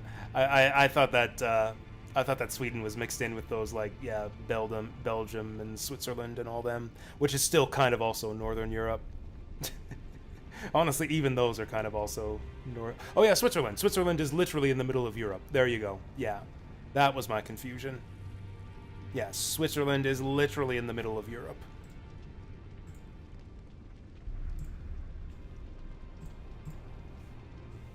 What were we looking for? Smithing Stone 6. Smithing Stone 7. Actually, we need 12 of each Smithing Stone to level it up all the way, so we need 6 of those. Oh, I got 0 Smithing Stone 8. Fuck. Well, okay, I guess we're burning up that Elden Beast rune.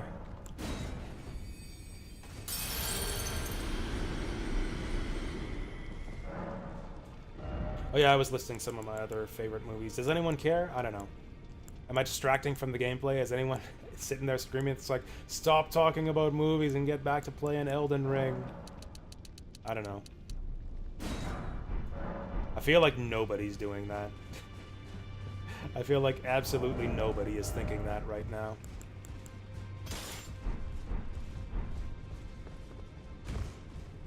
Or I don't know, maybe there's something really cool around the corner. It's like, fuck, get back to the game and get to the cool boss that's coming up.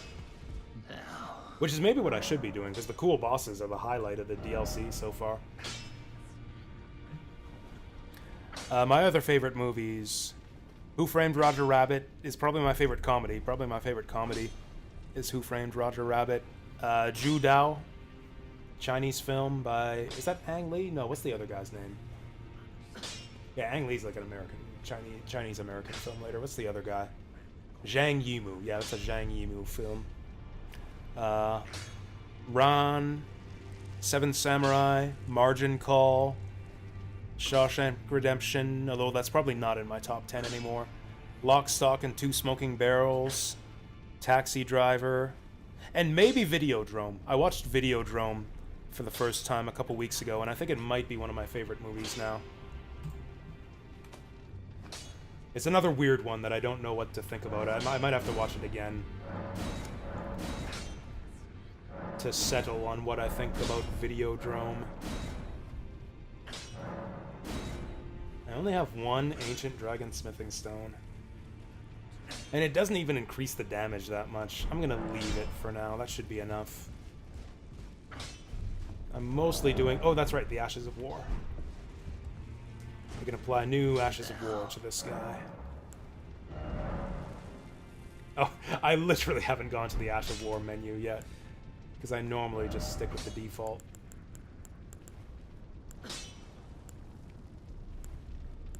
Divine Beast Frost Stomp. What else have we gotten that's new? We got some other new ones with the DLC, didn't we? I don't know. The Divine Beast Frost Stomp is the interesting one. Now, okay, how do we maximize our damage here? We want strength scaling, like all strength scaling. I hate how they make you do math. I wish they would just add the numbers together for you. Or actually, I think it does. Can I change this? I can't. Oh, there we go, detailed view.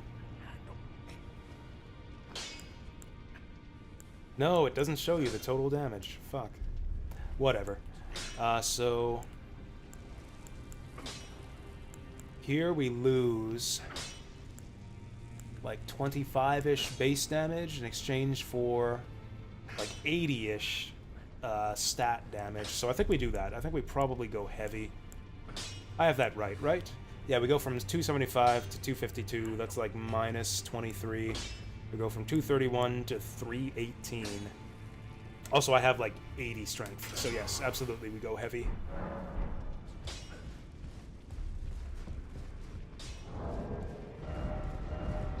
Now, how expensive is this Frost Stomp? And will this mace even do any damage?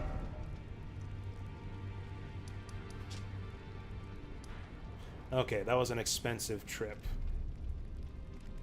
I still... Fuck. I still didn't get a Sight of Grace after all that. I totally forgot. I totally forgot to go to a Site of Grace. I just assumed we could teleport back since we found a new area. Fuck. We got the map and everything.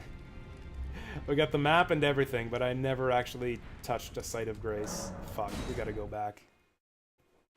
I was on a foreign film binge during the pandemic. Nice. And anything really good? I will take your film recommendations since I'm watching like a new movie pretty much every day now that I got the my TV set up for it. With the mini PC hooked up, I'm like torrenting and watching new movies almost every day. I watched Mad Max yesterday and was not that impressed. Although I hear that that Road Warrior, Mad Max 2, is the good one of the Mad Max movies.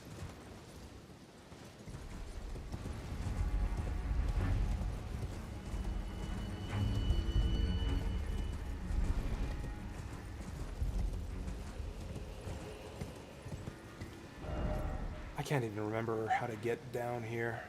Oh, do we go this ledge? Maybe we do this ledge. Can't believe there were no sites of grace during all that. I can't remember how to get down there at all. Well, we definitely don't drop. There's Grace.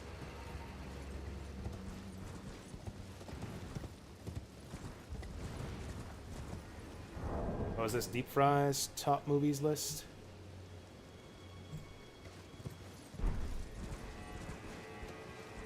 Sure, I'll make fun of this. Oh, actually, this is a good suggestion list. Oh, okay, 20 films and television shows that changed America. I was about to raise an eyebrow at you, Deep Fry, when I saw Birth of a Nation at number 2. It's like, oh, that movie must be like a big part of, must have touched Deep Fry in a profound way. But yeah, Psycho. I've never seen Psycho. That's a good suggestion. Am I into action stuff at all? I guess I'm into... I don't know what I'm into. That's kind of an eclectic mix of stuff, isn't it? Did you hear me list them off before? Put password? My list right now is Do the Right Thing, Network, Seven Samurai, in no particular order, by the way. Do the Right Thing and Network are at the top, but I haven't ordered the others yet. Who Framed Roger Rabbit, Princess Mononoke, Judao, Ron, Margin Call, The Shawshank Redemption, Lock, Stock, and Two Smoking Barrels. This is the way. Videodrome, Taxi Driver, Star Wars, Adaptation, and Bad Lieutenant, Port of Call, New Orleans. And I don't even know if that's all my favorites. That's just the ones I've thought of so far. Okay. Oh, it does do damage if they're not shielded. Okay, let's try this shit out. That's not very good. Or are they shielded?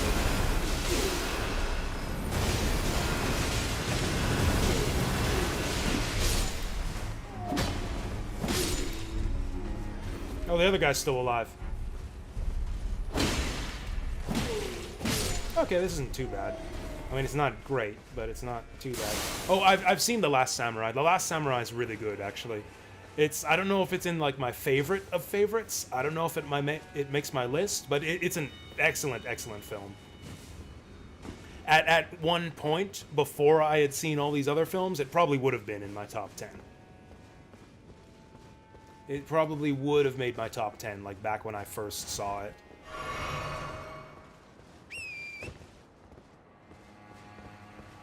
Where's my horse? Oh yeah, let's go over this list of 20-something... Man, why do they gotta... Okay, Citizen Kane I've seen. Citizen Kane is good cinema. Citizen Kane is better than you would think. If you guys think, like, oh, old movie, black and white or whatever, I think it holds up, like, surprisingly well. Like, just like the technique, the acting, the writing especially. It's a very entertaining film. If you think that, like, old films are boring or whatever. You guys are cultured, so you probably don't think that, but if you do, yeah, Citizen Kane is a good watch. The Godfather, I have now seen that. I Love Lucy. Was that a movie? Oh, this is film and television. I'm not really interested in old television. I Love Lucy, MASH, South Park. South Park is still on.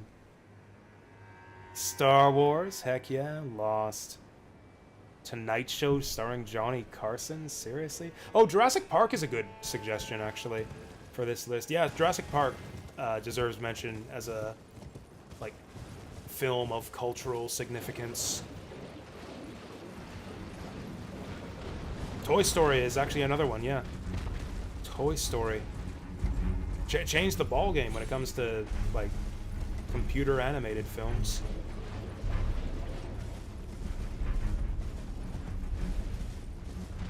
Or did I die? Did I die? Am I looking for runes? No. Wait, I could have sworn I found a Site of Grace. Oh, I did. I'm an idiot. I'm an idiot. I did find the Grace. I'm a total idiot. I was looking for it in the regions we had explored already. I forgot that we didn't get the map. I didn't notice it because it was in the shady area. shit. Yeah, I was looking for something all up in here, because that's where we were, but that's right, we went beyond the edge.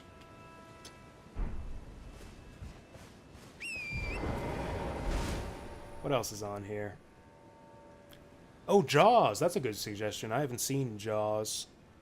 The Real World? I don't know what that is. Oh, right, the MTV reality show. Stagecoach? I don't know what that is. Clockwork Orange is a better book than it is a movie, I think. I like Clockwork Orange, the book. I'm not crazy about the movie. All in the Family, Saturday Night Live, Goldfinger?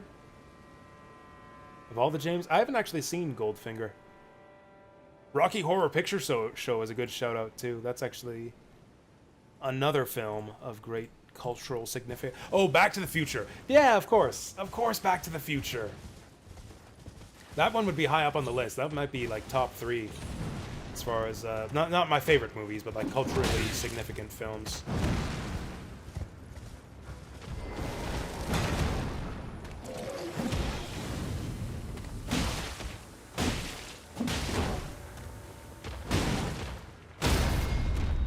You know, the mace does good stagger damage with just its regular attacks. Oh, you know, I've heard of Chungking Express. Oh, you know what's also... You know what used to be one of my favorite movies that I haven't seen in a long time? Eternal Sunshine of the Spotless Mind. Now, I watched that when I was a teenager, and I don't know if I would like it as much if I saw it today. Maybe I would. Maybe I would get more out of it. I need to rewatch Eternal Sunshine of the Spotless Mind. I'm actually gonna... Oh yeah, I love Indiana Jones too. My favorite Indiana Jones is Temple of Doom. Does that deserve placement on my favorite films list? I don't think it does, but I really like Temple of Doom. I like all the Indiana Jones, or I like the original 3 Indiana Jones movies. Yeah, I'm gonna put Eternal Sunshine of the Spotless Mind on my list of favorite films. I suspect it won't be my favorite film anymore if I see it again. I was more romantically inclined in the days when I saw that movie, so I don't know what I would think of it these days. Maybe I'd think more of it. Maybe I'd have a deeper appreciation of it as an adult. Whoa. I know what to do about this. Oh, fuck. Oh, fuck. Okay, we pissed that guy off. Actually, the enemies in this zone are quite strong. I forgot that we were, like, marching into a brand new zone. This Frost Stomp doesn't do shit.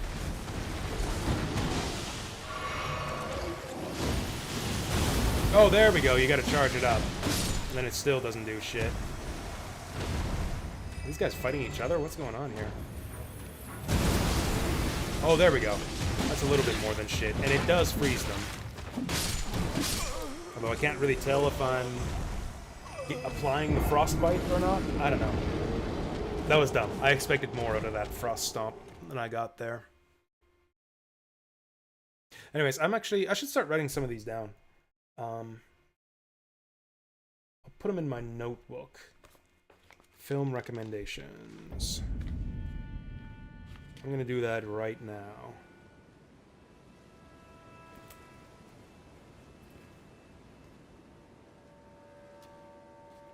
Add some more stuff to my watch list. I've got a huge watch list already, but can always have more. I'll be watching movies for years at this rate.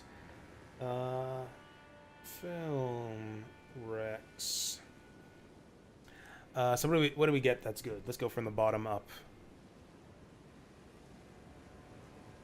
Actually, Jim Carrey's been in a few serious movies. I think I might like him better as a serious actor. Actually, Liar Liar is really good. I think Liar Liar might be my favorite Jim Carrey comedy still. I'll write all of password suggestions. Tampopo. Ramen Shop comedy. Chungking Express I've heard of. I've heard good things about that one. Hopefully nothing kills me while I'm doing this. Let's rest at the bonfire. Oh, I've heard of The Raid too. These sound like the kind of movies I'd like. Like, yeah, surreal romantic comedy. Just like crazy violent action. Yeah, have I seen The Raid? I can't remember. I don't think I've seen The Raid. You know what? I think I had heard good things about The Raid, and I was like intending to see it, and then Roger Ebert gave it a negative review, and I was like, oh, I don't want to see it anymore. Because I only watch movies that Roger Ebert recommends.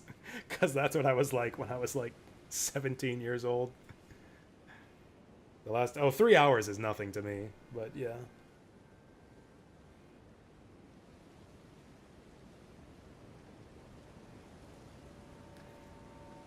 The Last Emperor.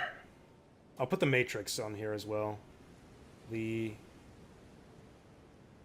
Matrix 1 to 4.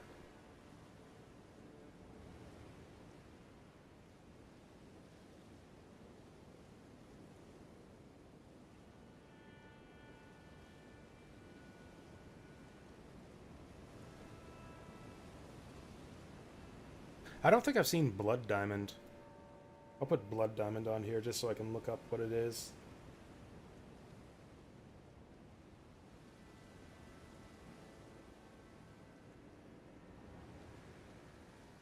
The Departed I've seen. Truman Show I've seen.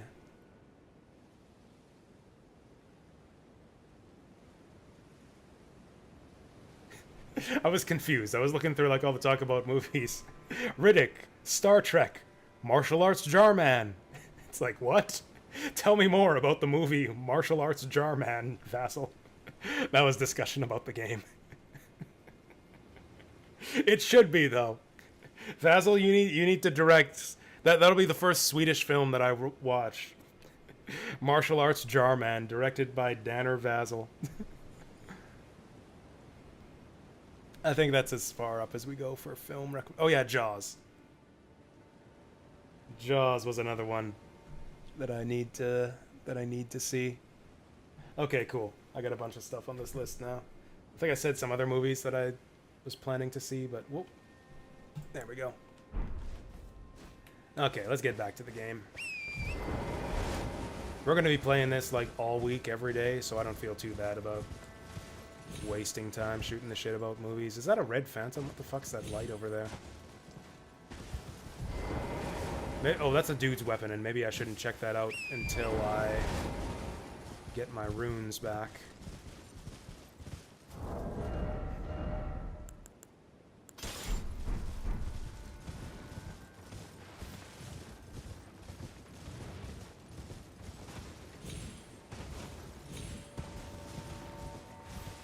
Oh yeah, The Majestic was another serious Jim Carrey movie. I liked that one. Did I say that already? Maybe I did.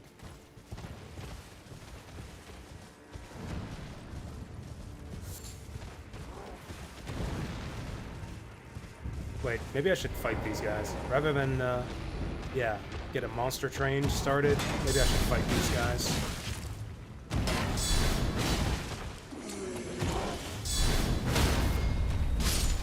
You know what, these guys seem to have the same amount of health as the trolls we fought before.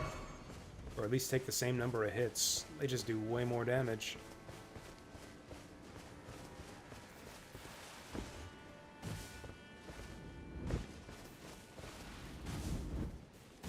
Any good video game films? There really aren't, are there?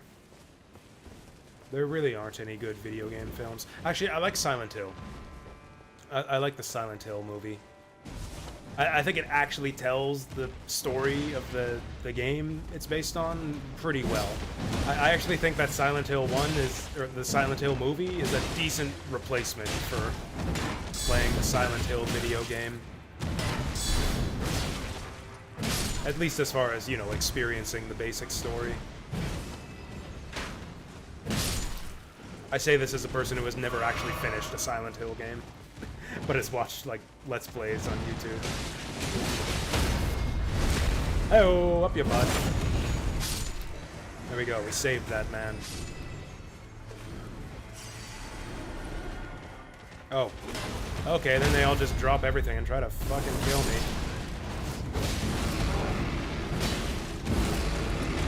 Oh, you know what? These guys specifically are stronger than regular trolls.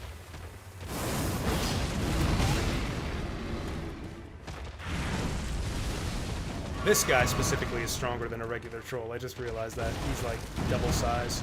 In that case, maybe I should try to kill these guys first. Oh, is he like that boss troll we fought before? No wonder I got killed by this guy.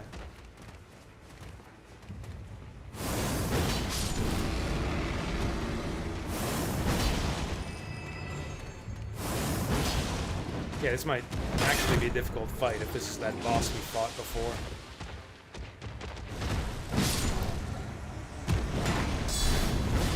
Oh, he's got less health, though. He's got way less health.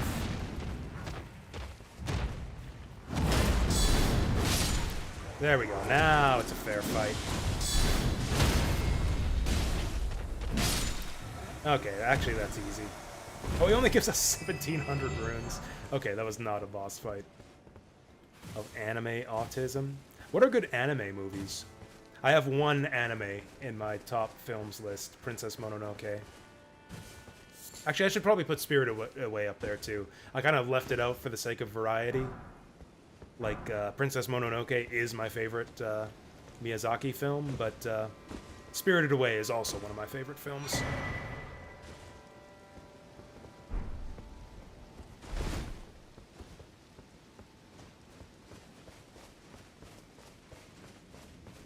The heck is in here? Yeah, what were these guys all fighting over? Sacred bloody flesh. Figures. Ah, that was a fun encounter, though. That's actually kind of funny. They were all fighting over, yeah, a lump of sacred bloody flesh in here.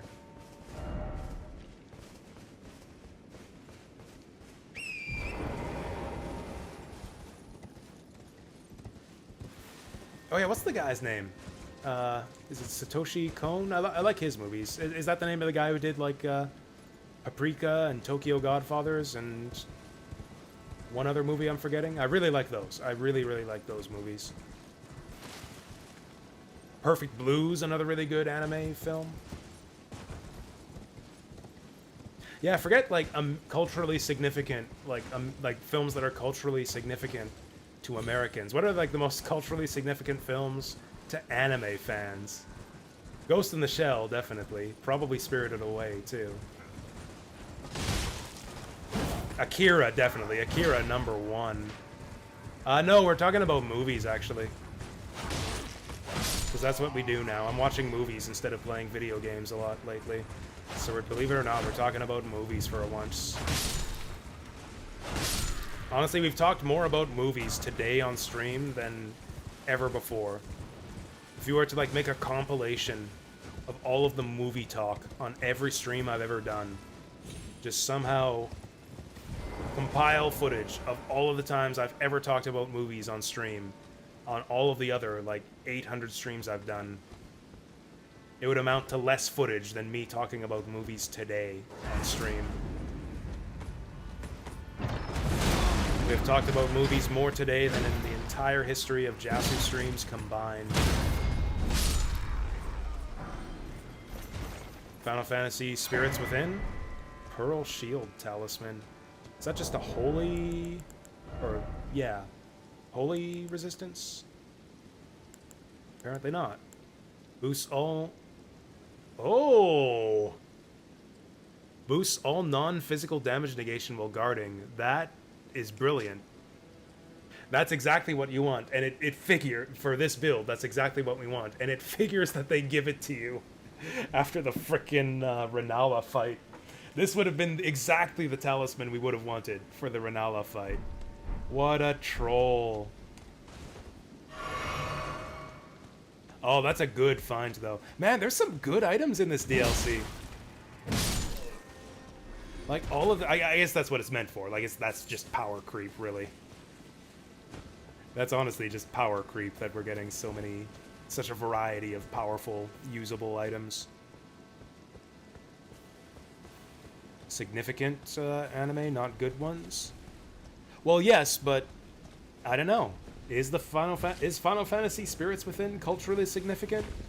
I feel like that's a game that everybody's probably seen, but nobody talks about much. Like, I've never talked to anyone about the Spirits Within. I guess in terms of, like, how it supposedly ruined the company. I guess that's, like, historically significant. How supposedly Spirits Within, like, destroyed Squaresoft as a company. I've seen some debate as to whether that's actually true. I've seen some people contend that notion that Spirits Within is what killed the company. But that's the popular narrative, at least, when it comes to the merger of Squaresoft and NX. Fucking knew it. I knew that last hit would... Shit. Shit. Fuck. I hate it when that happens. When the, Oh, okay, I recognize this one. Actually, you know what we can do? I wonder if I can get through both legs. Whoa.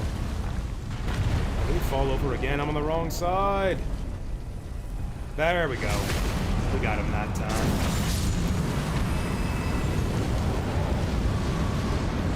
This is the ones where I was talking. Oh yeah, Summer Wars. I've never actually seen Summer Wars. Actually, I might add that to the list. I think I've got to see Summer Wars. You know what? I've got it on my computer. Oh yeah, I can't pause.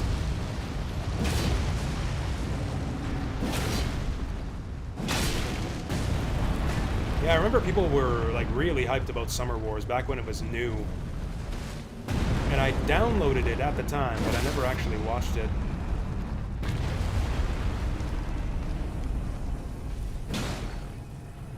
Fucker! Why does it... Oh, it's because his weak point is inside the frickin' rock. Oh yeah, Your Name I've never seen either. It's, I don't know. I'm not into, like, really sappy, over-the-top, emotional romance type films. I guess chick flicks, is that a chick flick? Just like really over-the-top, sappy, sentimental, romantic stuff. I guess just chick flicks. That's why... Now, Eternal Sunshine of the Spotless Mind had a lot more going on for it. There was a lot more in that movie. Which is why I suspect I might still like it. But that's part of the reason why I don't know if I'd like that one as much anymore. Oh, he's not dead yet.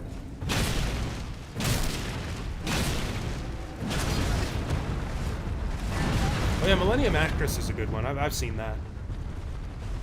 Good movie.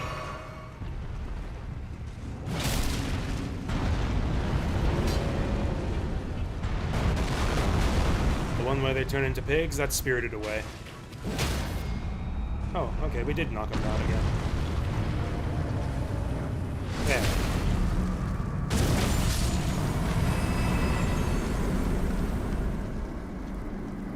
Okay, are we safe? What's that noise? Or is that just a giant's death cry? I'm gonna write some of these down, actually. Summer Wars. I misspelled summer. Hopefully I'll remember that. Hopefully I won't accidentally search for Sumer Wars.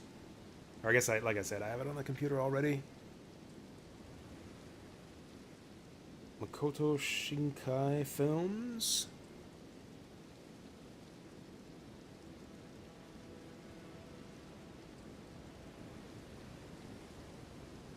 Wolf. Yeah, Wolf Children is another one I remember being, getting a lot of hype back when it was new. Tokyo Godfathers I've seen. I don't think I've seen Jinro.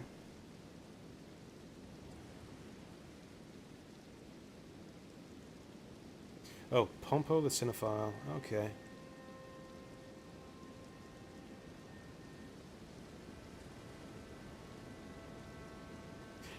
You know, a lot of old anime, or just old movies in general, you can actually just find on YouTube, just in full. I don't know if the copyright's expired, or if just no one's enforcing it, or what.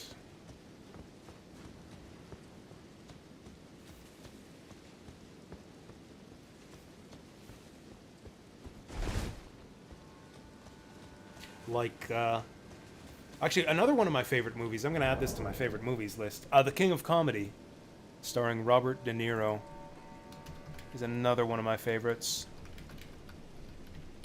In fact, I think that's my favorite Robert De Niro film. I think Robert De Niro actually gives his best performance in The King of Comedy. But yeah, the King of... And you can watch it on YouTube. Last time I checked, that movie was like just up on YouTube in its entirety. That was actually how I watched it for the first time. I think that was like a year and a bit ago. Maybe a couple years by now. Oh, 3 for 1. Where are we going? Oh, right, towards the map marker. Right, I forgot about that.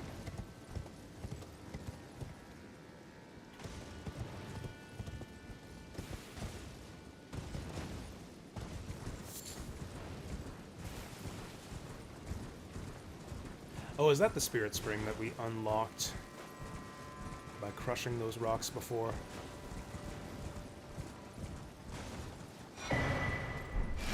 Alright, map of the Rau Ruins. Okay.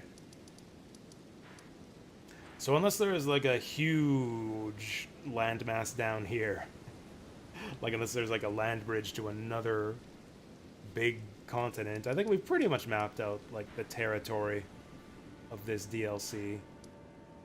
Maybe there's like a big bit that goes around this, but yeah, this seems to be about how big the DLC is. All of this. So actually, if we can literally compare it to the original map.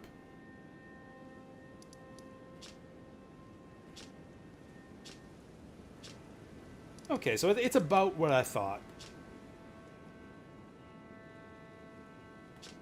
Honestly, is it really only this big? It feels a lot larger than this. I feel like this map is on a different scale. Maybe not. Liurnia is pretty big.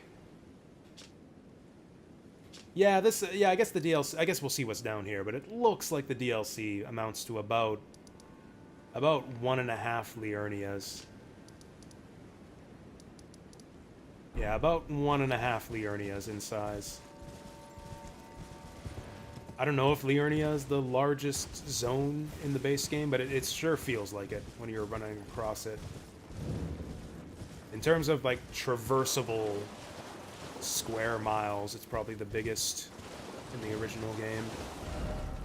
Now the question is, can we find any...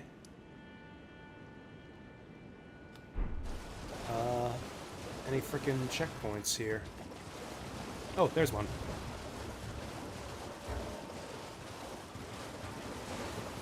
It's playing combat music. Who's trying to fight me?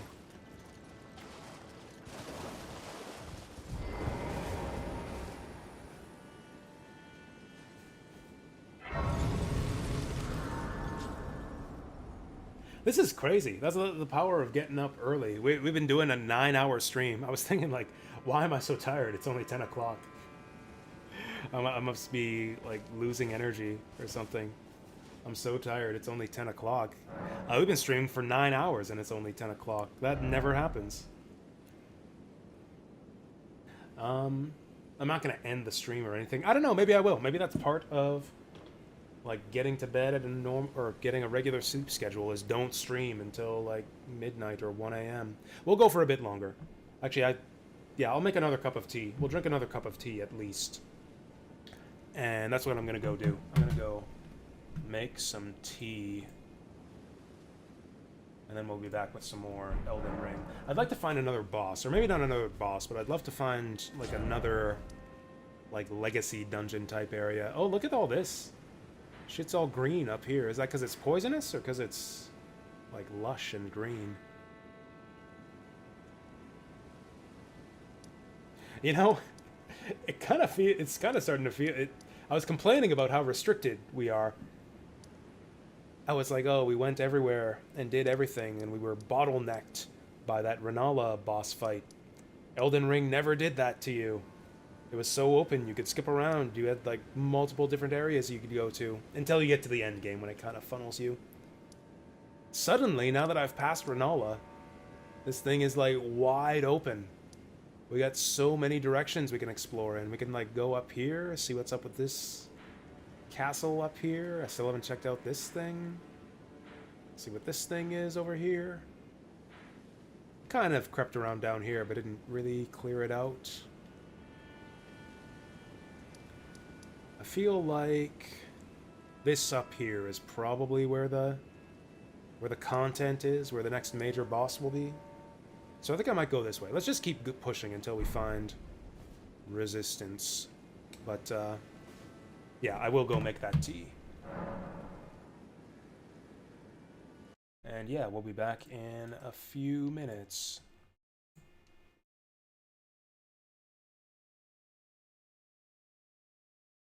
Jazz wants to play up. Hey there, Neo Sigma. How's it going? Finished Japanese Trails Through Daybreak. Oh, nice. Everyone's just finishing games this week. Oh, No More Heroes 2. Okay, I know a lot of people like those games. It's never really been my thing. Or I don't know, at least I didn't like the first one. Maybe the second one's a lot better. But, yeah, that's cool. It's nice to have variety. You know, we're kind of doing that now, too. What did we went from Kena to Outer Wilds to Elden Ring. I feel like that's a fair bit of variety. Maybe. I don't know. I did compare Kena to Elden Ring a lot when I played it. They're not really that similar at all. Kena is more like your... I talked a lot about Kena. It's kind of like your average AAA game. Average modern AAA game, except not AAA. More of like a AA. It's like constrained in budget and scope and much, much better for it. Yeah, Kano is really good. Elden Ring DLC it's getting better. Now that we're out of that first area, I feel like it's getting better. We're finding more and more interesting things as we search around. And so we'll be back for more of that in a minute. Yeah.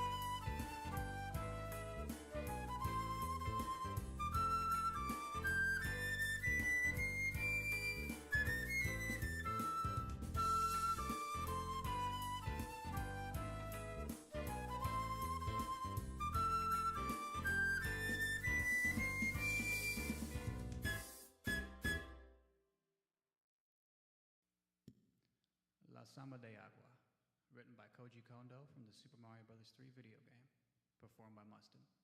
Enjoy.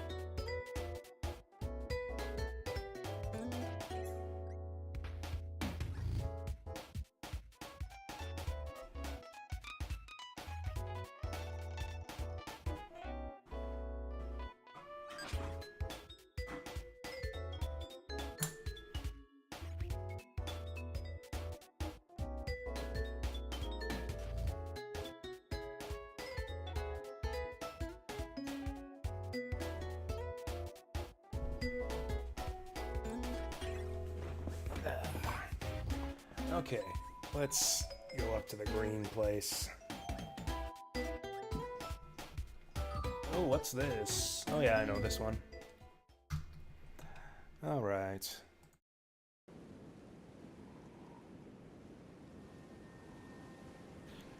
I mean, it's exciting now that we're in kind of a new part of the DLC area. Things have opened up. We got options for where to go next, it feels like. I still feel like the open world exploration is the weak point of the DLC so far.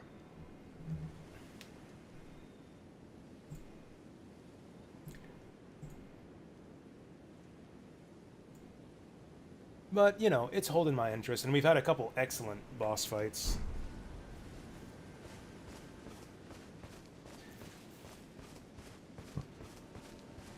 I kind of miss the like encounter. Honestly, I didn't realize this until I played the DLC here. I miss the NPCs.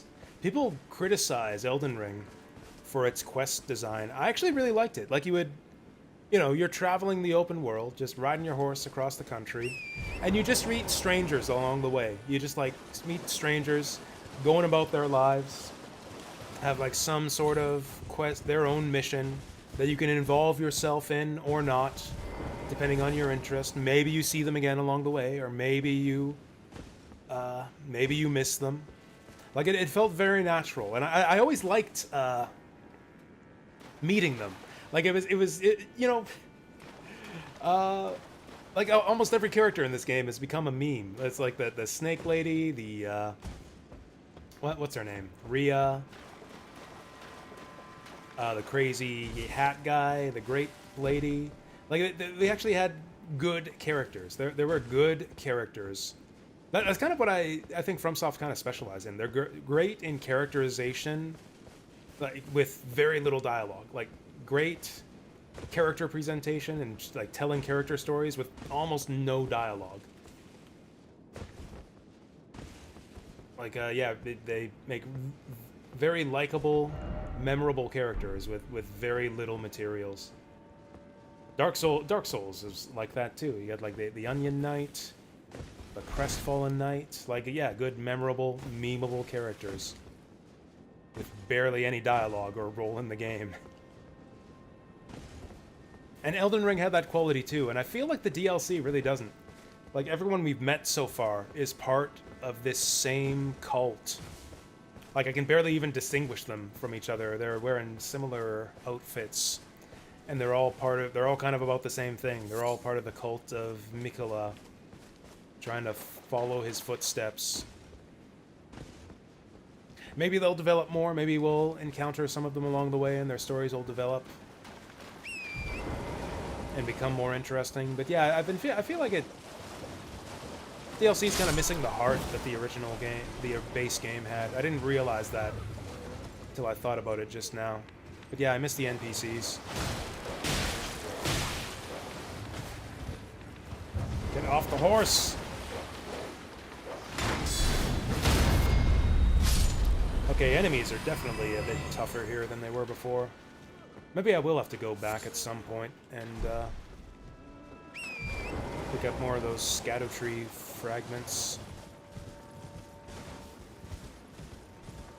Oh, we're walled off. I guess we do want to go this way.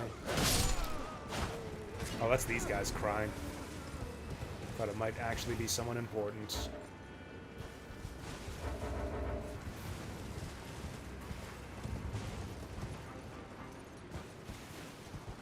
Come on, don't tell me it's playing the combat music for these crappy shadows. It sure is. These guys, like, aren't even people. They just come back if you kill them. Like me. Or like our character in this game. Oh, here's something. Oh, here's definitely something. Hey, that's just what I was looking for. Let's try to get ourselves a site of grace to turn that in at. Oh, there. Speak of the devil. Wait, no. Ah, it's just a flower. No, oh, it's one of those headstones again. Keep on messing that up. I keep mistaking those for sites of grace.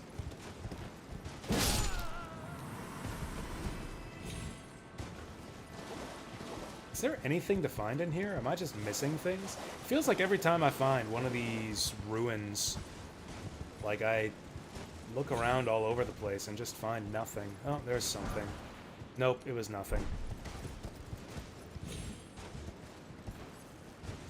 Maybe I'm just bad at looking for things.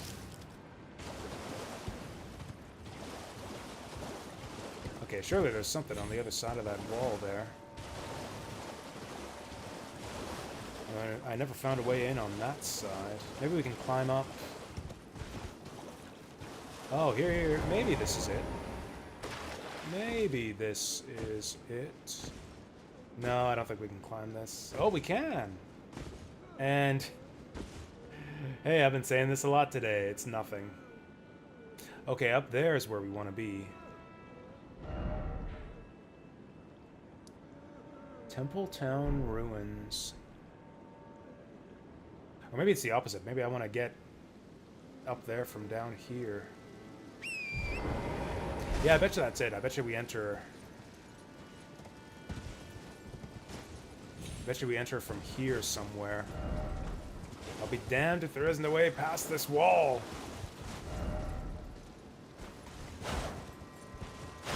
Is that it?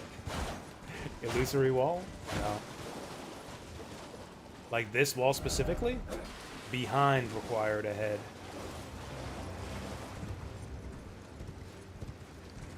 Okay, so I guess we are supposed to find a way through here. Behind required.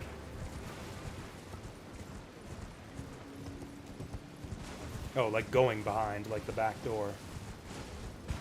Ah! Dang. This DLC likes its hidden entrances. Yeah, this is the second, like, kind of obscure entryway we've seen to a cave or side area.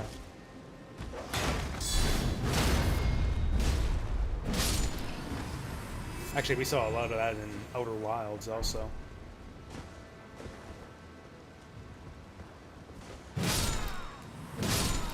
I think, like, Outer Wilds structure and story progression and puzzle solving with Elden Ring combat would be the perfect video game for me. Make it sci-fi. There aren't enough good sci-fi video games. Like sci-fi action games. I guess, to keep it in the FromSoft family, I guess Armored Core kind of counts. Actually, Armored Core is a good sci-fi story, too, now that I think of it. Apart from being a good sci-fi game with, like, the mech combat, Armored Core 6 had, like, a very good, kind of traditional sci-fi story, too, about, like, essentially alien life forms and the, like, next evolution of mankind. The merging of man and alien and technology.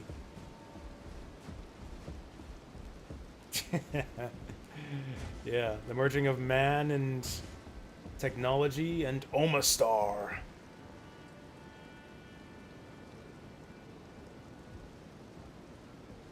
Fuck. Okay, we lived.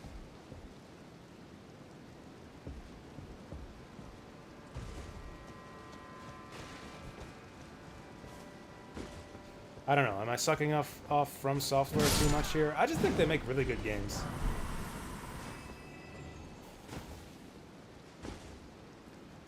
I just think they make really, really good games.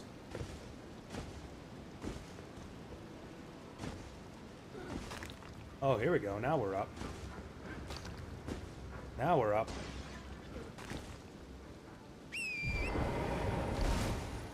And we jump her, and there she is. Oh, what the fuck are you? Oh, you're just a... scared away for nothing. Is this message going to be talking about his butthole? Called it.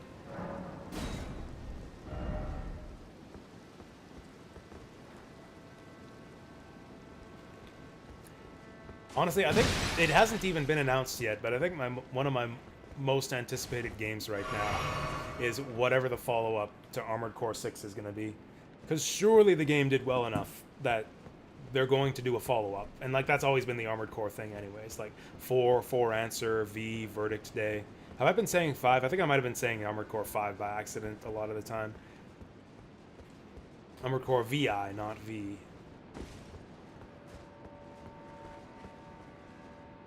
It's because there's a lot of V's in the game. Like V2 Snail. Oh, T's ready. Did we miss anything back here? I think we're good. Let's go ahead. Bandai Namco's Twitter account tweeted, telling people to level up their Scoutotry blessings, all the negative reviews from people being bad. I mean, they're right. I mean, I don't know, maybe the hard stuff is coming later. Maybe other people have played more than I have, but if people are legit getting filtered by Dancing Lion and Renala, like, yeah. Bandai Namco Twitter is on point if that's what people are actually bitching about. Like, it's not even a matter of get good. It's just a matter of, like, play the fucking game.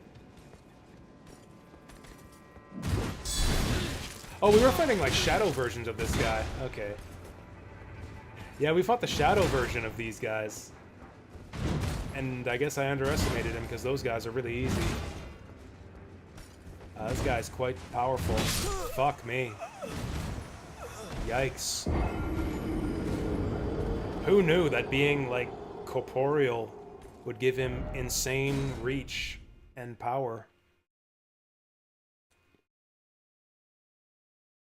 I think I'm gonna avoid reviews and discussions for now on, for the moment.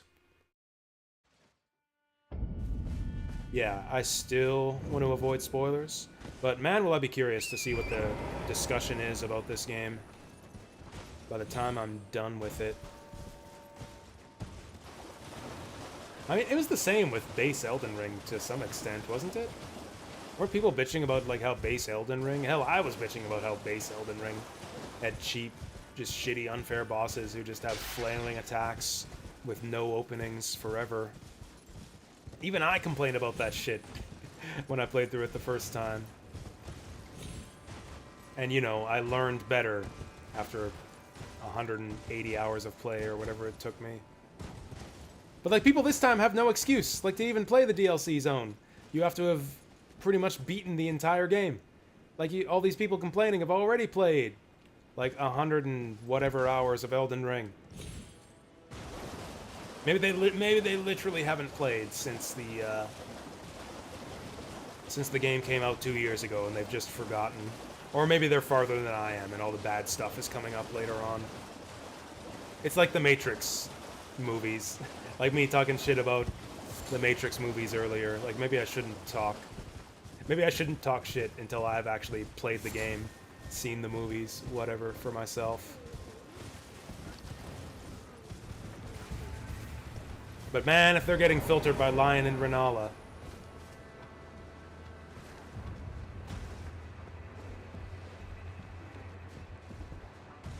I do think that some people are just unworthy of video games.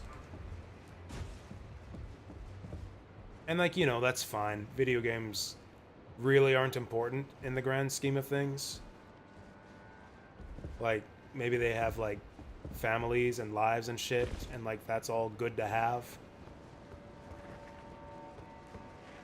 But, you know, if you've got all that shit, then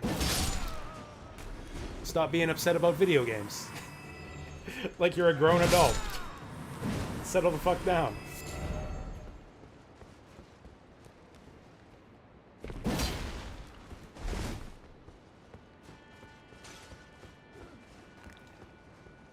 Alright, there's my runes. Oh, hey. Just so there's no surprises when we engage this guy. There's my runes. Yeah, I was not expecting this guy to come out so strong. Yeah, we fought the shadowy version of this dude, and he was super easy. Damn.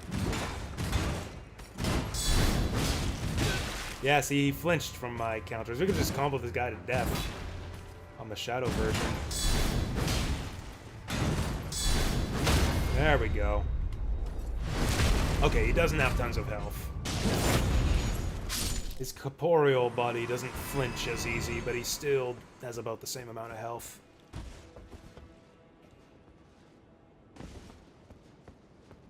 That was an enemy. He put up a fight. We had to take that guy seriously.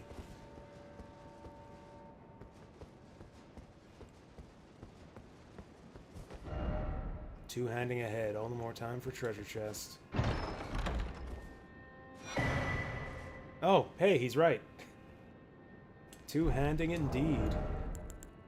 Man, there's a lot of good talismans in the DLC here. Enhances attack with two-handed weapons. Damn, that is a good talisman.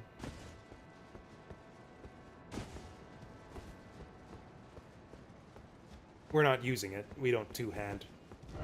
We're sword and board on this playthrough. How come this one is shiny?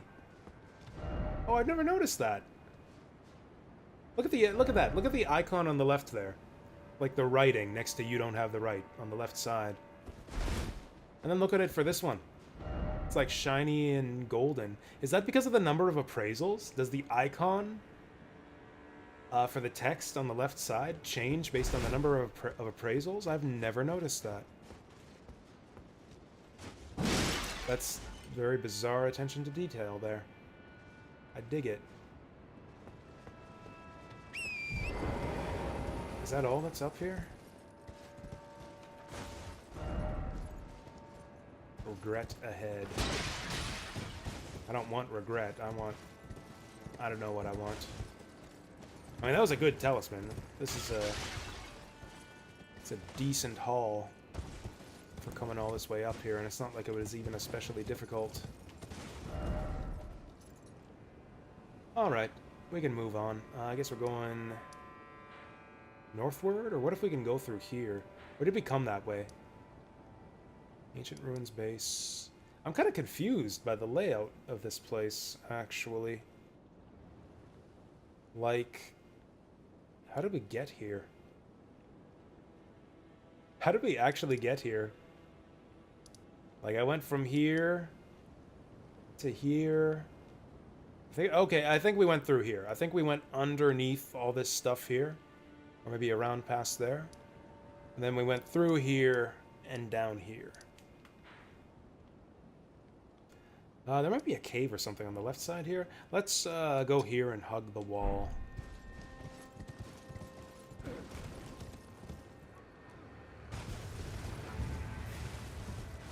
I actually reversed myself. Yeah, we like did a U-turn, so I reversed myself. I thought this was the east side.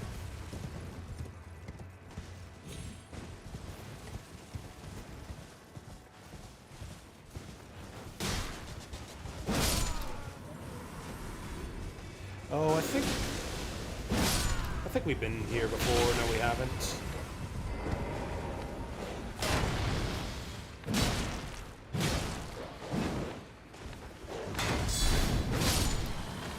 You know, I think we might have to bring out the cleaver for these guys. Cleaver's our go-to when we need DPS.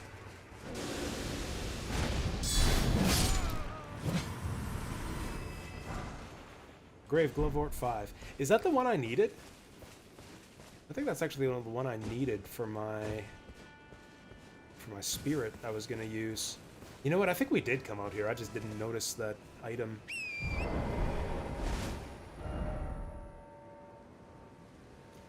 Okay, so we want to go north. All the more time for treasure chest should be on my tombstone. He'll be two-handing treasure chests in heaven.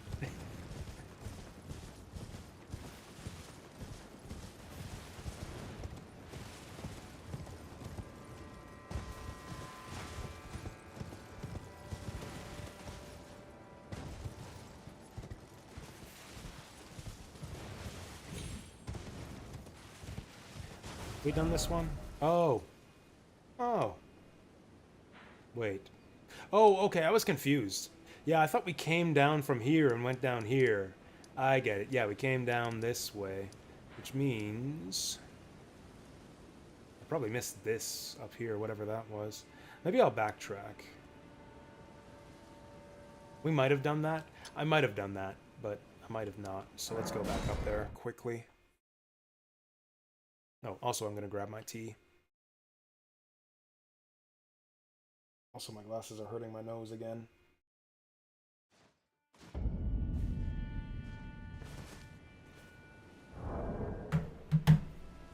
I keep looking down. Man, we must have leveled up a bunch. What did we start at? We were like level 131, 129? I think we were 129 when we started the DLC. We are now 157. Because, yeah, level ups were like 120,000 when we started. And now they're like almost 200,000. Oh, that's right. We got a bunch of stuff. Okay. Scatter tree power. Spirit ash power. Now maybe my horse won't die as much. Oh, level ups are only 17,000. Yeah. Have I really gained that many levels? I must have, because we started at like... Yeah, like 11 FP, and I was leveling Vigor before that. Yeah, I think I took like a bunch of points of Vigor, something like 7 Vigor, 2 Strength, and now 10 Mind.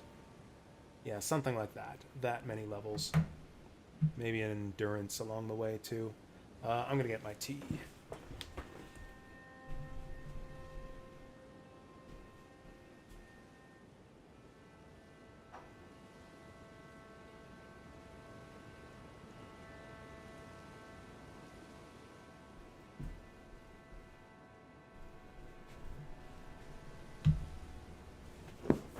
You know, I thought this tea was going to be too strong with the amount of leaf that I put into it. It's a common problem when you get to the bottom of a bag or a tin of tea. It's all like more densely packed at the bottom. So you tend to kind of put more in than you want to. Right, so we want to follow the marker. So yeah, I thought it would be too strong because I put in too much leaf, but it's actually really good. Rather than my usual green tea, this is like English breakfast tea, which is not really meant to be drunk on its own. Oh, yeah, definitely haven't been up here. Yeah, we haven't seen these guys in the DLC yet. Well, they're pulling out all the stops.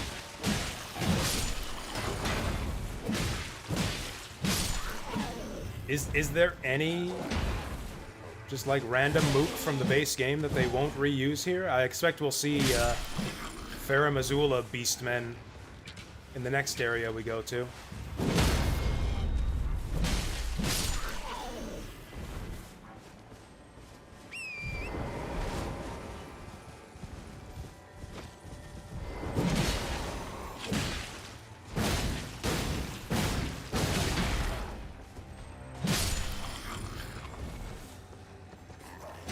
Something sparkling up here. Oh, hey! We haven't seen one of those guys in a long time. Oh, nice. Ash of War Scattershot Throw. Oh, that's gonna be for the new throwing knife type weapons. Yeah, we definitely haven't been up this way yet. You know what? We haven't died for a long time. So I'm going to use a rune arc to see that we continue that way. That's the way I see it, is if you're not going to die for a long time, then you might as well use a rune arc to get the most value out of it. Because this is going to last for a long time if I don't die.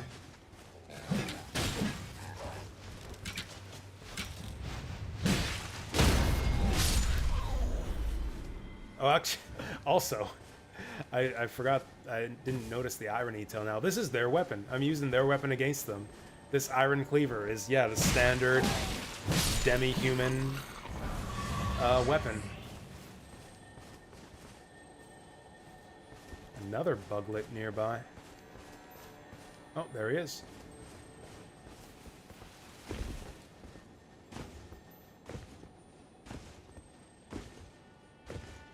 Do they do this on purpose?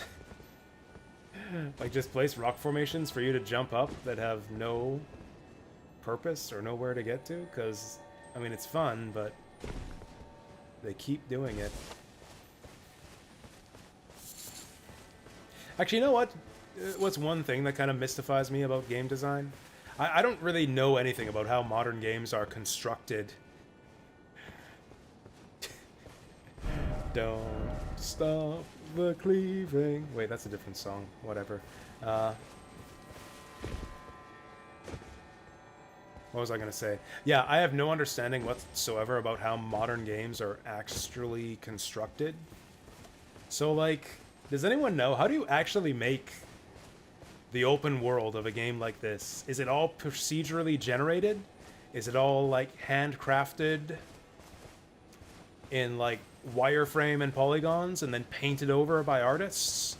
Or, like, filled in with assets or something? Is it one guy who does all of it? I mean, okay, it's obviously not one guy who does all of it, but, like what are the layers? I wonder. Like, what's the division of labor? Like, one guy draws a picture of the region, one guy makes the wireframe, one guy makes the graphic assets. Is it like a building blocks type thing where one guy, like, makes all the assets, like, okay, here's your generic archway, your generic rock, and then some guy just, like, plants them all in? That's the way old level designers work. You would have, like, your set of assets. Maybe it still works that way these days. Yeah, you would have, like, your set of assets, and then you would just place them around the room. You'd do, like, your room geometry, you'd place a texture on it.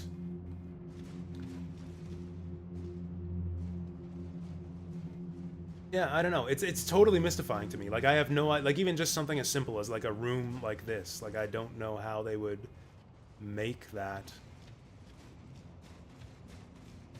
Like, there's just such an impossible level of detail everywhere and everything, right? And that's like every open world game these days. There's definitely a lot of sleight of hand going on, like a lot of just repetition of assets. Like, oh, it's the same pile of swords and flesh we've seen a billion times before, just like shape changed, recolored, maybe like randomly modified a little bit with AI for variety's sake. Or maybe it's entirely procedural. Maybe it's all, like, AI assisted at this point. I have no idea.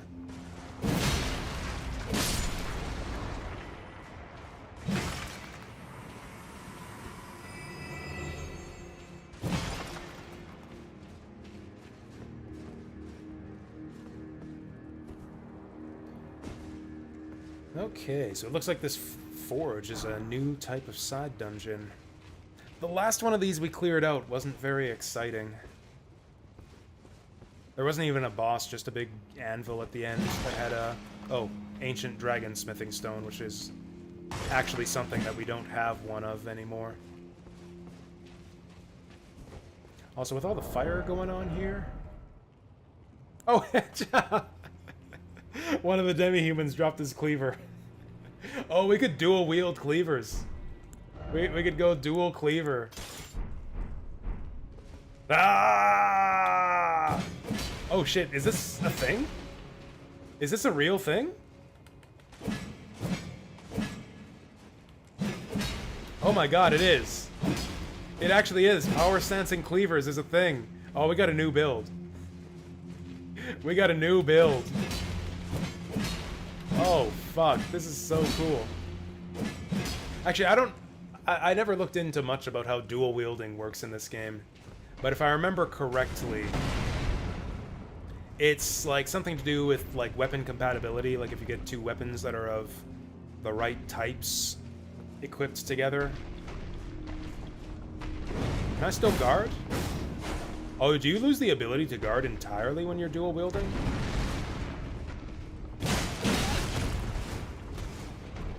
Looks like maybe yes. That would be a big problem for us. Fuck. Okay, let's go away to safety. Okay, it's a fun thought for some other time, maybe.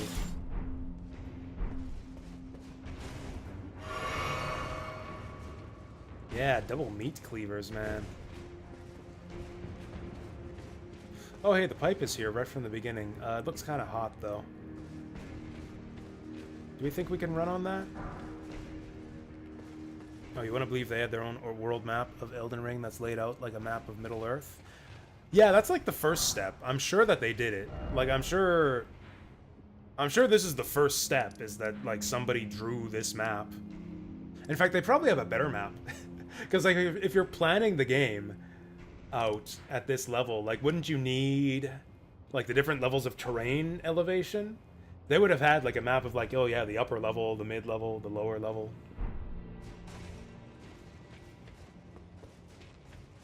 What I really need is a third hand. You know, that'd be a great expansion on the, like, Dark Souls concept. What if, in addition to, like, player starting class, we had player races?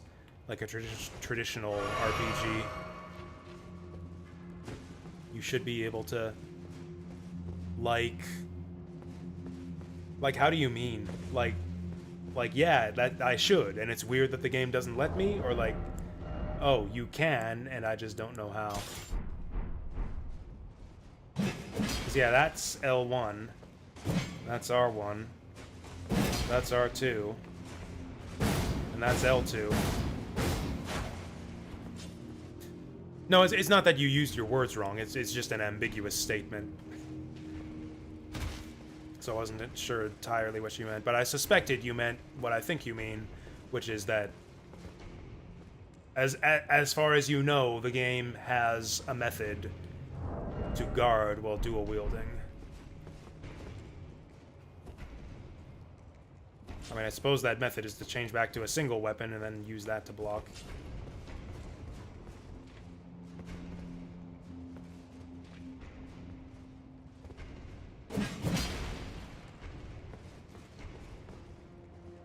But yeah, maybe with some combinations you can. Maybe you can with some combinations, but not with others. Anyways, we definitely don't want to dual wield because the other cleaver is not upgraded.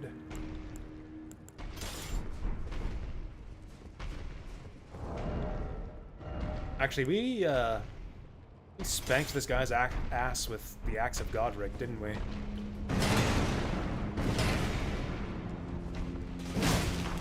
Yeah, that clockwise, or yeah, that leftward swing.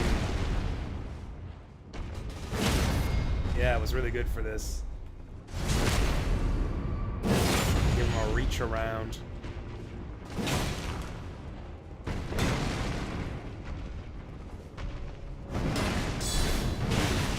Shouldn't have done that.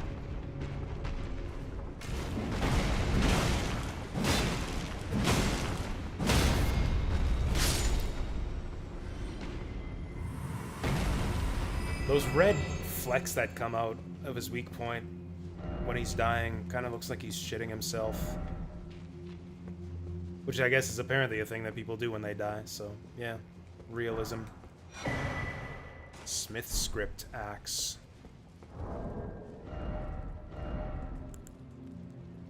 Another int faith weapon. I guess they just expect you to have a minimum of 11 int and faith to use anything, just about anything in the DLC. What is the scaling, actually? Oh, it has scaling, too. It actually has scaling in all those categories. Oh, this thing also has wild strikes. Is that just a basic Ash of War? I always thought it was unique to the meat cleaver, or the iron cleaver. I don't think I've ever seen another weapon that started with wild strikes. Cool. We can take this as our offhand weapon. A throwing weapon? Do a strong attack or jumping strong to throw the axe.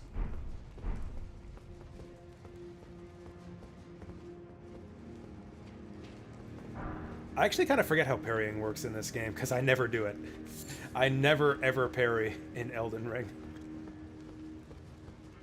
Because that's the thing, parry was always a basic feature in Dark Souls 1 and 2. But then when they added the special weapon skills, like that's your L2. So you can't actually parry unless you equip the parry skill. And there's always more fun stuff to do. There's always more fun stuff to have on your special skill than parry, so I never take it.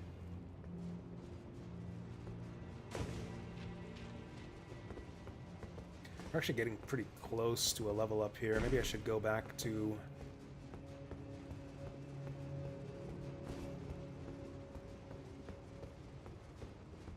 I mean, usually what you do is you just two-hand when you're using the Ash of War on your weapon.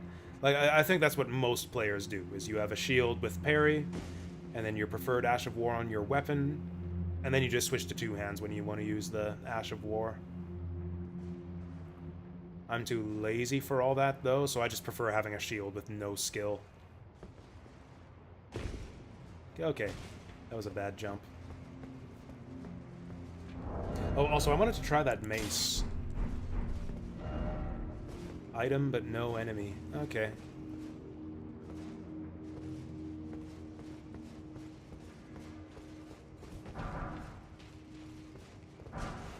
Oh, nice.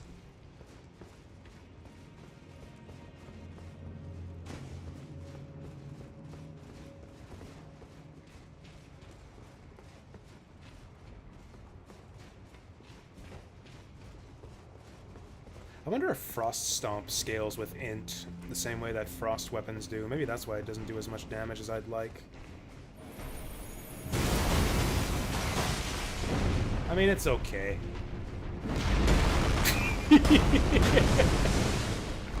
Rocket Punch! Or excuse me, Rock It Punch! There we go. Because he's shooting rocks out of his fist, you see. Okay.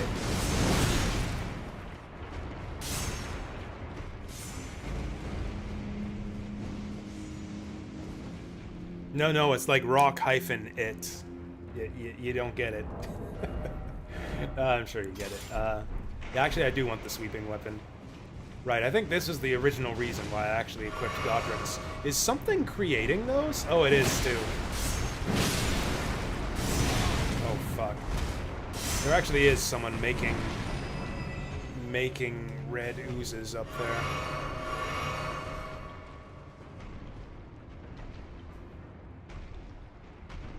Fine, I'll fight him out here.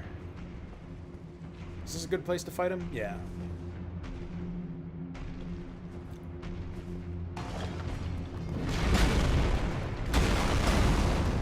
And actually, I'm using a great shield, which even in regular Souls games have never let you parry.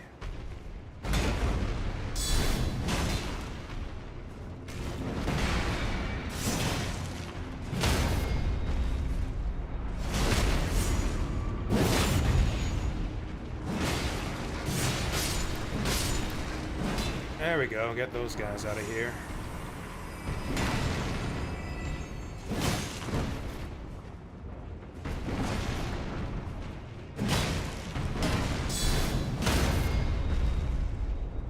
Smash! Oh, that time the red stuff didn't come out. I guess that's good.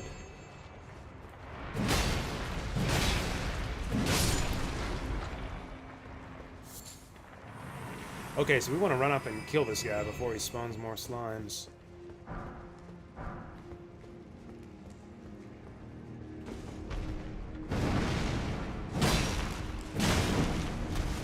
Okay, lucky that missed me. You know, I've been seeing a lot of, like, weird collision issues with the DLC so far, but mostly in my favor. A lot of enemy attacks are just passing through me without hitting me.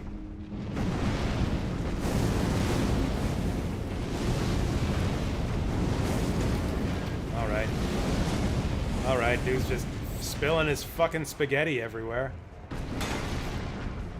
There's nowhere for me to walk. See, there again, it went right through my head.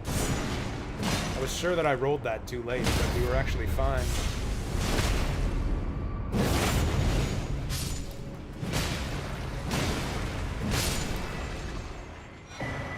Smith Script Shield. Okay, we got the Smith Script Axe and Shield combo here.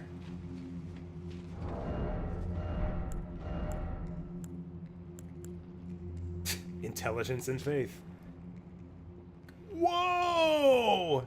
Can be thrown by performing the armament skill. Discus hurl. I might have to take 2 points in int and faith to start messing around with some of this fun stuff we're picking up.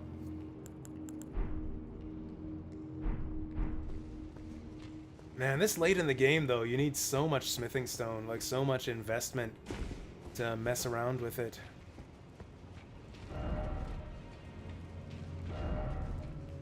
Which I totally get why they give you these like low-level smithing stones. I wish they gave you more, actually. I wish that all of these smithing stones on the ground, like smithing stone 1, 4, 5, I wish they'd get like have clumps of 5 just laying on the ground. Or even better, like some way to just get cheap access to infinite smithing stones. Like cheaper than you can get at the round table hold. Is that all that's in here? Oh, I guess we could jump down here. I think I'm gonna jump down here. Ah, I don't have the right.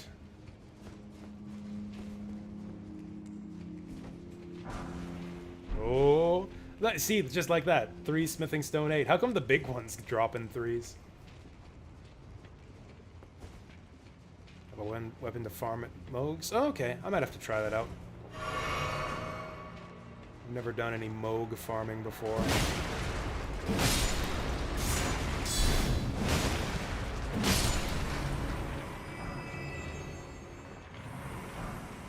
Yeah, Godric's axe kind of owns these forges. Ellen Beast weapon? I don't have the... Oh, you know what? I remember. I did farm those guys. I did farm those guys with my sorcery build. Because, yeah, I had the glintstone arc that could pierce through all of them and, yeah, just rack up the kills. I don't think I have anything like that on... Or, actually, I think I do now. Because, yeah, I don't know. It's not great. We could use that, that great sword with the projectile attack. That'd be the best thing we have.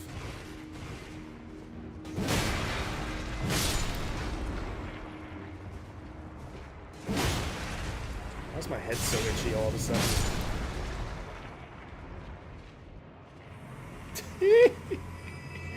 That's very cute. I don't wanna mess with them. Am I gonna get betrayed if I leave them alone?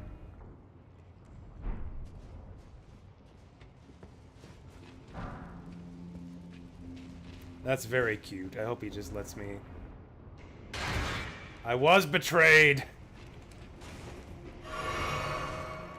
I was so focused on the cute interaction up ahead. I just fell in the pit. Alright, now they have to die. Oh!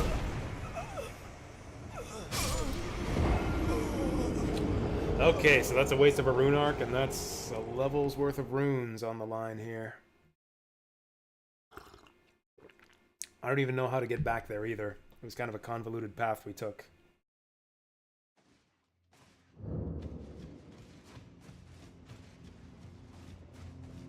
That fucking guy. I knew he was... I should have known he would betray me. Oh, we can't even go this way. Why did I think there was anything over here?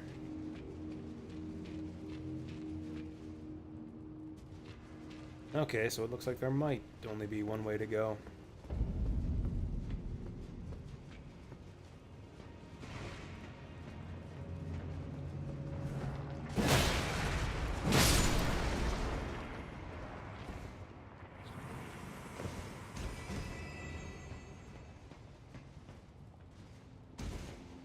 Why do I want to be in here? Oh, maybe I don't. Yeah, I guess there's just no point.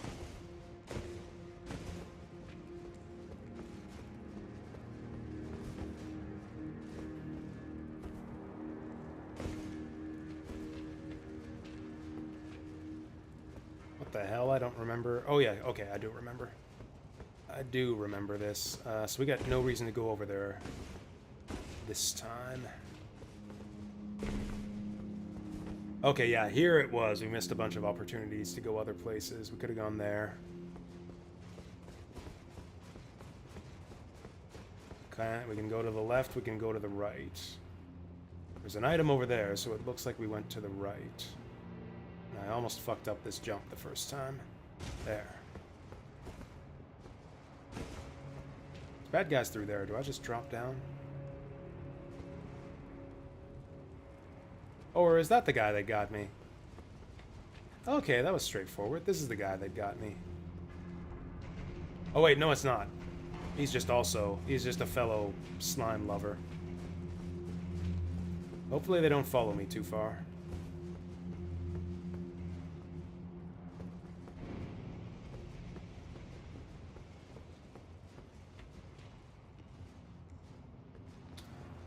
Okay, we went down here before. Frick. I can't remember which way we went.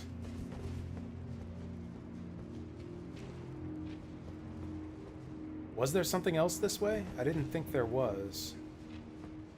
Did I fall down here? Oh, right, I do remember this now. That's right. We went off the balcony here. And this guy's spawning slimes.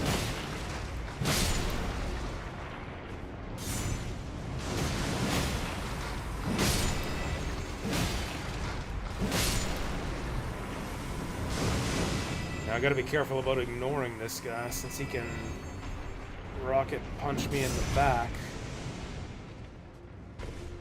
Okay, they shouldn't be able to get over that. Can he rocket punch me from up there? Probably not.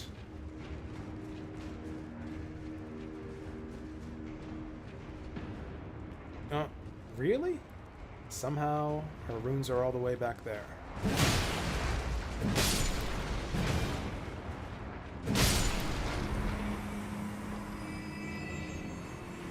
Did we drop down again? Sure didn't.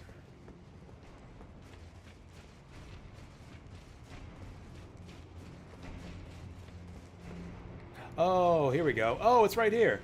Oh, nice. It dropped it at the bottom of the ladder. That is handy. Okay, now we got even more runes. Looking at the Twitch preview over there, I can't even see anything. It's so dark.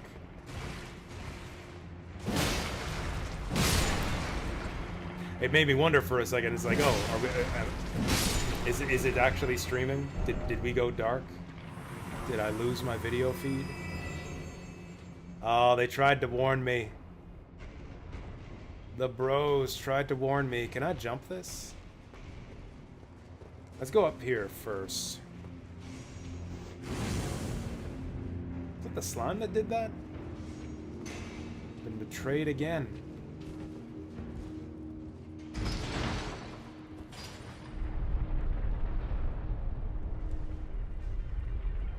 Oh, that's gonna lower the... Oh, it's gonna shift the pipe this time. Is that good? I wasn't done exploring like all the other places we could go on that pipe. Can I change it back?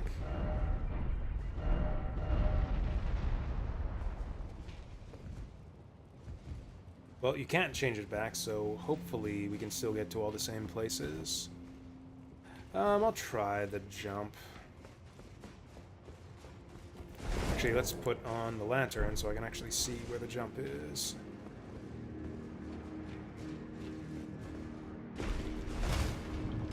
I didn't mean to do that roll there.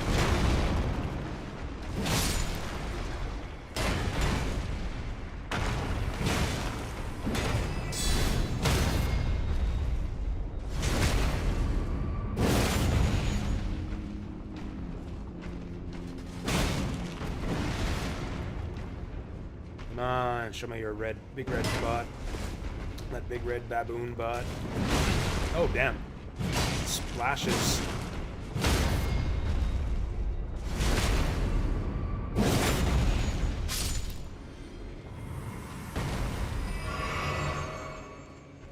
I wish these stone guys didn't have to be so hostile. I like them.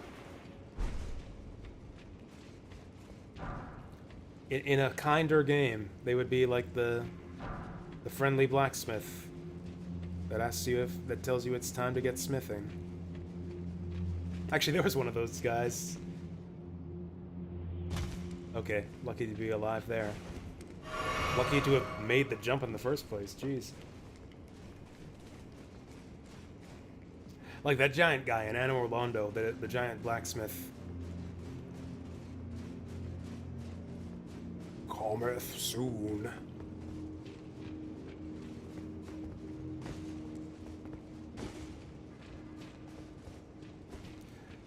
Alright, I guess we're going this way. So where are we now? Someplace we haven't been yet. Maybe.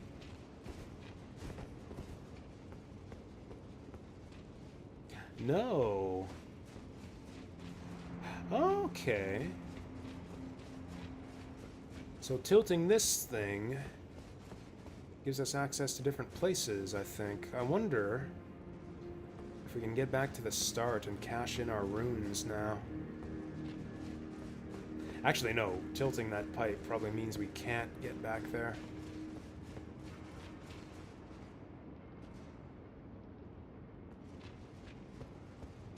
Actually, I'm kind of lost now.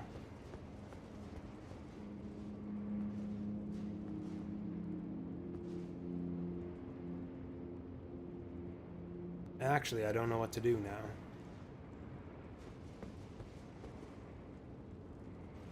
I've been down there. We tilted the pipe. Now what do we do with it?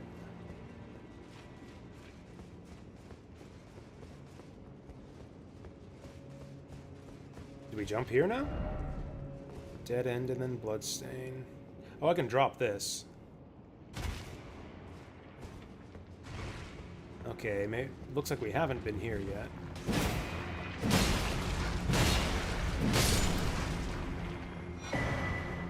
Smith script, great hammer.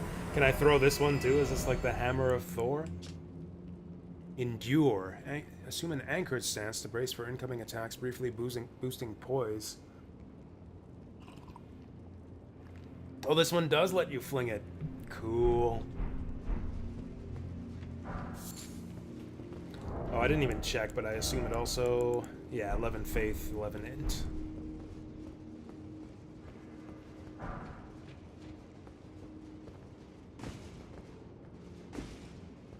Now which way was the entrance? Okay, this way.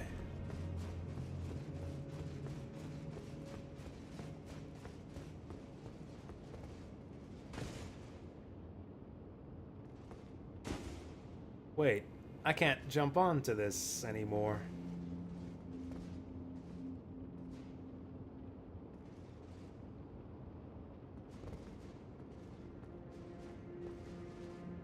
Yeah, because originally we had jumped down onto the pipe. Now it's tilted too high up for us to jump, so how do we get back? There must be some other way back.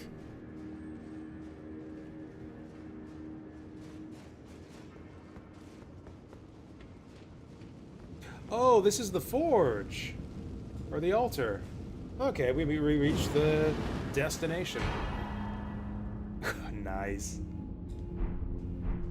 Telu the Golem Smith. Oh, hey, this is Telu's forge. We found Telu. What does Telu cost? 138 FP.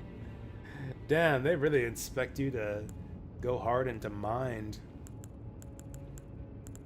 Oh, the Mimic Tear. I've never used the Mimic Tear Ashes. I know the reputation. It's like I don't think there's anything immoral, anything wrong with getting through the game with Mimic Tear Ashes, if that's what's fun for you. I just don't want, like, that whole stigma associated with me. I just care too much about my reputation to use the Mimic Tear Ashes. But, yeah, and on top of everything else that makes this thing good, it costs HP instead of FP, so, like, 0 investment in mind to be able to use it.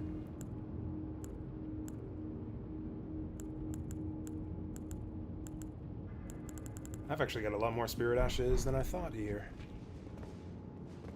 Now, how do I get back? Oh. Oh, this tilts the thing back. Do I want to? I guess I don't have a choice. I'm stuck here. Because I know there's... Oh, I guess I don't have to, but I did it. I didn't notice the teleporter thing here.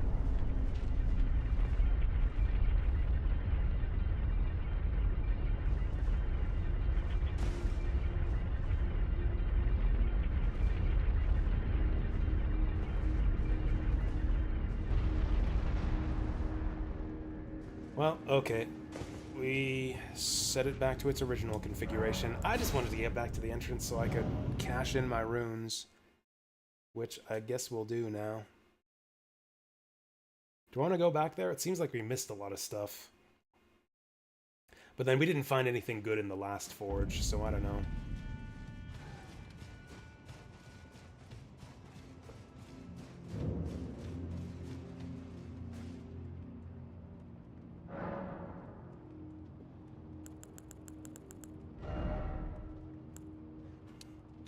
There it is. The last point in mind we needed. We can now summon Demi-Human Swordsman Yosha, who is not leveled at all. Next thing I'll have to do is find a bunch of glove warts to get him up to speed.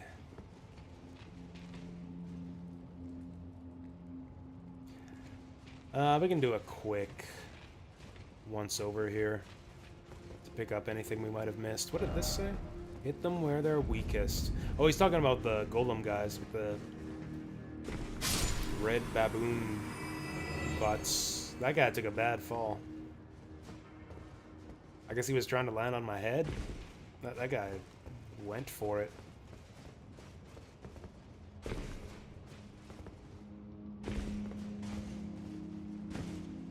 Okay, where have we not been yet? We can get over here pretty trivially. Oh, interesting. This is the last place we went before.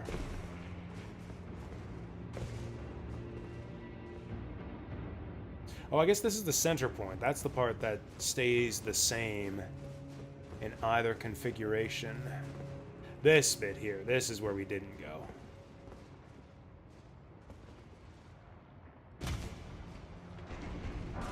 Cool.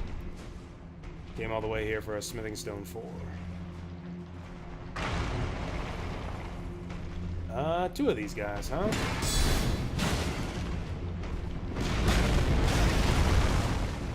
I was hoping they couldn't shoot through each other.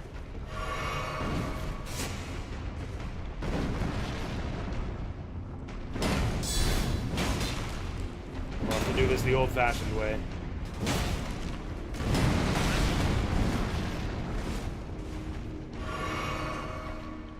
Or will we? Yeah, this is not going well. This is a hard fight. They'll be covering each other's asses. Shit.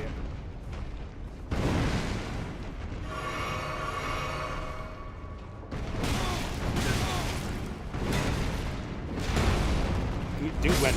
No! That's fine. That's fine. We have hardly any runes on the line. And we can get back here really easily. Man, that is a dickbag encounter there, though. The one guy, like, hid his buddy. He rocket punched me from behind the other. I don't know if I agree with that. I think that the guy in front should at least take damage. Like, sure, let the rocket punch go through him, but he should take damage from it. Oh, he survived that time. Yeah, now that we know exactly where we're going, we can waste less time.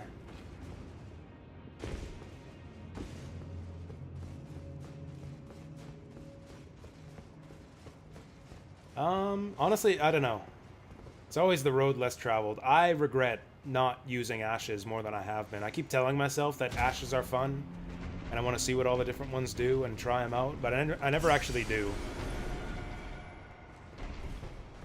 I never actually end up using them. And not out of even like any pride thing or any like...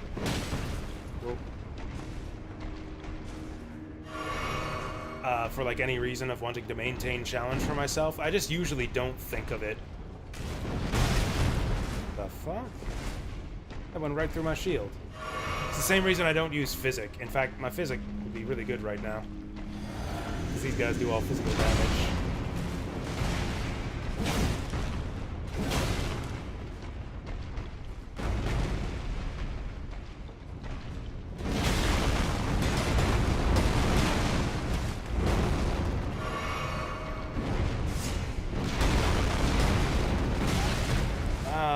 really don't know what to do about that falling attack. It goes over my shield.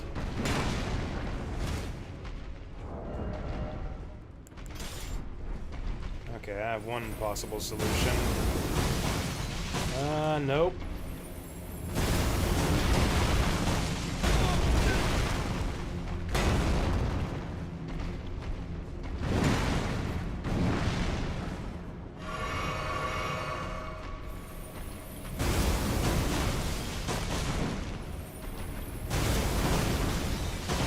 Can I frost them eventually?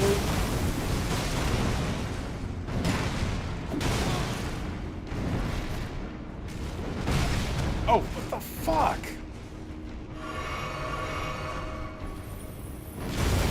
We'll chip them down eventually. Actually, we won't because I'm gonna run out of FP right now.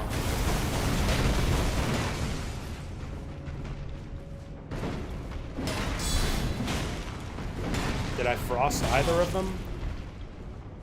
Ah, I gotta roll that one. It actually goes over your shield, so you gotta roll it. I did have a physical protect there, but it don't... Oh, I didn't use it on that second try, though. But yes, I should totally use that. What else would be useful here? Actually, yeah, I'm not using guard counters. So what else should I use?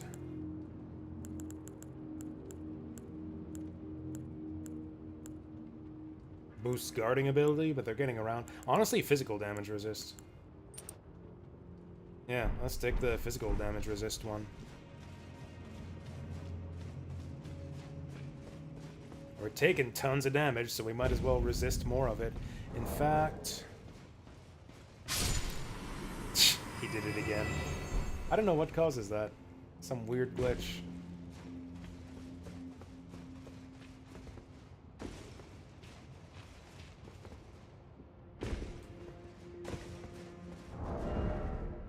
Was there something else that increased our physical defense? Actually, I wonder if I jack it up with the physic even more.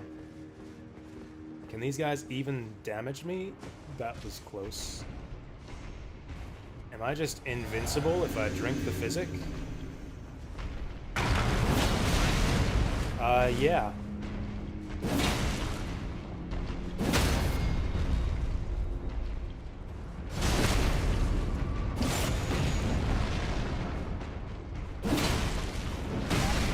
Okay, maybe not that invincible.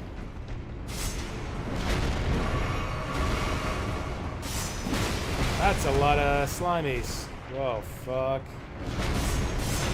We're pretty screwed. This got a lot worse. It's actually a lot worse down here than it was up there. Oh, wait. Can he get back up?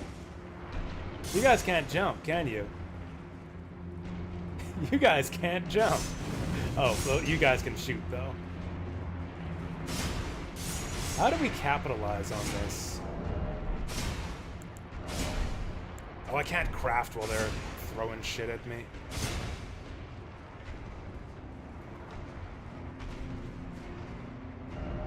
Hidden path ahead. No, there isn't.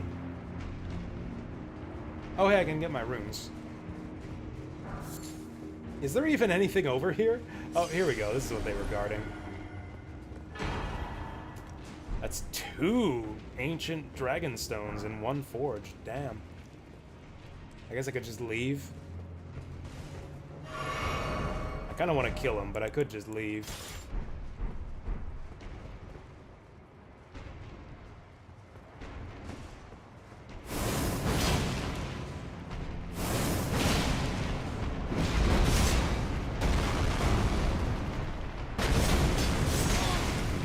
Uh-oh.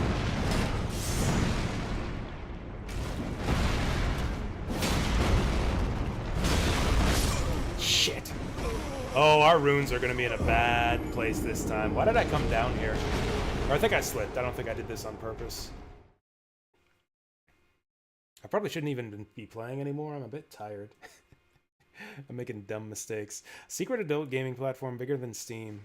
What's the name of it? Is it DL Site? I don't know if DL Site's bigger than Steam. Also, I guess it's not technically adult gaming platform, but you know. You know. Have any of you guys ever bought a non-adult game off DL site? Actually, I have. I actually have, because you can buy Falcom stuff there. I bought Lord Monarch Pro off of DL site. Also, I guess it's not a secret. I guess it's not a secret, so it can't be DL site.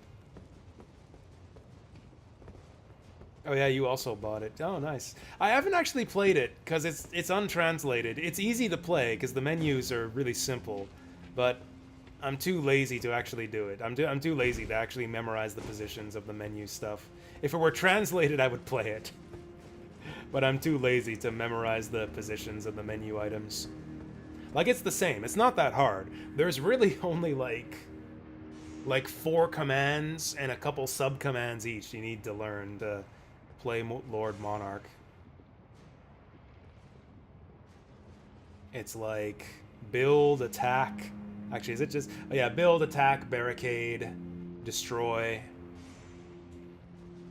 Yeah, there's like 5-ish commands that you need to learn the position of. Golem's Great Arrow. You know what? I might have an idea. I might have an idea of how to deal with these guys. Although first I need to get my runes. I wonder if I can get away with this without aggroing them. Nope.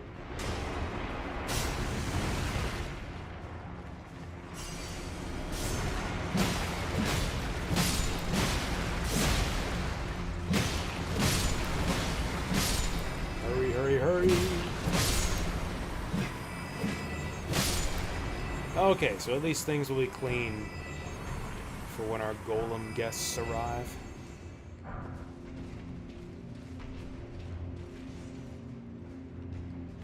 I wonder if I can bait one of them down here.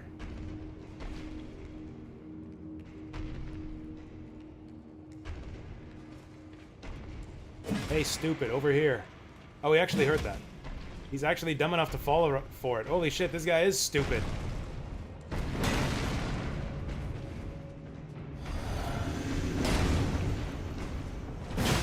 Alright, here's the strat. This is the strat.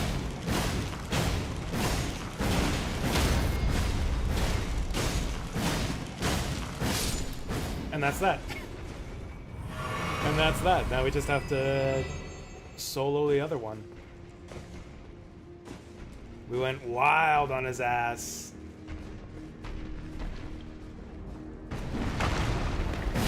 What else have I bought on DL site?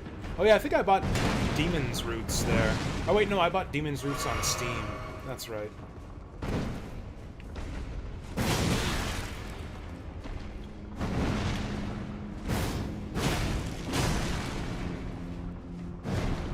I'm sure I bought something else off DL site, but I can't remember what. It's probably for the best. Probably for the best that I don't remember or say.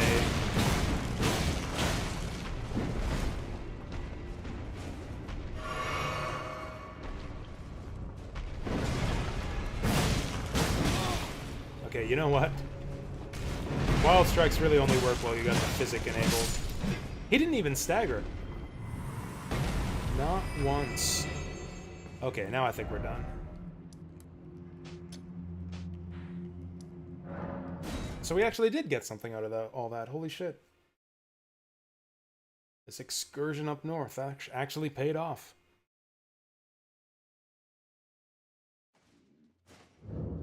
I think dual-wielding meat cleavers seems like a really bad idea. As fun as the idea sounds. It really wouldn't do anything. Because, like, what does dual-wielding do? What does dual-wielding actually get you? Unless you do, like, a continuous stream of attacks like this, where you go, whoop, whoop, whoop, whoop, whoop, whoop, whoop, whoop. Yeah, you get, like, a long-ass swinging combo. Which I can do anyways, like this.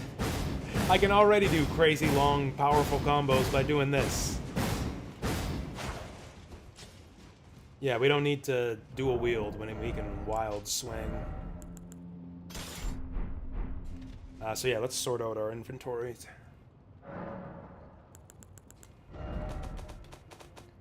Okay.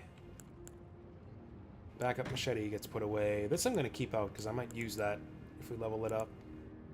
Actually, we're done leveling FP. I might spend the next 4 levels going up to 11 int, 11 faith. Because, yeah, we're at 9 and 9, right? Really want to use these weapons. Oh, the Beast Claw is a blood loss weapon. Cool. Actually, we can probably teleport out. Or do we want to check down here? Maybe I'll check that pool. Just to see. I mean, they wouldn't put another dungeon here, but maybe there'll be some cool items.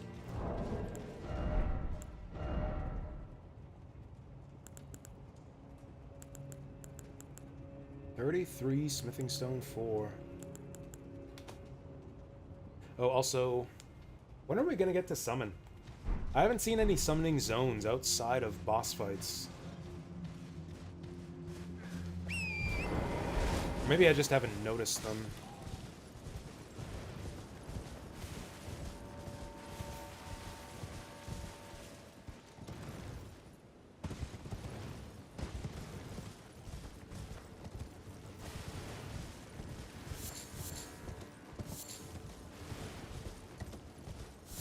Shadow Sunflower.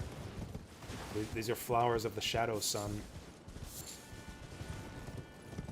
Instead of taking energy from the sun, they take energy from the Shadow Sun.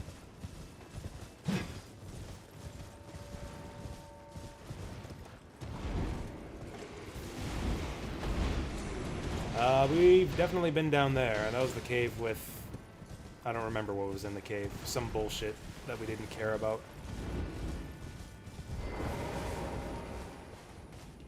What I actually wanted to do was this.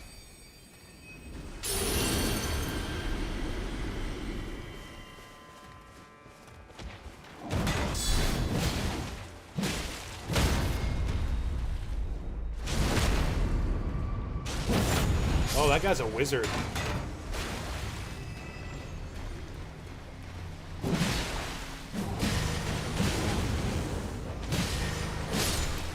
Alright, no more wizard. Oh, he's got a dog. Alright, no more dog. Who's next?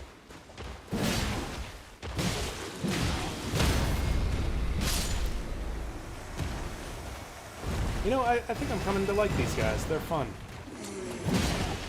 Gross looking, too. Like, they got blood barf. They got stompy, swingy mace attacks. Some of them are blood mages. Oh, we got his spear now, too. The Blood Fiend. That's what these guys are. Blood Fiends. It's an arcane weapon, of course. Blood Fiend's Blood Boon. Raise the sacred spear and pierce the body of the... And pierce the body of the Mother of Truth. What the fuck? Ooh, additional inputs for up to 3 follow-up attacks. That's like the fucking Nihil shit from Moog's fight.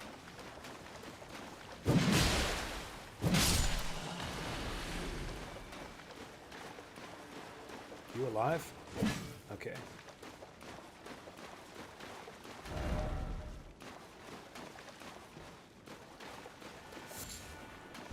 Okay, I think we're done here. Okay, now what we were originally going to go do. North through here and up to the Greenland. And then once we get to Greenland, I think I might call it for the night. If we find the doorstep of a legacy dungeon or a new major boss, we'll call it for the night. Damn, it's been like 90 minutes since I took that break where I said we were going to call it soon. How time flies.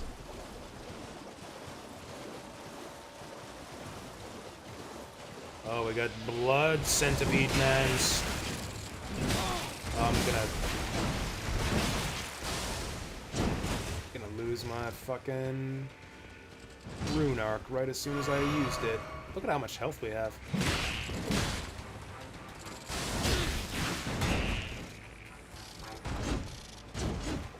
Damn, look at how much health they have.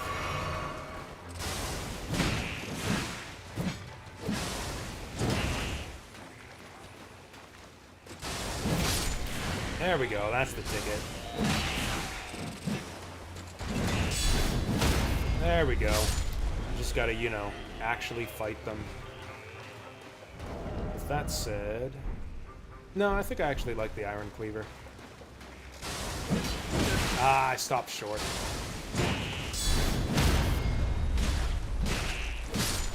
The game studio is Montreal. What game studio? Or something to do with that secret adult gaming platform?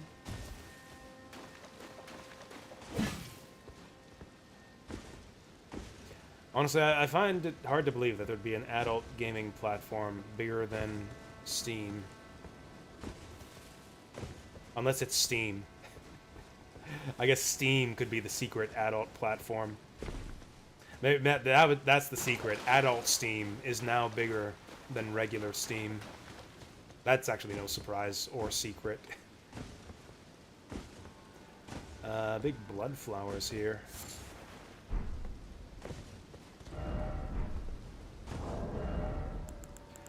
Maybe I want to take some bleed resist? Do I have bleed resist? Oh, right.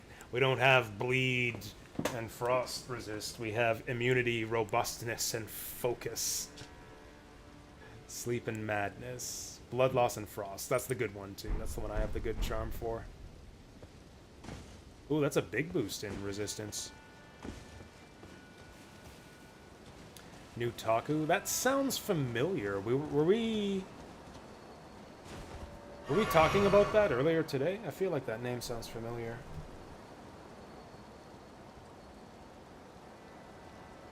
I don't know why I'm looking over here. I thought it might also be the name of like one of the films that was recommended to me, but no. Whoa. Wait, did I want to do that? How am I going to get back? Oh, I guess you can fall back down onto it. Beast Horn. That's just crafting material. Is there anywhere else I can go from here?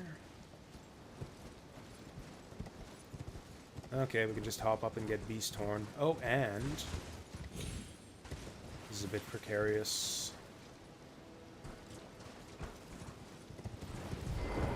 Here we go.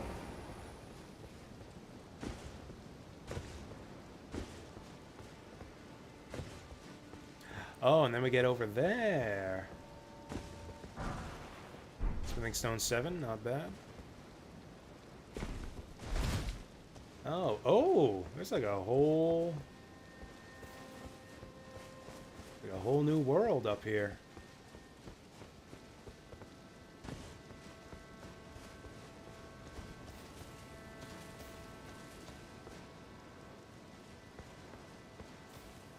Oh, hey, there's that sword guy again. I killed that guy. Oh, hey. Yeah, there's an actual thing up here. Oh, okay. I thought that was a door to a dungeon for a second. It's just a treasure chest with a Divine Bird Warrior Ornis. Okay. Do I have the fips to summon this Bird Warrior? I don't. Wait, I do. I do. What the fuck? Yeah, 131. Oh, I see. The red number means that it costs more than my current one. I get it. Yeah, red means costs more than the one you have. Kind of curious about that. Although it never lets you summon. Unless I'm missing the icon pop-up, it looks like it just never lets you summon outside of boss fights.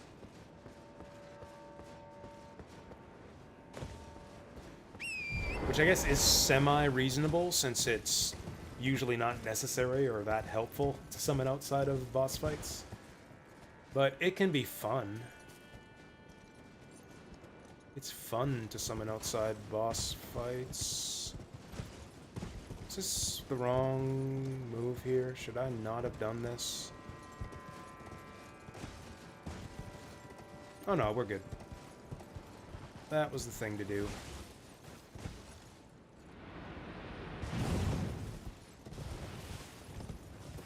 Okay, where to next? We're going north.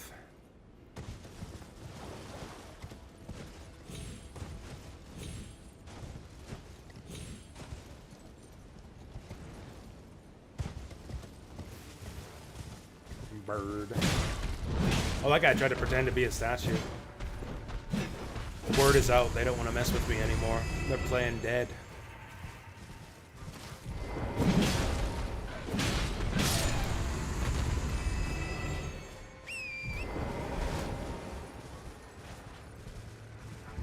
Oh, that was an owl. Brand new type of bird.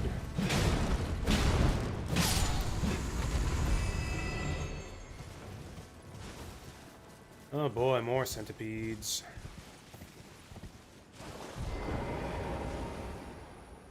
Interesting. Why didn't it jump? Or was that just a momentum thing? Or am I being invaded?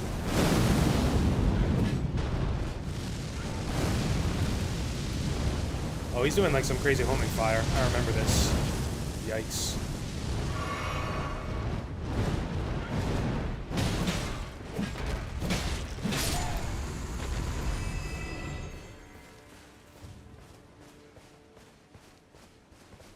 Oh, they're worshipping that tower.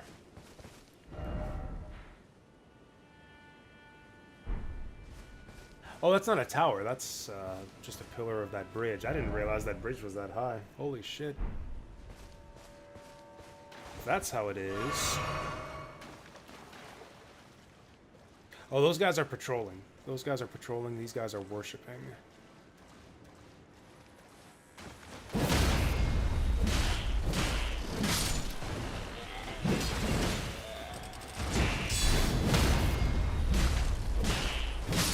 Okay. Single them out. Okay, so now there's 3 of them. Okay. Those overhead attacks seem to get around my shield pretty consistently.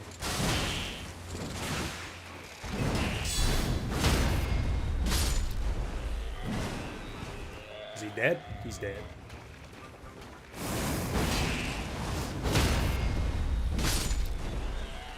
Yes, I will spend my FP on this. Oh! Alright, we still got him.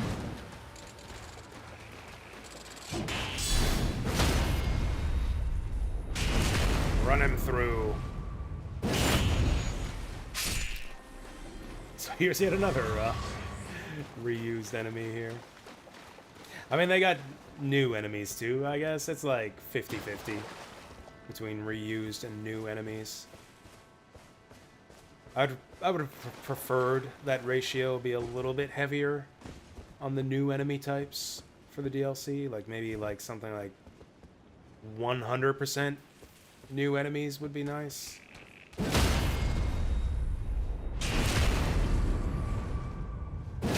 But maybe that's too much to ask. They could at least make these guys behave differently. Like, do the palette swap thing where you swap the palette and swap the behavior. Like, give them some crazy new ability.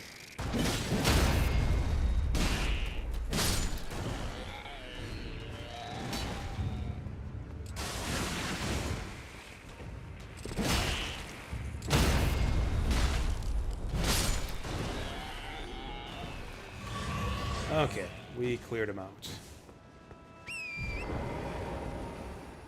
I thought they'd be guarding something, but there's nothing here. Okay, we got a Site of Grace up ahead. I think? I thought I saw one. Where do... Oh. No, you don't. Whoa, whoa! Poison flower blooms twice. That's a cool name for a martial arts move.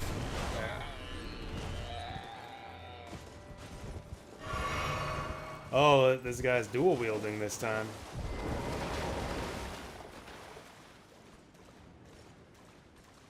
How bad is his awareness? He should be able to hear me trudging through the swamp. He does not. Shit. Fuck. Maybe he can't be backstabbed? Or maybe I just messed up.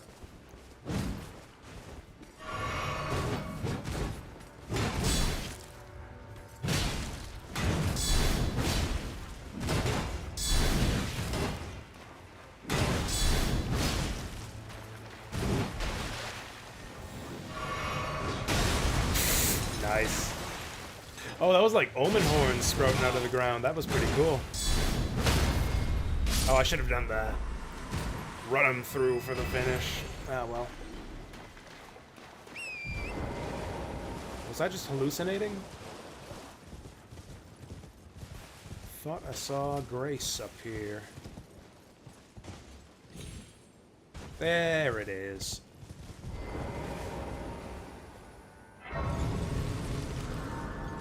I think we're close enough to a level up. Let's use one of those big remembrances. Twin Moon Knight? Yeah, those were, int weapons. Yeah, both of them int weapons. One int weapon, one spell. I'll just use this to level up.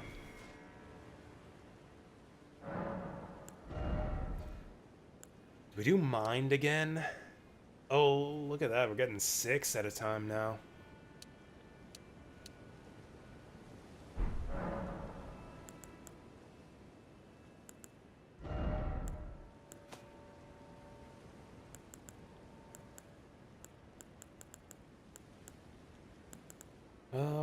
Can we not afford just yet? So we're at just enough to summon this guy. So we're at 131. We'd be 1 short of being able to summon the Golem Smith. You know what? I'll keep enough FP. Yeah, I'll try to get enough FP to keep our options open. I'll try to get enough FP to summon any one of these guys that we want. Also, this guy's like the most expensive one in the game, so he's got to be good.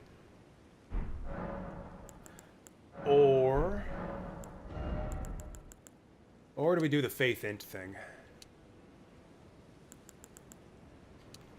Honestly, I see this paying off sooner than the Mind thing, because I still have to get all the glove warts. Honestly, I really don't know if we're going to use Spirit Ashes. I'd have to take a detour from the DLC and go back to the main game to pick all the flowers we need. Yeah, I think we've gone enough into Mind.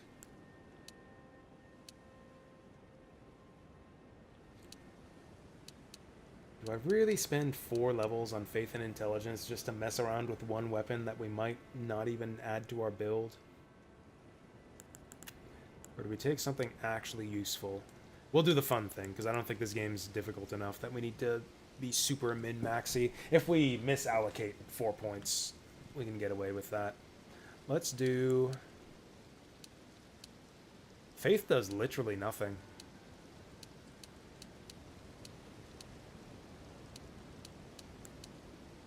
Yeah, Faith does literally nothing. I thought it would get us Holy Resist at least. Oh yeah, Arcane is Holy Resist. What's Fire and Lightning Resist? Vigor is Fire. I guess Faith must be Lightning. Maybe you just don't get... Maybe you just don't get it every level. We'll do Intelligence first? Sure.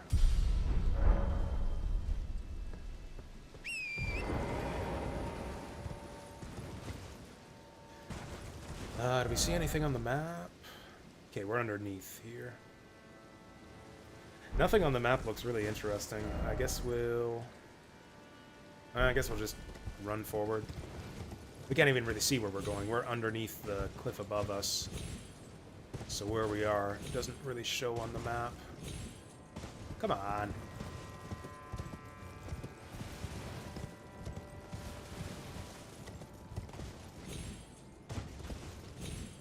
Okay, there's Sheep Hill here. Actually, there's all kinds of wildlife. And nothing else.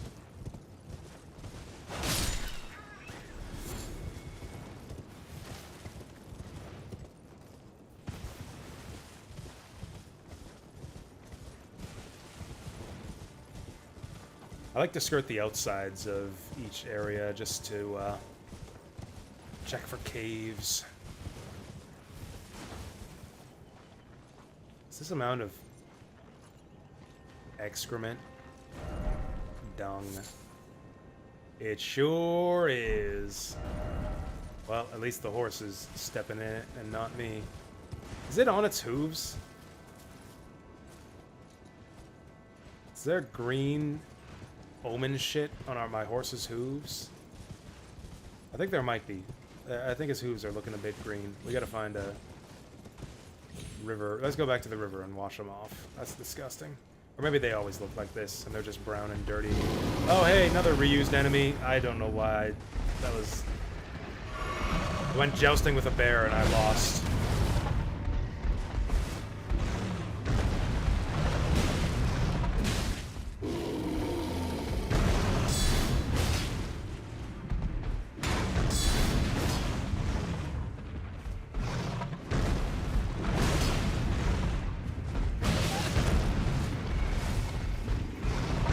Yeah, I shouldn't have done that.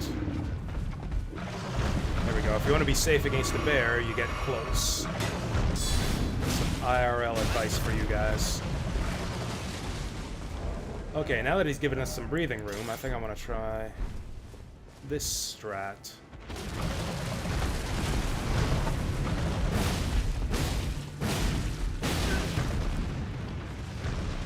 Okay, he keeps running himself off the cliff here. Fine by me. Whoops.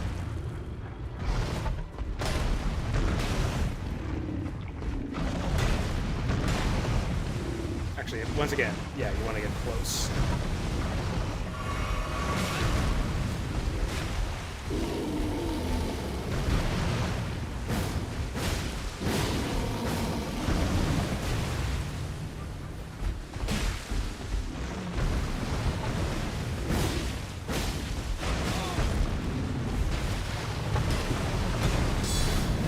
Damn it, I wish I had a longer sword.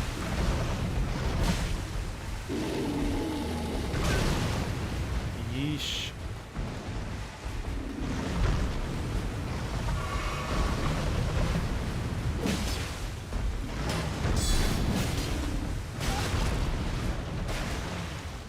Okay, we're gonna have no flasks left after this.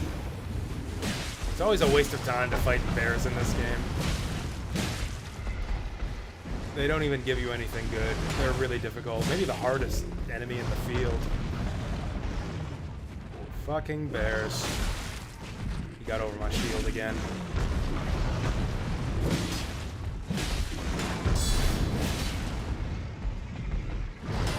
This guy seems unstaggerable. Oh, big hit. Finally. Alright, how many runes? Like 10,000? 10,000. Yeah, that's not really worth it.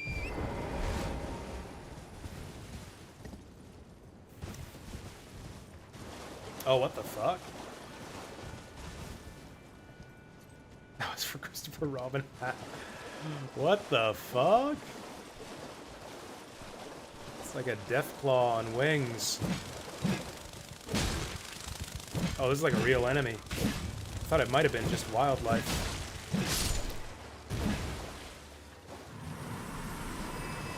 Alright, that was horrifying.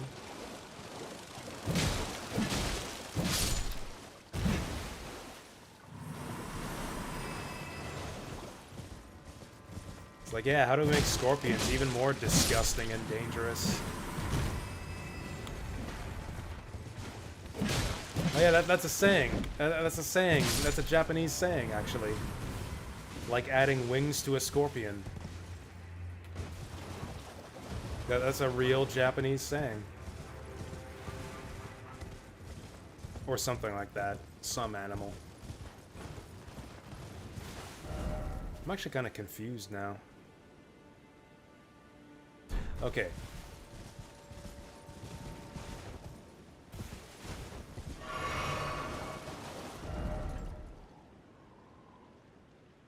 Okay, yeah, we want to go south and...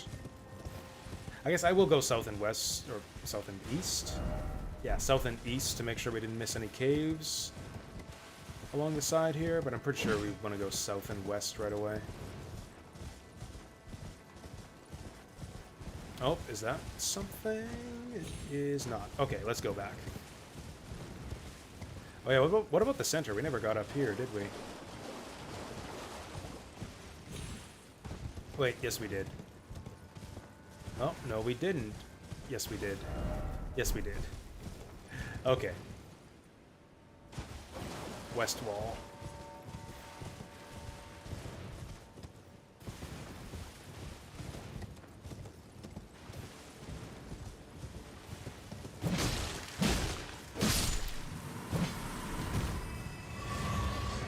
Hey, free flask energy.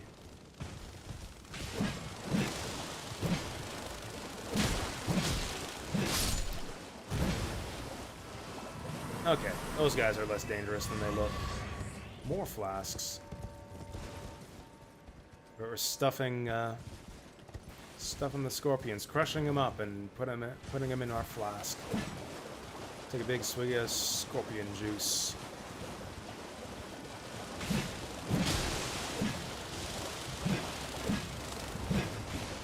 You know what? Fuck these guys. Or, I don't know. Do we want to fuck these guys? How much fuck do we get out of these guys? Yikes.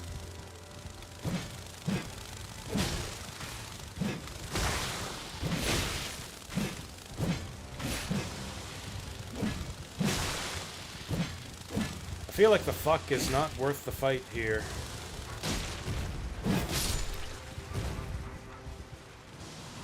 Okay, 1,600. That's like the same as the shadow guys. We are moving on.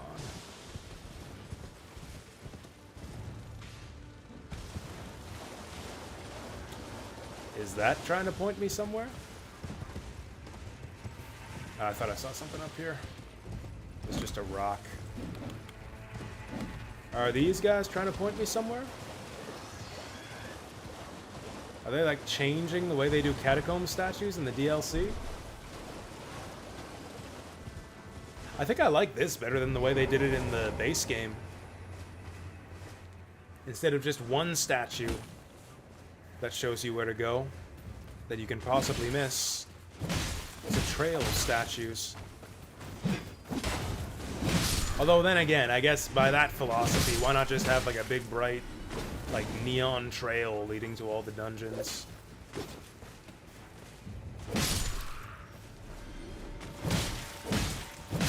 Although actually this trail of statues pointing the way comes across as a lot more natural than like the big gaudy glowing statues in the base game. Yeah, I actually like this.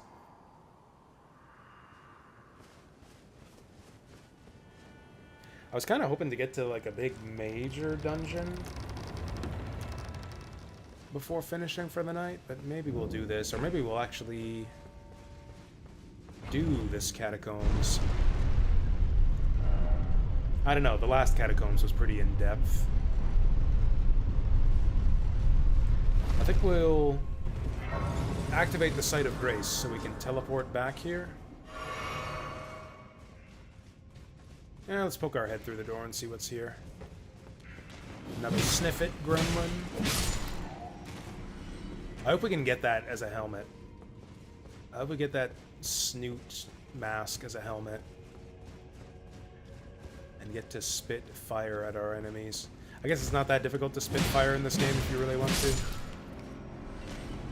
There's incantations that'll let you do that. No, sorceries, no. Is pyromancy a thing in this game? I think fire spells are incantation based.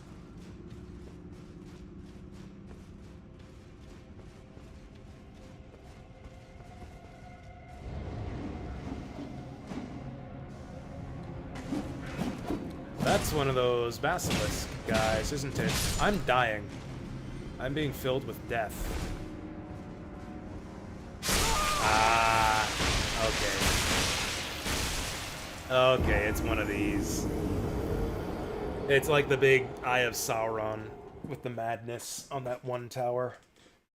Yeah, so as long as you're in his vision sight, you fill up with death blight. I think we'll do this one tomorrow. I'll continue playing tonight, but we'll keep exploring out in the field. Adding more stuff to our to-do list for tomorrow's stream. I was considering kicking off the stream early to watch a movie before I go to bed, as I've been doing lately. I was thinking that back at 10 o'clock, and now it's That's fine. We'll carry the football a little bit farther every time. Oh, no, we actually made it.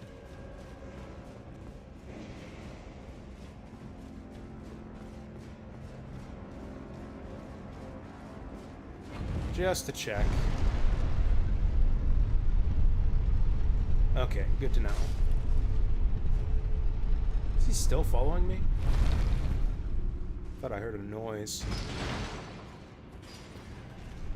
So where are we gonna go? Let's just circle around this area. I'm guessing there will be a way to get up here. Oh yeah, probably this ramp. In fact, let's mark that. Although actually that's not, because I want to follow along the outside.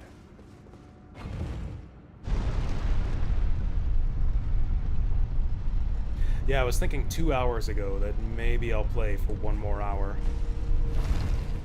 And then watch a movie.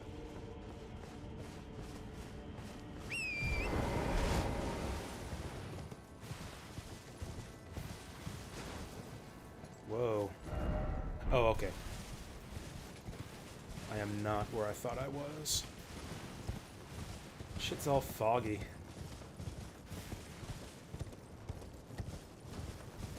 I hate that. How am I supposed to find anything? I mean, we found the catacombs. There's probably nothing else super important here. Fucking beaver? Oh, that's a pig.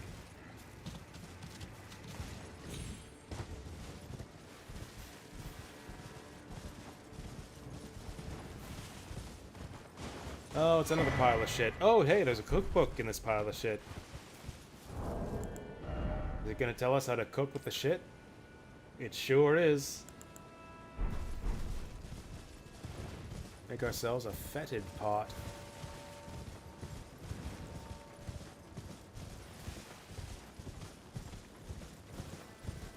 Huh. Another big empty field. Whoa. Is that just a bear? Just a red furred bear? No, that's bigger than a bear. That's a bear.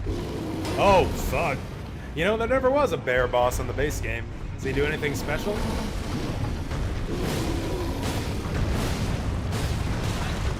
Okay, that's pretty special.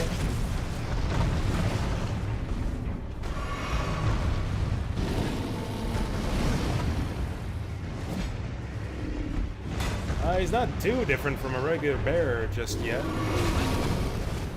He does more damage. And he's got horns.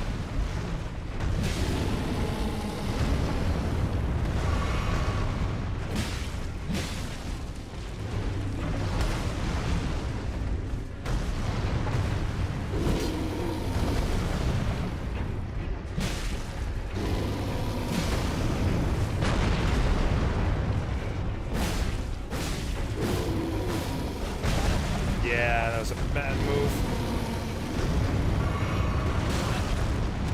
Okay, we gotta jump that.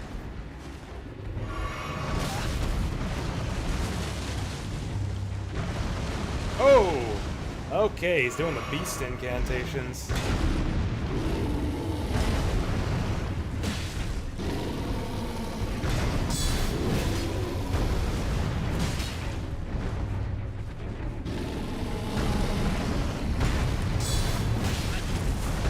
Get him there? I think we might have. Okay. Does that mean phase 2, or was that an actual attack?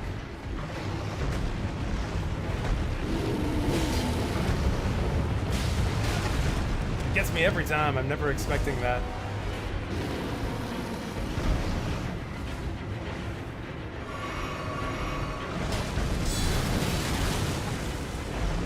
Is he frosted now? Or is it just weird lighting here?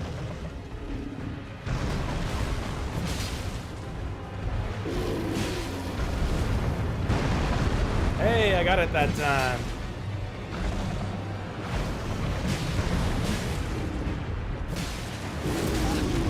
Okay, yeah, that's an attack. We're running out of flasks.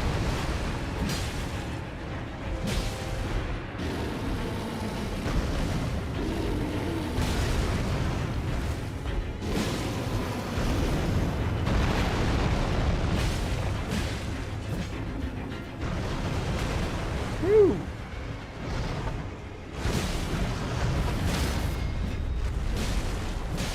Hack him to pieces! Okay.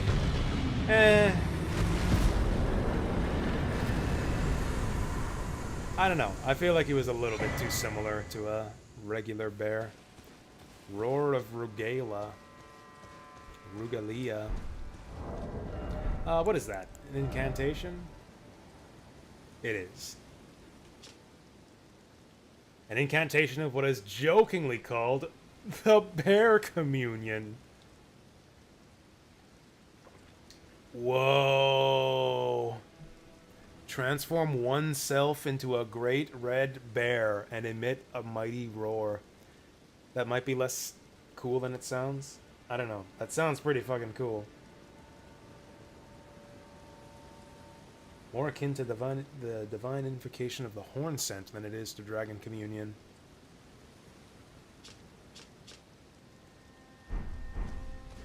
When I saw it transforms into a bear, I thought, whoa, that sounds ridiculously cool. But then it's like, oh, transforms into a bear for one roar attack.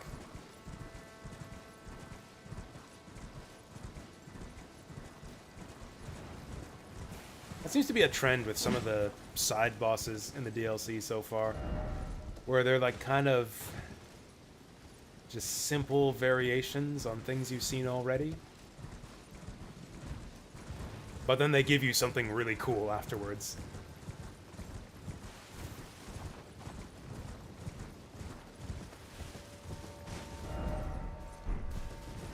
Okay, so we've seen a mid-boss. Whoa. We've seen the catacombs. Or are these guys on this, trying to be clever on this rock here? Throw daggers at the bears? Okay, that guy's being lazy. That's good for us.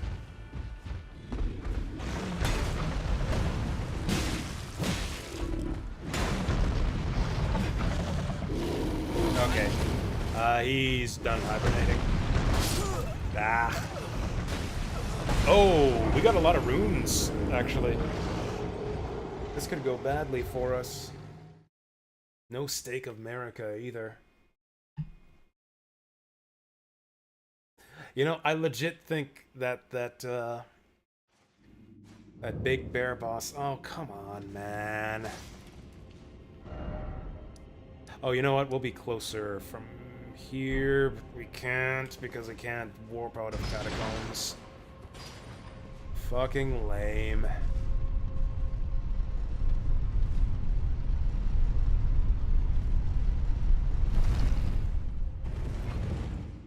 Anyways, that bear boss was barely any harder than a regular bear. He seemed to have a similar amount of hit points too.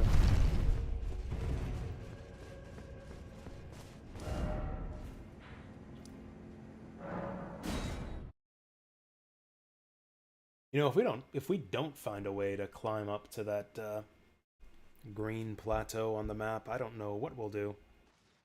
I guess this will just end up being another dead end. Although not a completely fruitless one. We killed a magic bear. And found a catacombs. Did we find any tree shards along the way? I think we did.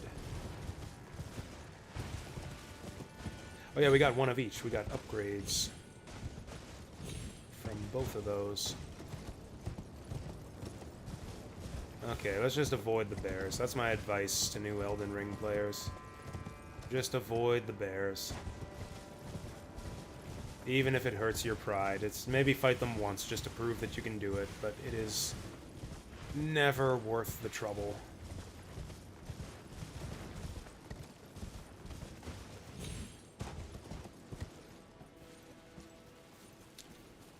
Oh great, that is right close to them.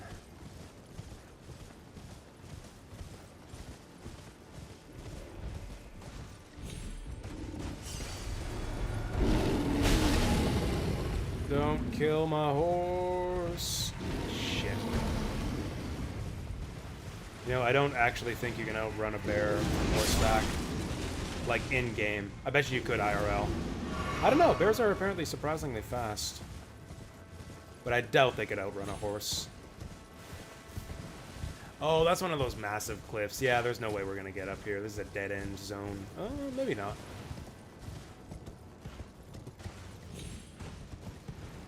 Oh wait, I think I went over here before. Yeah, this is where we started our search along the outside.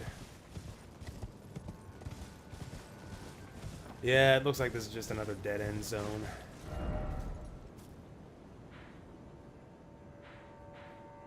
Oh, did we ever see what this is?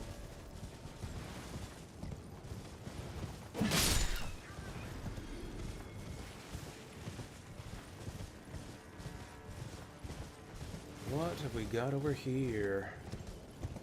Oh, is that on top of that, Oh, it is. Yeah, that's on top of the green hill. Okay, that's way, way up there. Forget that. Well, this is a little bit disappointing then. I guess we'll see. I guess we found the catacombs. Maybe the catacombs will have something cool. So where is our next legacy dungeon anyways? I guess maybe north here. Maybe the most straightforward thing. Maybe that's it. Maybe this is our next, like, big barrier. The boss fight that's gonna just kick our ass and push us backwards. And then this is like all the landscape that we cover to level up enough to beat the boss. Oh yeah, I never did find my way down there either. We'll do the catacombs tomorrow. I was hoping to end in front of something a bit more exciting than a side dungeon.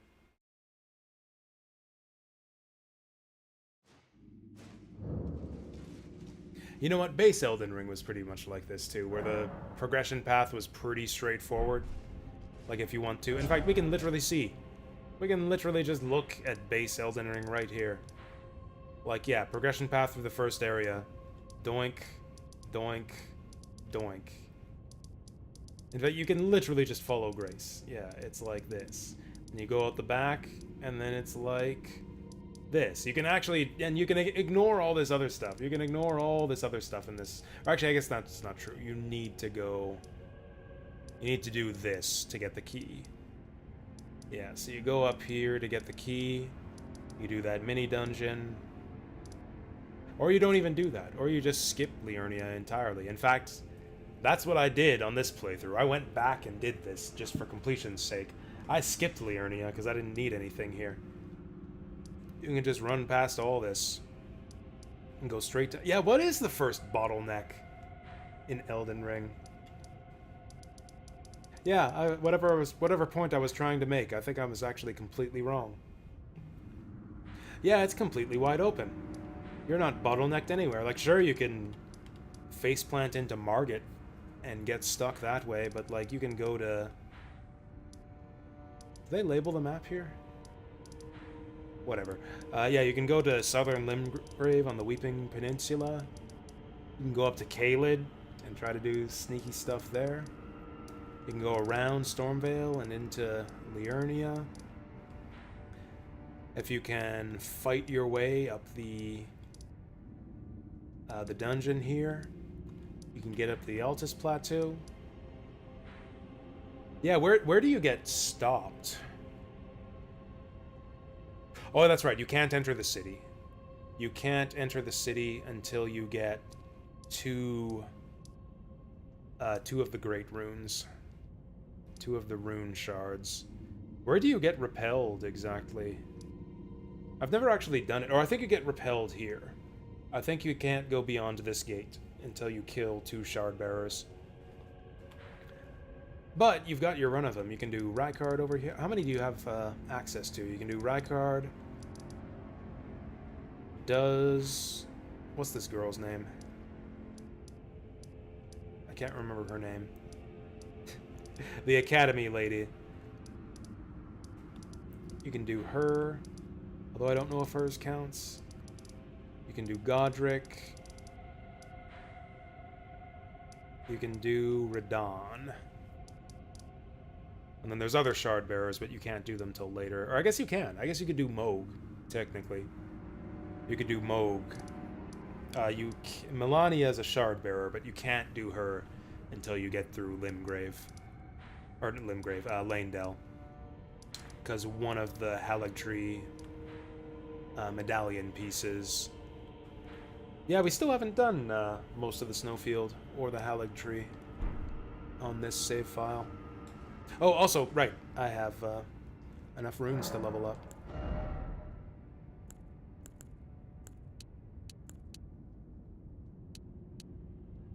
Yeah, sure, let's go up evenly. Okay, so, yeah, doing another Catacombs to kick things off tomorrow. And then I guess... Oh, right, I totally forgot about the map thing. Right, I totally forgot about the maps. So I guess we'll do the Catacombs, and then we'll go back to... Or maybe we got these already. Probably not. Actually, maybe we did. It only shows 4 of them. 1 straight south, 1 east. I believe we can see them on the map. Yep, there's one, there's one. Oh, we actually missed one. Or is that it? Is that it? Or was that on our old map? Oh, I don't think we could get here before. Yeah, this is it. I think that's it. Yeah, 1, 2, 3, and then there's one up north here. So that's it. I was gonna say, like, maybe our next objective will be to get all of the crosses on the map, but it looks like we pretty much got them all. And yeah, that last one's probably right in the middle of the dungeon. Probably like right in here somewhere. Interesting. And then what? Okay, I think I get it. So we'll probably go through here. Then we can get up... Oh yeah, okay, we'll probably be able to cross that bridge onto this high part. Yeah, so we'll probably get up high through this castle. Go across the bridge up here. We'll have this as a side area. Then I'm guessing we'll wrap around here. Oh, that's that big mountain, I think. And then, yeah, killing this guy here will probably dispel the shadow. Where was that? Oh, that was this bit here. Yeah, that'll get us into past the thorns here, and then... That doesn't really lead anywhere, does it? Must be some kind of teleporter. And then, yeah, down south is just a total mystery. Who knows what's down there? You know? Just based on, like, the land area that we've covered, we might be halfway through. We might be halfway through the DLC at this point. I don't know. We don't know how much is being covered up down here. But yeah, just looking at all the ground we've covered, we might be about halfway through this. That would be a bit disappointing. I don't know. What do I want out of this? Like a minimum of 30 hours. We'll probably get that. We'll probably get at least that much. To be honest, like what? The base game took me like 150 hours my first time through. I'd be satisfied. No, I'd be disappointed with 30 hours. I'd be satisfied with 50. Assuming it's like 50 good hours. To be honest, considering how, I don't know, meh the open world exploration has been, maybe I wouldn't mind 30 hours. What is our time at anyway? It's probably like 10 hours. I can't tell because it's Elden Ring. Our time right now is at 372.2 hours. Jeez. This is probably one of my most played Steam games. Oh, I could probably go based on recent activity. Because I haven't played this before today. In the last 2 weeks. It doesn't actually say. It just tells me my total activity these last 2 weeks. Well, whatever. I guess we'll just have to... Oh, there we go. Last 2 weeks. 15.6 hours. Oh, yeah, I guess that makes sense, because I did, like, 11 hours today, and maybe 3-4-ish hours yesterday. Oh, yeah, I played a bit more, actually. I played a bit more off-stream. That's right. I probably did about 3 hours yesterday. 3 hours yesterday, 11 hours today, and then like maybe an hour and a bit of prep work. Yeah, maybe like an hour and a half of prep work to get my character ready for the DLC before the stream. So, yeah, that seems about right. Okay, so we've been playing the DLC itself, and it took me like, what, like an hour and a bit? Maybe about an hour to get through Moog when we started. An hour and a half of prep work beyond that. So we're about 13 hours in. That seems about right. We did 11 hours today and 2-ish hours yesterday. So we're about 13 in. If we're halfway through, I'll be disappointed. If it takes us less than 30 hours, I'll probably be disappointed. I doubt that. I really doubt that. It's probably a lot more. We'll like go up here, go back to the tree thing here, and then like some new thing will open up probably. Curious to see how it ends. I have no idea where they're going with all this. Oh yeah, look at the sap running down from the scad tree. The scado trees scadding all over the place. It's like the Elden Ring is dripping right out of it. Anyways, I'm stalling. Am I gonna watch a movie tonight? Hell no, it's midnight. So yeah, that's it for me. Thank you all for watching. We'll be back with some more Elden Ring tomorrow. I will see you there for it. Have a good one.